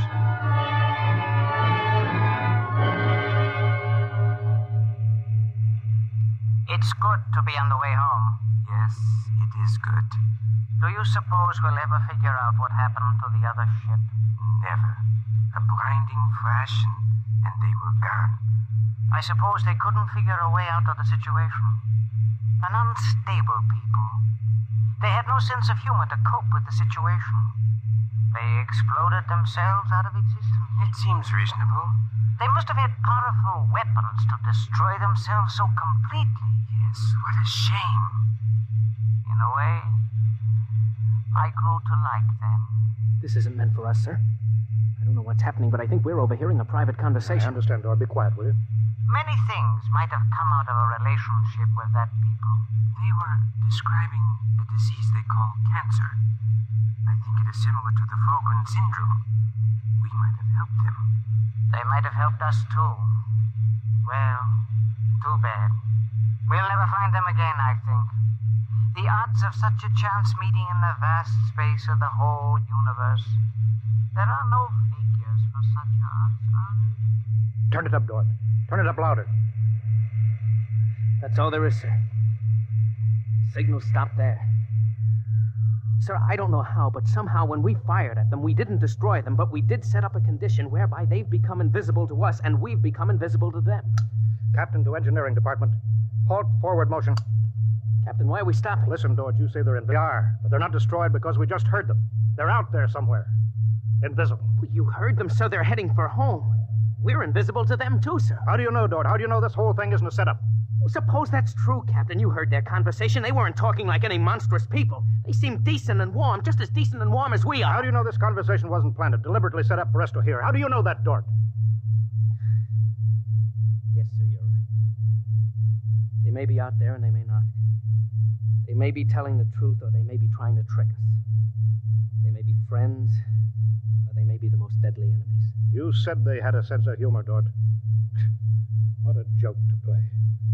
To deliberately set up a situation where we wouldn't know fact from fantasy, truth from lie. Wouldn't that be a joke, Dort? Yeah, but we don't know that they did that, sir. And we don't know that they didn't. We don't know anything. Sir, does that mean we never go home again? I don't know. I have to think about it. I have to think about it.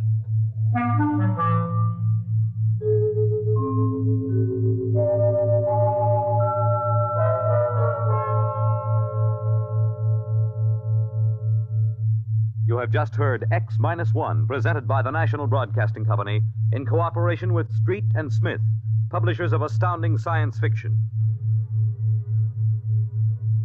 Tonight, by transcription, X-1 has brought you First Contact, written by Murray Leinster and adapted for radio by Howard Rodman. Featured in the cast were Wendell Holmes, Bob Hastings, Clark Gordon, William Lally, and Stan Early. Your announcer, Fred Collins. X-1 was directed by Daniel Sutter and is an NBC Radio Network production.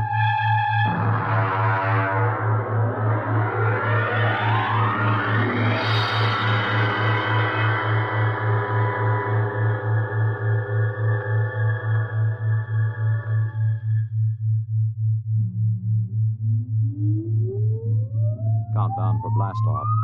X-5, 4, 3, 2, X-1, fire.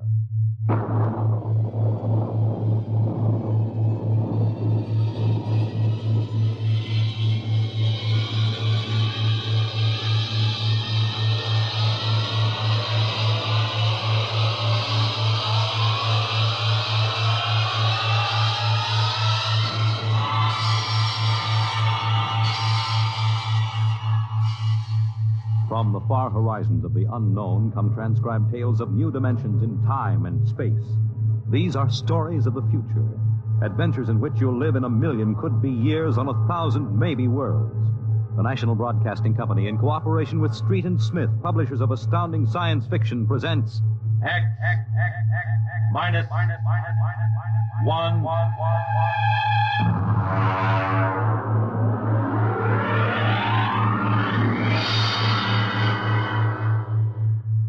Tonight's story, Child's Play by William Tenn.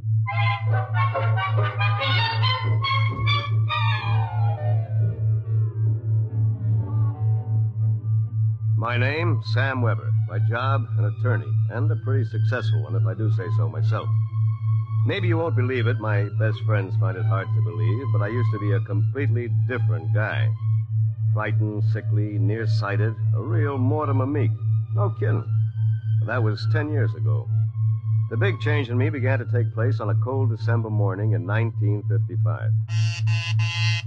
Just a moment, please. Yes, please. Weber? Yes. Samuel? That's right. Okay, Jack, step back. All right, fellas, bring it in. Just a moment. You must have the wrong... Watch it, Jack. Sign here. Is that for me? Weber, Garden Apartments. It looks like a coffin. I don't design them, Jack. I just deliver them. Sign here.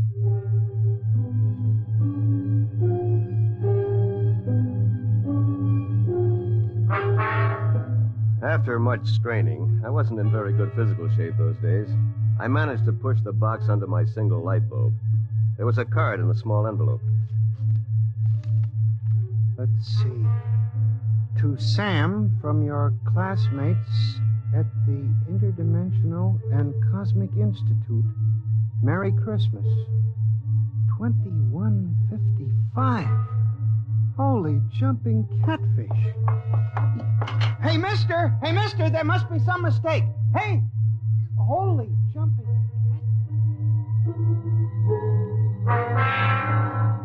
They were gone. And I didn't even know which delivery company it was. I sat down to think, and it was just beginning to seep into my sleepy brain that maybe this was one of Lou White's practical jokes when I noticed there was something funny about that box. For one thing, it was dated 2155, 200 years from now. And for another thing, it was solid gold. Pop had been in the jewelry business long enough for me to verify that. At that point, I decided to open it up and see what was in it. After about a half hour of fumbling, I gave up. All right. If you won't open, you won't open.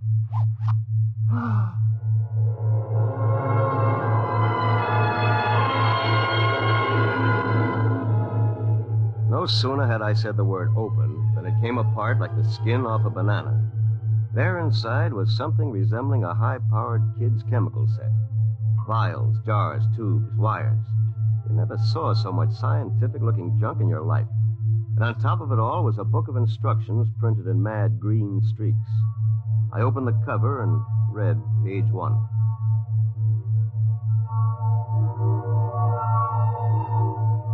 Build-A-Man set number 3. This set is intended solely for the use of children between the ages of 11 and 13. The equipment will enable the child to build and assemble complete adult humans in perfect working order. A disassemblator is provided so the set may be used again and again with profit. Refills and additional parts may be acquired from the Build-A-Man Company, 928, Diagonal Level, Blunt City, Ohio. Remember, only with Build-A-Man can you build a man.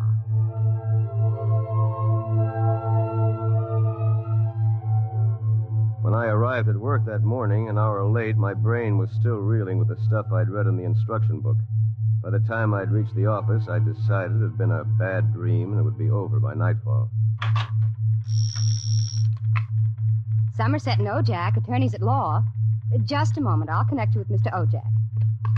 Oh, good morning, Mr. Weber. Good in your honor. Good morning. I've got to get my mind off that book. Only with Build-A-Man can you build a man. It must have been a dream. Probably go home tonight and find the place empty. Well, if it isn't a poor man's Clarence Darrow. Hiya, Sam! Sam? Oh, hello, Lou. I come as bearer of sad tidings. You don't look very sad. Boss wants to see you laughing, boy. What about? Well, how should I know? Oh, and by the way, Sam, you'll be happy to know that I've just been promoted. I'm handling all the criminal stuff from now on. Congratulations. Boss, you know what this means for Tina and me, don't you, Sammy? Ah, cheer up, son. Tina's not for you anyway. Some got it, some don't. Me, I'm loaded. You? Ha! Nothing. So long, laughing boy.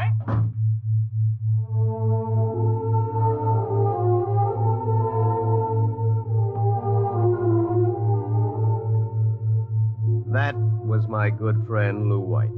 Lou was one of those guys who always lands with his feet firmly planted in the back of somebody else's neck. In the year I had known him, he'd already managed to steal the job I wanted, and he was now working on the girl I wanted. Her name was Tina. Tina Veldt. She was...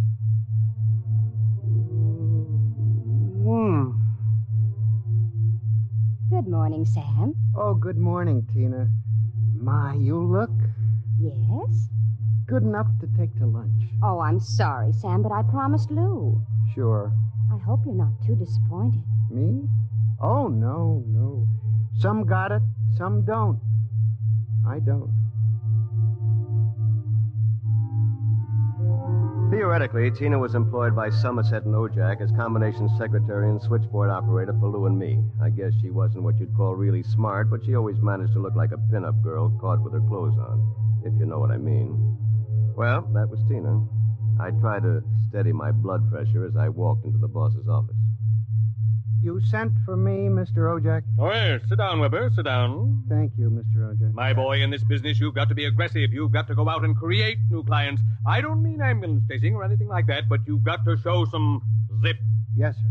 Well, get in there and punch, Weber. I want to see a change in you in the next few months. As a matter of fact, you'd better.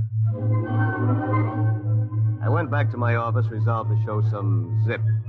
I bit savagely into a copy of Hackleworth's On Torts. Then I called Tina for a memo. But by the time she came in, my mind was wandering again. Rosenthal versus Rosenthal. On August 4th, the party, the first part. What comes next? Sam, what comes next? Oh, listen, forget the memo for a while. I want you to take a letter. All right, Sam. Today's date, usual heading. To the Chamber of Commerce, Glunt City, Ohio. Gentlemen, would you inform me if you have registered a street or avenue known as Diagonal Level or Avenue? I write on behalf of a new client of mine. Oh, Sam, he was a new client. I wondered about it, but he looked so strange and sinister. What did he look like? Well, he was a terribly tall old man in a black overcoat. He asked if you were in, and then he tried to get your home address. But he looked and acted so strange, I didn't give it to him. He went away positively furious. That's great. Did he leave his name? Well, that's the funny part of it. He just said he was the censor or the census taker or something from the 24th Oblong.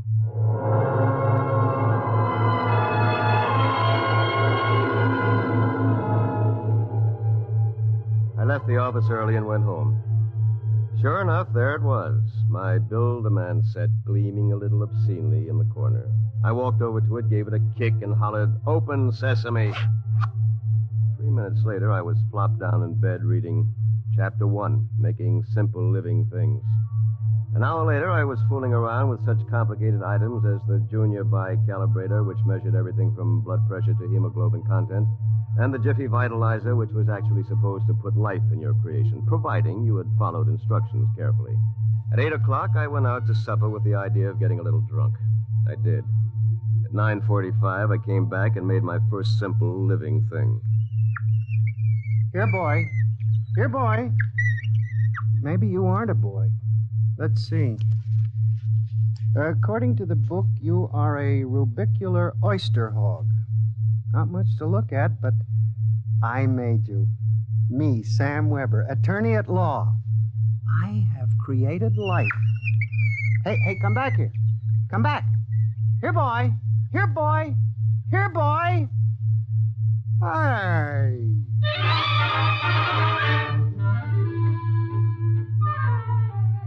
It was no use. My rubicular oyster hog, which was a cross between a field mouse and an oyster, had run out under the door and into the world. Next morning in the office, I turned to Chapter 2, duplicating babies and small humans. Assemble your mannequin, setting all molds to the indicated calibrations. To disassemble a model, use the disassemblator provided with the set. If you cannot destroy your creation, the law requires you to call the census keeper for your oblong. Good morning, Sam. Here's that memo on Rosenthal versus Rosenthal. Also a letter for you. Shall I read it? Please.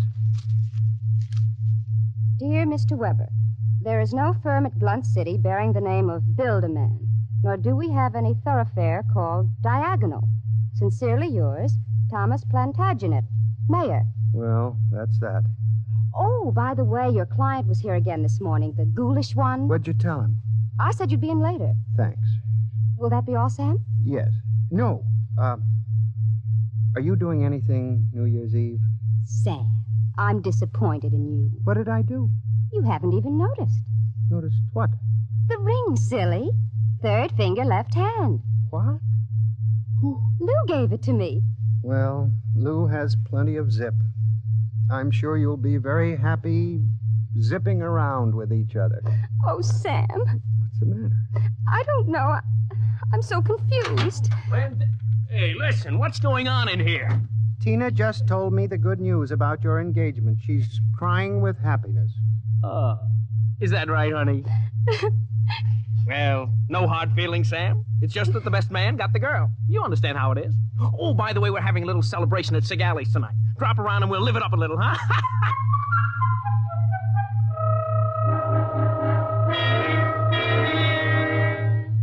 I went home feeling like a man who had been stuffed into a washing machine with the dial set at rinse dry.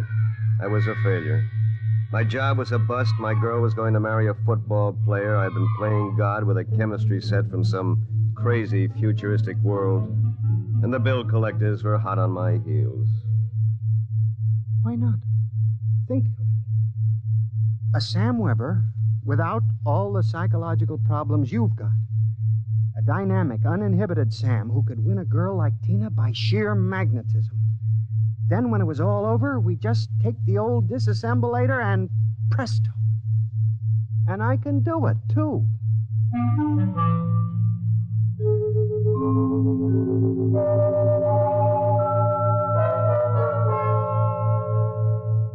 Chromosome content check. Well, here goes. It's moving. Holy mackerel. It's alive. It's sitting up. Whoa!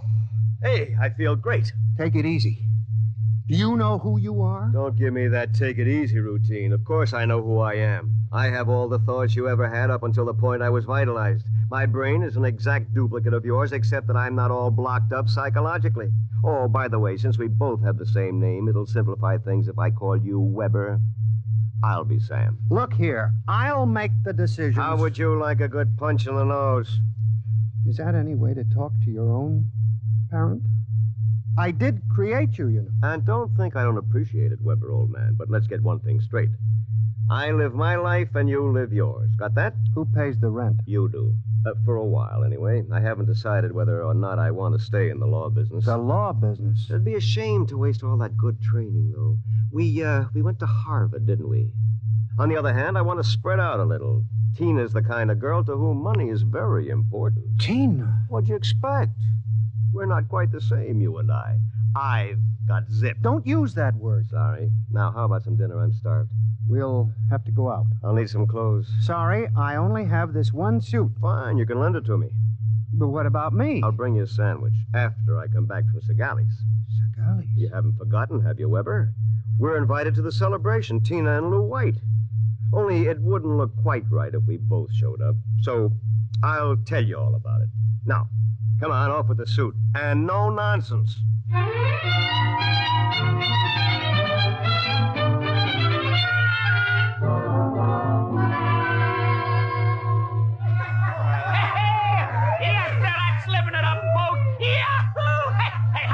Drink, Mr. Ojack, come on. Thank you, Lou. Is everybody happy?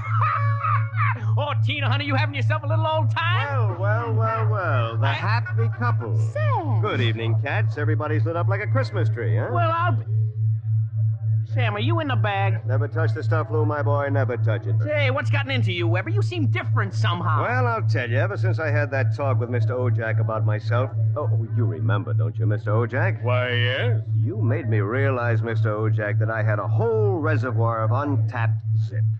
And that's all it took, just like that. I'm a changed man. I don't believe it. It's an act. Why, you're nothing but a cream puff, and you always will be. Mr. Ojak, I think he owes me an apology for that. I should think so. All right, all-American boy, make with the apologies. Apologize? Why, for 2 cents I belch you. Folks, would you excuse Mr. White and myself for a few minutes? Coming, Mr. White. I'll be right back, honey.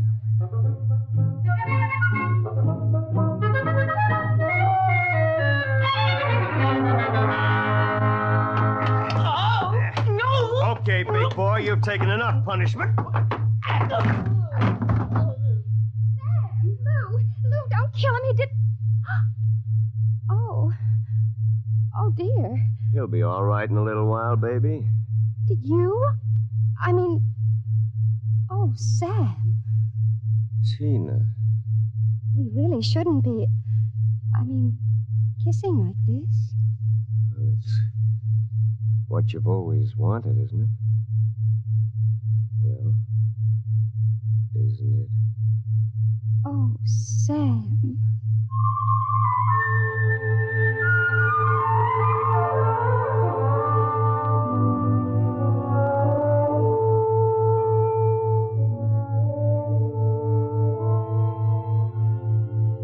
By this time, he's probably kissing her. And there's nothing you can do about it, Weber, old man. Nothing. Hey, wait a minute.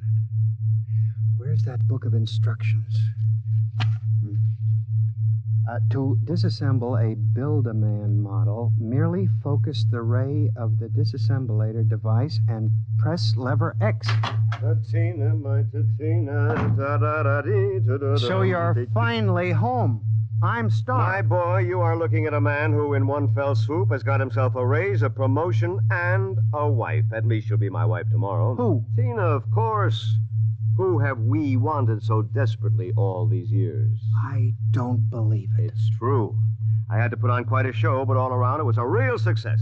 Mr. Ojak was so impressed, he called me aside and said he was going to give me a crack at some criminal cases, and if I made the grade, who knows, I may even accept a partnership. And what happens to me? I suppose I sit in this room with no clothes for the rest of my life. Oh, you'll be well taken care of, Weber. You've got it all figured out, haven't you? That's about it. Only you neglected to consider one thing. Oh, what's that? This. Oh, come on, put that down. I'm going to melt you down like a Welsh rabbit. Weber, you can't do that. It's murder. It's like killing your own son. Take off my suit, you phony. You won't be needing it again. You're going through with it, huh? I am. All right. And here's your jacket. Oh, my arm. Yeah, now, you give me that thing. Give it to me. Oh. That's better. Now we'll fix this little item so it can't do any damage. You see, Weber, you don't have the guts to stand up against the man you might have been. What's that sound? Somebody's coming up the stairs. Listen. Take a peek through the keyhole, Weber. Holy jumping. It's him. Whom? He's burning it. He's burning a hole right through the door. Good evening, gentlemen. Who are you? I'm the census keeper for the 24th Oblong. You see, your Build-A-Man set was intended for one of the Weber children who's on a field trip in this Oblong 200 years from now. Because of an unfortunate time warp, the set was delivered here accidentally. You mean this set came here from 200 years from now? Precisely. Time, as with all things, is relative. We shall have to recover the set, of course, and adjust any discrepancies it has caused. Meanwhile, the problem is, which of you gentlemen is the original Sam Weber? I am. Listen. Liar. Difficulties. Why can't I ever have a simple case like the doublet conduplication? Now look here, Mr. Census Keeper. The duplicate will obviously be less stable and more emotionally unbalanced. Certainly, a man of your qualifications can decide which of us is the more valid member of society, which of us will conform more readily to the standards. Naturally. I observed that one of you was naked. That, of course... Wait a minute. And you seem to be trembling, whereas this gentleman seems quite calm. Hold it.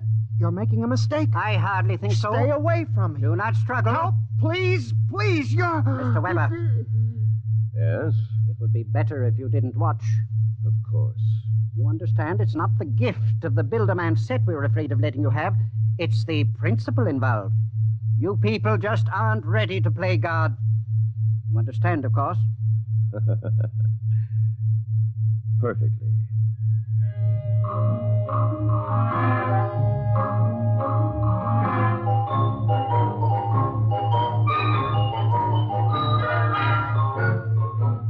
Well, that's my story. Within 10 seconds, the old Sam Weber had been completely dismantled and packed into the box. Tina and I were married, as you know, and I went on to become a full partner in the firm of Ojak, Somerset, and Weber. Oh, and by the way, Tina and I have been doing quite successfully what the old Sam Weber and his Builderman set made such a mess of. We have 1, 2, 3 little conuplications. Sam Jr., age 4, Sameta, age 3, and Samina, age 2 months.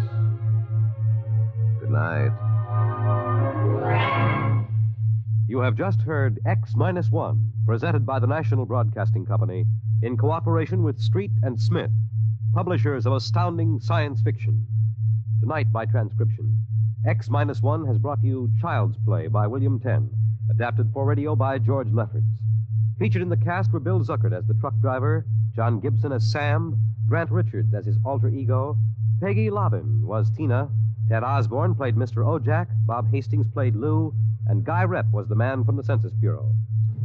Your announcer, Fred Collins. X-1 was an NBC Radio Network production.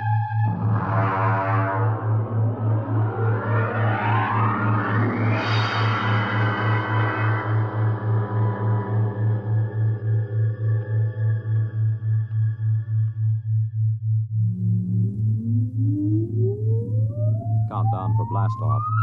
X-5, 4, 3, 2, X-1, fire.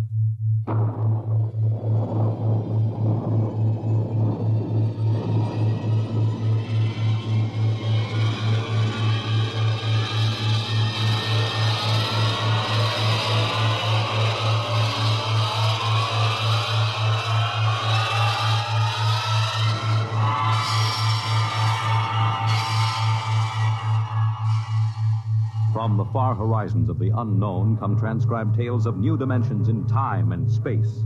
These are stories of the future, adventures in which you'll live in 1,000,000 could-be years on 1,000 maybe worlds. The National Broadcasting Company, in cooperation with Street and Smith, publishers of astounding science fiction, presents X-1.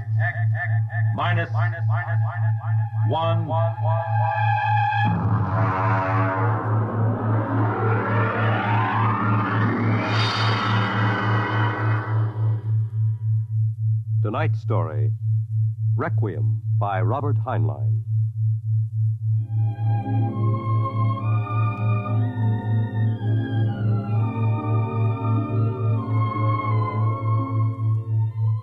On a high hill in Samoa, there is a grave. Inscribed on the marker are these words: Under the wide and starry sky, dig my grave and let me lie. Gladly did I live and gladly die, and I lay me down with a will. This be the verse you grave for me. Here he lies where he longed to be.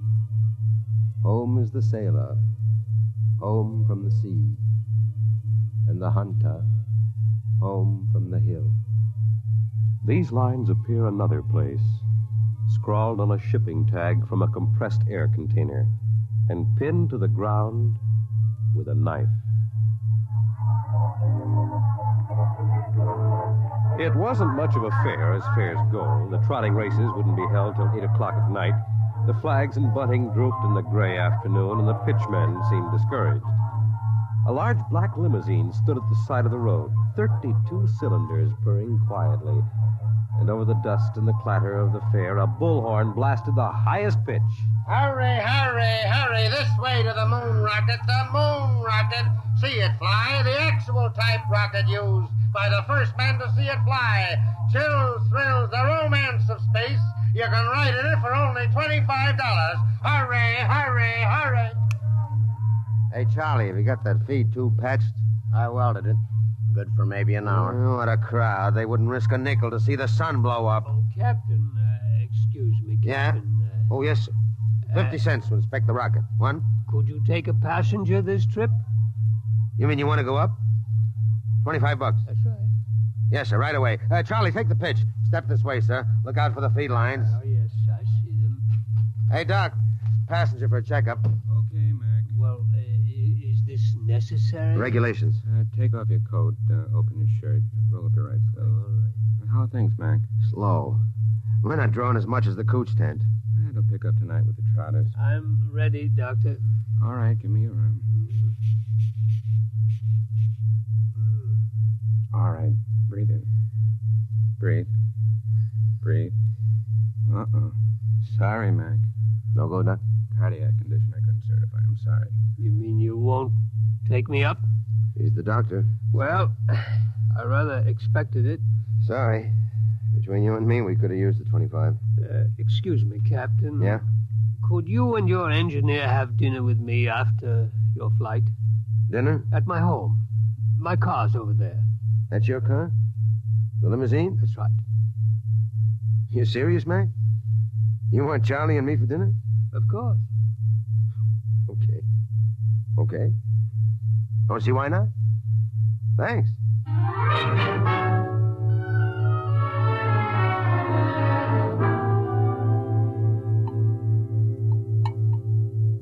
Charlie, you had enough. Lay off, Mac. Oh, that's perfectly all right, Captain McIntyre.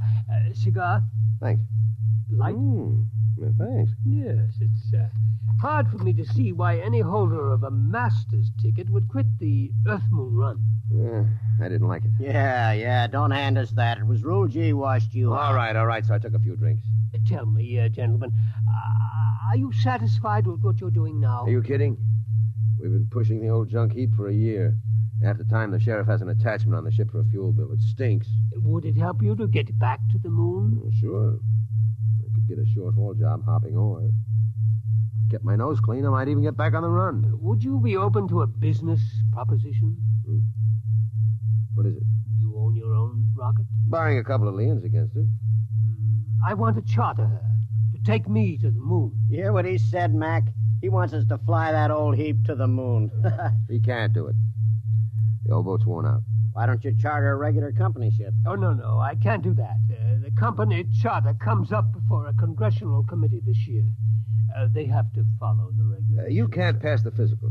Now, if you can afford to hire us, why don't you bribe a couple of company medics? It's been done before. I know, but not for me. I'm D. Harriman. Harriman? You own the company. Hey, what are you giving us? I own a large percentage of the company, but the other directors won't permit me to jeopardize the franchise. You tie that, Mac. A guy with half the money in the world, and he's up a creek. Shut up, Charlie. Why do you want to go to the moon so bad, Mr. Harriman? Hell, it's the one thing I've really wanted to do all my life. I'm maybe 50 years older than you. When I was a kid, nobody believed we'd really reached the moon. You've seen rockets all your lives. When I was a boy, they laughed at the idea, but I believed. I wanted the moon then. I used to stand in the backyard and stare at it.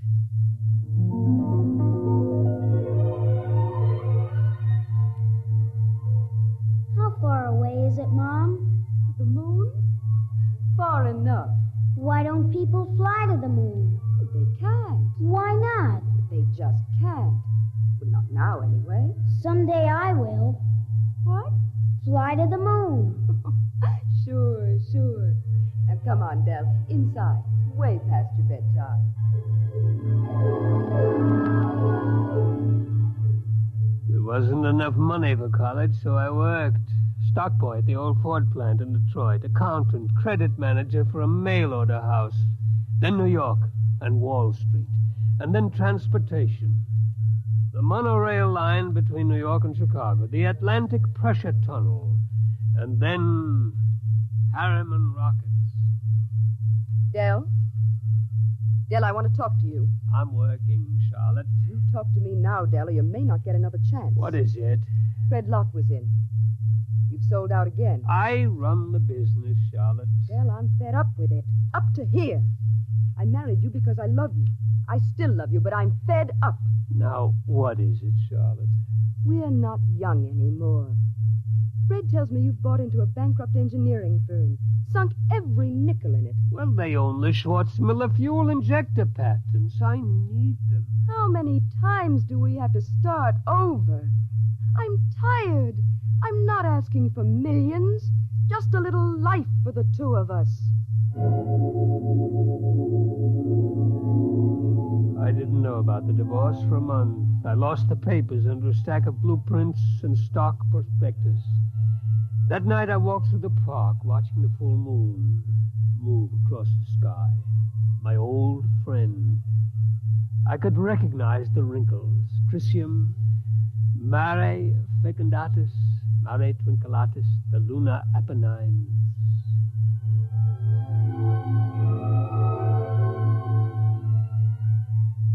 It took 2 fraudulent bankruptcies and an investigation by the Securities and Exchange Commission before we did it. The moon. There were 3 injunctions on the rocket before it blasted off. I was going on the second trip, but my considerate board served a court order on me. You can't go there. Fred, I'll break you if it's the last thing I do. Dell, you've got a bad heart. That's no secret. Oh. If you die out there, the whole card house comes down. Now, we've got an equity in this corporation. We're going to see it protected. You've sucked us in on this wild scheme, and now that it paid off, you're going to sit right down here on Earth and see that the dividends come out on time. You're not going to the moon, Dell. Forget it. I never went. By the time my lawyers shook off the restraining orders, the first cargo rocket had crashed in the Pacific, and Congress rushed through the Space Precautionary Act. My heart kept earthbound, and now I'm old. I've lived longer than I should, but I would not let myself die. I will not until I have set foot on the moon. There, Captain McIntyre, you asked why I wanted to go to the moon. Well? You find a ship, Mr. Harriman, and I'll drive her. You'll hit the moon. All right, then we can get down to business. I'll have contracts drawn up for you. You two will have to buy me a ship. I can't do it openly, of course. My dear board of directors would find out and slap a court order on me. Well, we can't get credit. Oh, don't worry. I'll supply the cash in advance. Pick some ship that can be fitted for the jump. A strato yacht. Apply for a strato license. Then after it's issued, you move to a piece of desert. I'll find a strip and buy it. You mean fit her out there? Yes. We'll install extra fuel tanks, change the injectors and timers for space flight. Charlie, you think you can manage the changeover without a dockyard and shops? Well, I'll have to have a load of power tools and a lot of time. It'll be haywired and spot welded. Just so it doesn't blow up when I slap the key. It won't blow. Well, that's what you said about the last ship. Now, cut it out, will you? I ask you, Mr. Harriman, that last ship was a junk heap and we knew it. Now, this'll be different. We're going to spend some dough and do it right. Ain't we, Mr. Harriman? You spend all the money you want. I'll see that you get it.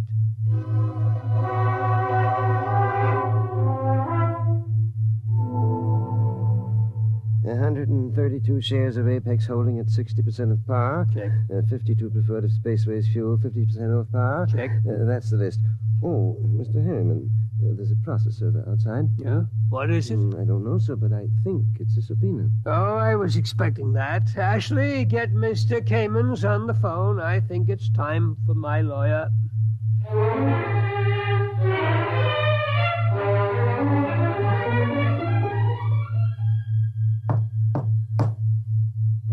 please, Your Honor, counsel representing Mr. Harriman's relatives contend that his behavior for the past few weeks gives clear indication that a mind brilliant in the world of finance has become senile. They petition you to declare him incompetent and to assign a conservator to protect his financial interests and those of his heirs. May I suggest that in the last few words, my opponent gave away his entire thesis. It is evident that the petitioners believe that my client should conduct his affairs in such a way as to ensure that his nephews, nieces, and their issue will be supported in unearned luxury for the rest of their lives. Therefore, we pray this court will confirm my client in his right to do what he likes with his own. Deny this petition and send these meddlers about their business.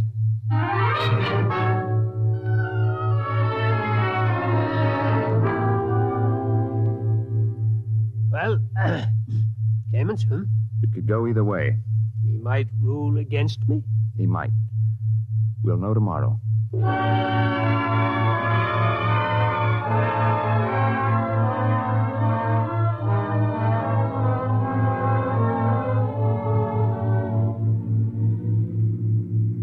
Here it is. Eccentric millionaire disappears. Yes. You eccentric, Mr. Harriman? Well, they used to call me crazy, but that depends on your credit rating. A bench warrant under contempt proceedings has been issued. They won't find me out here. How is the work going, Charlie? My end's in pretty good shape. Well, are you ready to go? My nephews will have detectives out looking for me. Well, I could run those calibration tests tonight. Take till midnight. After that, it's up to the Commodore here. There she is, Mr. Harriman. That's the job that'll take you to the moon. It's a good ship, isn't it? Hey, Mac, stop the car. Yeah. All right. He's out? Look at him. Where's his medicine? Vest pocket. Here. Break the glass. Hold it on his nose. He looks lousy. Yeah. There. He's breathing easy.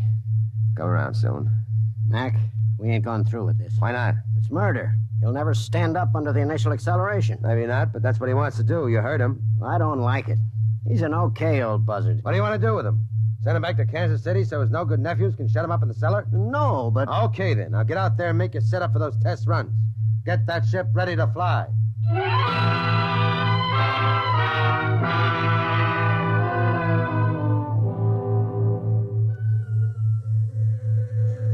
Hey, you. Me? How many other people are there out in this desert? What can I do for you? You James McIntyre? Hey, Mac. What's the matter, Charlie? You McIntyre? Oh. Yeah. I'm the deputy federal marshal in this district. I got a warrant for your arrest. What charge? Conspiracy to violate the Space Precautionary Act. I suppose you're Charles Schwartz. I got one for you, too. Thanks. And a man named Harriman. Got a court order to put seals on your spaceship. We haven't got any spaceship. What's that, a kiddie car? Strato yacht. Yeah?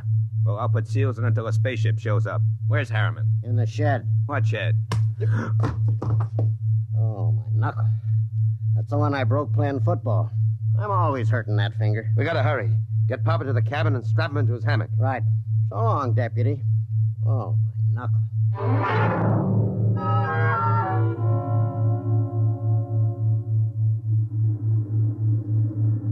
She's warm, Charlie.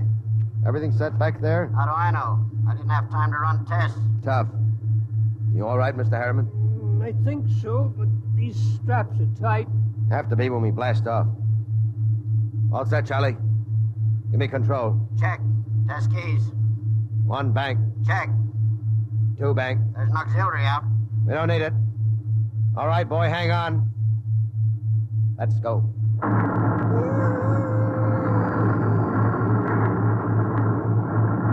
How are you, Pop? I'm doing fine. Couldn't be better. You better stay in your hammock. I'll loosen the straps a little. What is it? Nothing. Just go easy on that side. You ain't fooling me none, Pop. You got a couple of busted ribs. There isn't much I can do till we ground. You take a neobaritol and I'll wake you when we cut jets. No, I'll stay awake. Okay, just as you say, Pop.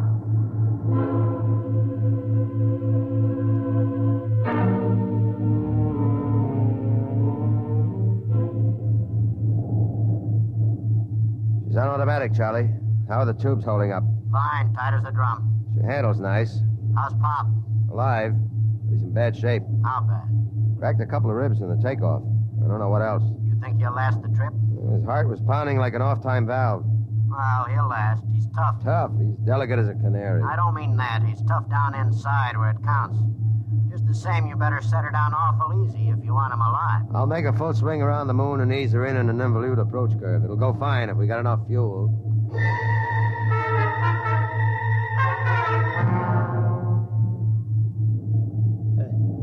Somebody call me? Something wrong, Pop? Thought somebody was calling me. Must have been asleep. I swung your hammock around. We're breaking now. There she is ahead. The moon. I've seen 1,000 photographs. There. That's Copernicus.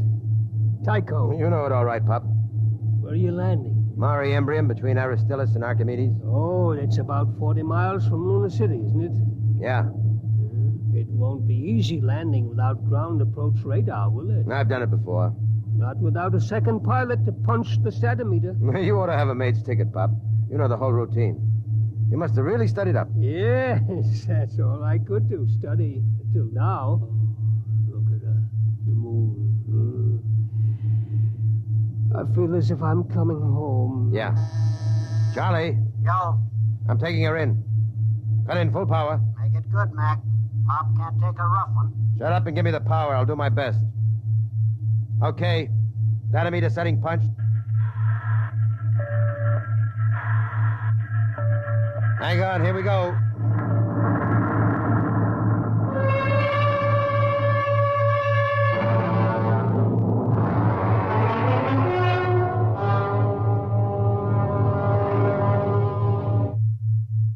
That was a lousy landing, Mac. Dynamite adrift. How's our passenger? Quiet. Now look. I wouldn't make any bets. That landing stunk. Will you shut up? I did my best. Hey, Pop. He's alive. There's blood in his mouth. He's trying to say something. Take it easy, Pop. We're down. Oh, where? Take it easy. Vacuum suits. Where are they? Steady, Pop. You can't go out there yet. We got to give you some first aid. Give me that suit. What do you think, Mac? Might as well. Get the suit out of the locker. Yeah, we'll use the big one. Be more comfortable. Okay. Hurry. Okay, Pop. Easy now. Hurry. All right, pull it up. Seal these zippers, Charlie. Take it easy. All right. The helmet. Air diaphragm set. Check. Air valve. Set. Lift it on him. Don't hit him. There. All right. Come on, Charlie. Get into your suit, and we'll carry him out the back.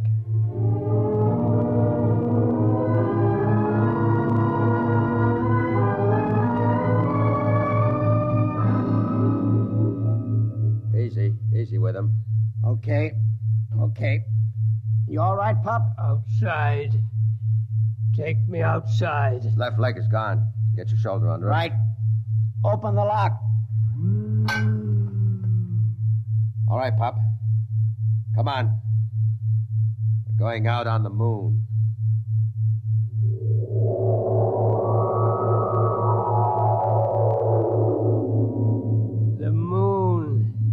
All right. I'm going to leave you out here to look around while we get ready for the hike to town. You all right? The moon. We have to break out air bottles and rig a stretcher. It's 40 miles into the dome. Charlie, prop something behind his head. Okay. You comfortable, Pop? We'll be back soon.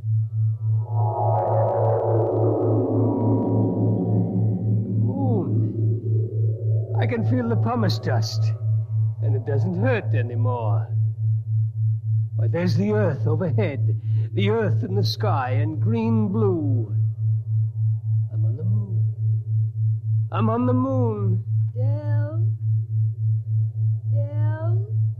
Charlotte?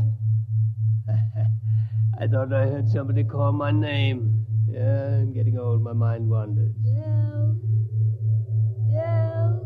Charlotte. That is you, isn't it? I made it, Charlotte. I'm on the moon. You didn't understand. You were afraid I wouldn't take care of myself. But I made it. I'm on the moon. I'm on the moon.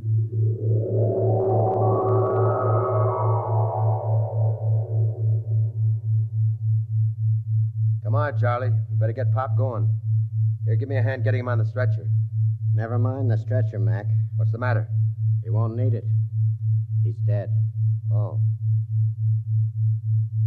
Better get out the pumice skis and the air bottles. It's a long walk to town. Yeah. What about him? Looks as if he's resting, doesn't he?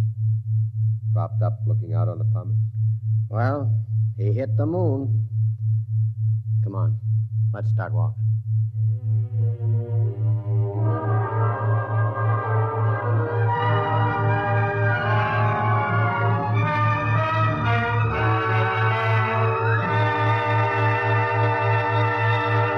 You have just heard X-1, presented by the National Broadcasting Company in cooperation with Street and Smith, publishers of astounding science fiction.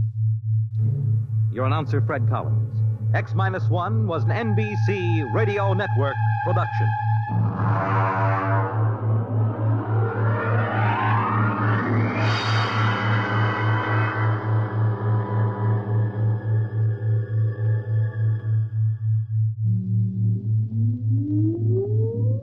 Countdown for blast off. X-5, 4, 3, 2, X-1, fire.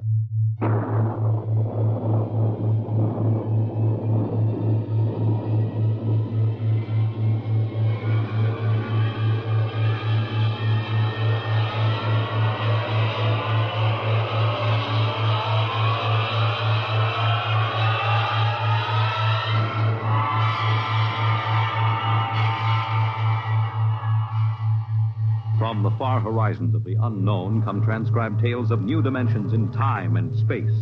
These are stories of the future, adventures in which you'll live in 1,000,000 could-be years on 1,000 maybe worlds.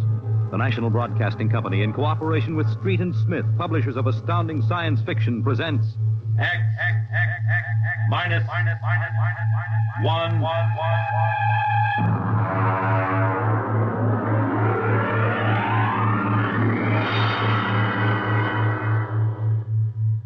Tonight's story, Hello Tomorrow.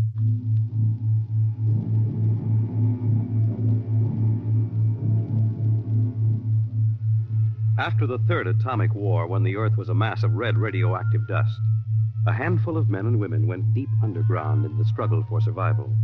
A new civilization was built deep underground, a civilization which must keep a ceaseless vigil against the deadly gamma rays which filter down through the Earth.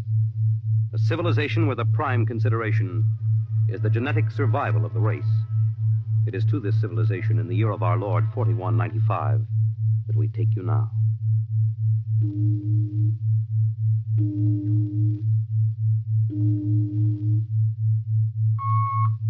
Professor Lois Burton? Yes.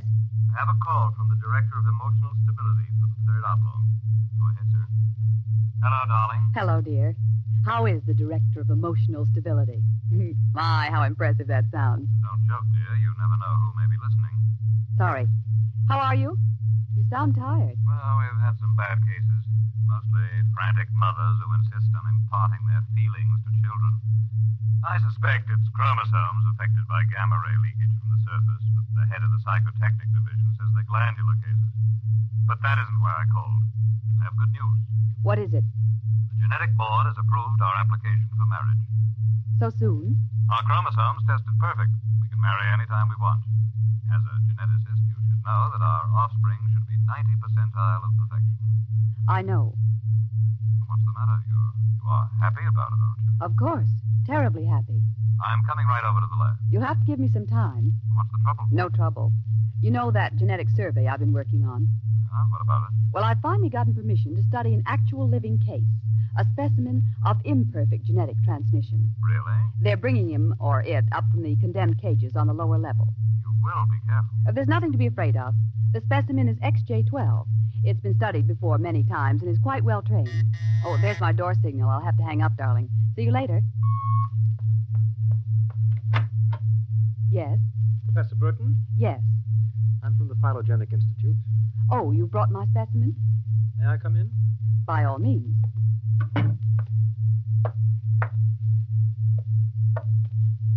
Oh, how... Horrible? It all depends on your viewpoint. I happen to have a twisted leg. My parents were genetically unsound. But then you... Yes, I am specimen XJ12. I see. I hope you aren't shocked. No stable person permits feelings to enter into his work. I will admit to surprise. I was expecting something a little more abnormal. Well, I try to be as abnormal as possible. It pays off. The Phylogenetic Institute allows me out of the genetic cages ever so often so I can breathe the pure air of the upper levels and mingle with the genetically perfect. You seem quite well educated. I spent the first years of my life here in the upper levels. How is that possible? As a small child, my mother concealed me from the director of heredity. My mother actually, dreadful word, loved me. That would explain your obviously low threshold of emotional control. If you choose to call it that. You seem to be struggling to repress a few feelings yourself.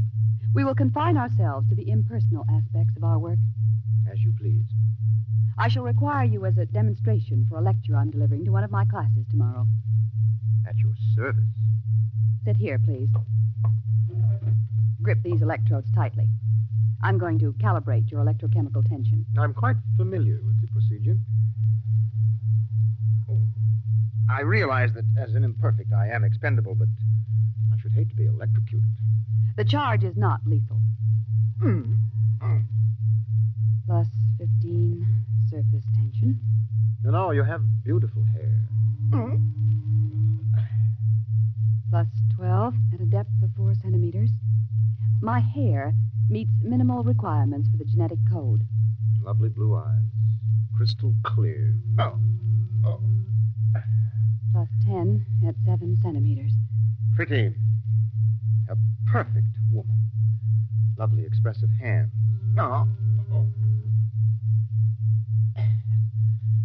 And a heart of stone. Like all the rest of you perfect survival types. Shut up. Could it be you do have feelings? I seem to sense an air of emotional tension. It's nothing, dear. This is the specimen. You, specimen. Tell this dolt who I am, Lois. This is the Director of Emotional Stability for the Third Oblong. You will address him as Mr. Director. Mr. Director. This creature seems quite impertinent. He's only a specimen, darling. Well, use him and ship him back to the cages. He's probably radioactive.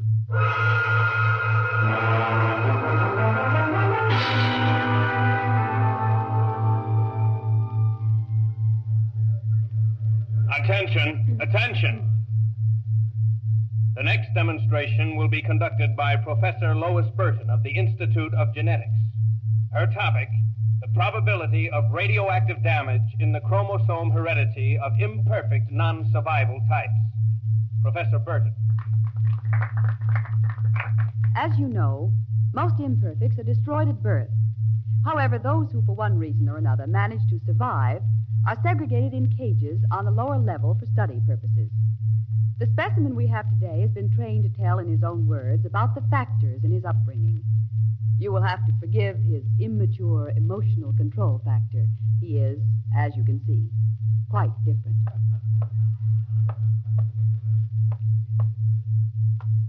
Specimen XJ12. You will proceed, please.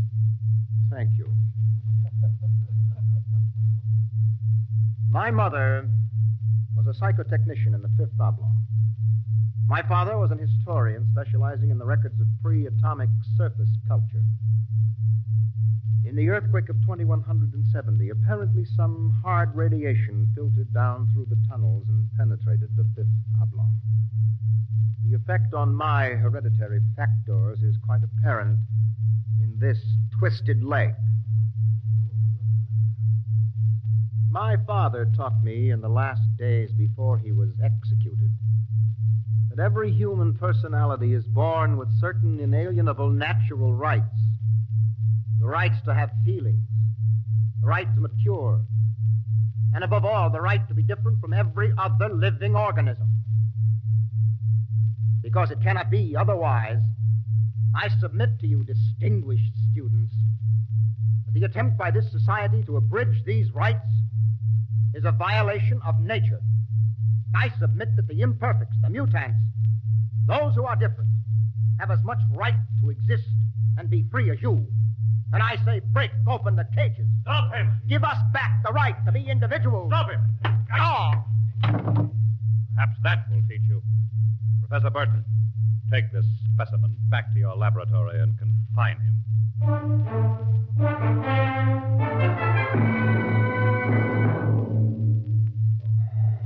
Hold still while I bandage your head. Oh.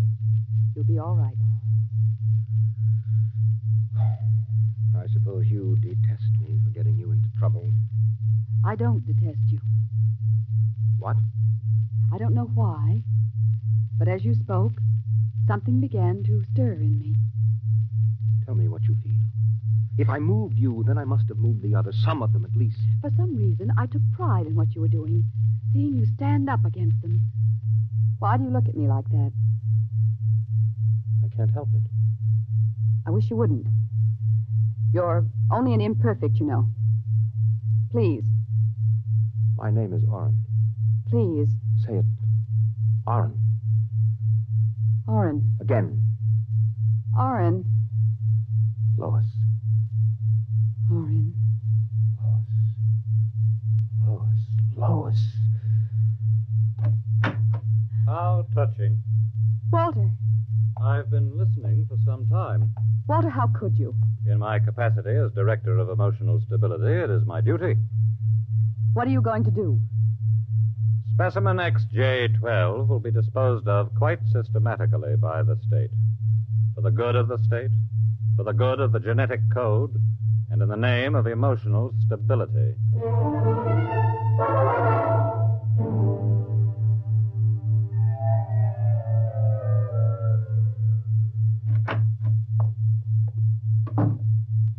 Walter, I have to talk to you. Go right ahead. Walter, you mustn't destroy him. The specimen? Why not? He's emotionally unstable.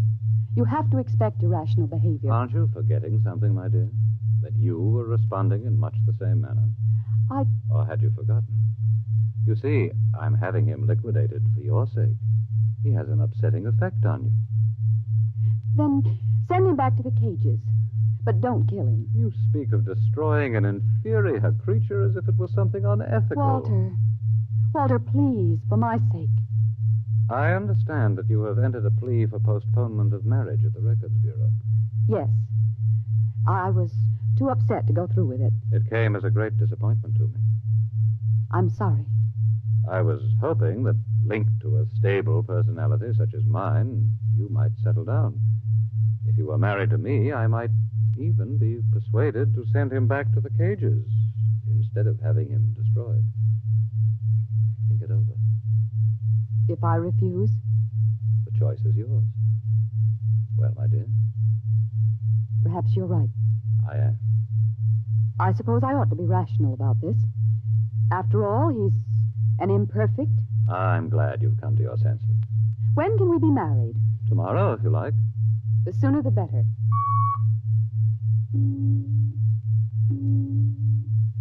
Let me talk to the custodian, please. Hello.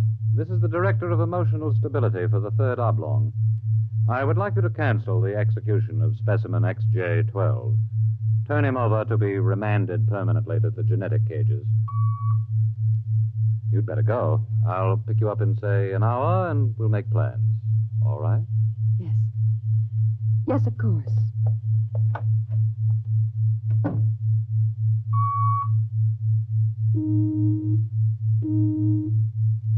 Hello. This is the Director of Emotional Stability again. I want you to cancel that last order. Proceed with the execution, but under conditions of absolute secrecy. No, don't use the lethal chamber. Take him through the upper level to the tunnels. Yes. Yes, I'll issue a pass for the radiation checkpoint.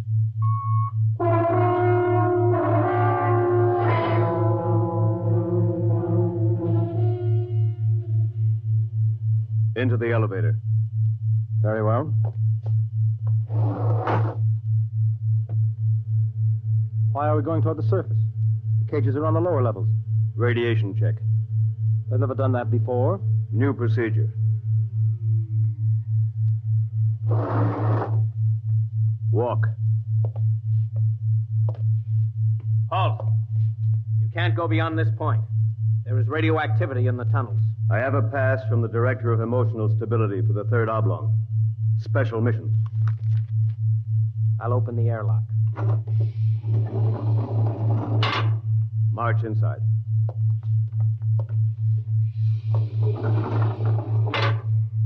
Turn around. So this is how they get rid of the imperfects. Now, before you dispose of me... Yes? Help! Security! Security! What is it? What's happened? The prisoner struck me. He escaped into the tunnels. He won't last long. Can you go after him? I could send a robot, but it isn't worth the trouble. There's no way back from the tunnels except through here. The only other direction he can go is toward the surface. And the closer he gets, the hotter the radiation. Now, I think you can consider your prisoner officially dead.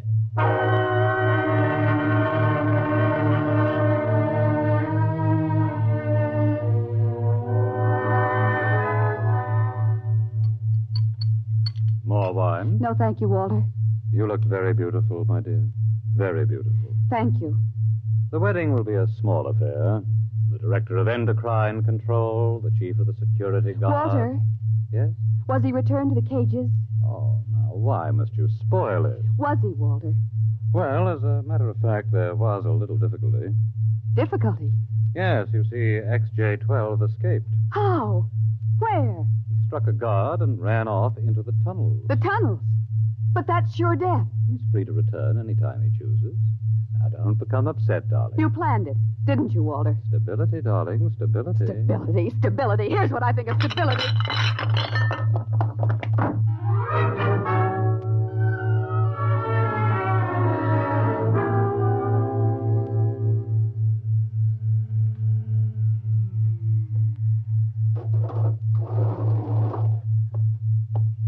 Halt! State your business. I'm Professor Burton of the Genetic Institute. You can't go into the tunnels, Professor. You'll have to let me by. I'm the fiancée of the Director of Emotional Stability. Oh, I suppose you're after the one who escaped? Yes. He's quite dangerous, I understand. I'm well armed. Wouldn't it be better to send a robot? I'm quite capable of handling him. He was my subject. All right, miss. It's your risk.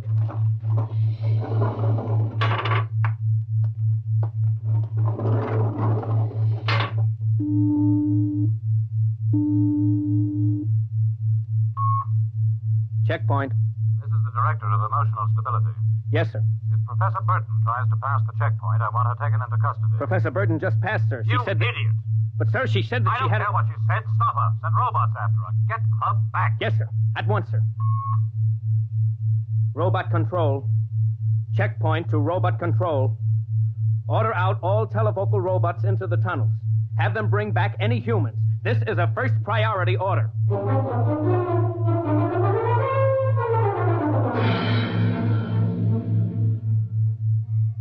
Oren! Oren!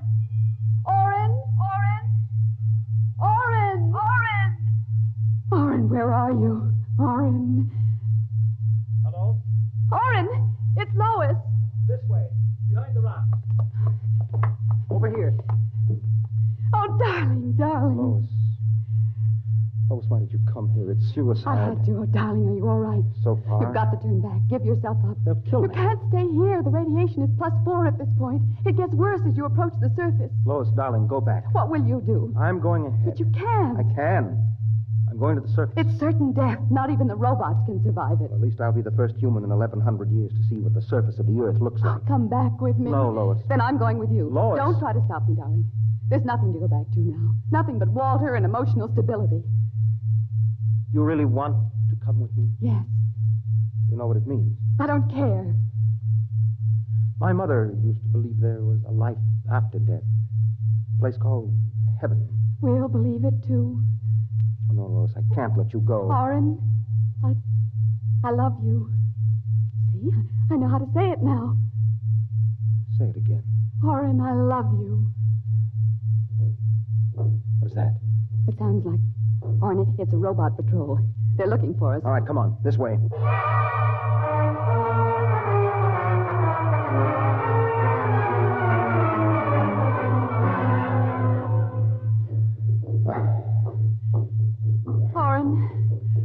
things. It can't be much farther, darling. The robots.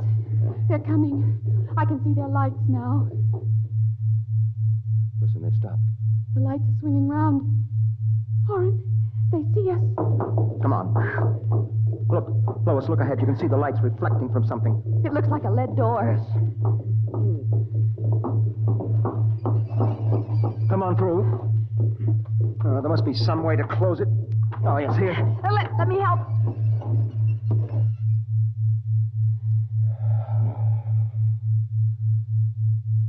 Well, they won't get through that. It's solid lead.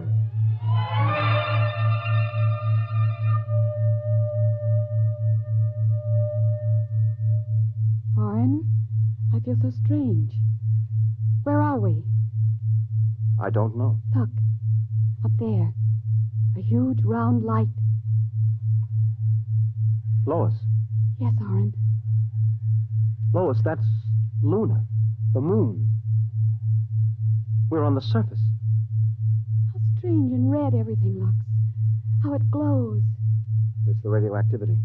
Quiet and peaceful. And deadly. Oh, hush, darling, hush. Sit here and rest a while. Put your arm around me. Oren, I'm afraid. Oren, we're going to die. Don't think about that. Just think about us.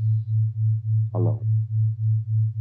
The first humans to stand on the surface of Earth in 1,100 years. That door must have been placed there by the last handful of survivors who went underground after the atomic wars. And those other lights, the small ones, they must be stars. Oren, I'm so tired. Go to sleep, darling. Put your head on my shoulder and sleep. Hold me, Oren. Hold me very close.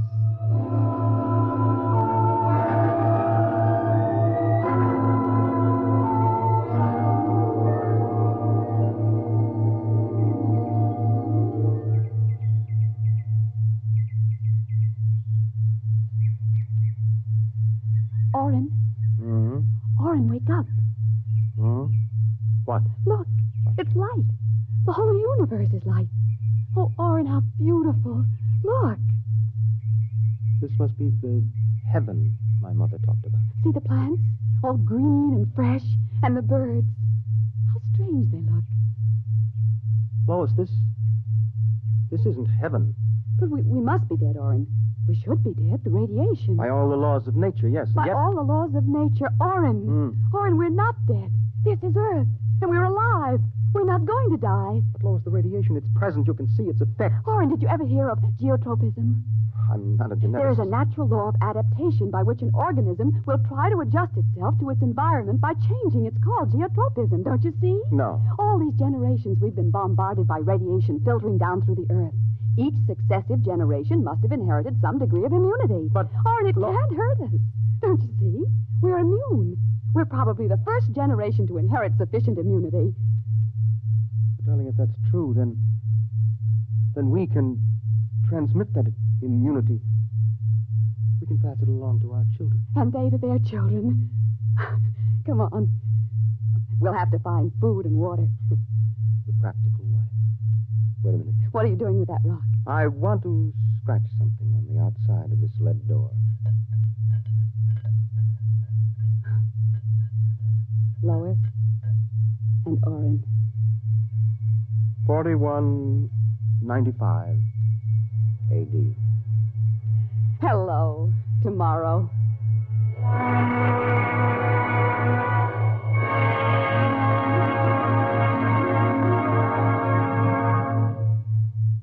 You have just heard X-1, presented by the National Broadcasting Company in cooperation with Street and Smith, publishers of astounding science fiction. Your announcer, Fred Collins. X-1 was an NBC Radio Network production.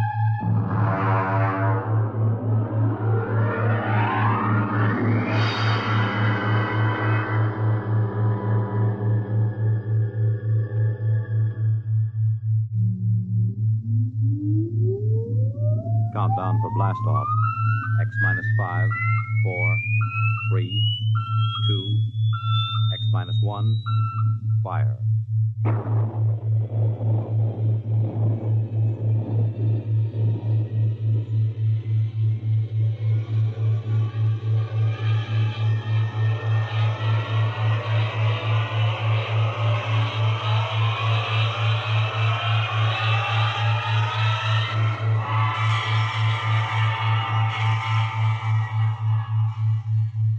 From the far horizons of the unknown come transcribed tales of new dimensions in time and space. These are stories of the future, adventures in which you'll live in a million could-be years on 1,000 maybe worlds. The National Broadcasting Company, in cooperation with Street and Smith, publishers of astounding science fiction, presents X minus 1.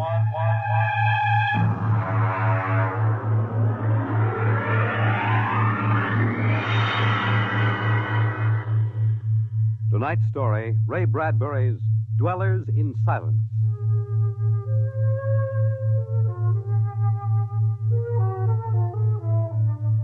"20 years had passed. 20 years since the last of the giant migration ships had crashed to the surface of Mars, bearing its pitiful handful of survivors of the Earth Wars. 20 years of longing, of turning eyes toward the green Earth as it hung on the horizon like a beckoning light. And now it was done. And the first new ship, built of shining Martian chromaton, had lifted bravely toward home with 3 men locked in its metal belly. There it is. You can barely see the top of the Atomic Trades building in the twilight. They never finished building it. Captain. What is it?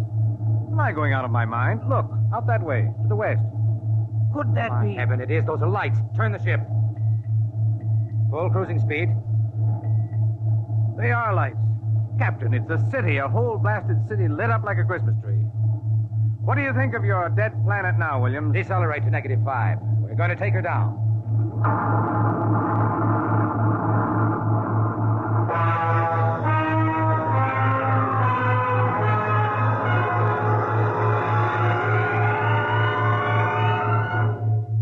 Unbelievable. We've been walking for hours now and not a soul to be seen. There must be someone. How do you explain the light? Unless they've been burning like this for 20 years. Impossible. I don't know. Municipal building. Do we have a look here, sir? Possibly the wreckers might contain some. That's a good idea. Keep your weapons ready.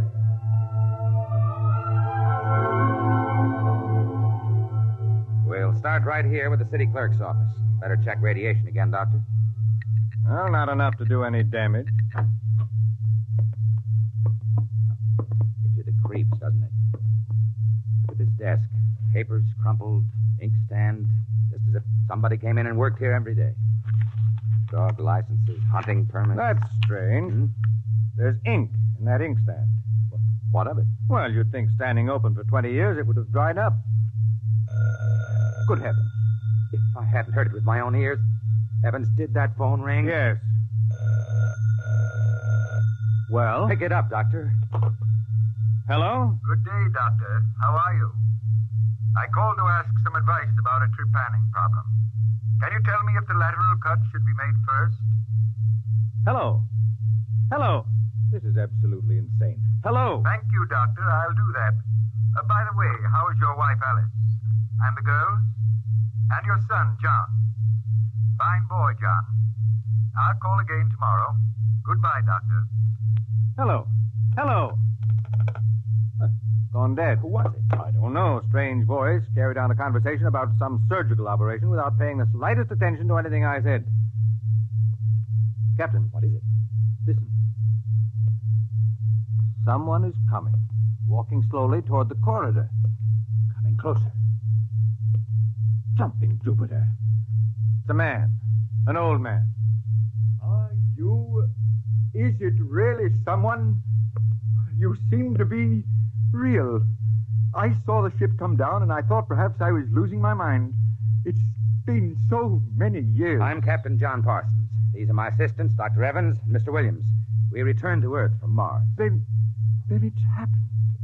We're not alone anymore. Forgive me, gentlemen, if I seem moved. I've waited and hoped for so long. You survived the radiation. We did. There are others. My family. We are the only ones. I answered the phone a moment ago. Who was it? You heard my voice, Doctor. Yours? Yes. To break the loneliness. I've recorded my voice and rigged up an automatic telephone. It's pleasant to hear the phone ring. I come here to work. I take it you are a medical man. My name is Cornelius Hathaway. Hathaway? Hathaway, the brain surgeon? You know my name? Who doesn't? I watched you on television at college. Why, I saw you 23 years ago. You performed a difficult surgery for a cerebral tumor. Thank you. I'd almost forgotten. My mind, you see, I'm almost 80 now. Well, you look fine, sir. We've had the best of everything. An entire city to choose from. Cold storage, the best equipment. But come.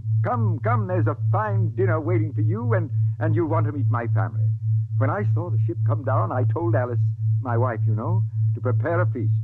This is a great day for me, gentlemen. A great, great day.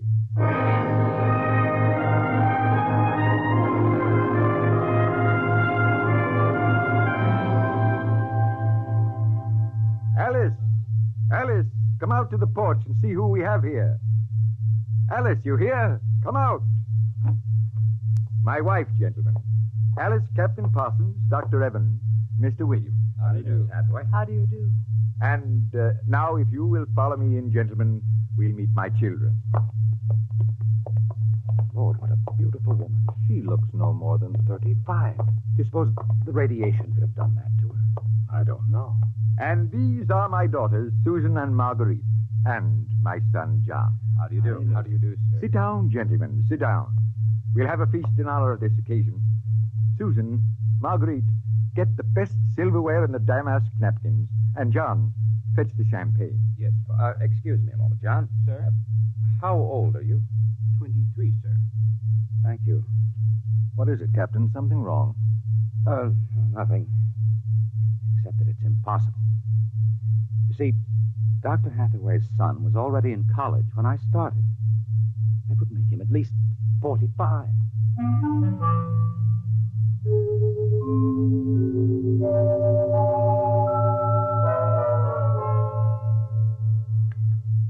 That was a wonderful meal, Mrs. Hathaway.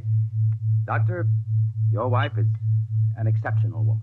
Thank you, sir. How would you gentlemen like some fresh gingerbread with your coffee? I've baked it this morning. Oh, wonderful, wonderful. Smell that, Doctor? It's like coming home, Mrs. Hathaway. It's like home having you here. Mrs. Hathaway, may I compliment you on having preserved your youth and beauty so well? Thank you. We have no worries here. No competition. All the things we need for material comfort. Parsons and I were wondering, Dr. Hathaway, if the radioactivity had any effect in preserving tissue. Your children all look so young, too. It is possible, gentlemen, of course. Radiation does strange things to living tissue. Alice, could we have some champagne? Alice. Oh, I'm sorry. If what, John? Some champagne, please. Champagne? Oh, yes, of course. An amazing woman. Did you ever see such grace, such complete relaxation? Doesn't seem quite natural. I beg your pardon, gentlemen? Captain Parsons was just about to ask how you and your family managed to escape, Dr. Hathaway. We were very fortunate. You see, my home was in the Sierra Mountains at the time. I had a lead-lined laboratory in the basement where I did X-ray research. My hobby, you know. I chose this house because it was on a hill where I could watch the sky. The loneliness of those first years. But at least you had your wife and children. Yes, I had my family. If it were not for them, gentlemen, I assure you I would long ago have put a bullet in my head. Champagne, Captain? Oh, thank you, Mrs. Hathaway. May I propose a toast? Oh, let me. Gentlemen, to Earth. To Earth? Earth. May she never be stranger to man. And... Hathaway, what is it? You all right? It's nothing. It's nothing, really. Just a rather sharp pain in the chest. Why don't you gentlemen go out on the porch and enjoy the air? You've had a long and tiring journey. Alice, we'll show you the way. Will you be all right, John? Yes, don't trouble yourself. I'll see you all in the morning. Good night, Doctor. Good night. Come, John. Yes, Father.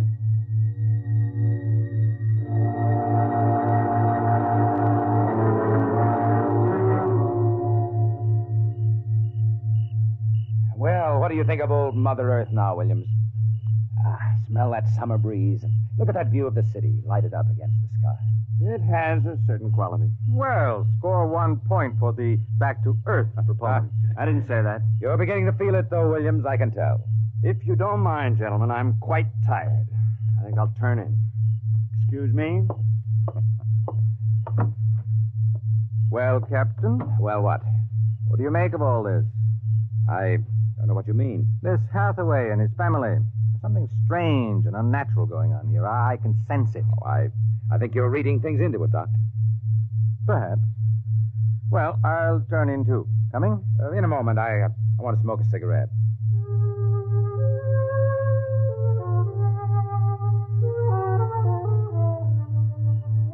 It's a very beautiful view, is it not? I didn't hear you come out. How is he? Resting. I've never seen him this bad. Yes, he's an old man. I'm sorry, but the difference in your ages is so apparent. You must have been married very young. You don't know about us. No. Perhaps it is better that way. I don't follow you. Is it something about your husband? He acts very strangely. My husband is a very great man, Captain. It is too bad there was no one to appreciate him. Once he wired the whole city with sound speakers. And when he pressed a button, the whole town lit up and made noises as if 10,000 people were living in it. He must have been very lonesome. Although, with a woman such as you, I don't understand. Perhaps one day you will understand. I hope you will come to trust me as a friend. I can trust no one but him. Good night, Captain. Good night, Mrs. Hathaway.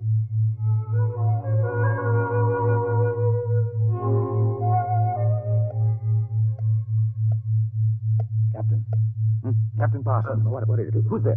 Dr. Evans. Oh, what's wrong? What time is it anyway? 2 a.m. What's wrong? I couldn't sleep. A few minutes ago, I heard someone slip out the front door. In the moonlight, I saw it was the old man. He was headed toward the ship.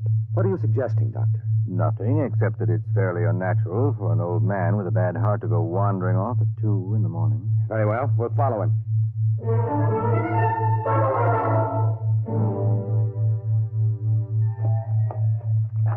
This is far enough. What do you suppose he's doing? What are those on the ground? Good Lord, those are grave markers. 4 of them. You're right. He seems to be praying over them. Listen. Do you forgive me for what I had done? I had to do it. I was so lonely, so terribly lonely. You don't mind too much? You do forgive me, don't you? Yes. Yes, I feel you do. I'm glad. I think perhaps I can rest now. I think He's having another attack. Come on. Hathaway. Dr. Hathaway, can you hear me? Raise his head, Evans. Dr. Hathaway. His lips are moving. What is it, Doctor? Closer. Lean closer. I'm sorry I had to spoil all of this. I've expected it for some time. We'll fix you up. No, I'm an excellent diagnostician. It really doesn't matter. Except for them. What about them, Hathaway? You suspected, didn't you? Yes, I suspected. But I couldn't believe it until now. Do they know? No, they wouldn't understand. I wouldn't want them to know. Ever. Doctor? He's dead, Captain. What was it he meant about your suspecting? Light a match, Dr. Evans. Look on those 4 grave markers and tell me what you see. Good heavens. Well? Alice Hathaway, Marguerite Hathaway, Susan Hathaway, John Hathaway. Died July 1987. But that's 20 years ago. It's impossible. If these markers are correct, then who are those others? Can't you guess, Doctor? Can't you guess?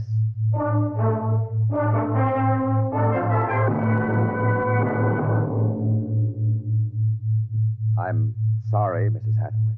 He didn't want us to feel badly. He told us it would happen one day and that he didn't want us to cry. He didn't teach us how, you know. He said it was the worst thing that could happen, to know how to be lonely and unhappy. We weren't to know what that is. Perhaps it's just as well. You know about us, don't you? Yes, I know. I didn't think you knew yourself. The children don't. I have been aware for a long while. No one would have guessed. You're so perfect. He would have liked to hear you say that. He was so very proud of us. After a while, he came to love us, and at the end he took us as his real wife and children. He even forgot, sometimes, that he had made us. You gave him a great deal of comfort. Yes. Over the years, we sat and talked. He loved so much to talk. I was first, you know. Then he became lonesome for the children, and so he made them. There was only one thing. One flaw. And that? He couldn't make us grow old. And so he had to watch himself become an old, old man while we stayed young. It was a great blow to him. We'll bury him on the hillside where the other 4 crosses are. I think he would like that. Yes, he would. Mrs. Hathaway, Alice, I think that you are a very great and wonderful woman.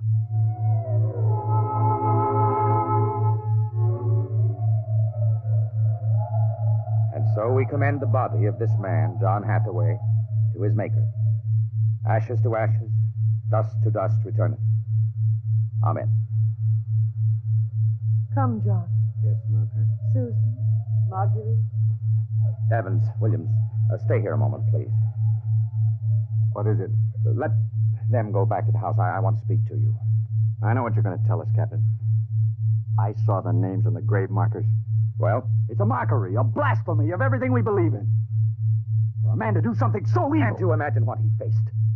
Can't you imagine what it must have been like to have watched his wife and children die slowly of radiation burns? To know that he was the last man on the face of the earth, alone, eternally and unalterably alone. Good Lord, man, what would you have done if you'd had his medical and technical genius? I'll tell you, you'd have come back to your laboratory just as he did and tried to recapture all the wonderful things that they had been to you. You'd use all the power of your memory, all the accuracy of your fingers, and you'd try to put together, bit by bit, all those things that were wife, son, and daughter. It's incredible. So you suggest that we take them back, Captain? I don't know. We haven't enough space in the ship for that. Every ounce counts. Still, to leave them here like that, alone... I think I have an answer, cold-blooded as it may seem. Go on. I suggest that we turn them off. Do you think I could do that? No, but I think I could. After all, they aren't human. They're worse than robots. They're ghoulish. I suggest you go back to the ship, Captain, and leave me to deal with them. I will not permit it. You've no choice in the matter.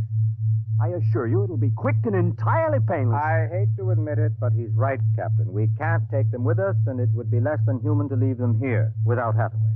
They were created by him for himself. They have no other feelings, no other purpose.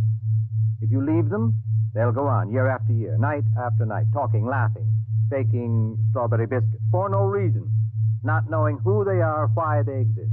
Could you do it, Doctor? I don't know. I've already offered to do it. No, I wouldn't want it to be you, Williams. You're sick. You have no feelings. If Dr. Evans here can do it, well, so be it. It's a difficult thing, Captain. Still, as you say, they aren't human. Logic is on your side. It isn't as if you were murdering someone. Well, give me the blast gun, Williams. We'll wait in the ship. Take off in half an hour. Half an hour.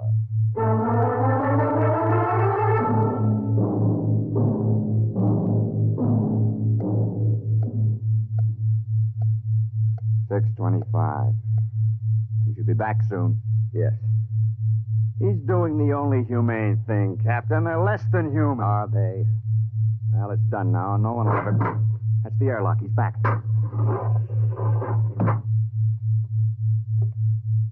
Well, here's your gun. Did you do it? When I entered the house, one of the daughters looked up at me and She smiled. The others smiled. He taught them that, taught them to make him feel welcome when he came home at night. I knew that, and yet, well, I should have done it then. I might have, but she came in. The wife. She said something about sitting down for a cup of tea. She looked at me with those fine, intelligent eyes. I couldn't do it. It would be murder. Cold-blooded murder. I prayed you wouldn't be able to do it. There will never be anything as fine as they are, you know. Built to last 100, 200, perhaps 1,000 years. Well, get the course in the integrator, Williams. We'll take off in 20 minutes. I should be back by then. You're going out, sir? I'm going to say goodbye.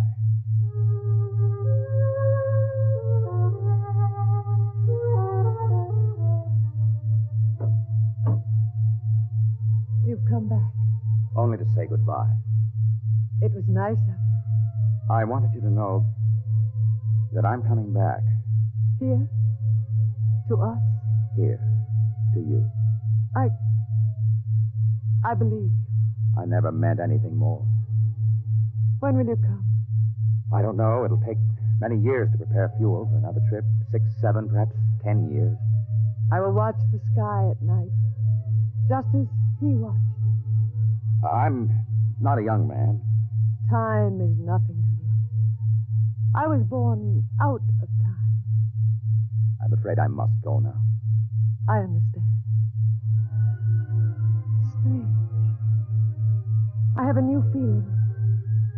One which he didn't teach us. A feeling of longing. Sadness. That one is not taught. It comes of being alive. Yes. I am alive. Even though he created me. I'm a person now. Goodbye, Alice Hathaway. Goodbye, John Parsons.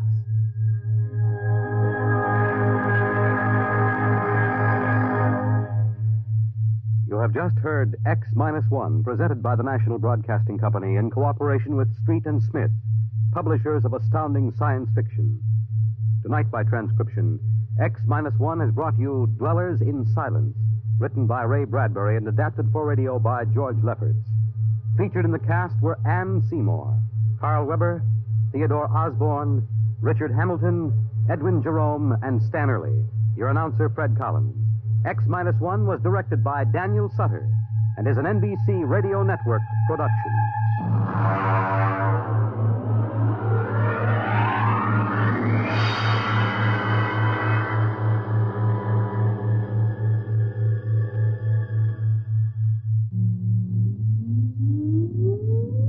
Countdown for blast off. X-5, 4, 3, 2, X-1, fire.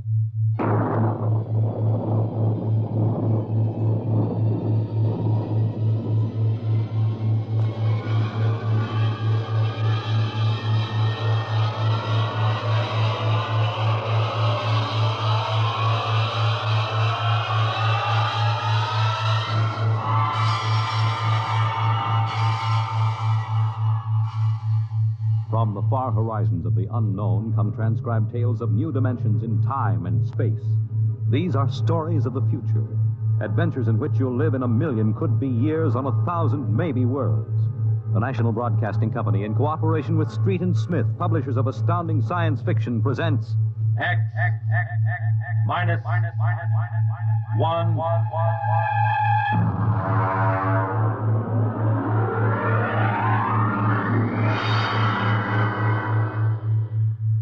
Tonight's story, The Outer Limit, by Graham Dorr.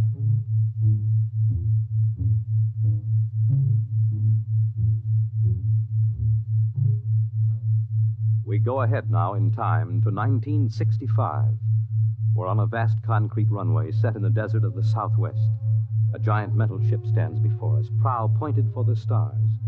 And in 5 minutes, the signal will flash and it will tear up through the atmosphere to the outer limit.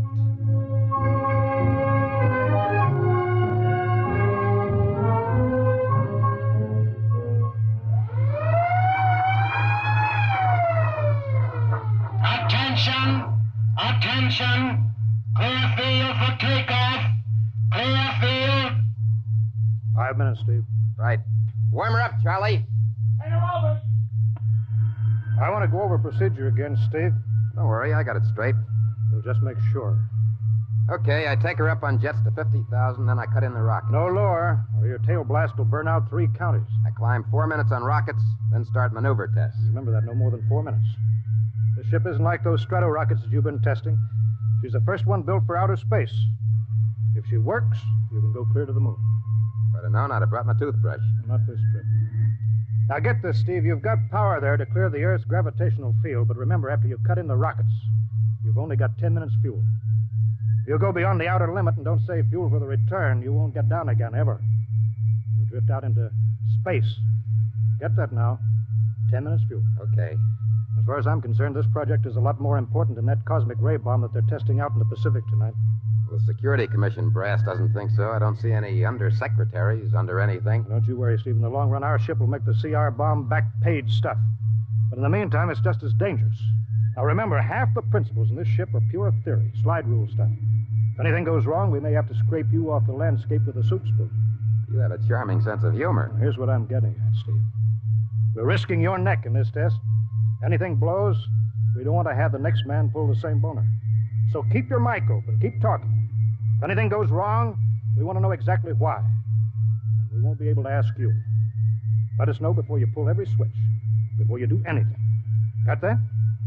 Even if you only have to blow your nose. All right, get those fuel lines away.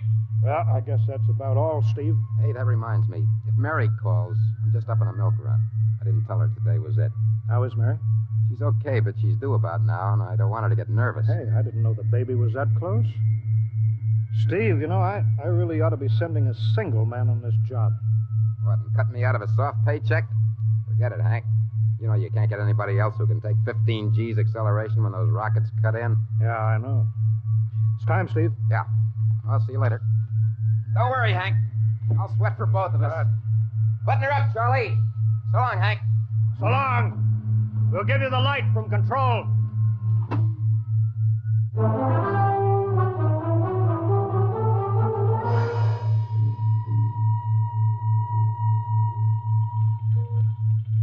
X2 JTR to control.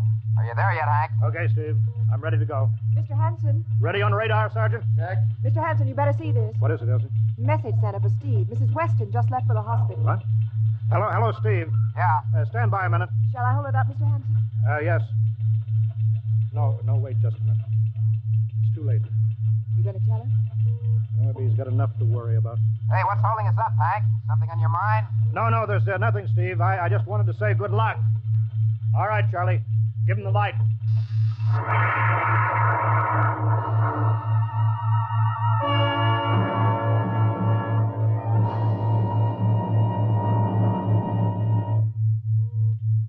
All right, Steve, I'm reading you clear. I'm at 20,000. Airspeed 600. It's running fine.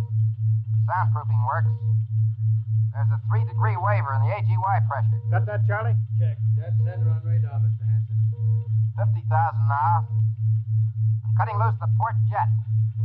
Now the starboard. Now I'm off jets. Airspeed dropping. Now I'm opening the rocket ports. The switch sticks a little, Charlie. Oxy-alcohol pressure 350. All right, now I'm advancing the ignition key. Here goes rocket 1. Steve, you all right? Yeah. Feels like somebody slugged me with a sledgehammer. Airspeed now 1,200. Here goes number 2. She's okay, Hank. Running like a Swiss watch. She's okay.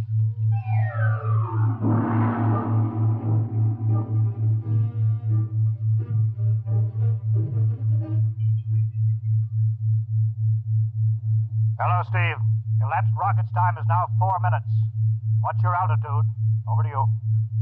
Speed 4,400, still climbing.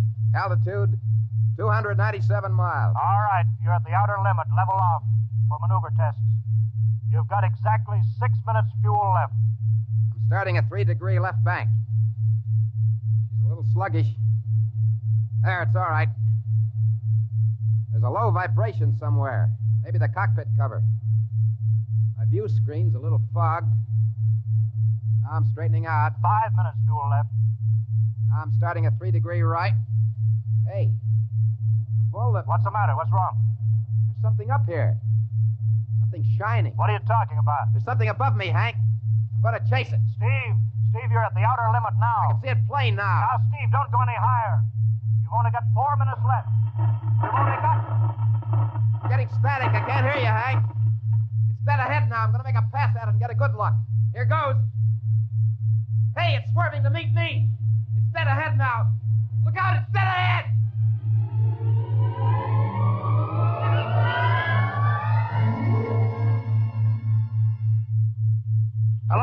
Hello, Steve.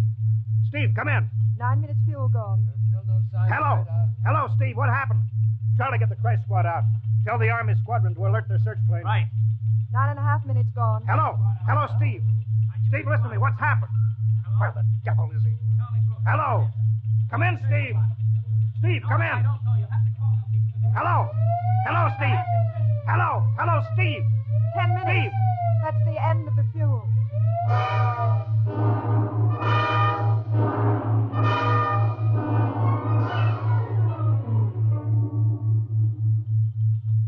How long has it been now? 10 hours, Mr. Hanson. Nothing more on radar, Sergeant? The screen's blank. Colonel Carulli called in. The search planes are back. Couldn't find anything. Should be some trace. He couldn't have bailed out, could he? You don't hit the silk at 4,400 miles an hour. We either went past the outer limit and ran out of fuel, or something blew, and we'll find the pieces scattered from here to the coast. Why does it have to be the best man? Always the best man. Charlie, we got to figure out what was wrong. Right. Something must have blown. Mr. Hanson, there's a message from Northside Hospital for Steve. Well, what is it? Mrs. Weston is fine. It's a boy. Thank you, Elsie. It's a boy, Charlie. Yeah. Fine. It's a boy. We didn't even know that she went to the hospital. How am I going to tell Mary that? No, it wasn't your fault, Mr. Hanson. The ship was tested. Yeah, we'll build another, and some other flying fool will shoot past the outer limit into space. Well, I'm getting old, Charlie. You can remember when I used to take them up myself. Now I've got to send other men. Look, it's a job, Mr. Hanson. Now I'm afraid. Every time I hear a jet go off, I jump. Every time I have to send somebody up in a new model, I start to sweat. Mr. Hanson. Yeah? I think I've got something on the radar. No flights scheduled in, are there, Elsie? No, the whole day's cleared. It's coming in behind us. Here he comes over the building. Yeah. What crazy jockey is buzzing the field like that? Is that an Army plane, Charlie? No, I can't see. Here he comes back again. I know that engine. Yes, it's Steve. That's impossible. Look, that's his ship. It can't be. It's circling back for landing. Charlie, clear the field. He's coming back in. Mr. Hanson, there's not another ship in the world that looks like that. I tell you, it's got to be Steve. Thank God.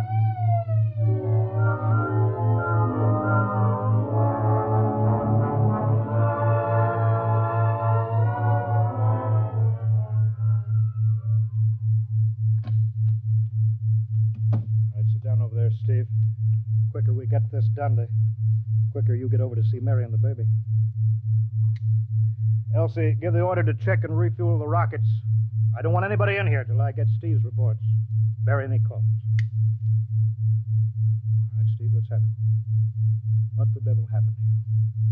Hank, that cosmic ray bomb. Does it still go off tonight? What are you talking about? Straighten out, Steve. Where have you been for the last 10 hours? Listen, Hank, there's something more important. Now, come on. I've got to get a report on the screen to Washington, so let's have it, will you? I've got to know how you stretched 10 minutes fuel to keep you in the air for 10 hours. One thing before I talk. Now, look, Steve. Will you have the Geiger men run over the ship before they refuel?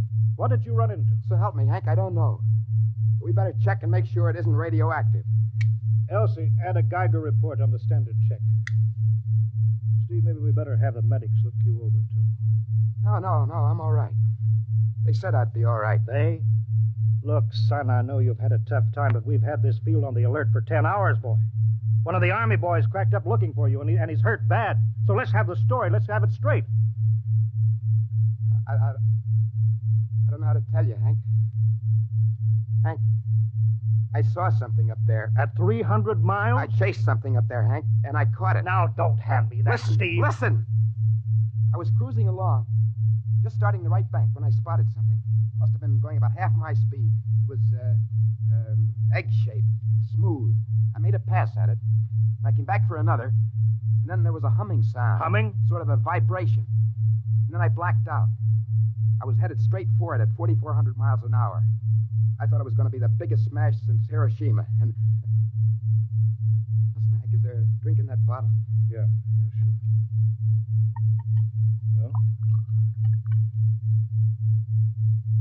What happened? I came to inside their ship. Steve, this whole thing has been a devil of a strain on you. I'm going to call Major Donaldson from the Army base, ask him to sit in. The psychiatrist? Yeah, that's a good idea. Let him run his tests. He'll tell you I'm not kidding. Because, Hank, unless I miss my guess, I've just been tipped off to the way the world ends.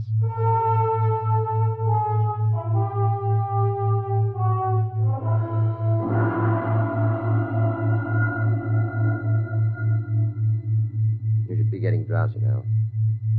Count backwards from 10.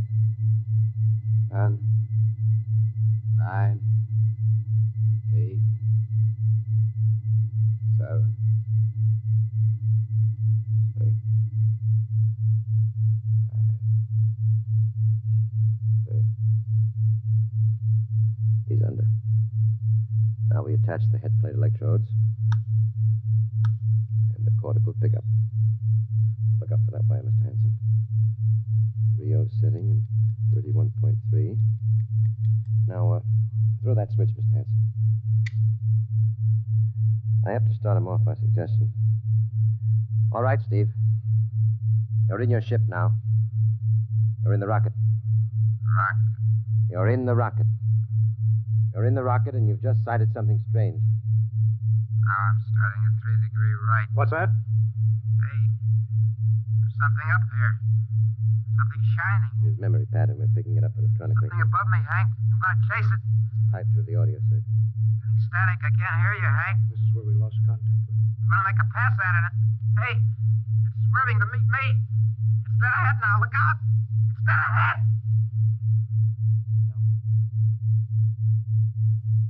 This is where he blacked out. No telling how long, minutes or hours. What's that noise? I don't know. Where? How did I get here? What? Who are you? Is he seeing things? Galactic Patrol. What's that? What are they saying, Steve? What are they saying? It's about nuclear fission. They know about it. They know the danger of it. Long ago, they had wars that almost destroyed them. But finally, they learned. Now they've outlawed war. Go on, Steve. They patrol space. When their detector picks up an atomic explosion, they send a patrol. They've been observing Earth, and they found wars and rumors of wars. What are they going to do? They've quarantined us. Quarantine? They've isolated all Earth because we're infected with a communicable disease. Because we don't know how to control ourselves yet. And until we learn, we'll be a menace to the whole universe. What is this nonsense? Quiet. How are they going to do it, Steve? Well, they've spread out a layer here of I don't know what to call it. It's all around the Earth. It's miles deep. And when there's an atomic explosion on Earth, the radioactive particles will drift up to this layer and set off a chain reaction that'll go around the world in microseconds. And that's the end. Yes? Yes, I understand. I've got to bring back the warning. You're going to put me back in my ship to bring the warning. Now what? Blacked out again.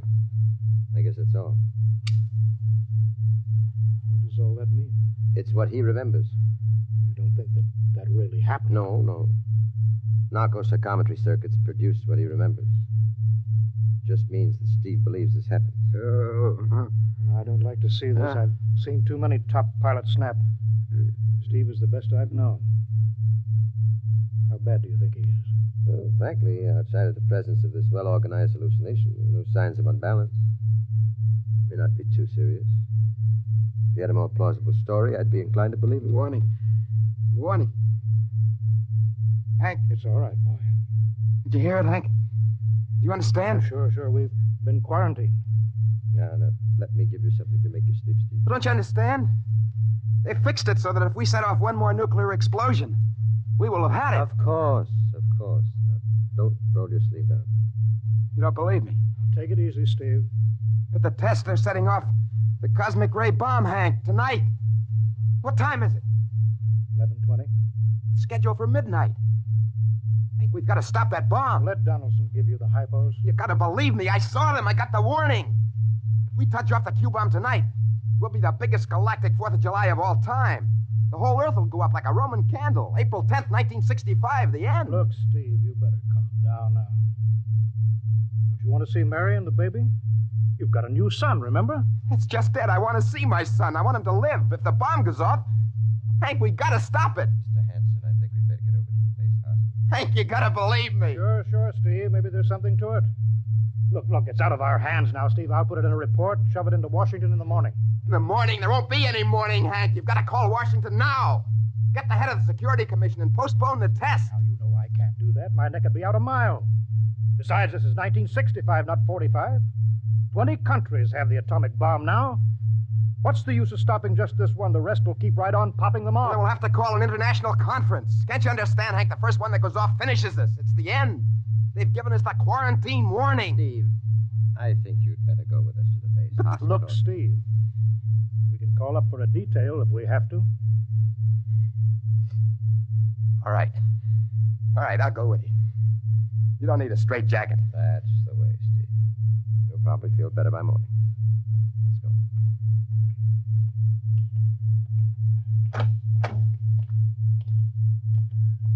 Tomorrow I'll drive you over to the hospital to see Mary and the kid. Sure. Look at the ship under the floodlights. Pretty, huh? You'll be flying her again soon, Steve. Don't worry. Yeah, I guess so. What's she doing out on the line? They refuel her? Yeah, we got Clausewitz coming in tomorrow from Denver for another test. Figure we'd give you a day off. That's good. That's fine. Steve! Hey, go! Come on, Donaldson. Steve! Steve, come back here! He's heading for the rocket. That's crazy. Steve! Get down off of there, Steve! We can't get at him now. That hood is armor glass. Hey, he's waving. To its control. The radio. Come on. I should have gotten help. Come on. The radio's still hooked up. Hello, Steve. Listen to me, Hank. You gotta call Washington now. Look, Steve, come out of the rocket. I'll call my men, Hanson. Don't try anything, Hank.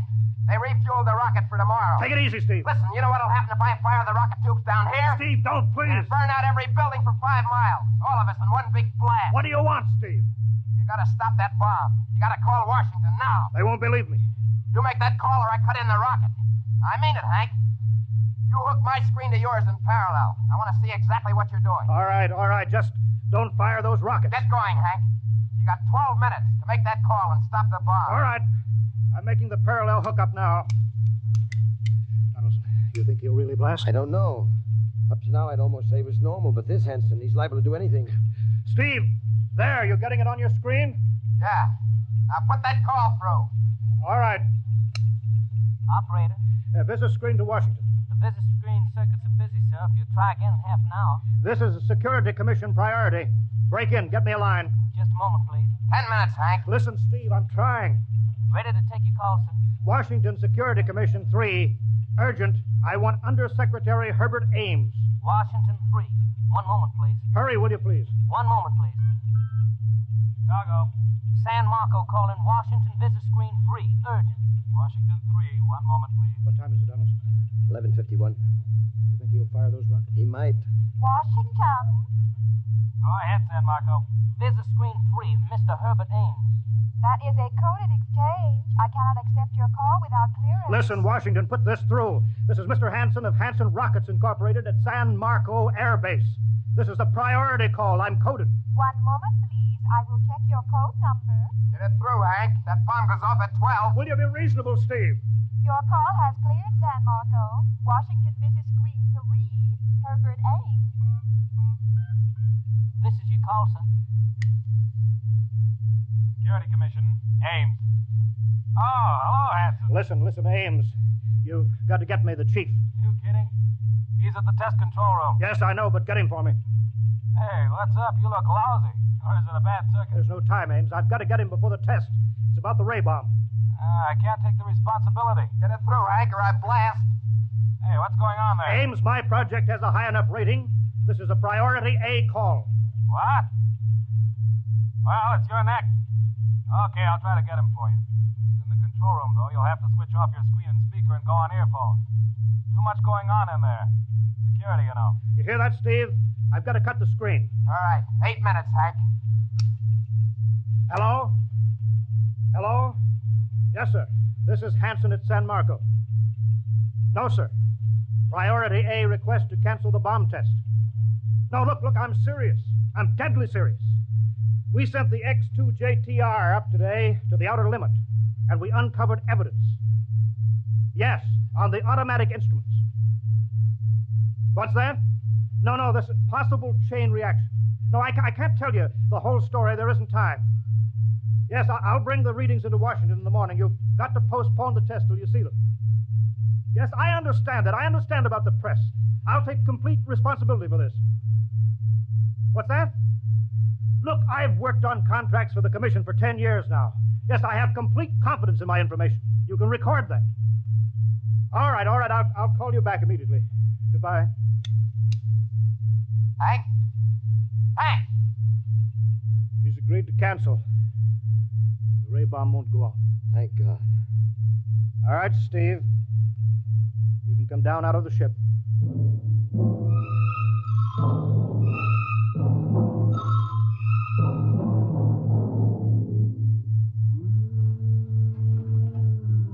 There he comes. He's opening up. All right, Steve. Come on down out of the ship. Sure, Hank. Hank, I was scared. I was plain scared. All right, easy now. It's all over. Bomb won't go off. Thank God. Hey, look. I want to see Mary and the baby. Can you get me transportation now? Hey, wait a minute. It's almost 12. They won't let you in the hospital now. I want to see the baby. For sure you do, but you've been under strain. I've got a shot here for you, Steve. Give you a good night's sleep. All right.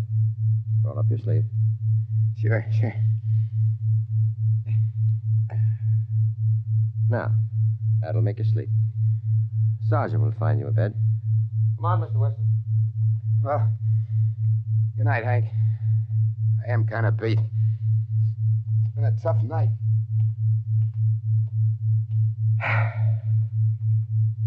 Sure has. Thought for a minute he was going to blast those rockets and send us all the kingdom come. Yeah. Quite a stunt getting the ray bomb test called off. It isn't called off. But the call. Ames couldn't get the chief. I was talking to a blank screen. Bomb goes off in a couple of minutes. Oh. Poor Steve. He's one of the best. He was the best. 1 in 10 million. Some story of his, poor guy. For a while, he almost had me believing that quarantine. That's a very common delusion. The end of the world. Last night, never saw the stars so bright. Better be getting in. That wind is cold. Bomb goes off in 30 seconds. Poor Steve. You know, Hanson, there's just one thing. Yeah? It's outside my field, but I'm curious. How did he keep that ship in the air for 10 hours with only 10 minutes fuel?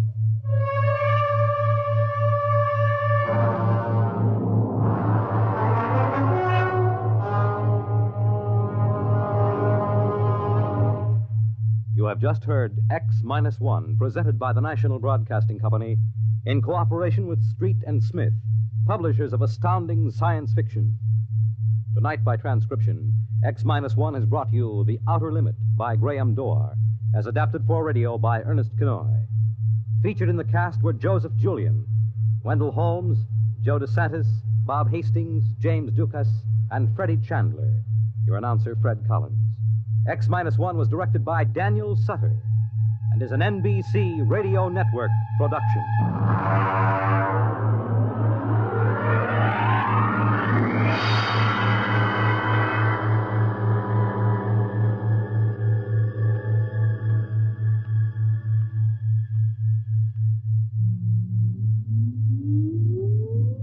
Countdown for blast off. X-5, 4, 3, 2, X-1, fire.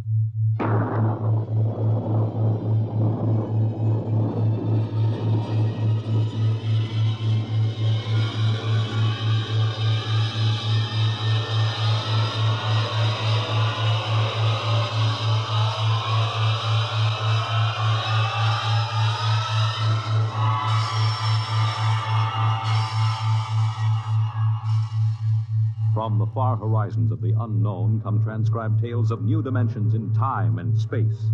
These are stories of the future, adventures in which you'll live in a million could-be years on 1,000 maybe worlds. The National Broadcasting Company, in cooperation with Street and Smith, publishers of astounding science fiction, presents X minus 1.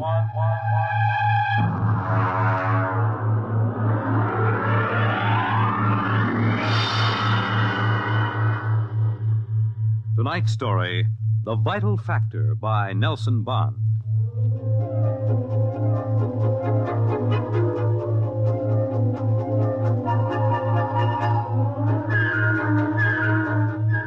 I doubt that anywhere on Earth there's a man or woman or a child who doesn't know the name Wayne Crowder. I doubt whether there's a human being who hasn't at one time or another used one of the Crowder products. The can opener or the razor blade or the patented tooth powder dispenser or the Crowder improved slideless fastener. In the magazines which write about men of business, Crowder was described as a man of ice and stone and ink and steel. No warmth to his blood. And a heart to pump, not feel human emotion. And he built a battery of buttons into his desk so that when he wanted something, all he ever had to do was press a button. And like genies springing out of the bottle, the proper personnel would come running. Yes, Mr. Crowder. Get me my engineers. Yes, sir. Right away, Mr. Crowder.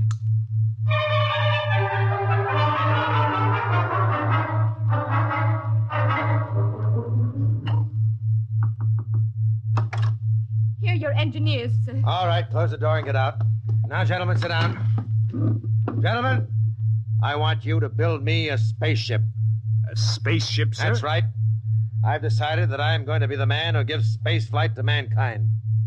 Any questions? Sir, we can design such a ship. That part isn't too hard. Yes?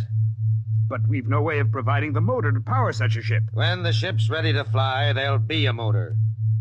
Sir, I don't like to contradict you, but you can't go ahead of the total technology of a historical period. It's like asking somebody in 1600 to build the internal combustion engine.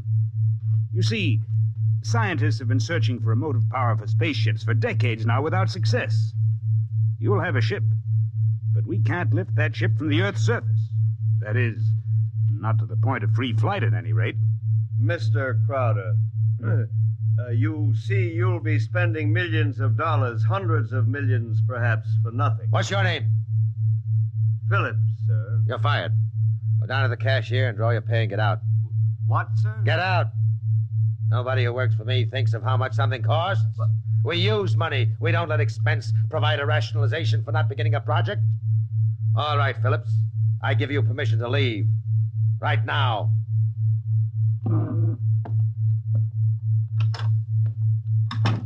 Any other comments? The ship will be built, of course, Mr. Crowder. The fact still remains, we can't power it. You design the ship, I'll find the motor for you. Where, sir? I don't know. But somewhere in the world there's a man who does know the secret. I want that motor, and I'll root out the man who has the theory which will let us build it. How quickly do you want this done, sir? Yesterday. Yes, sir. Is there anything you need? We'll need a construction yard, sir, and certain machinery and a great many materials, of course. Labor force. Get them. Send me the bills. I don't want to be bothered with minor details. Yes, sir. And, one more thing, sir. Phillips. Yes? We need him, sir. He's a top man on electronics. He's a vital cog in our team. I don't want Phillips working for me. That's clear, I hope. Who else in the country knows what he does? No one in this country, sir. There's a man in India, though. Get him. We've tried before, Mr. Crowder. He's working on an important project in his country. I'm not concerned with details. Get that man, pay him what he wants, but get him. Sir, you don't understand. If this man quits his job, that whole project will collapse.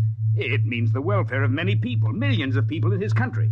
He has a high sense of patriotism. Buy that sense of patriotism. That's all. I don't want to see any of you again until you have a report of work in progress. Yes, sir.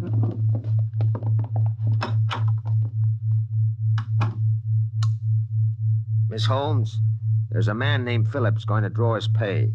I want 2 company policemen to meet him at the cashier's office and escort him from there directly off the premises, and I want them to be emphatic about it. Yes, Mr. Crowder. And notify the newspapers, the television, and the radio networks, the periodicals, and the scientific journals that I'll receive the press in my office this afternoon at 3:30. I have an important announcement to make.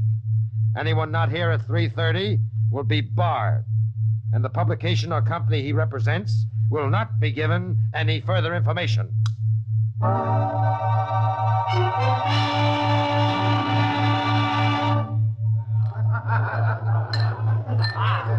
Gentlemen, you can finish your drinks later. Gentlemen of the press, and ladies, it's my pleasure to be able to tell you that I'm in the process of constructing a spaceship. Any questions? Did you say spaceship? That's right. That's what I thought you said. I knew the drinks weren't that strong. Mr. Crowder, is this spaceship under construction now? It is. You solved the problem of motive force, then? No, sir. Well, what sort of... You mean you have no means of propulsion for this spaceship? That problem is not solved as yet. Oh! It will be! That's why I called you in this afternoon. I want you to announce that I have $100,000 in cash, waiting for the man or woman who first brings me the basic idea for such a motor. I'll supply all equipment for research and construction, and I'll see that the rights of the inventor are protected and more than adequate royalties will be paid him or her. That's all I have to say now. Mr. Crowder, one more question, please. Yes? You have a name for this spaceship yet? No, not yet. Well, then let me suggest one. Yes? Crowder's Folly. Quiet! All of you, quiet! What is your paper? The Daily Times, sir. Miss Holmes, inform the company police that under no circumstances is any representative of the Daily Times ever to be allowed on company property again. Strike that paper from the list of those to be invited to future conferences.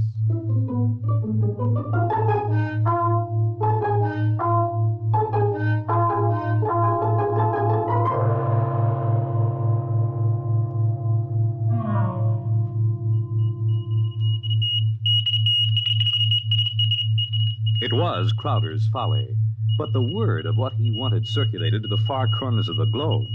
It was known in the white ice block huts of the Eskimos and in the grass-thatched villages of Central Africa, as well as places less remote. And the Crowder office became the Mecca and the heaven for the lunatic fringe of humanity.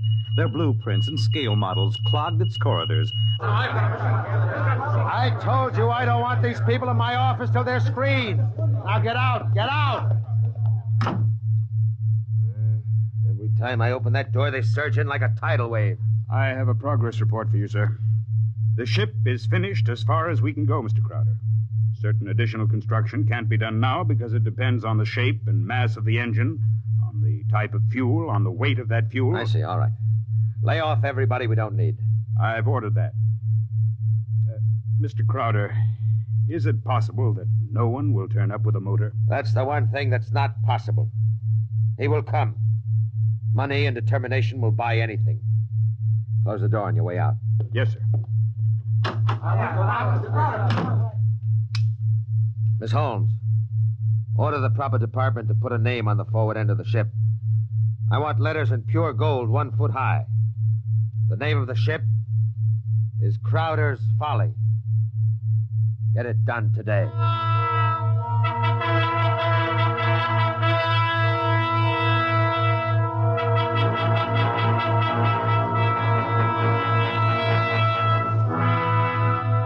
The sun came up in the morning, and the sun set at night, glinting rose on the silver sheen of the hollow ship's skin as it lay in the yard.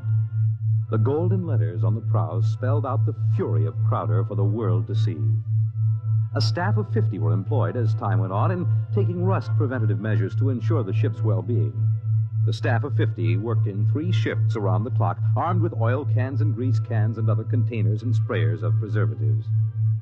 In a year, the first experiment seemed ready to bear fruit, and a test was held. The atomic fission motor.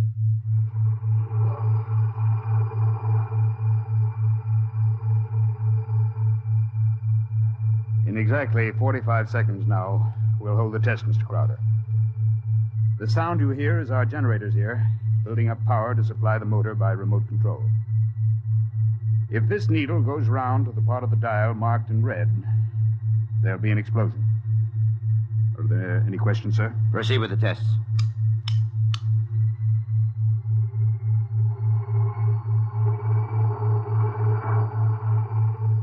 Watch the needle, sir. 8,000, 8,500, 9,000, 10, 11, 12, 15. That's an overload now, sir. 18, 20. Don't know how much more it can... What happened?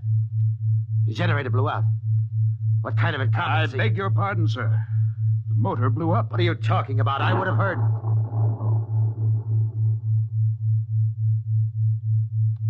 You see, sir, it takes a while for the vibrations of an explosion to travel 3 miles and then reach through 15 feet of concrete. I see. Well, there are other experiments in progress. Let me know when they're ready for testing. Yes, sir. Mr. Crowder, the inventor of that motor had to be right with it, of course, during the tests. He had a family. The fool knew what he was doing. He understood the danger. He was paid enough to be able to afford insurance. The cost of insurance on such a project was prohibitive, sir. Well, if his wife was thrifty, she saved out of what he earned this last year. His salary was relatively small, sir. Most of the money went for the research. He should have demanded an adequate salary. I haven't stated on money. The fool failed. I have no further responsibility. Yes, sir. You want us to continue screening applicants? Of course. All right. Make a settlement on the widow. And don't turn anyone away if he seems to have the remotest possibility of success. I'm telling you, my man will come. Money and determination will buy anything. And strangely enough, Crowder was right. Because one day there came to his office a stranger, a small man. He looked even smaller in that tremendous room. He was an unusual visitor in that he carried no briefcase fat with blueprints or formulae. He was unusual in that he neither blustered, cowered, nor deferred to his host. He was a pleasant little stranger, bird-like of eye and movement, bright and smiling. Mr. Crowder, my name is Wilkins. I can power that ship you want. So? Of course, what I have in mind won't be anything like that meaningless, huge bullet your engineers built for you. Rockets are a foolish waste of time, sir. My motor requires a different sort of vessel. Where are your plans? Right here, in my head. It so happens that I'm presently supporting half a dozen people who make the same claims. None of them have been successful. What makes you think your idea will work? Simple enough, sir. The common magnet. Huh? Electromagnetism. Utilization of the force of gravity, or its opposite in this case, counter-gravity. Oh, thank you very much. Now, if you'll forgive me now... Just one moment, Mr. Crowder. There's one thing more. This. Now, I've seen pieces of metal before, thank you. How high from your desk would you say that I'm holding it? I'm very sorry, Mr. Wilkins. Now, do you want to leave or do you want to be escorted out? Now, this will only take a second, sir. How high from your desk would you say that I'm holding this piece of metal? 1.5 feet, I'd say. And if I let go, then in less than a second, a fraction of a second, it should fall to your desk. Now, look, I don't want the surface of that desk marred. What will it be? You see, I have let go of the metal, is that right? Good Lord. Many seconds ago, it should have crashed to the desk, am I right? Oh, this is incredible. Well, if you want to speak to me anymore, I'll be right outside. But it hasn't fallen. That's right, sir. It hasn't fallen. It floats in the air. That's right, sir. It floats in the air. How do you do it? Why don't you call your engineers and ask them? I'll wait outside. Miss Holmes, get me my engineers. Immediately.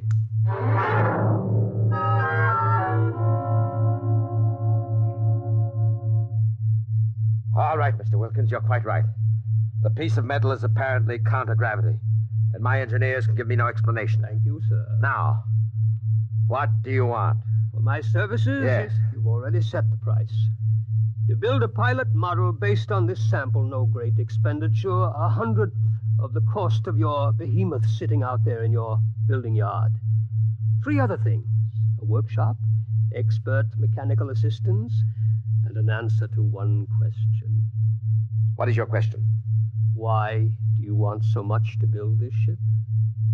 Frankly, because I love power. Because I'm ambitious. I want to be the first to conquer space, because if I can do it, it'll make me greater, richer, stronger than any man has ever been. I want to be the master, not only of one world, but of worlds. That's an honest answer. But is it the only one? You see those letters in gold on the prow of my ship? Crowder's Folly, that's what they named it. That's what they think of me. I want to cram those words down their petty little throats and let them eat mud. That's another answer. And that's all? That is as far as your thinking goes? What other answer is there to your question? There's my own answer. I want to leave this planet and go elsewhere, to Mars, perhaps, because there are strange wonders yet to be found. Because there will be scarlet sunsets over barren wastes, and in the star-strewn night, the thin, cold air of a dying world, stirring in restless sighs across the valleys of the dry canals. You may laugh out loud if you wish, Mr. Crowder. I would prefer that to the peculiar repressed smile you're now exhibiting. You're a very lucky man, Mr. Wilkins, in that you have scientific talent, because your talents as a poet are inferior and very sentimental. All right, you're a sentimentalist, and I'm a man of action. No matter. We can work together, you and I. Your workshop will be ready by morning. I don't need to hear from you again till you have something to show me. If you need to see me, call me day or night. I'll be available. But don't bother me with details, because I probably won't understand what you're talking about anyhow. If you need money or materials or personnel, just tell my engineers. You'll get it, or I'll know the reason why. That's all. Thank you, sir. Miss Holmes, get me my engineers.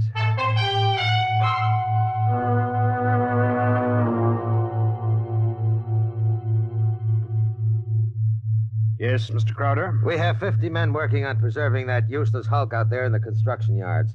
Lay them off. The ship will deteriorate if we do that, sir. Let it rot. Lay them off. Yes, sir. How many other employees are still working for us on the project? About 3,000, sir, including the people working on experimental motors. Get rid of them. Sir? Get rid of them. Mr. Crowder, I never thought you'd drop this project. You were so adamant I'm not dropping anything but deadwood. You saw what Wilkins had to offer. He's my man. And the rest is junk and nonsense. Mr. Crowder, he might fail. We ought to have a minimum of protection against... I say he won't fail. I know the goods when I see it. The rest is nonsense. Several of the experimenters were making much greater progress than I thought was possible. There are great opportunities there. I'm not interested. Not only in the field of spaceships, sir.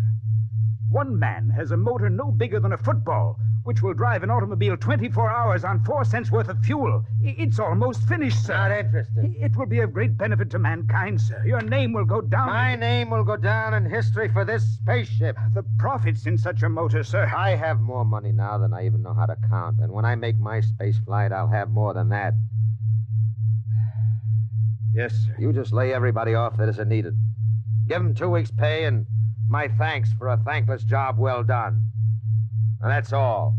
Yes, sir. I'll get it done, sir. Oh, one more thing. There's no need to let the folly rot. Dismantle it. Sell the basic materials we don't need. Salvage whatever will be useful to us. That's all. A year's work. Yes. In 10 years or 20 years, then I do the same thing. That's why you're an engineer and I'm an executive. That's why you work for me. Because when I have to, I can be ruthless with my own mistakes. When a thing has lost its usefulness to me, I get rid of it. Well? I was just thinking, Mr. Crowder. What would happen to me if my usefulness to you were over? I've worked for you 20 years now. Just don't give me any occasion to consider your usefulness terminated. That oughtn't to be too hard. What? Nothing, sir. I'll make the arrangements at once. Who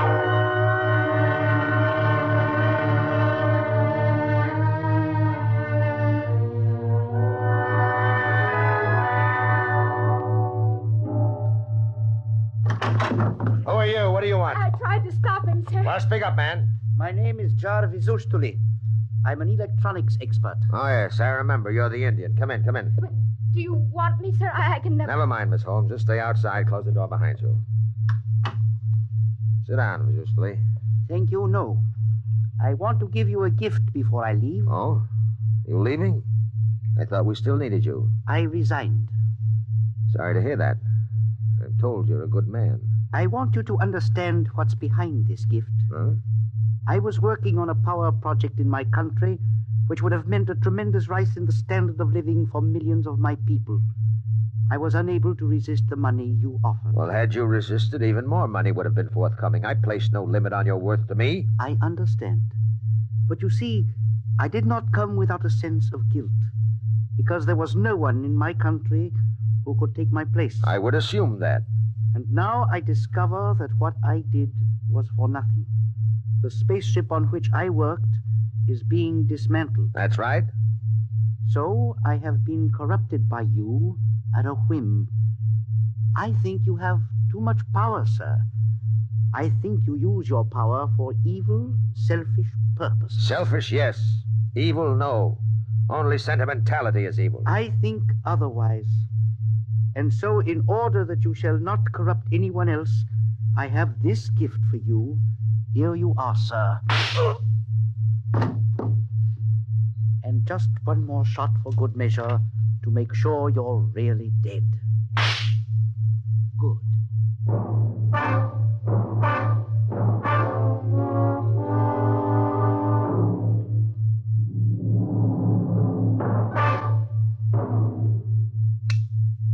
Miss Holmes, there's a man on his way out by the name of Jarvis Ustuli, an engineer. He's not to be molested. He probably won't stop at the cashier, so I want a check for 6 months' salary in advance mailed to his home address. The man showed a certain quality of ruthlessness which is deserving of recognition. Oh, and have the chief of the company police bring me a new bulletproof vest. This one seems to have been dented in a couple of places.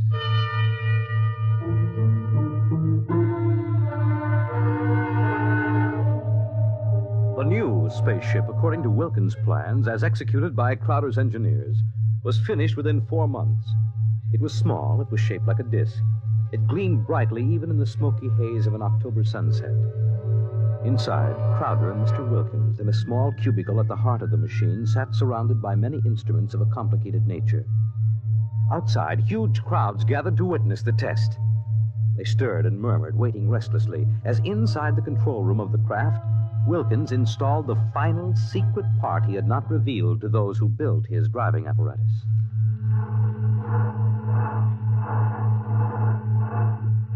Well, Wilkins, what's holding us up? Nothing new. Oh, sentiment, perhaps? A wish to look once more on Earth's familiar scenes? Yeah. Now the screening is removed. Look. Look at the people out there. Never mind looking out there.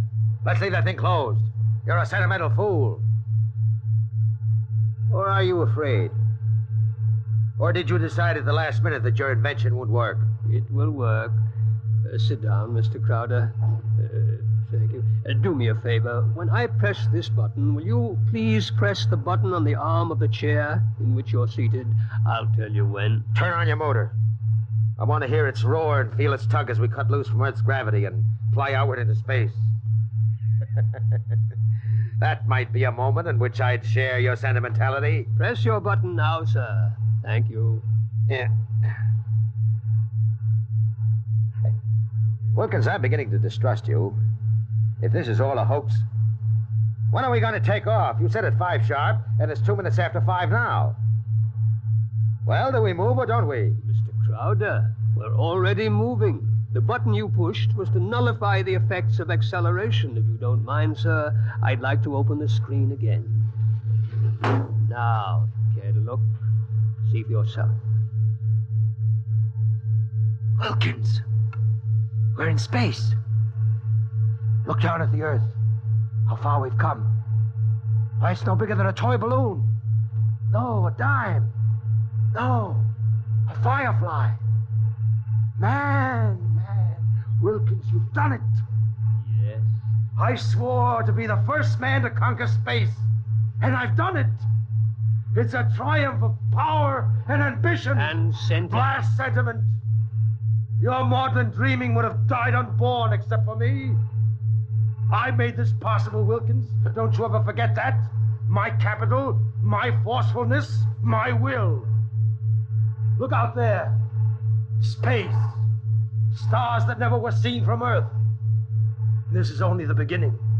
We'll build a larger model, one great enough to hold 100 men, 1,000, and cargo besides. Whoever wants to leave Earth this moment must come to me. I am the master of the planets.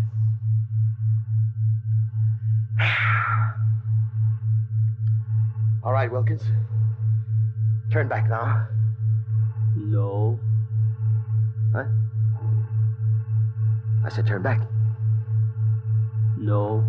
Well, we've proved the ship can fly now. Now turn back. I want to start work at once in preparation for the long flights to come. Not so. We will go on. What are you doing? Defying me? I'll break your puny little body into pieces. Can you control this ship, Mr. Crowder? Would you like to be stranded out here in space, just adrift in space without control? Would you like that? Turn back. No. What's the matter with you? Are you out of your mind? Oh, I am a sentimentalist, Mr. Crowder.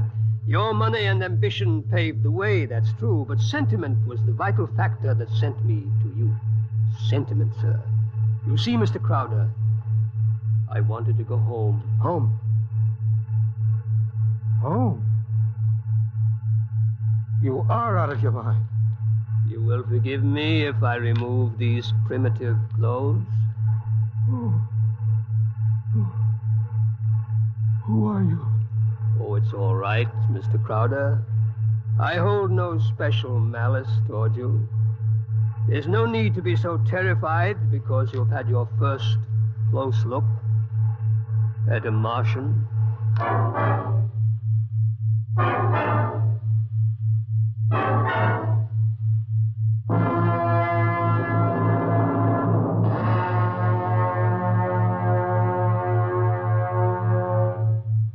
You have just heard X-1 presented by the National Broadcasting Company in cooperation with Street and Smith, publishers of astounding science fiction. Tonight by transcription, X-1 has brought you The Vital Factor by Nelson Bond, as adapted for radio by Howard Rodman. Featured in the cast were Joe DeSantis, Guy Sorrell, John McGovern, Grant Richards, Louis Van Ruten, Richard Hamilton, and Florence Williams. Your announcer, Fred Collins. X-1 was directed by Daniel Sutter and is an NBC Radio Network production.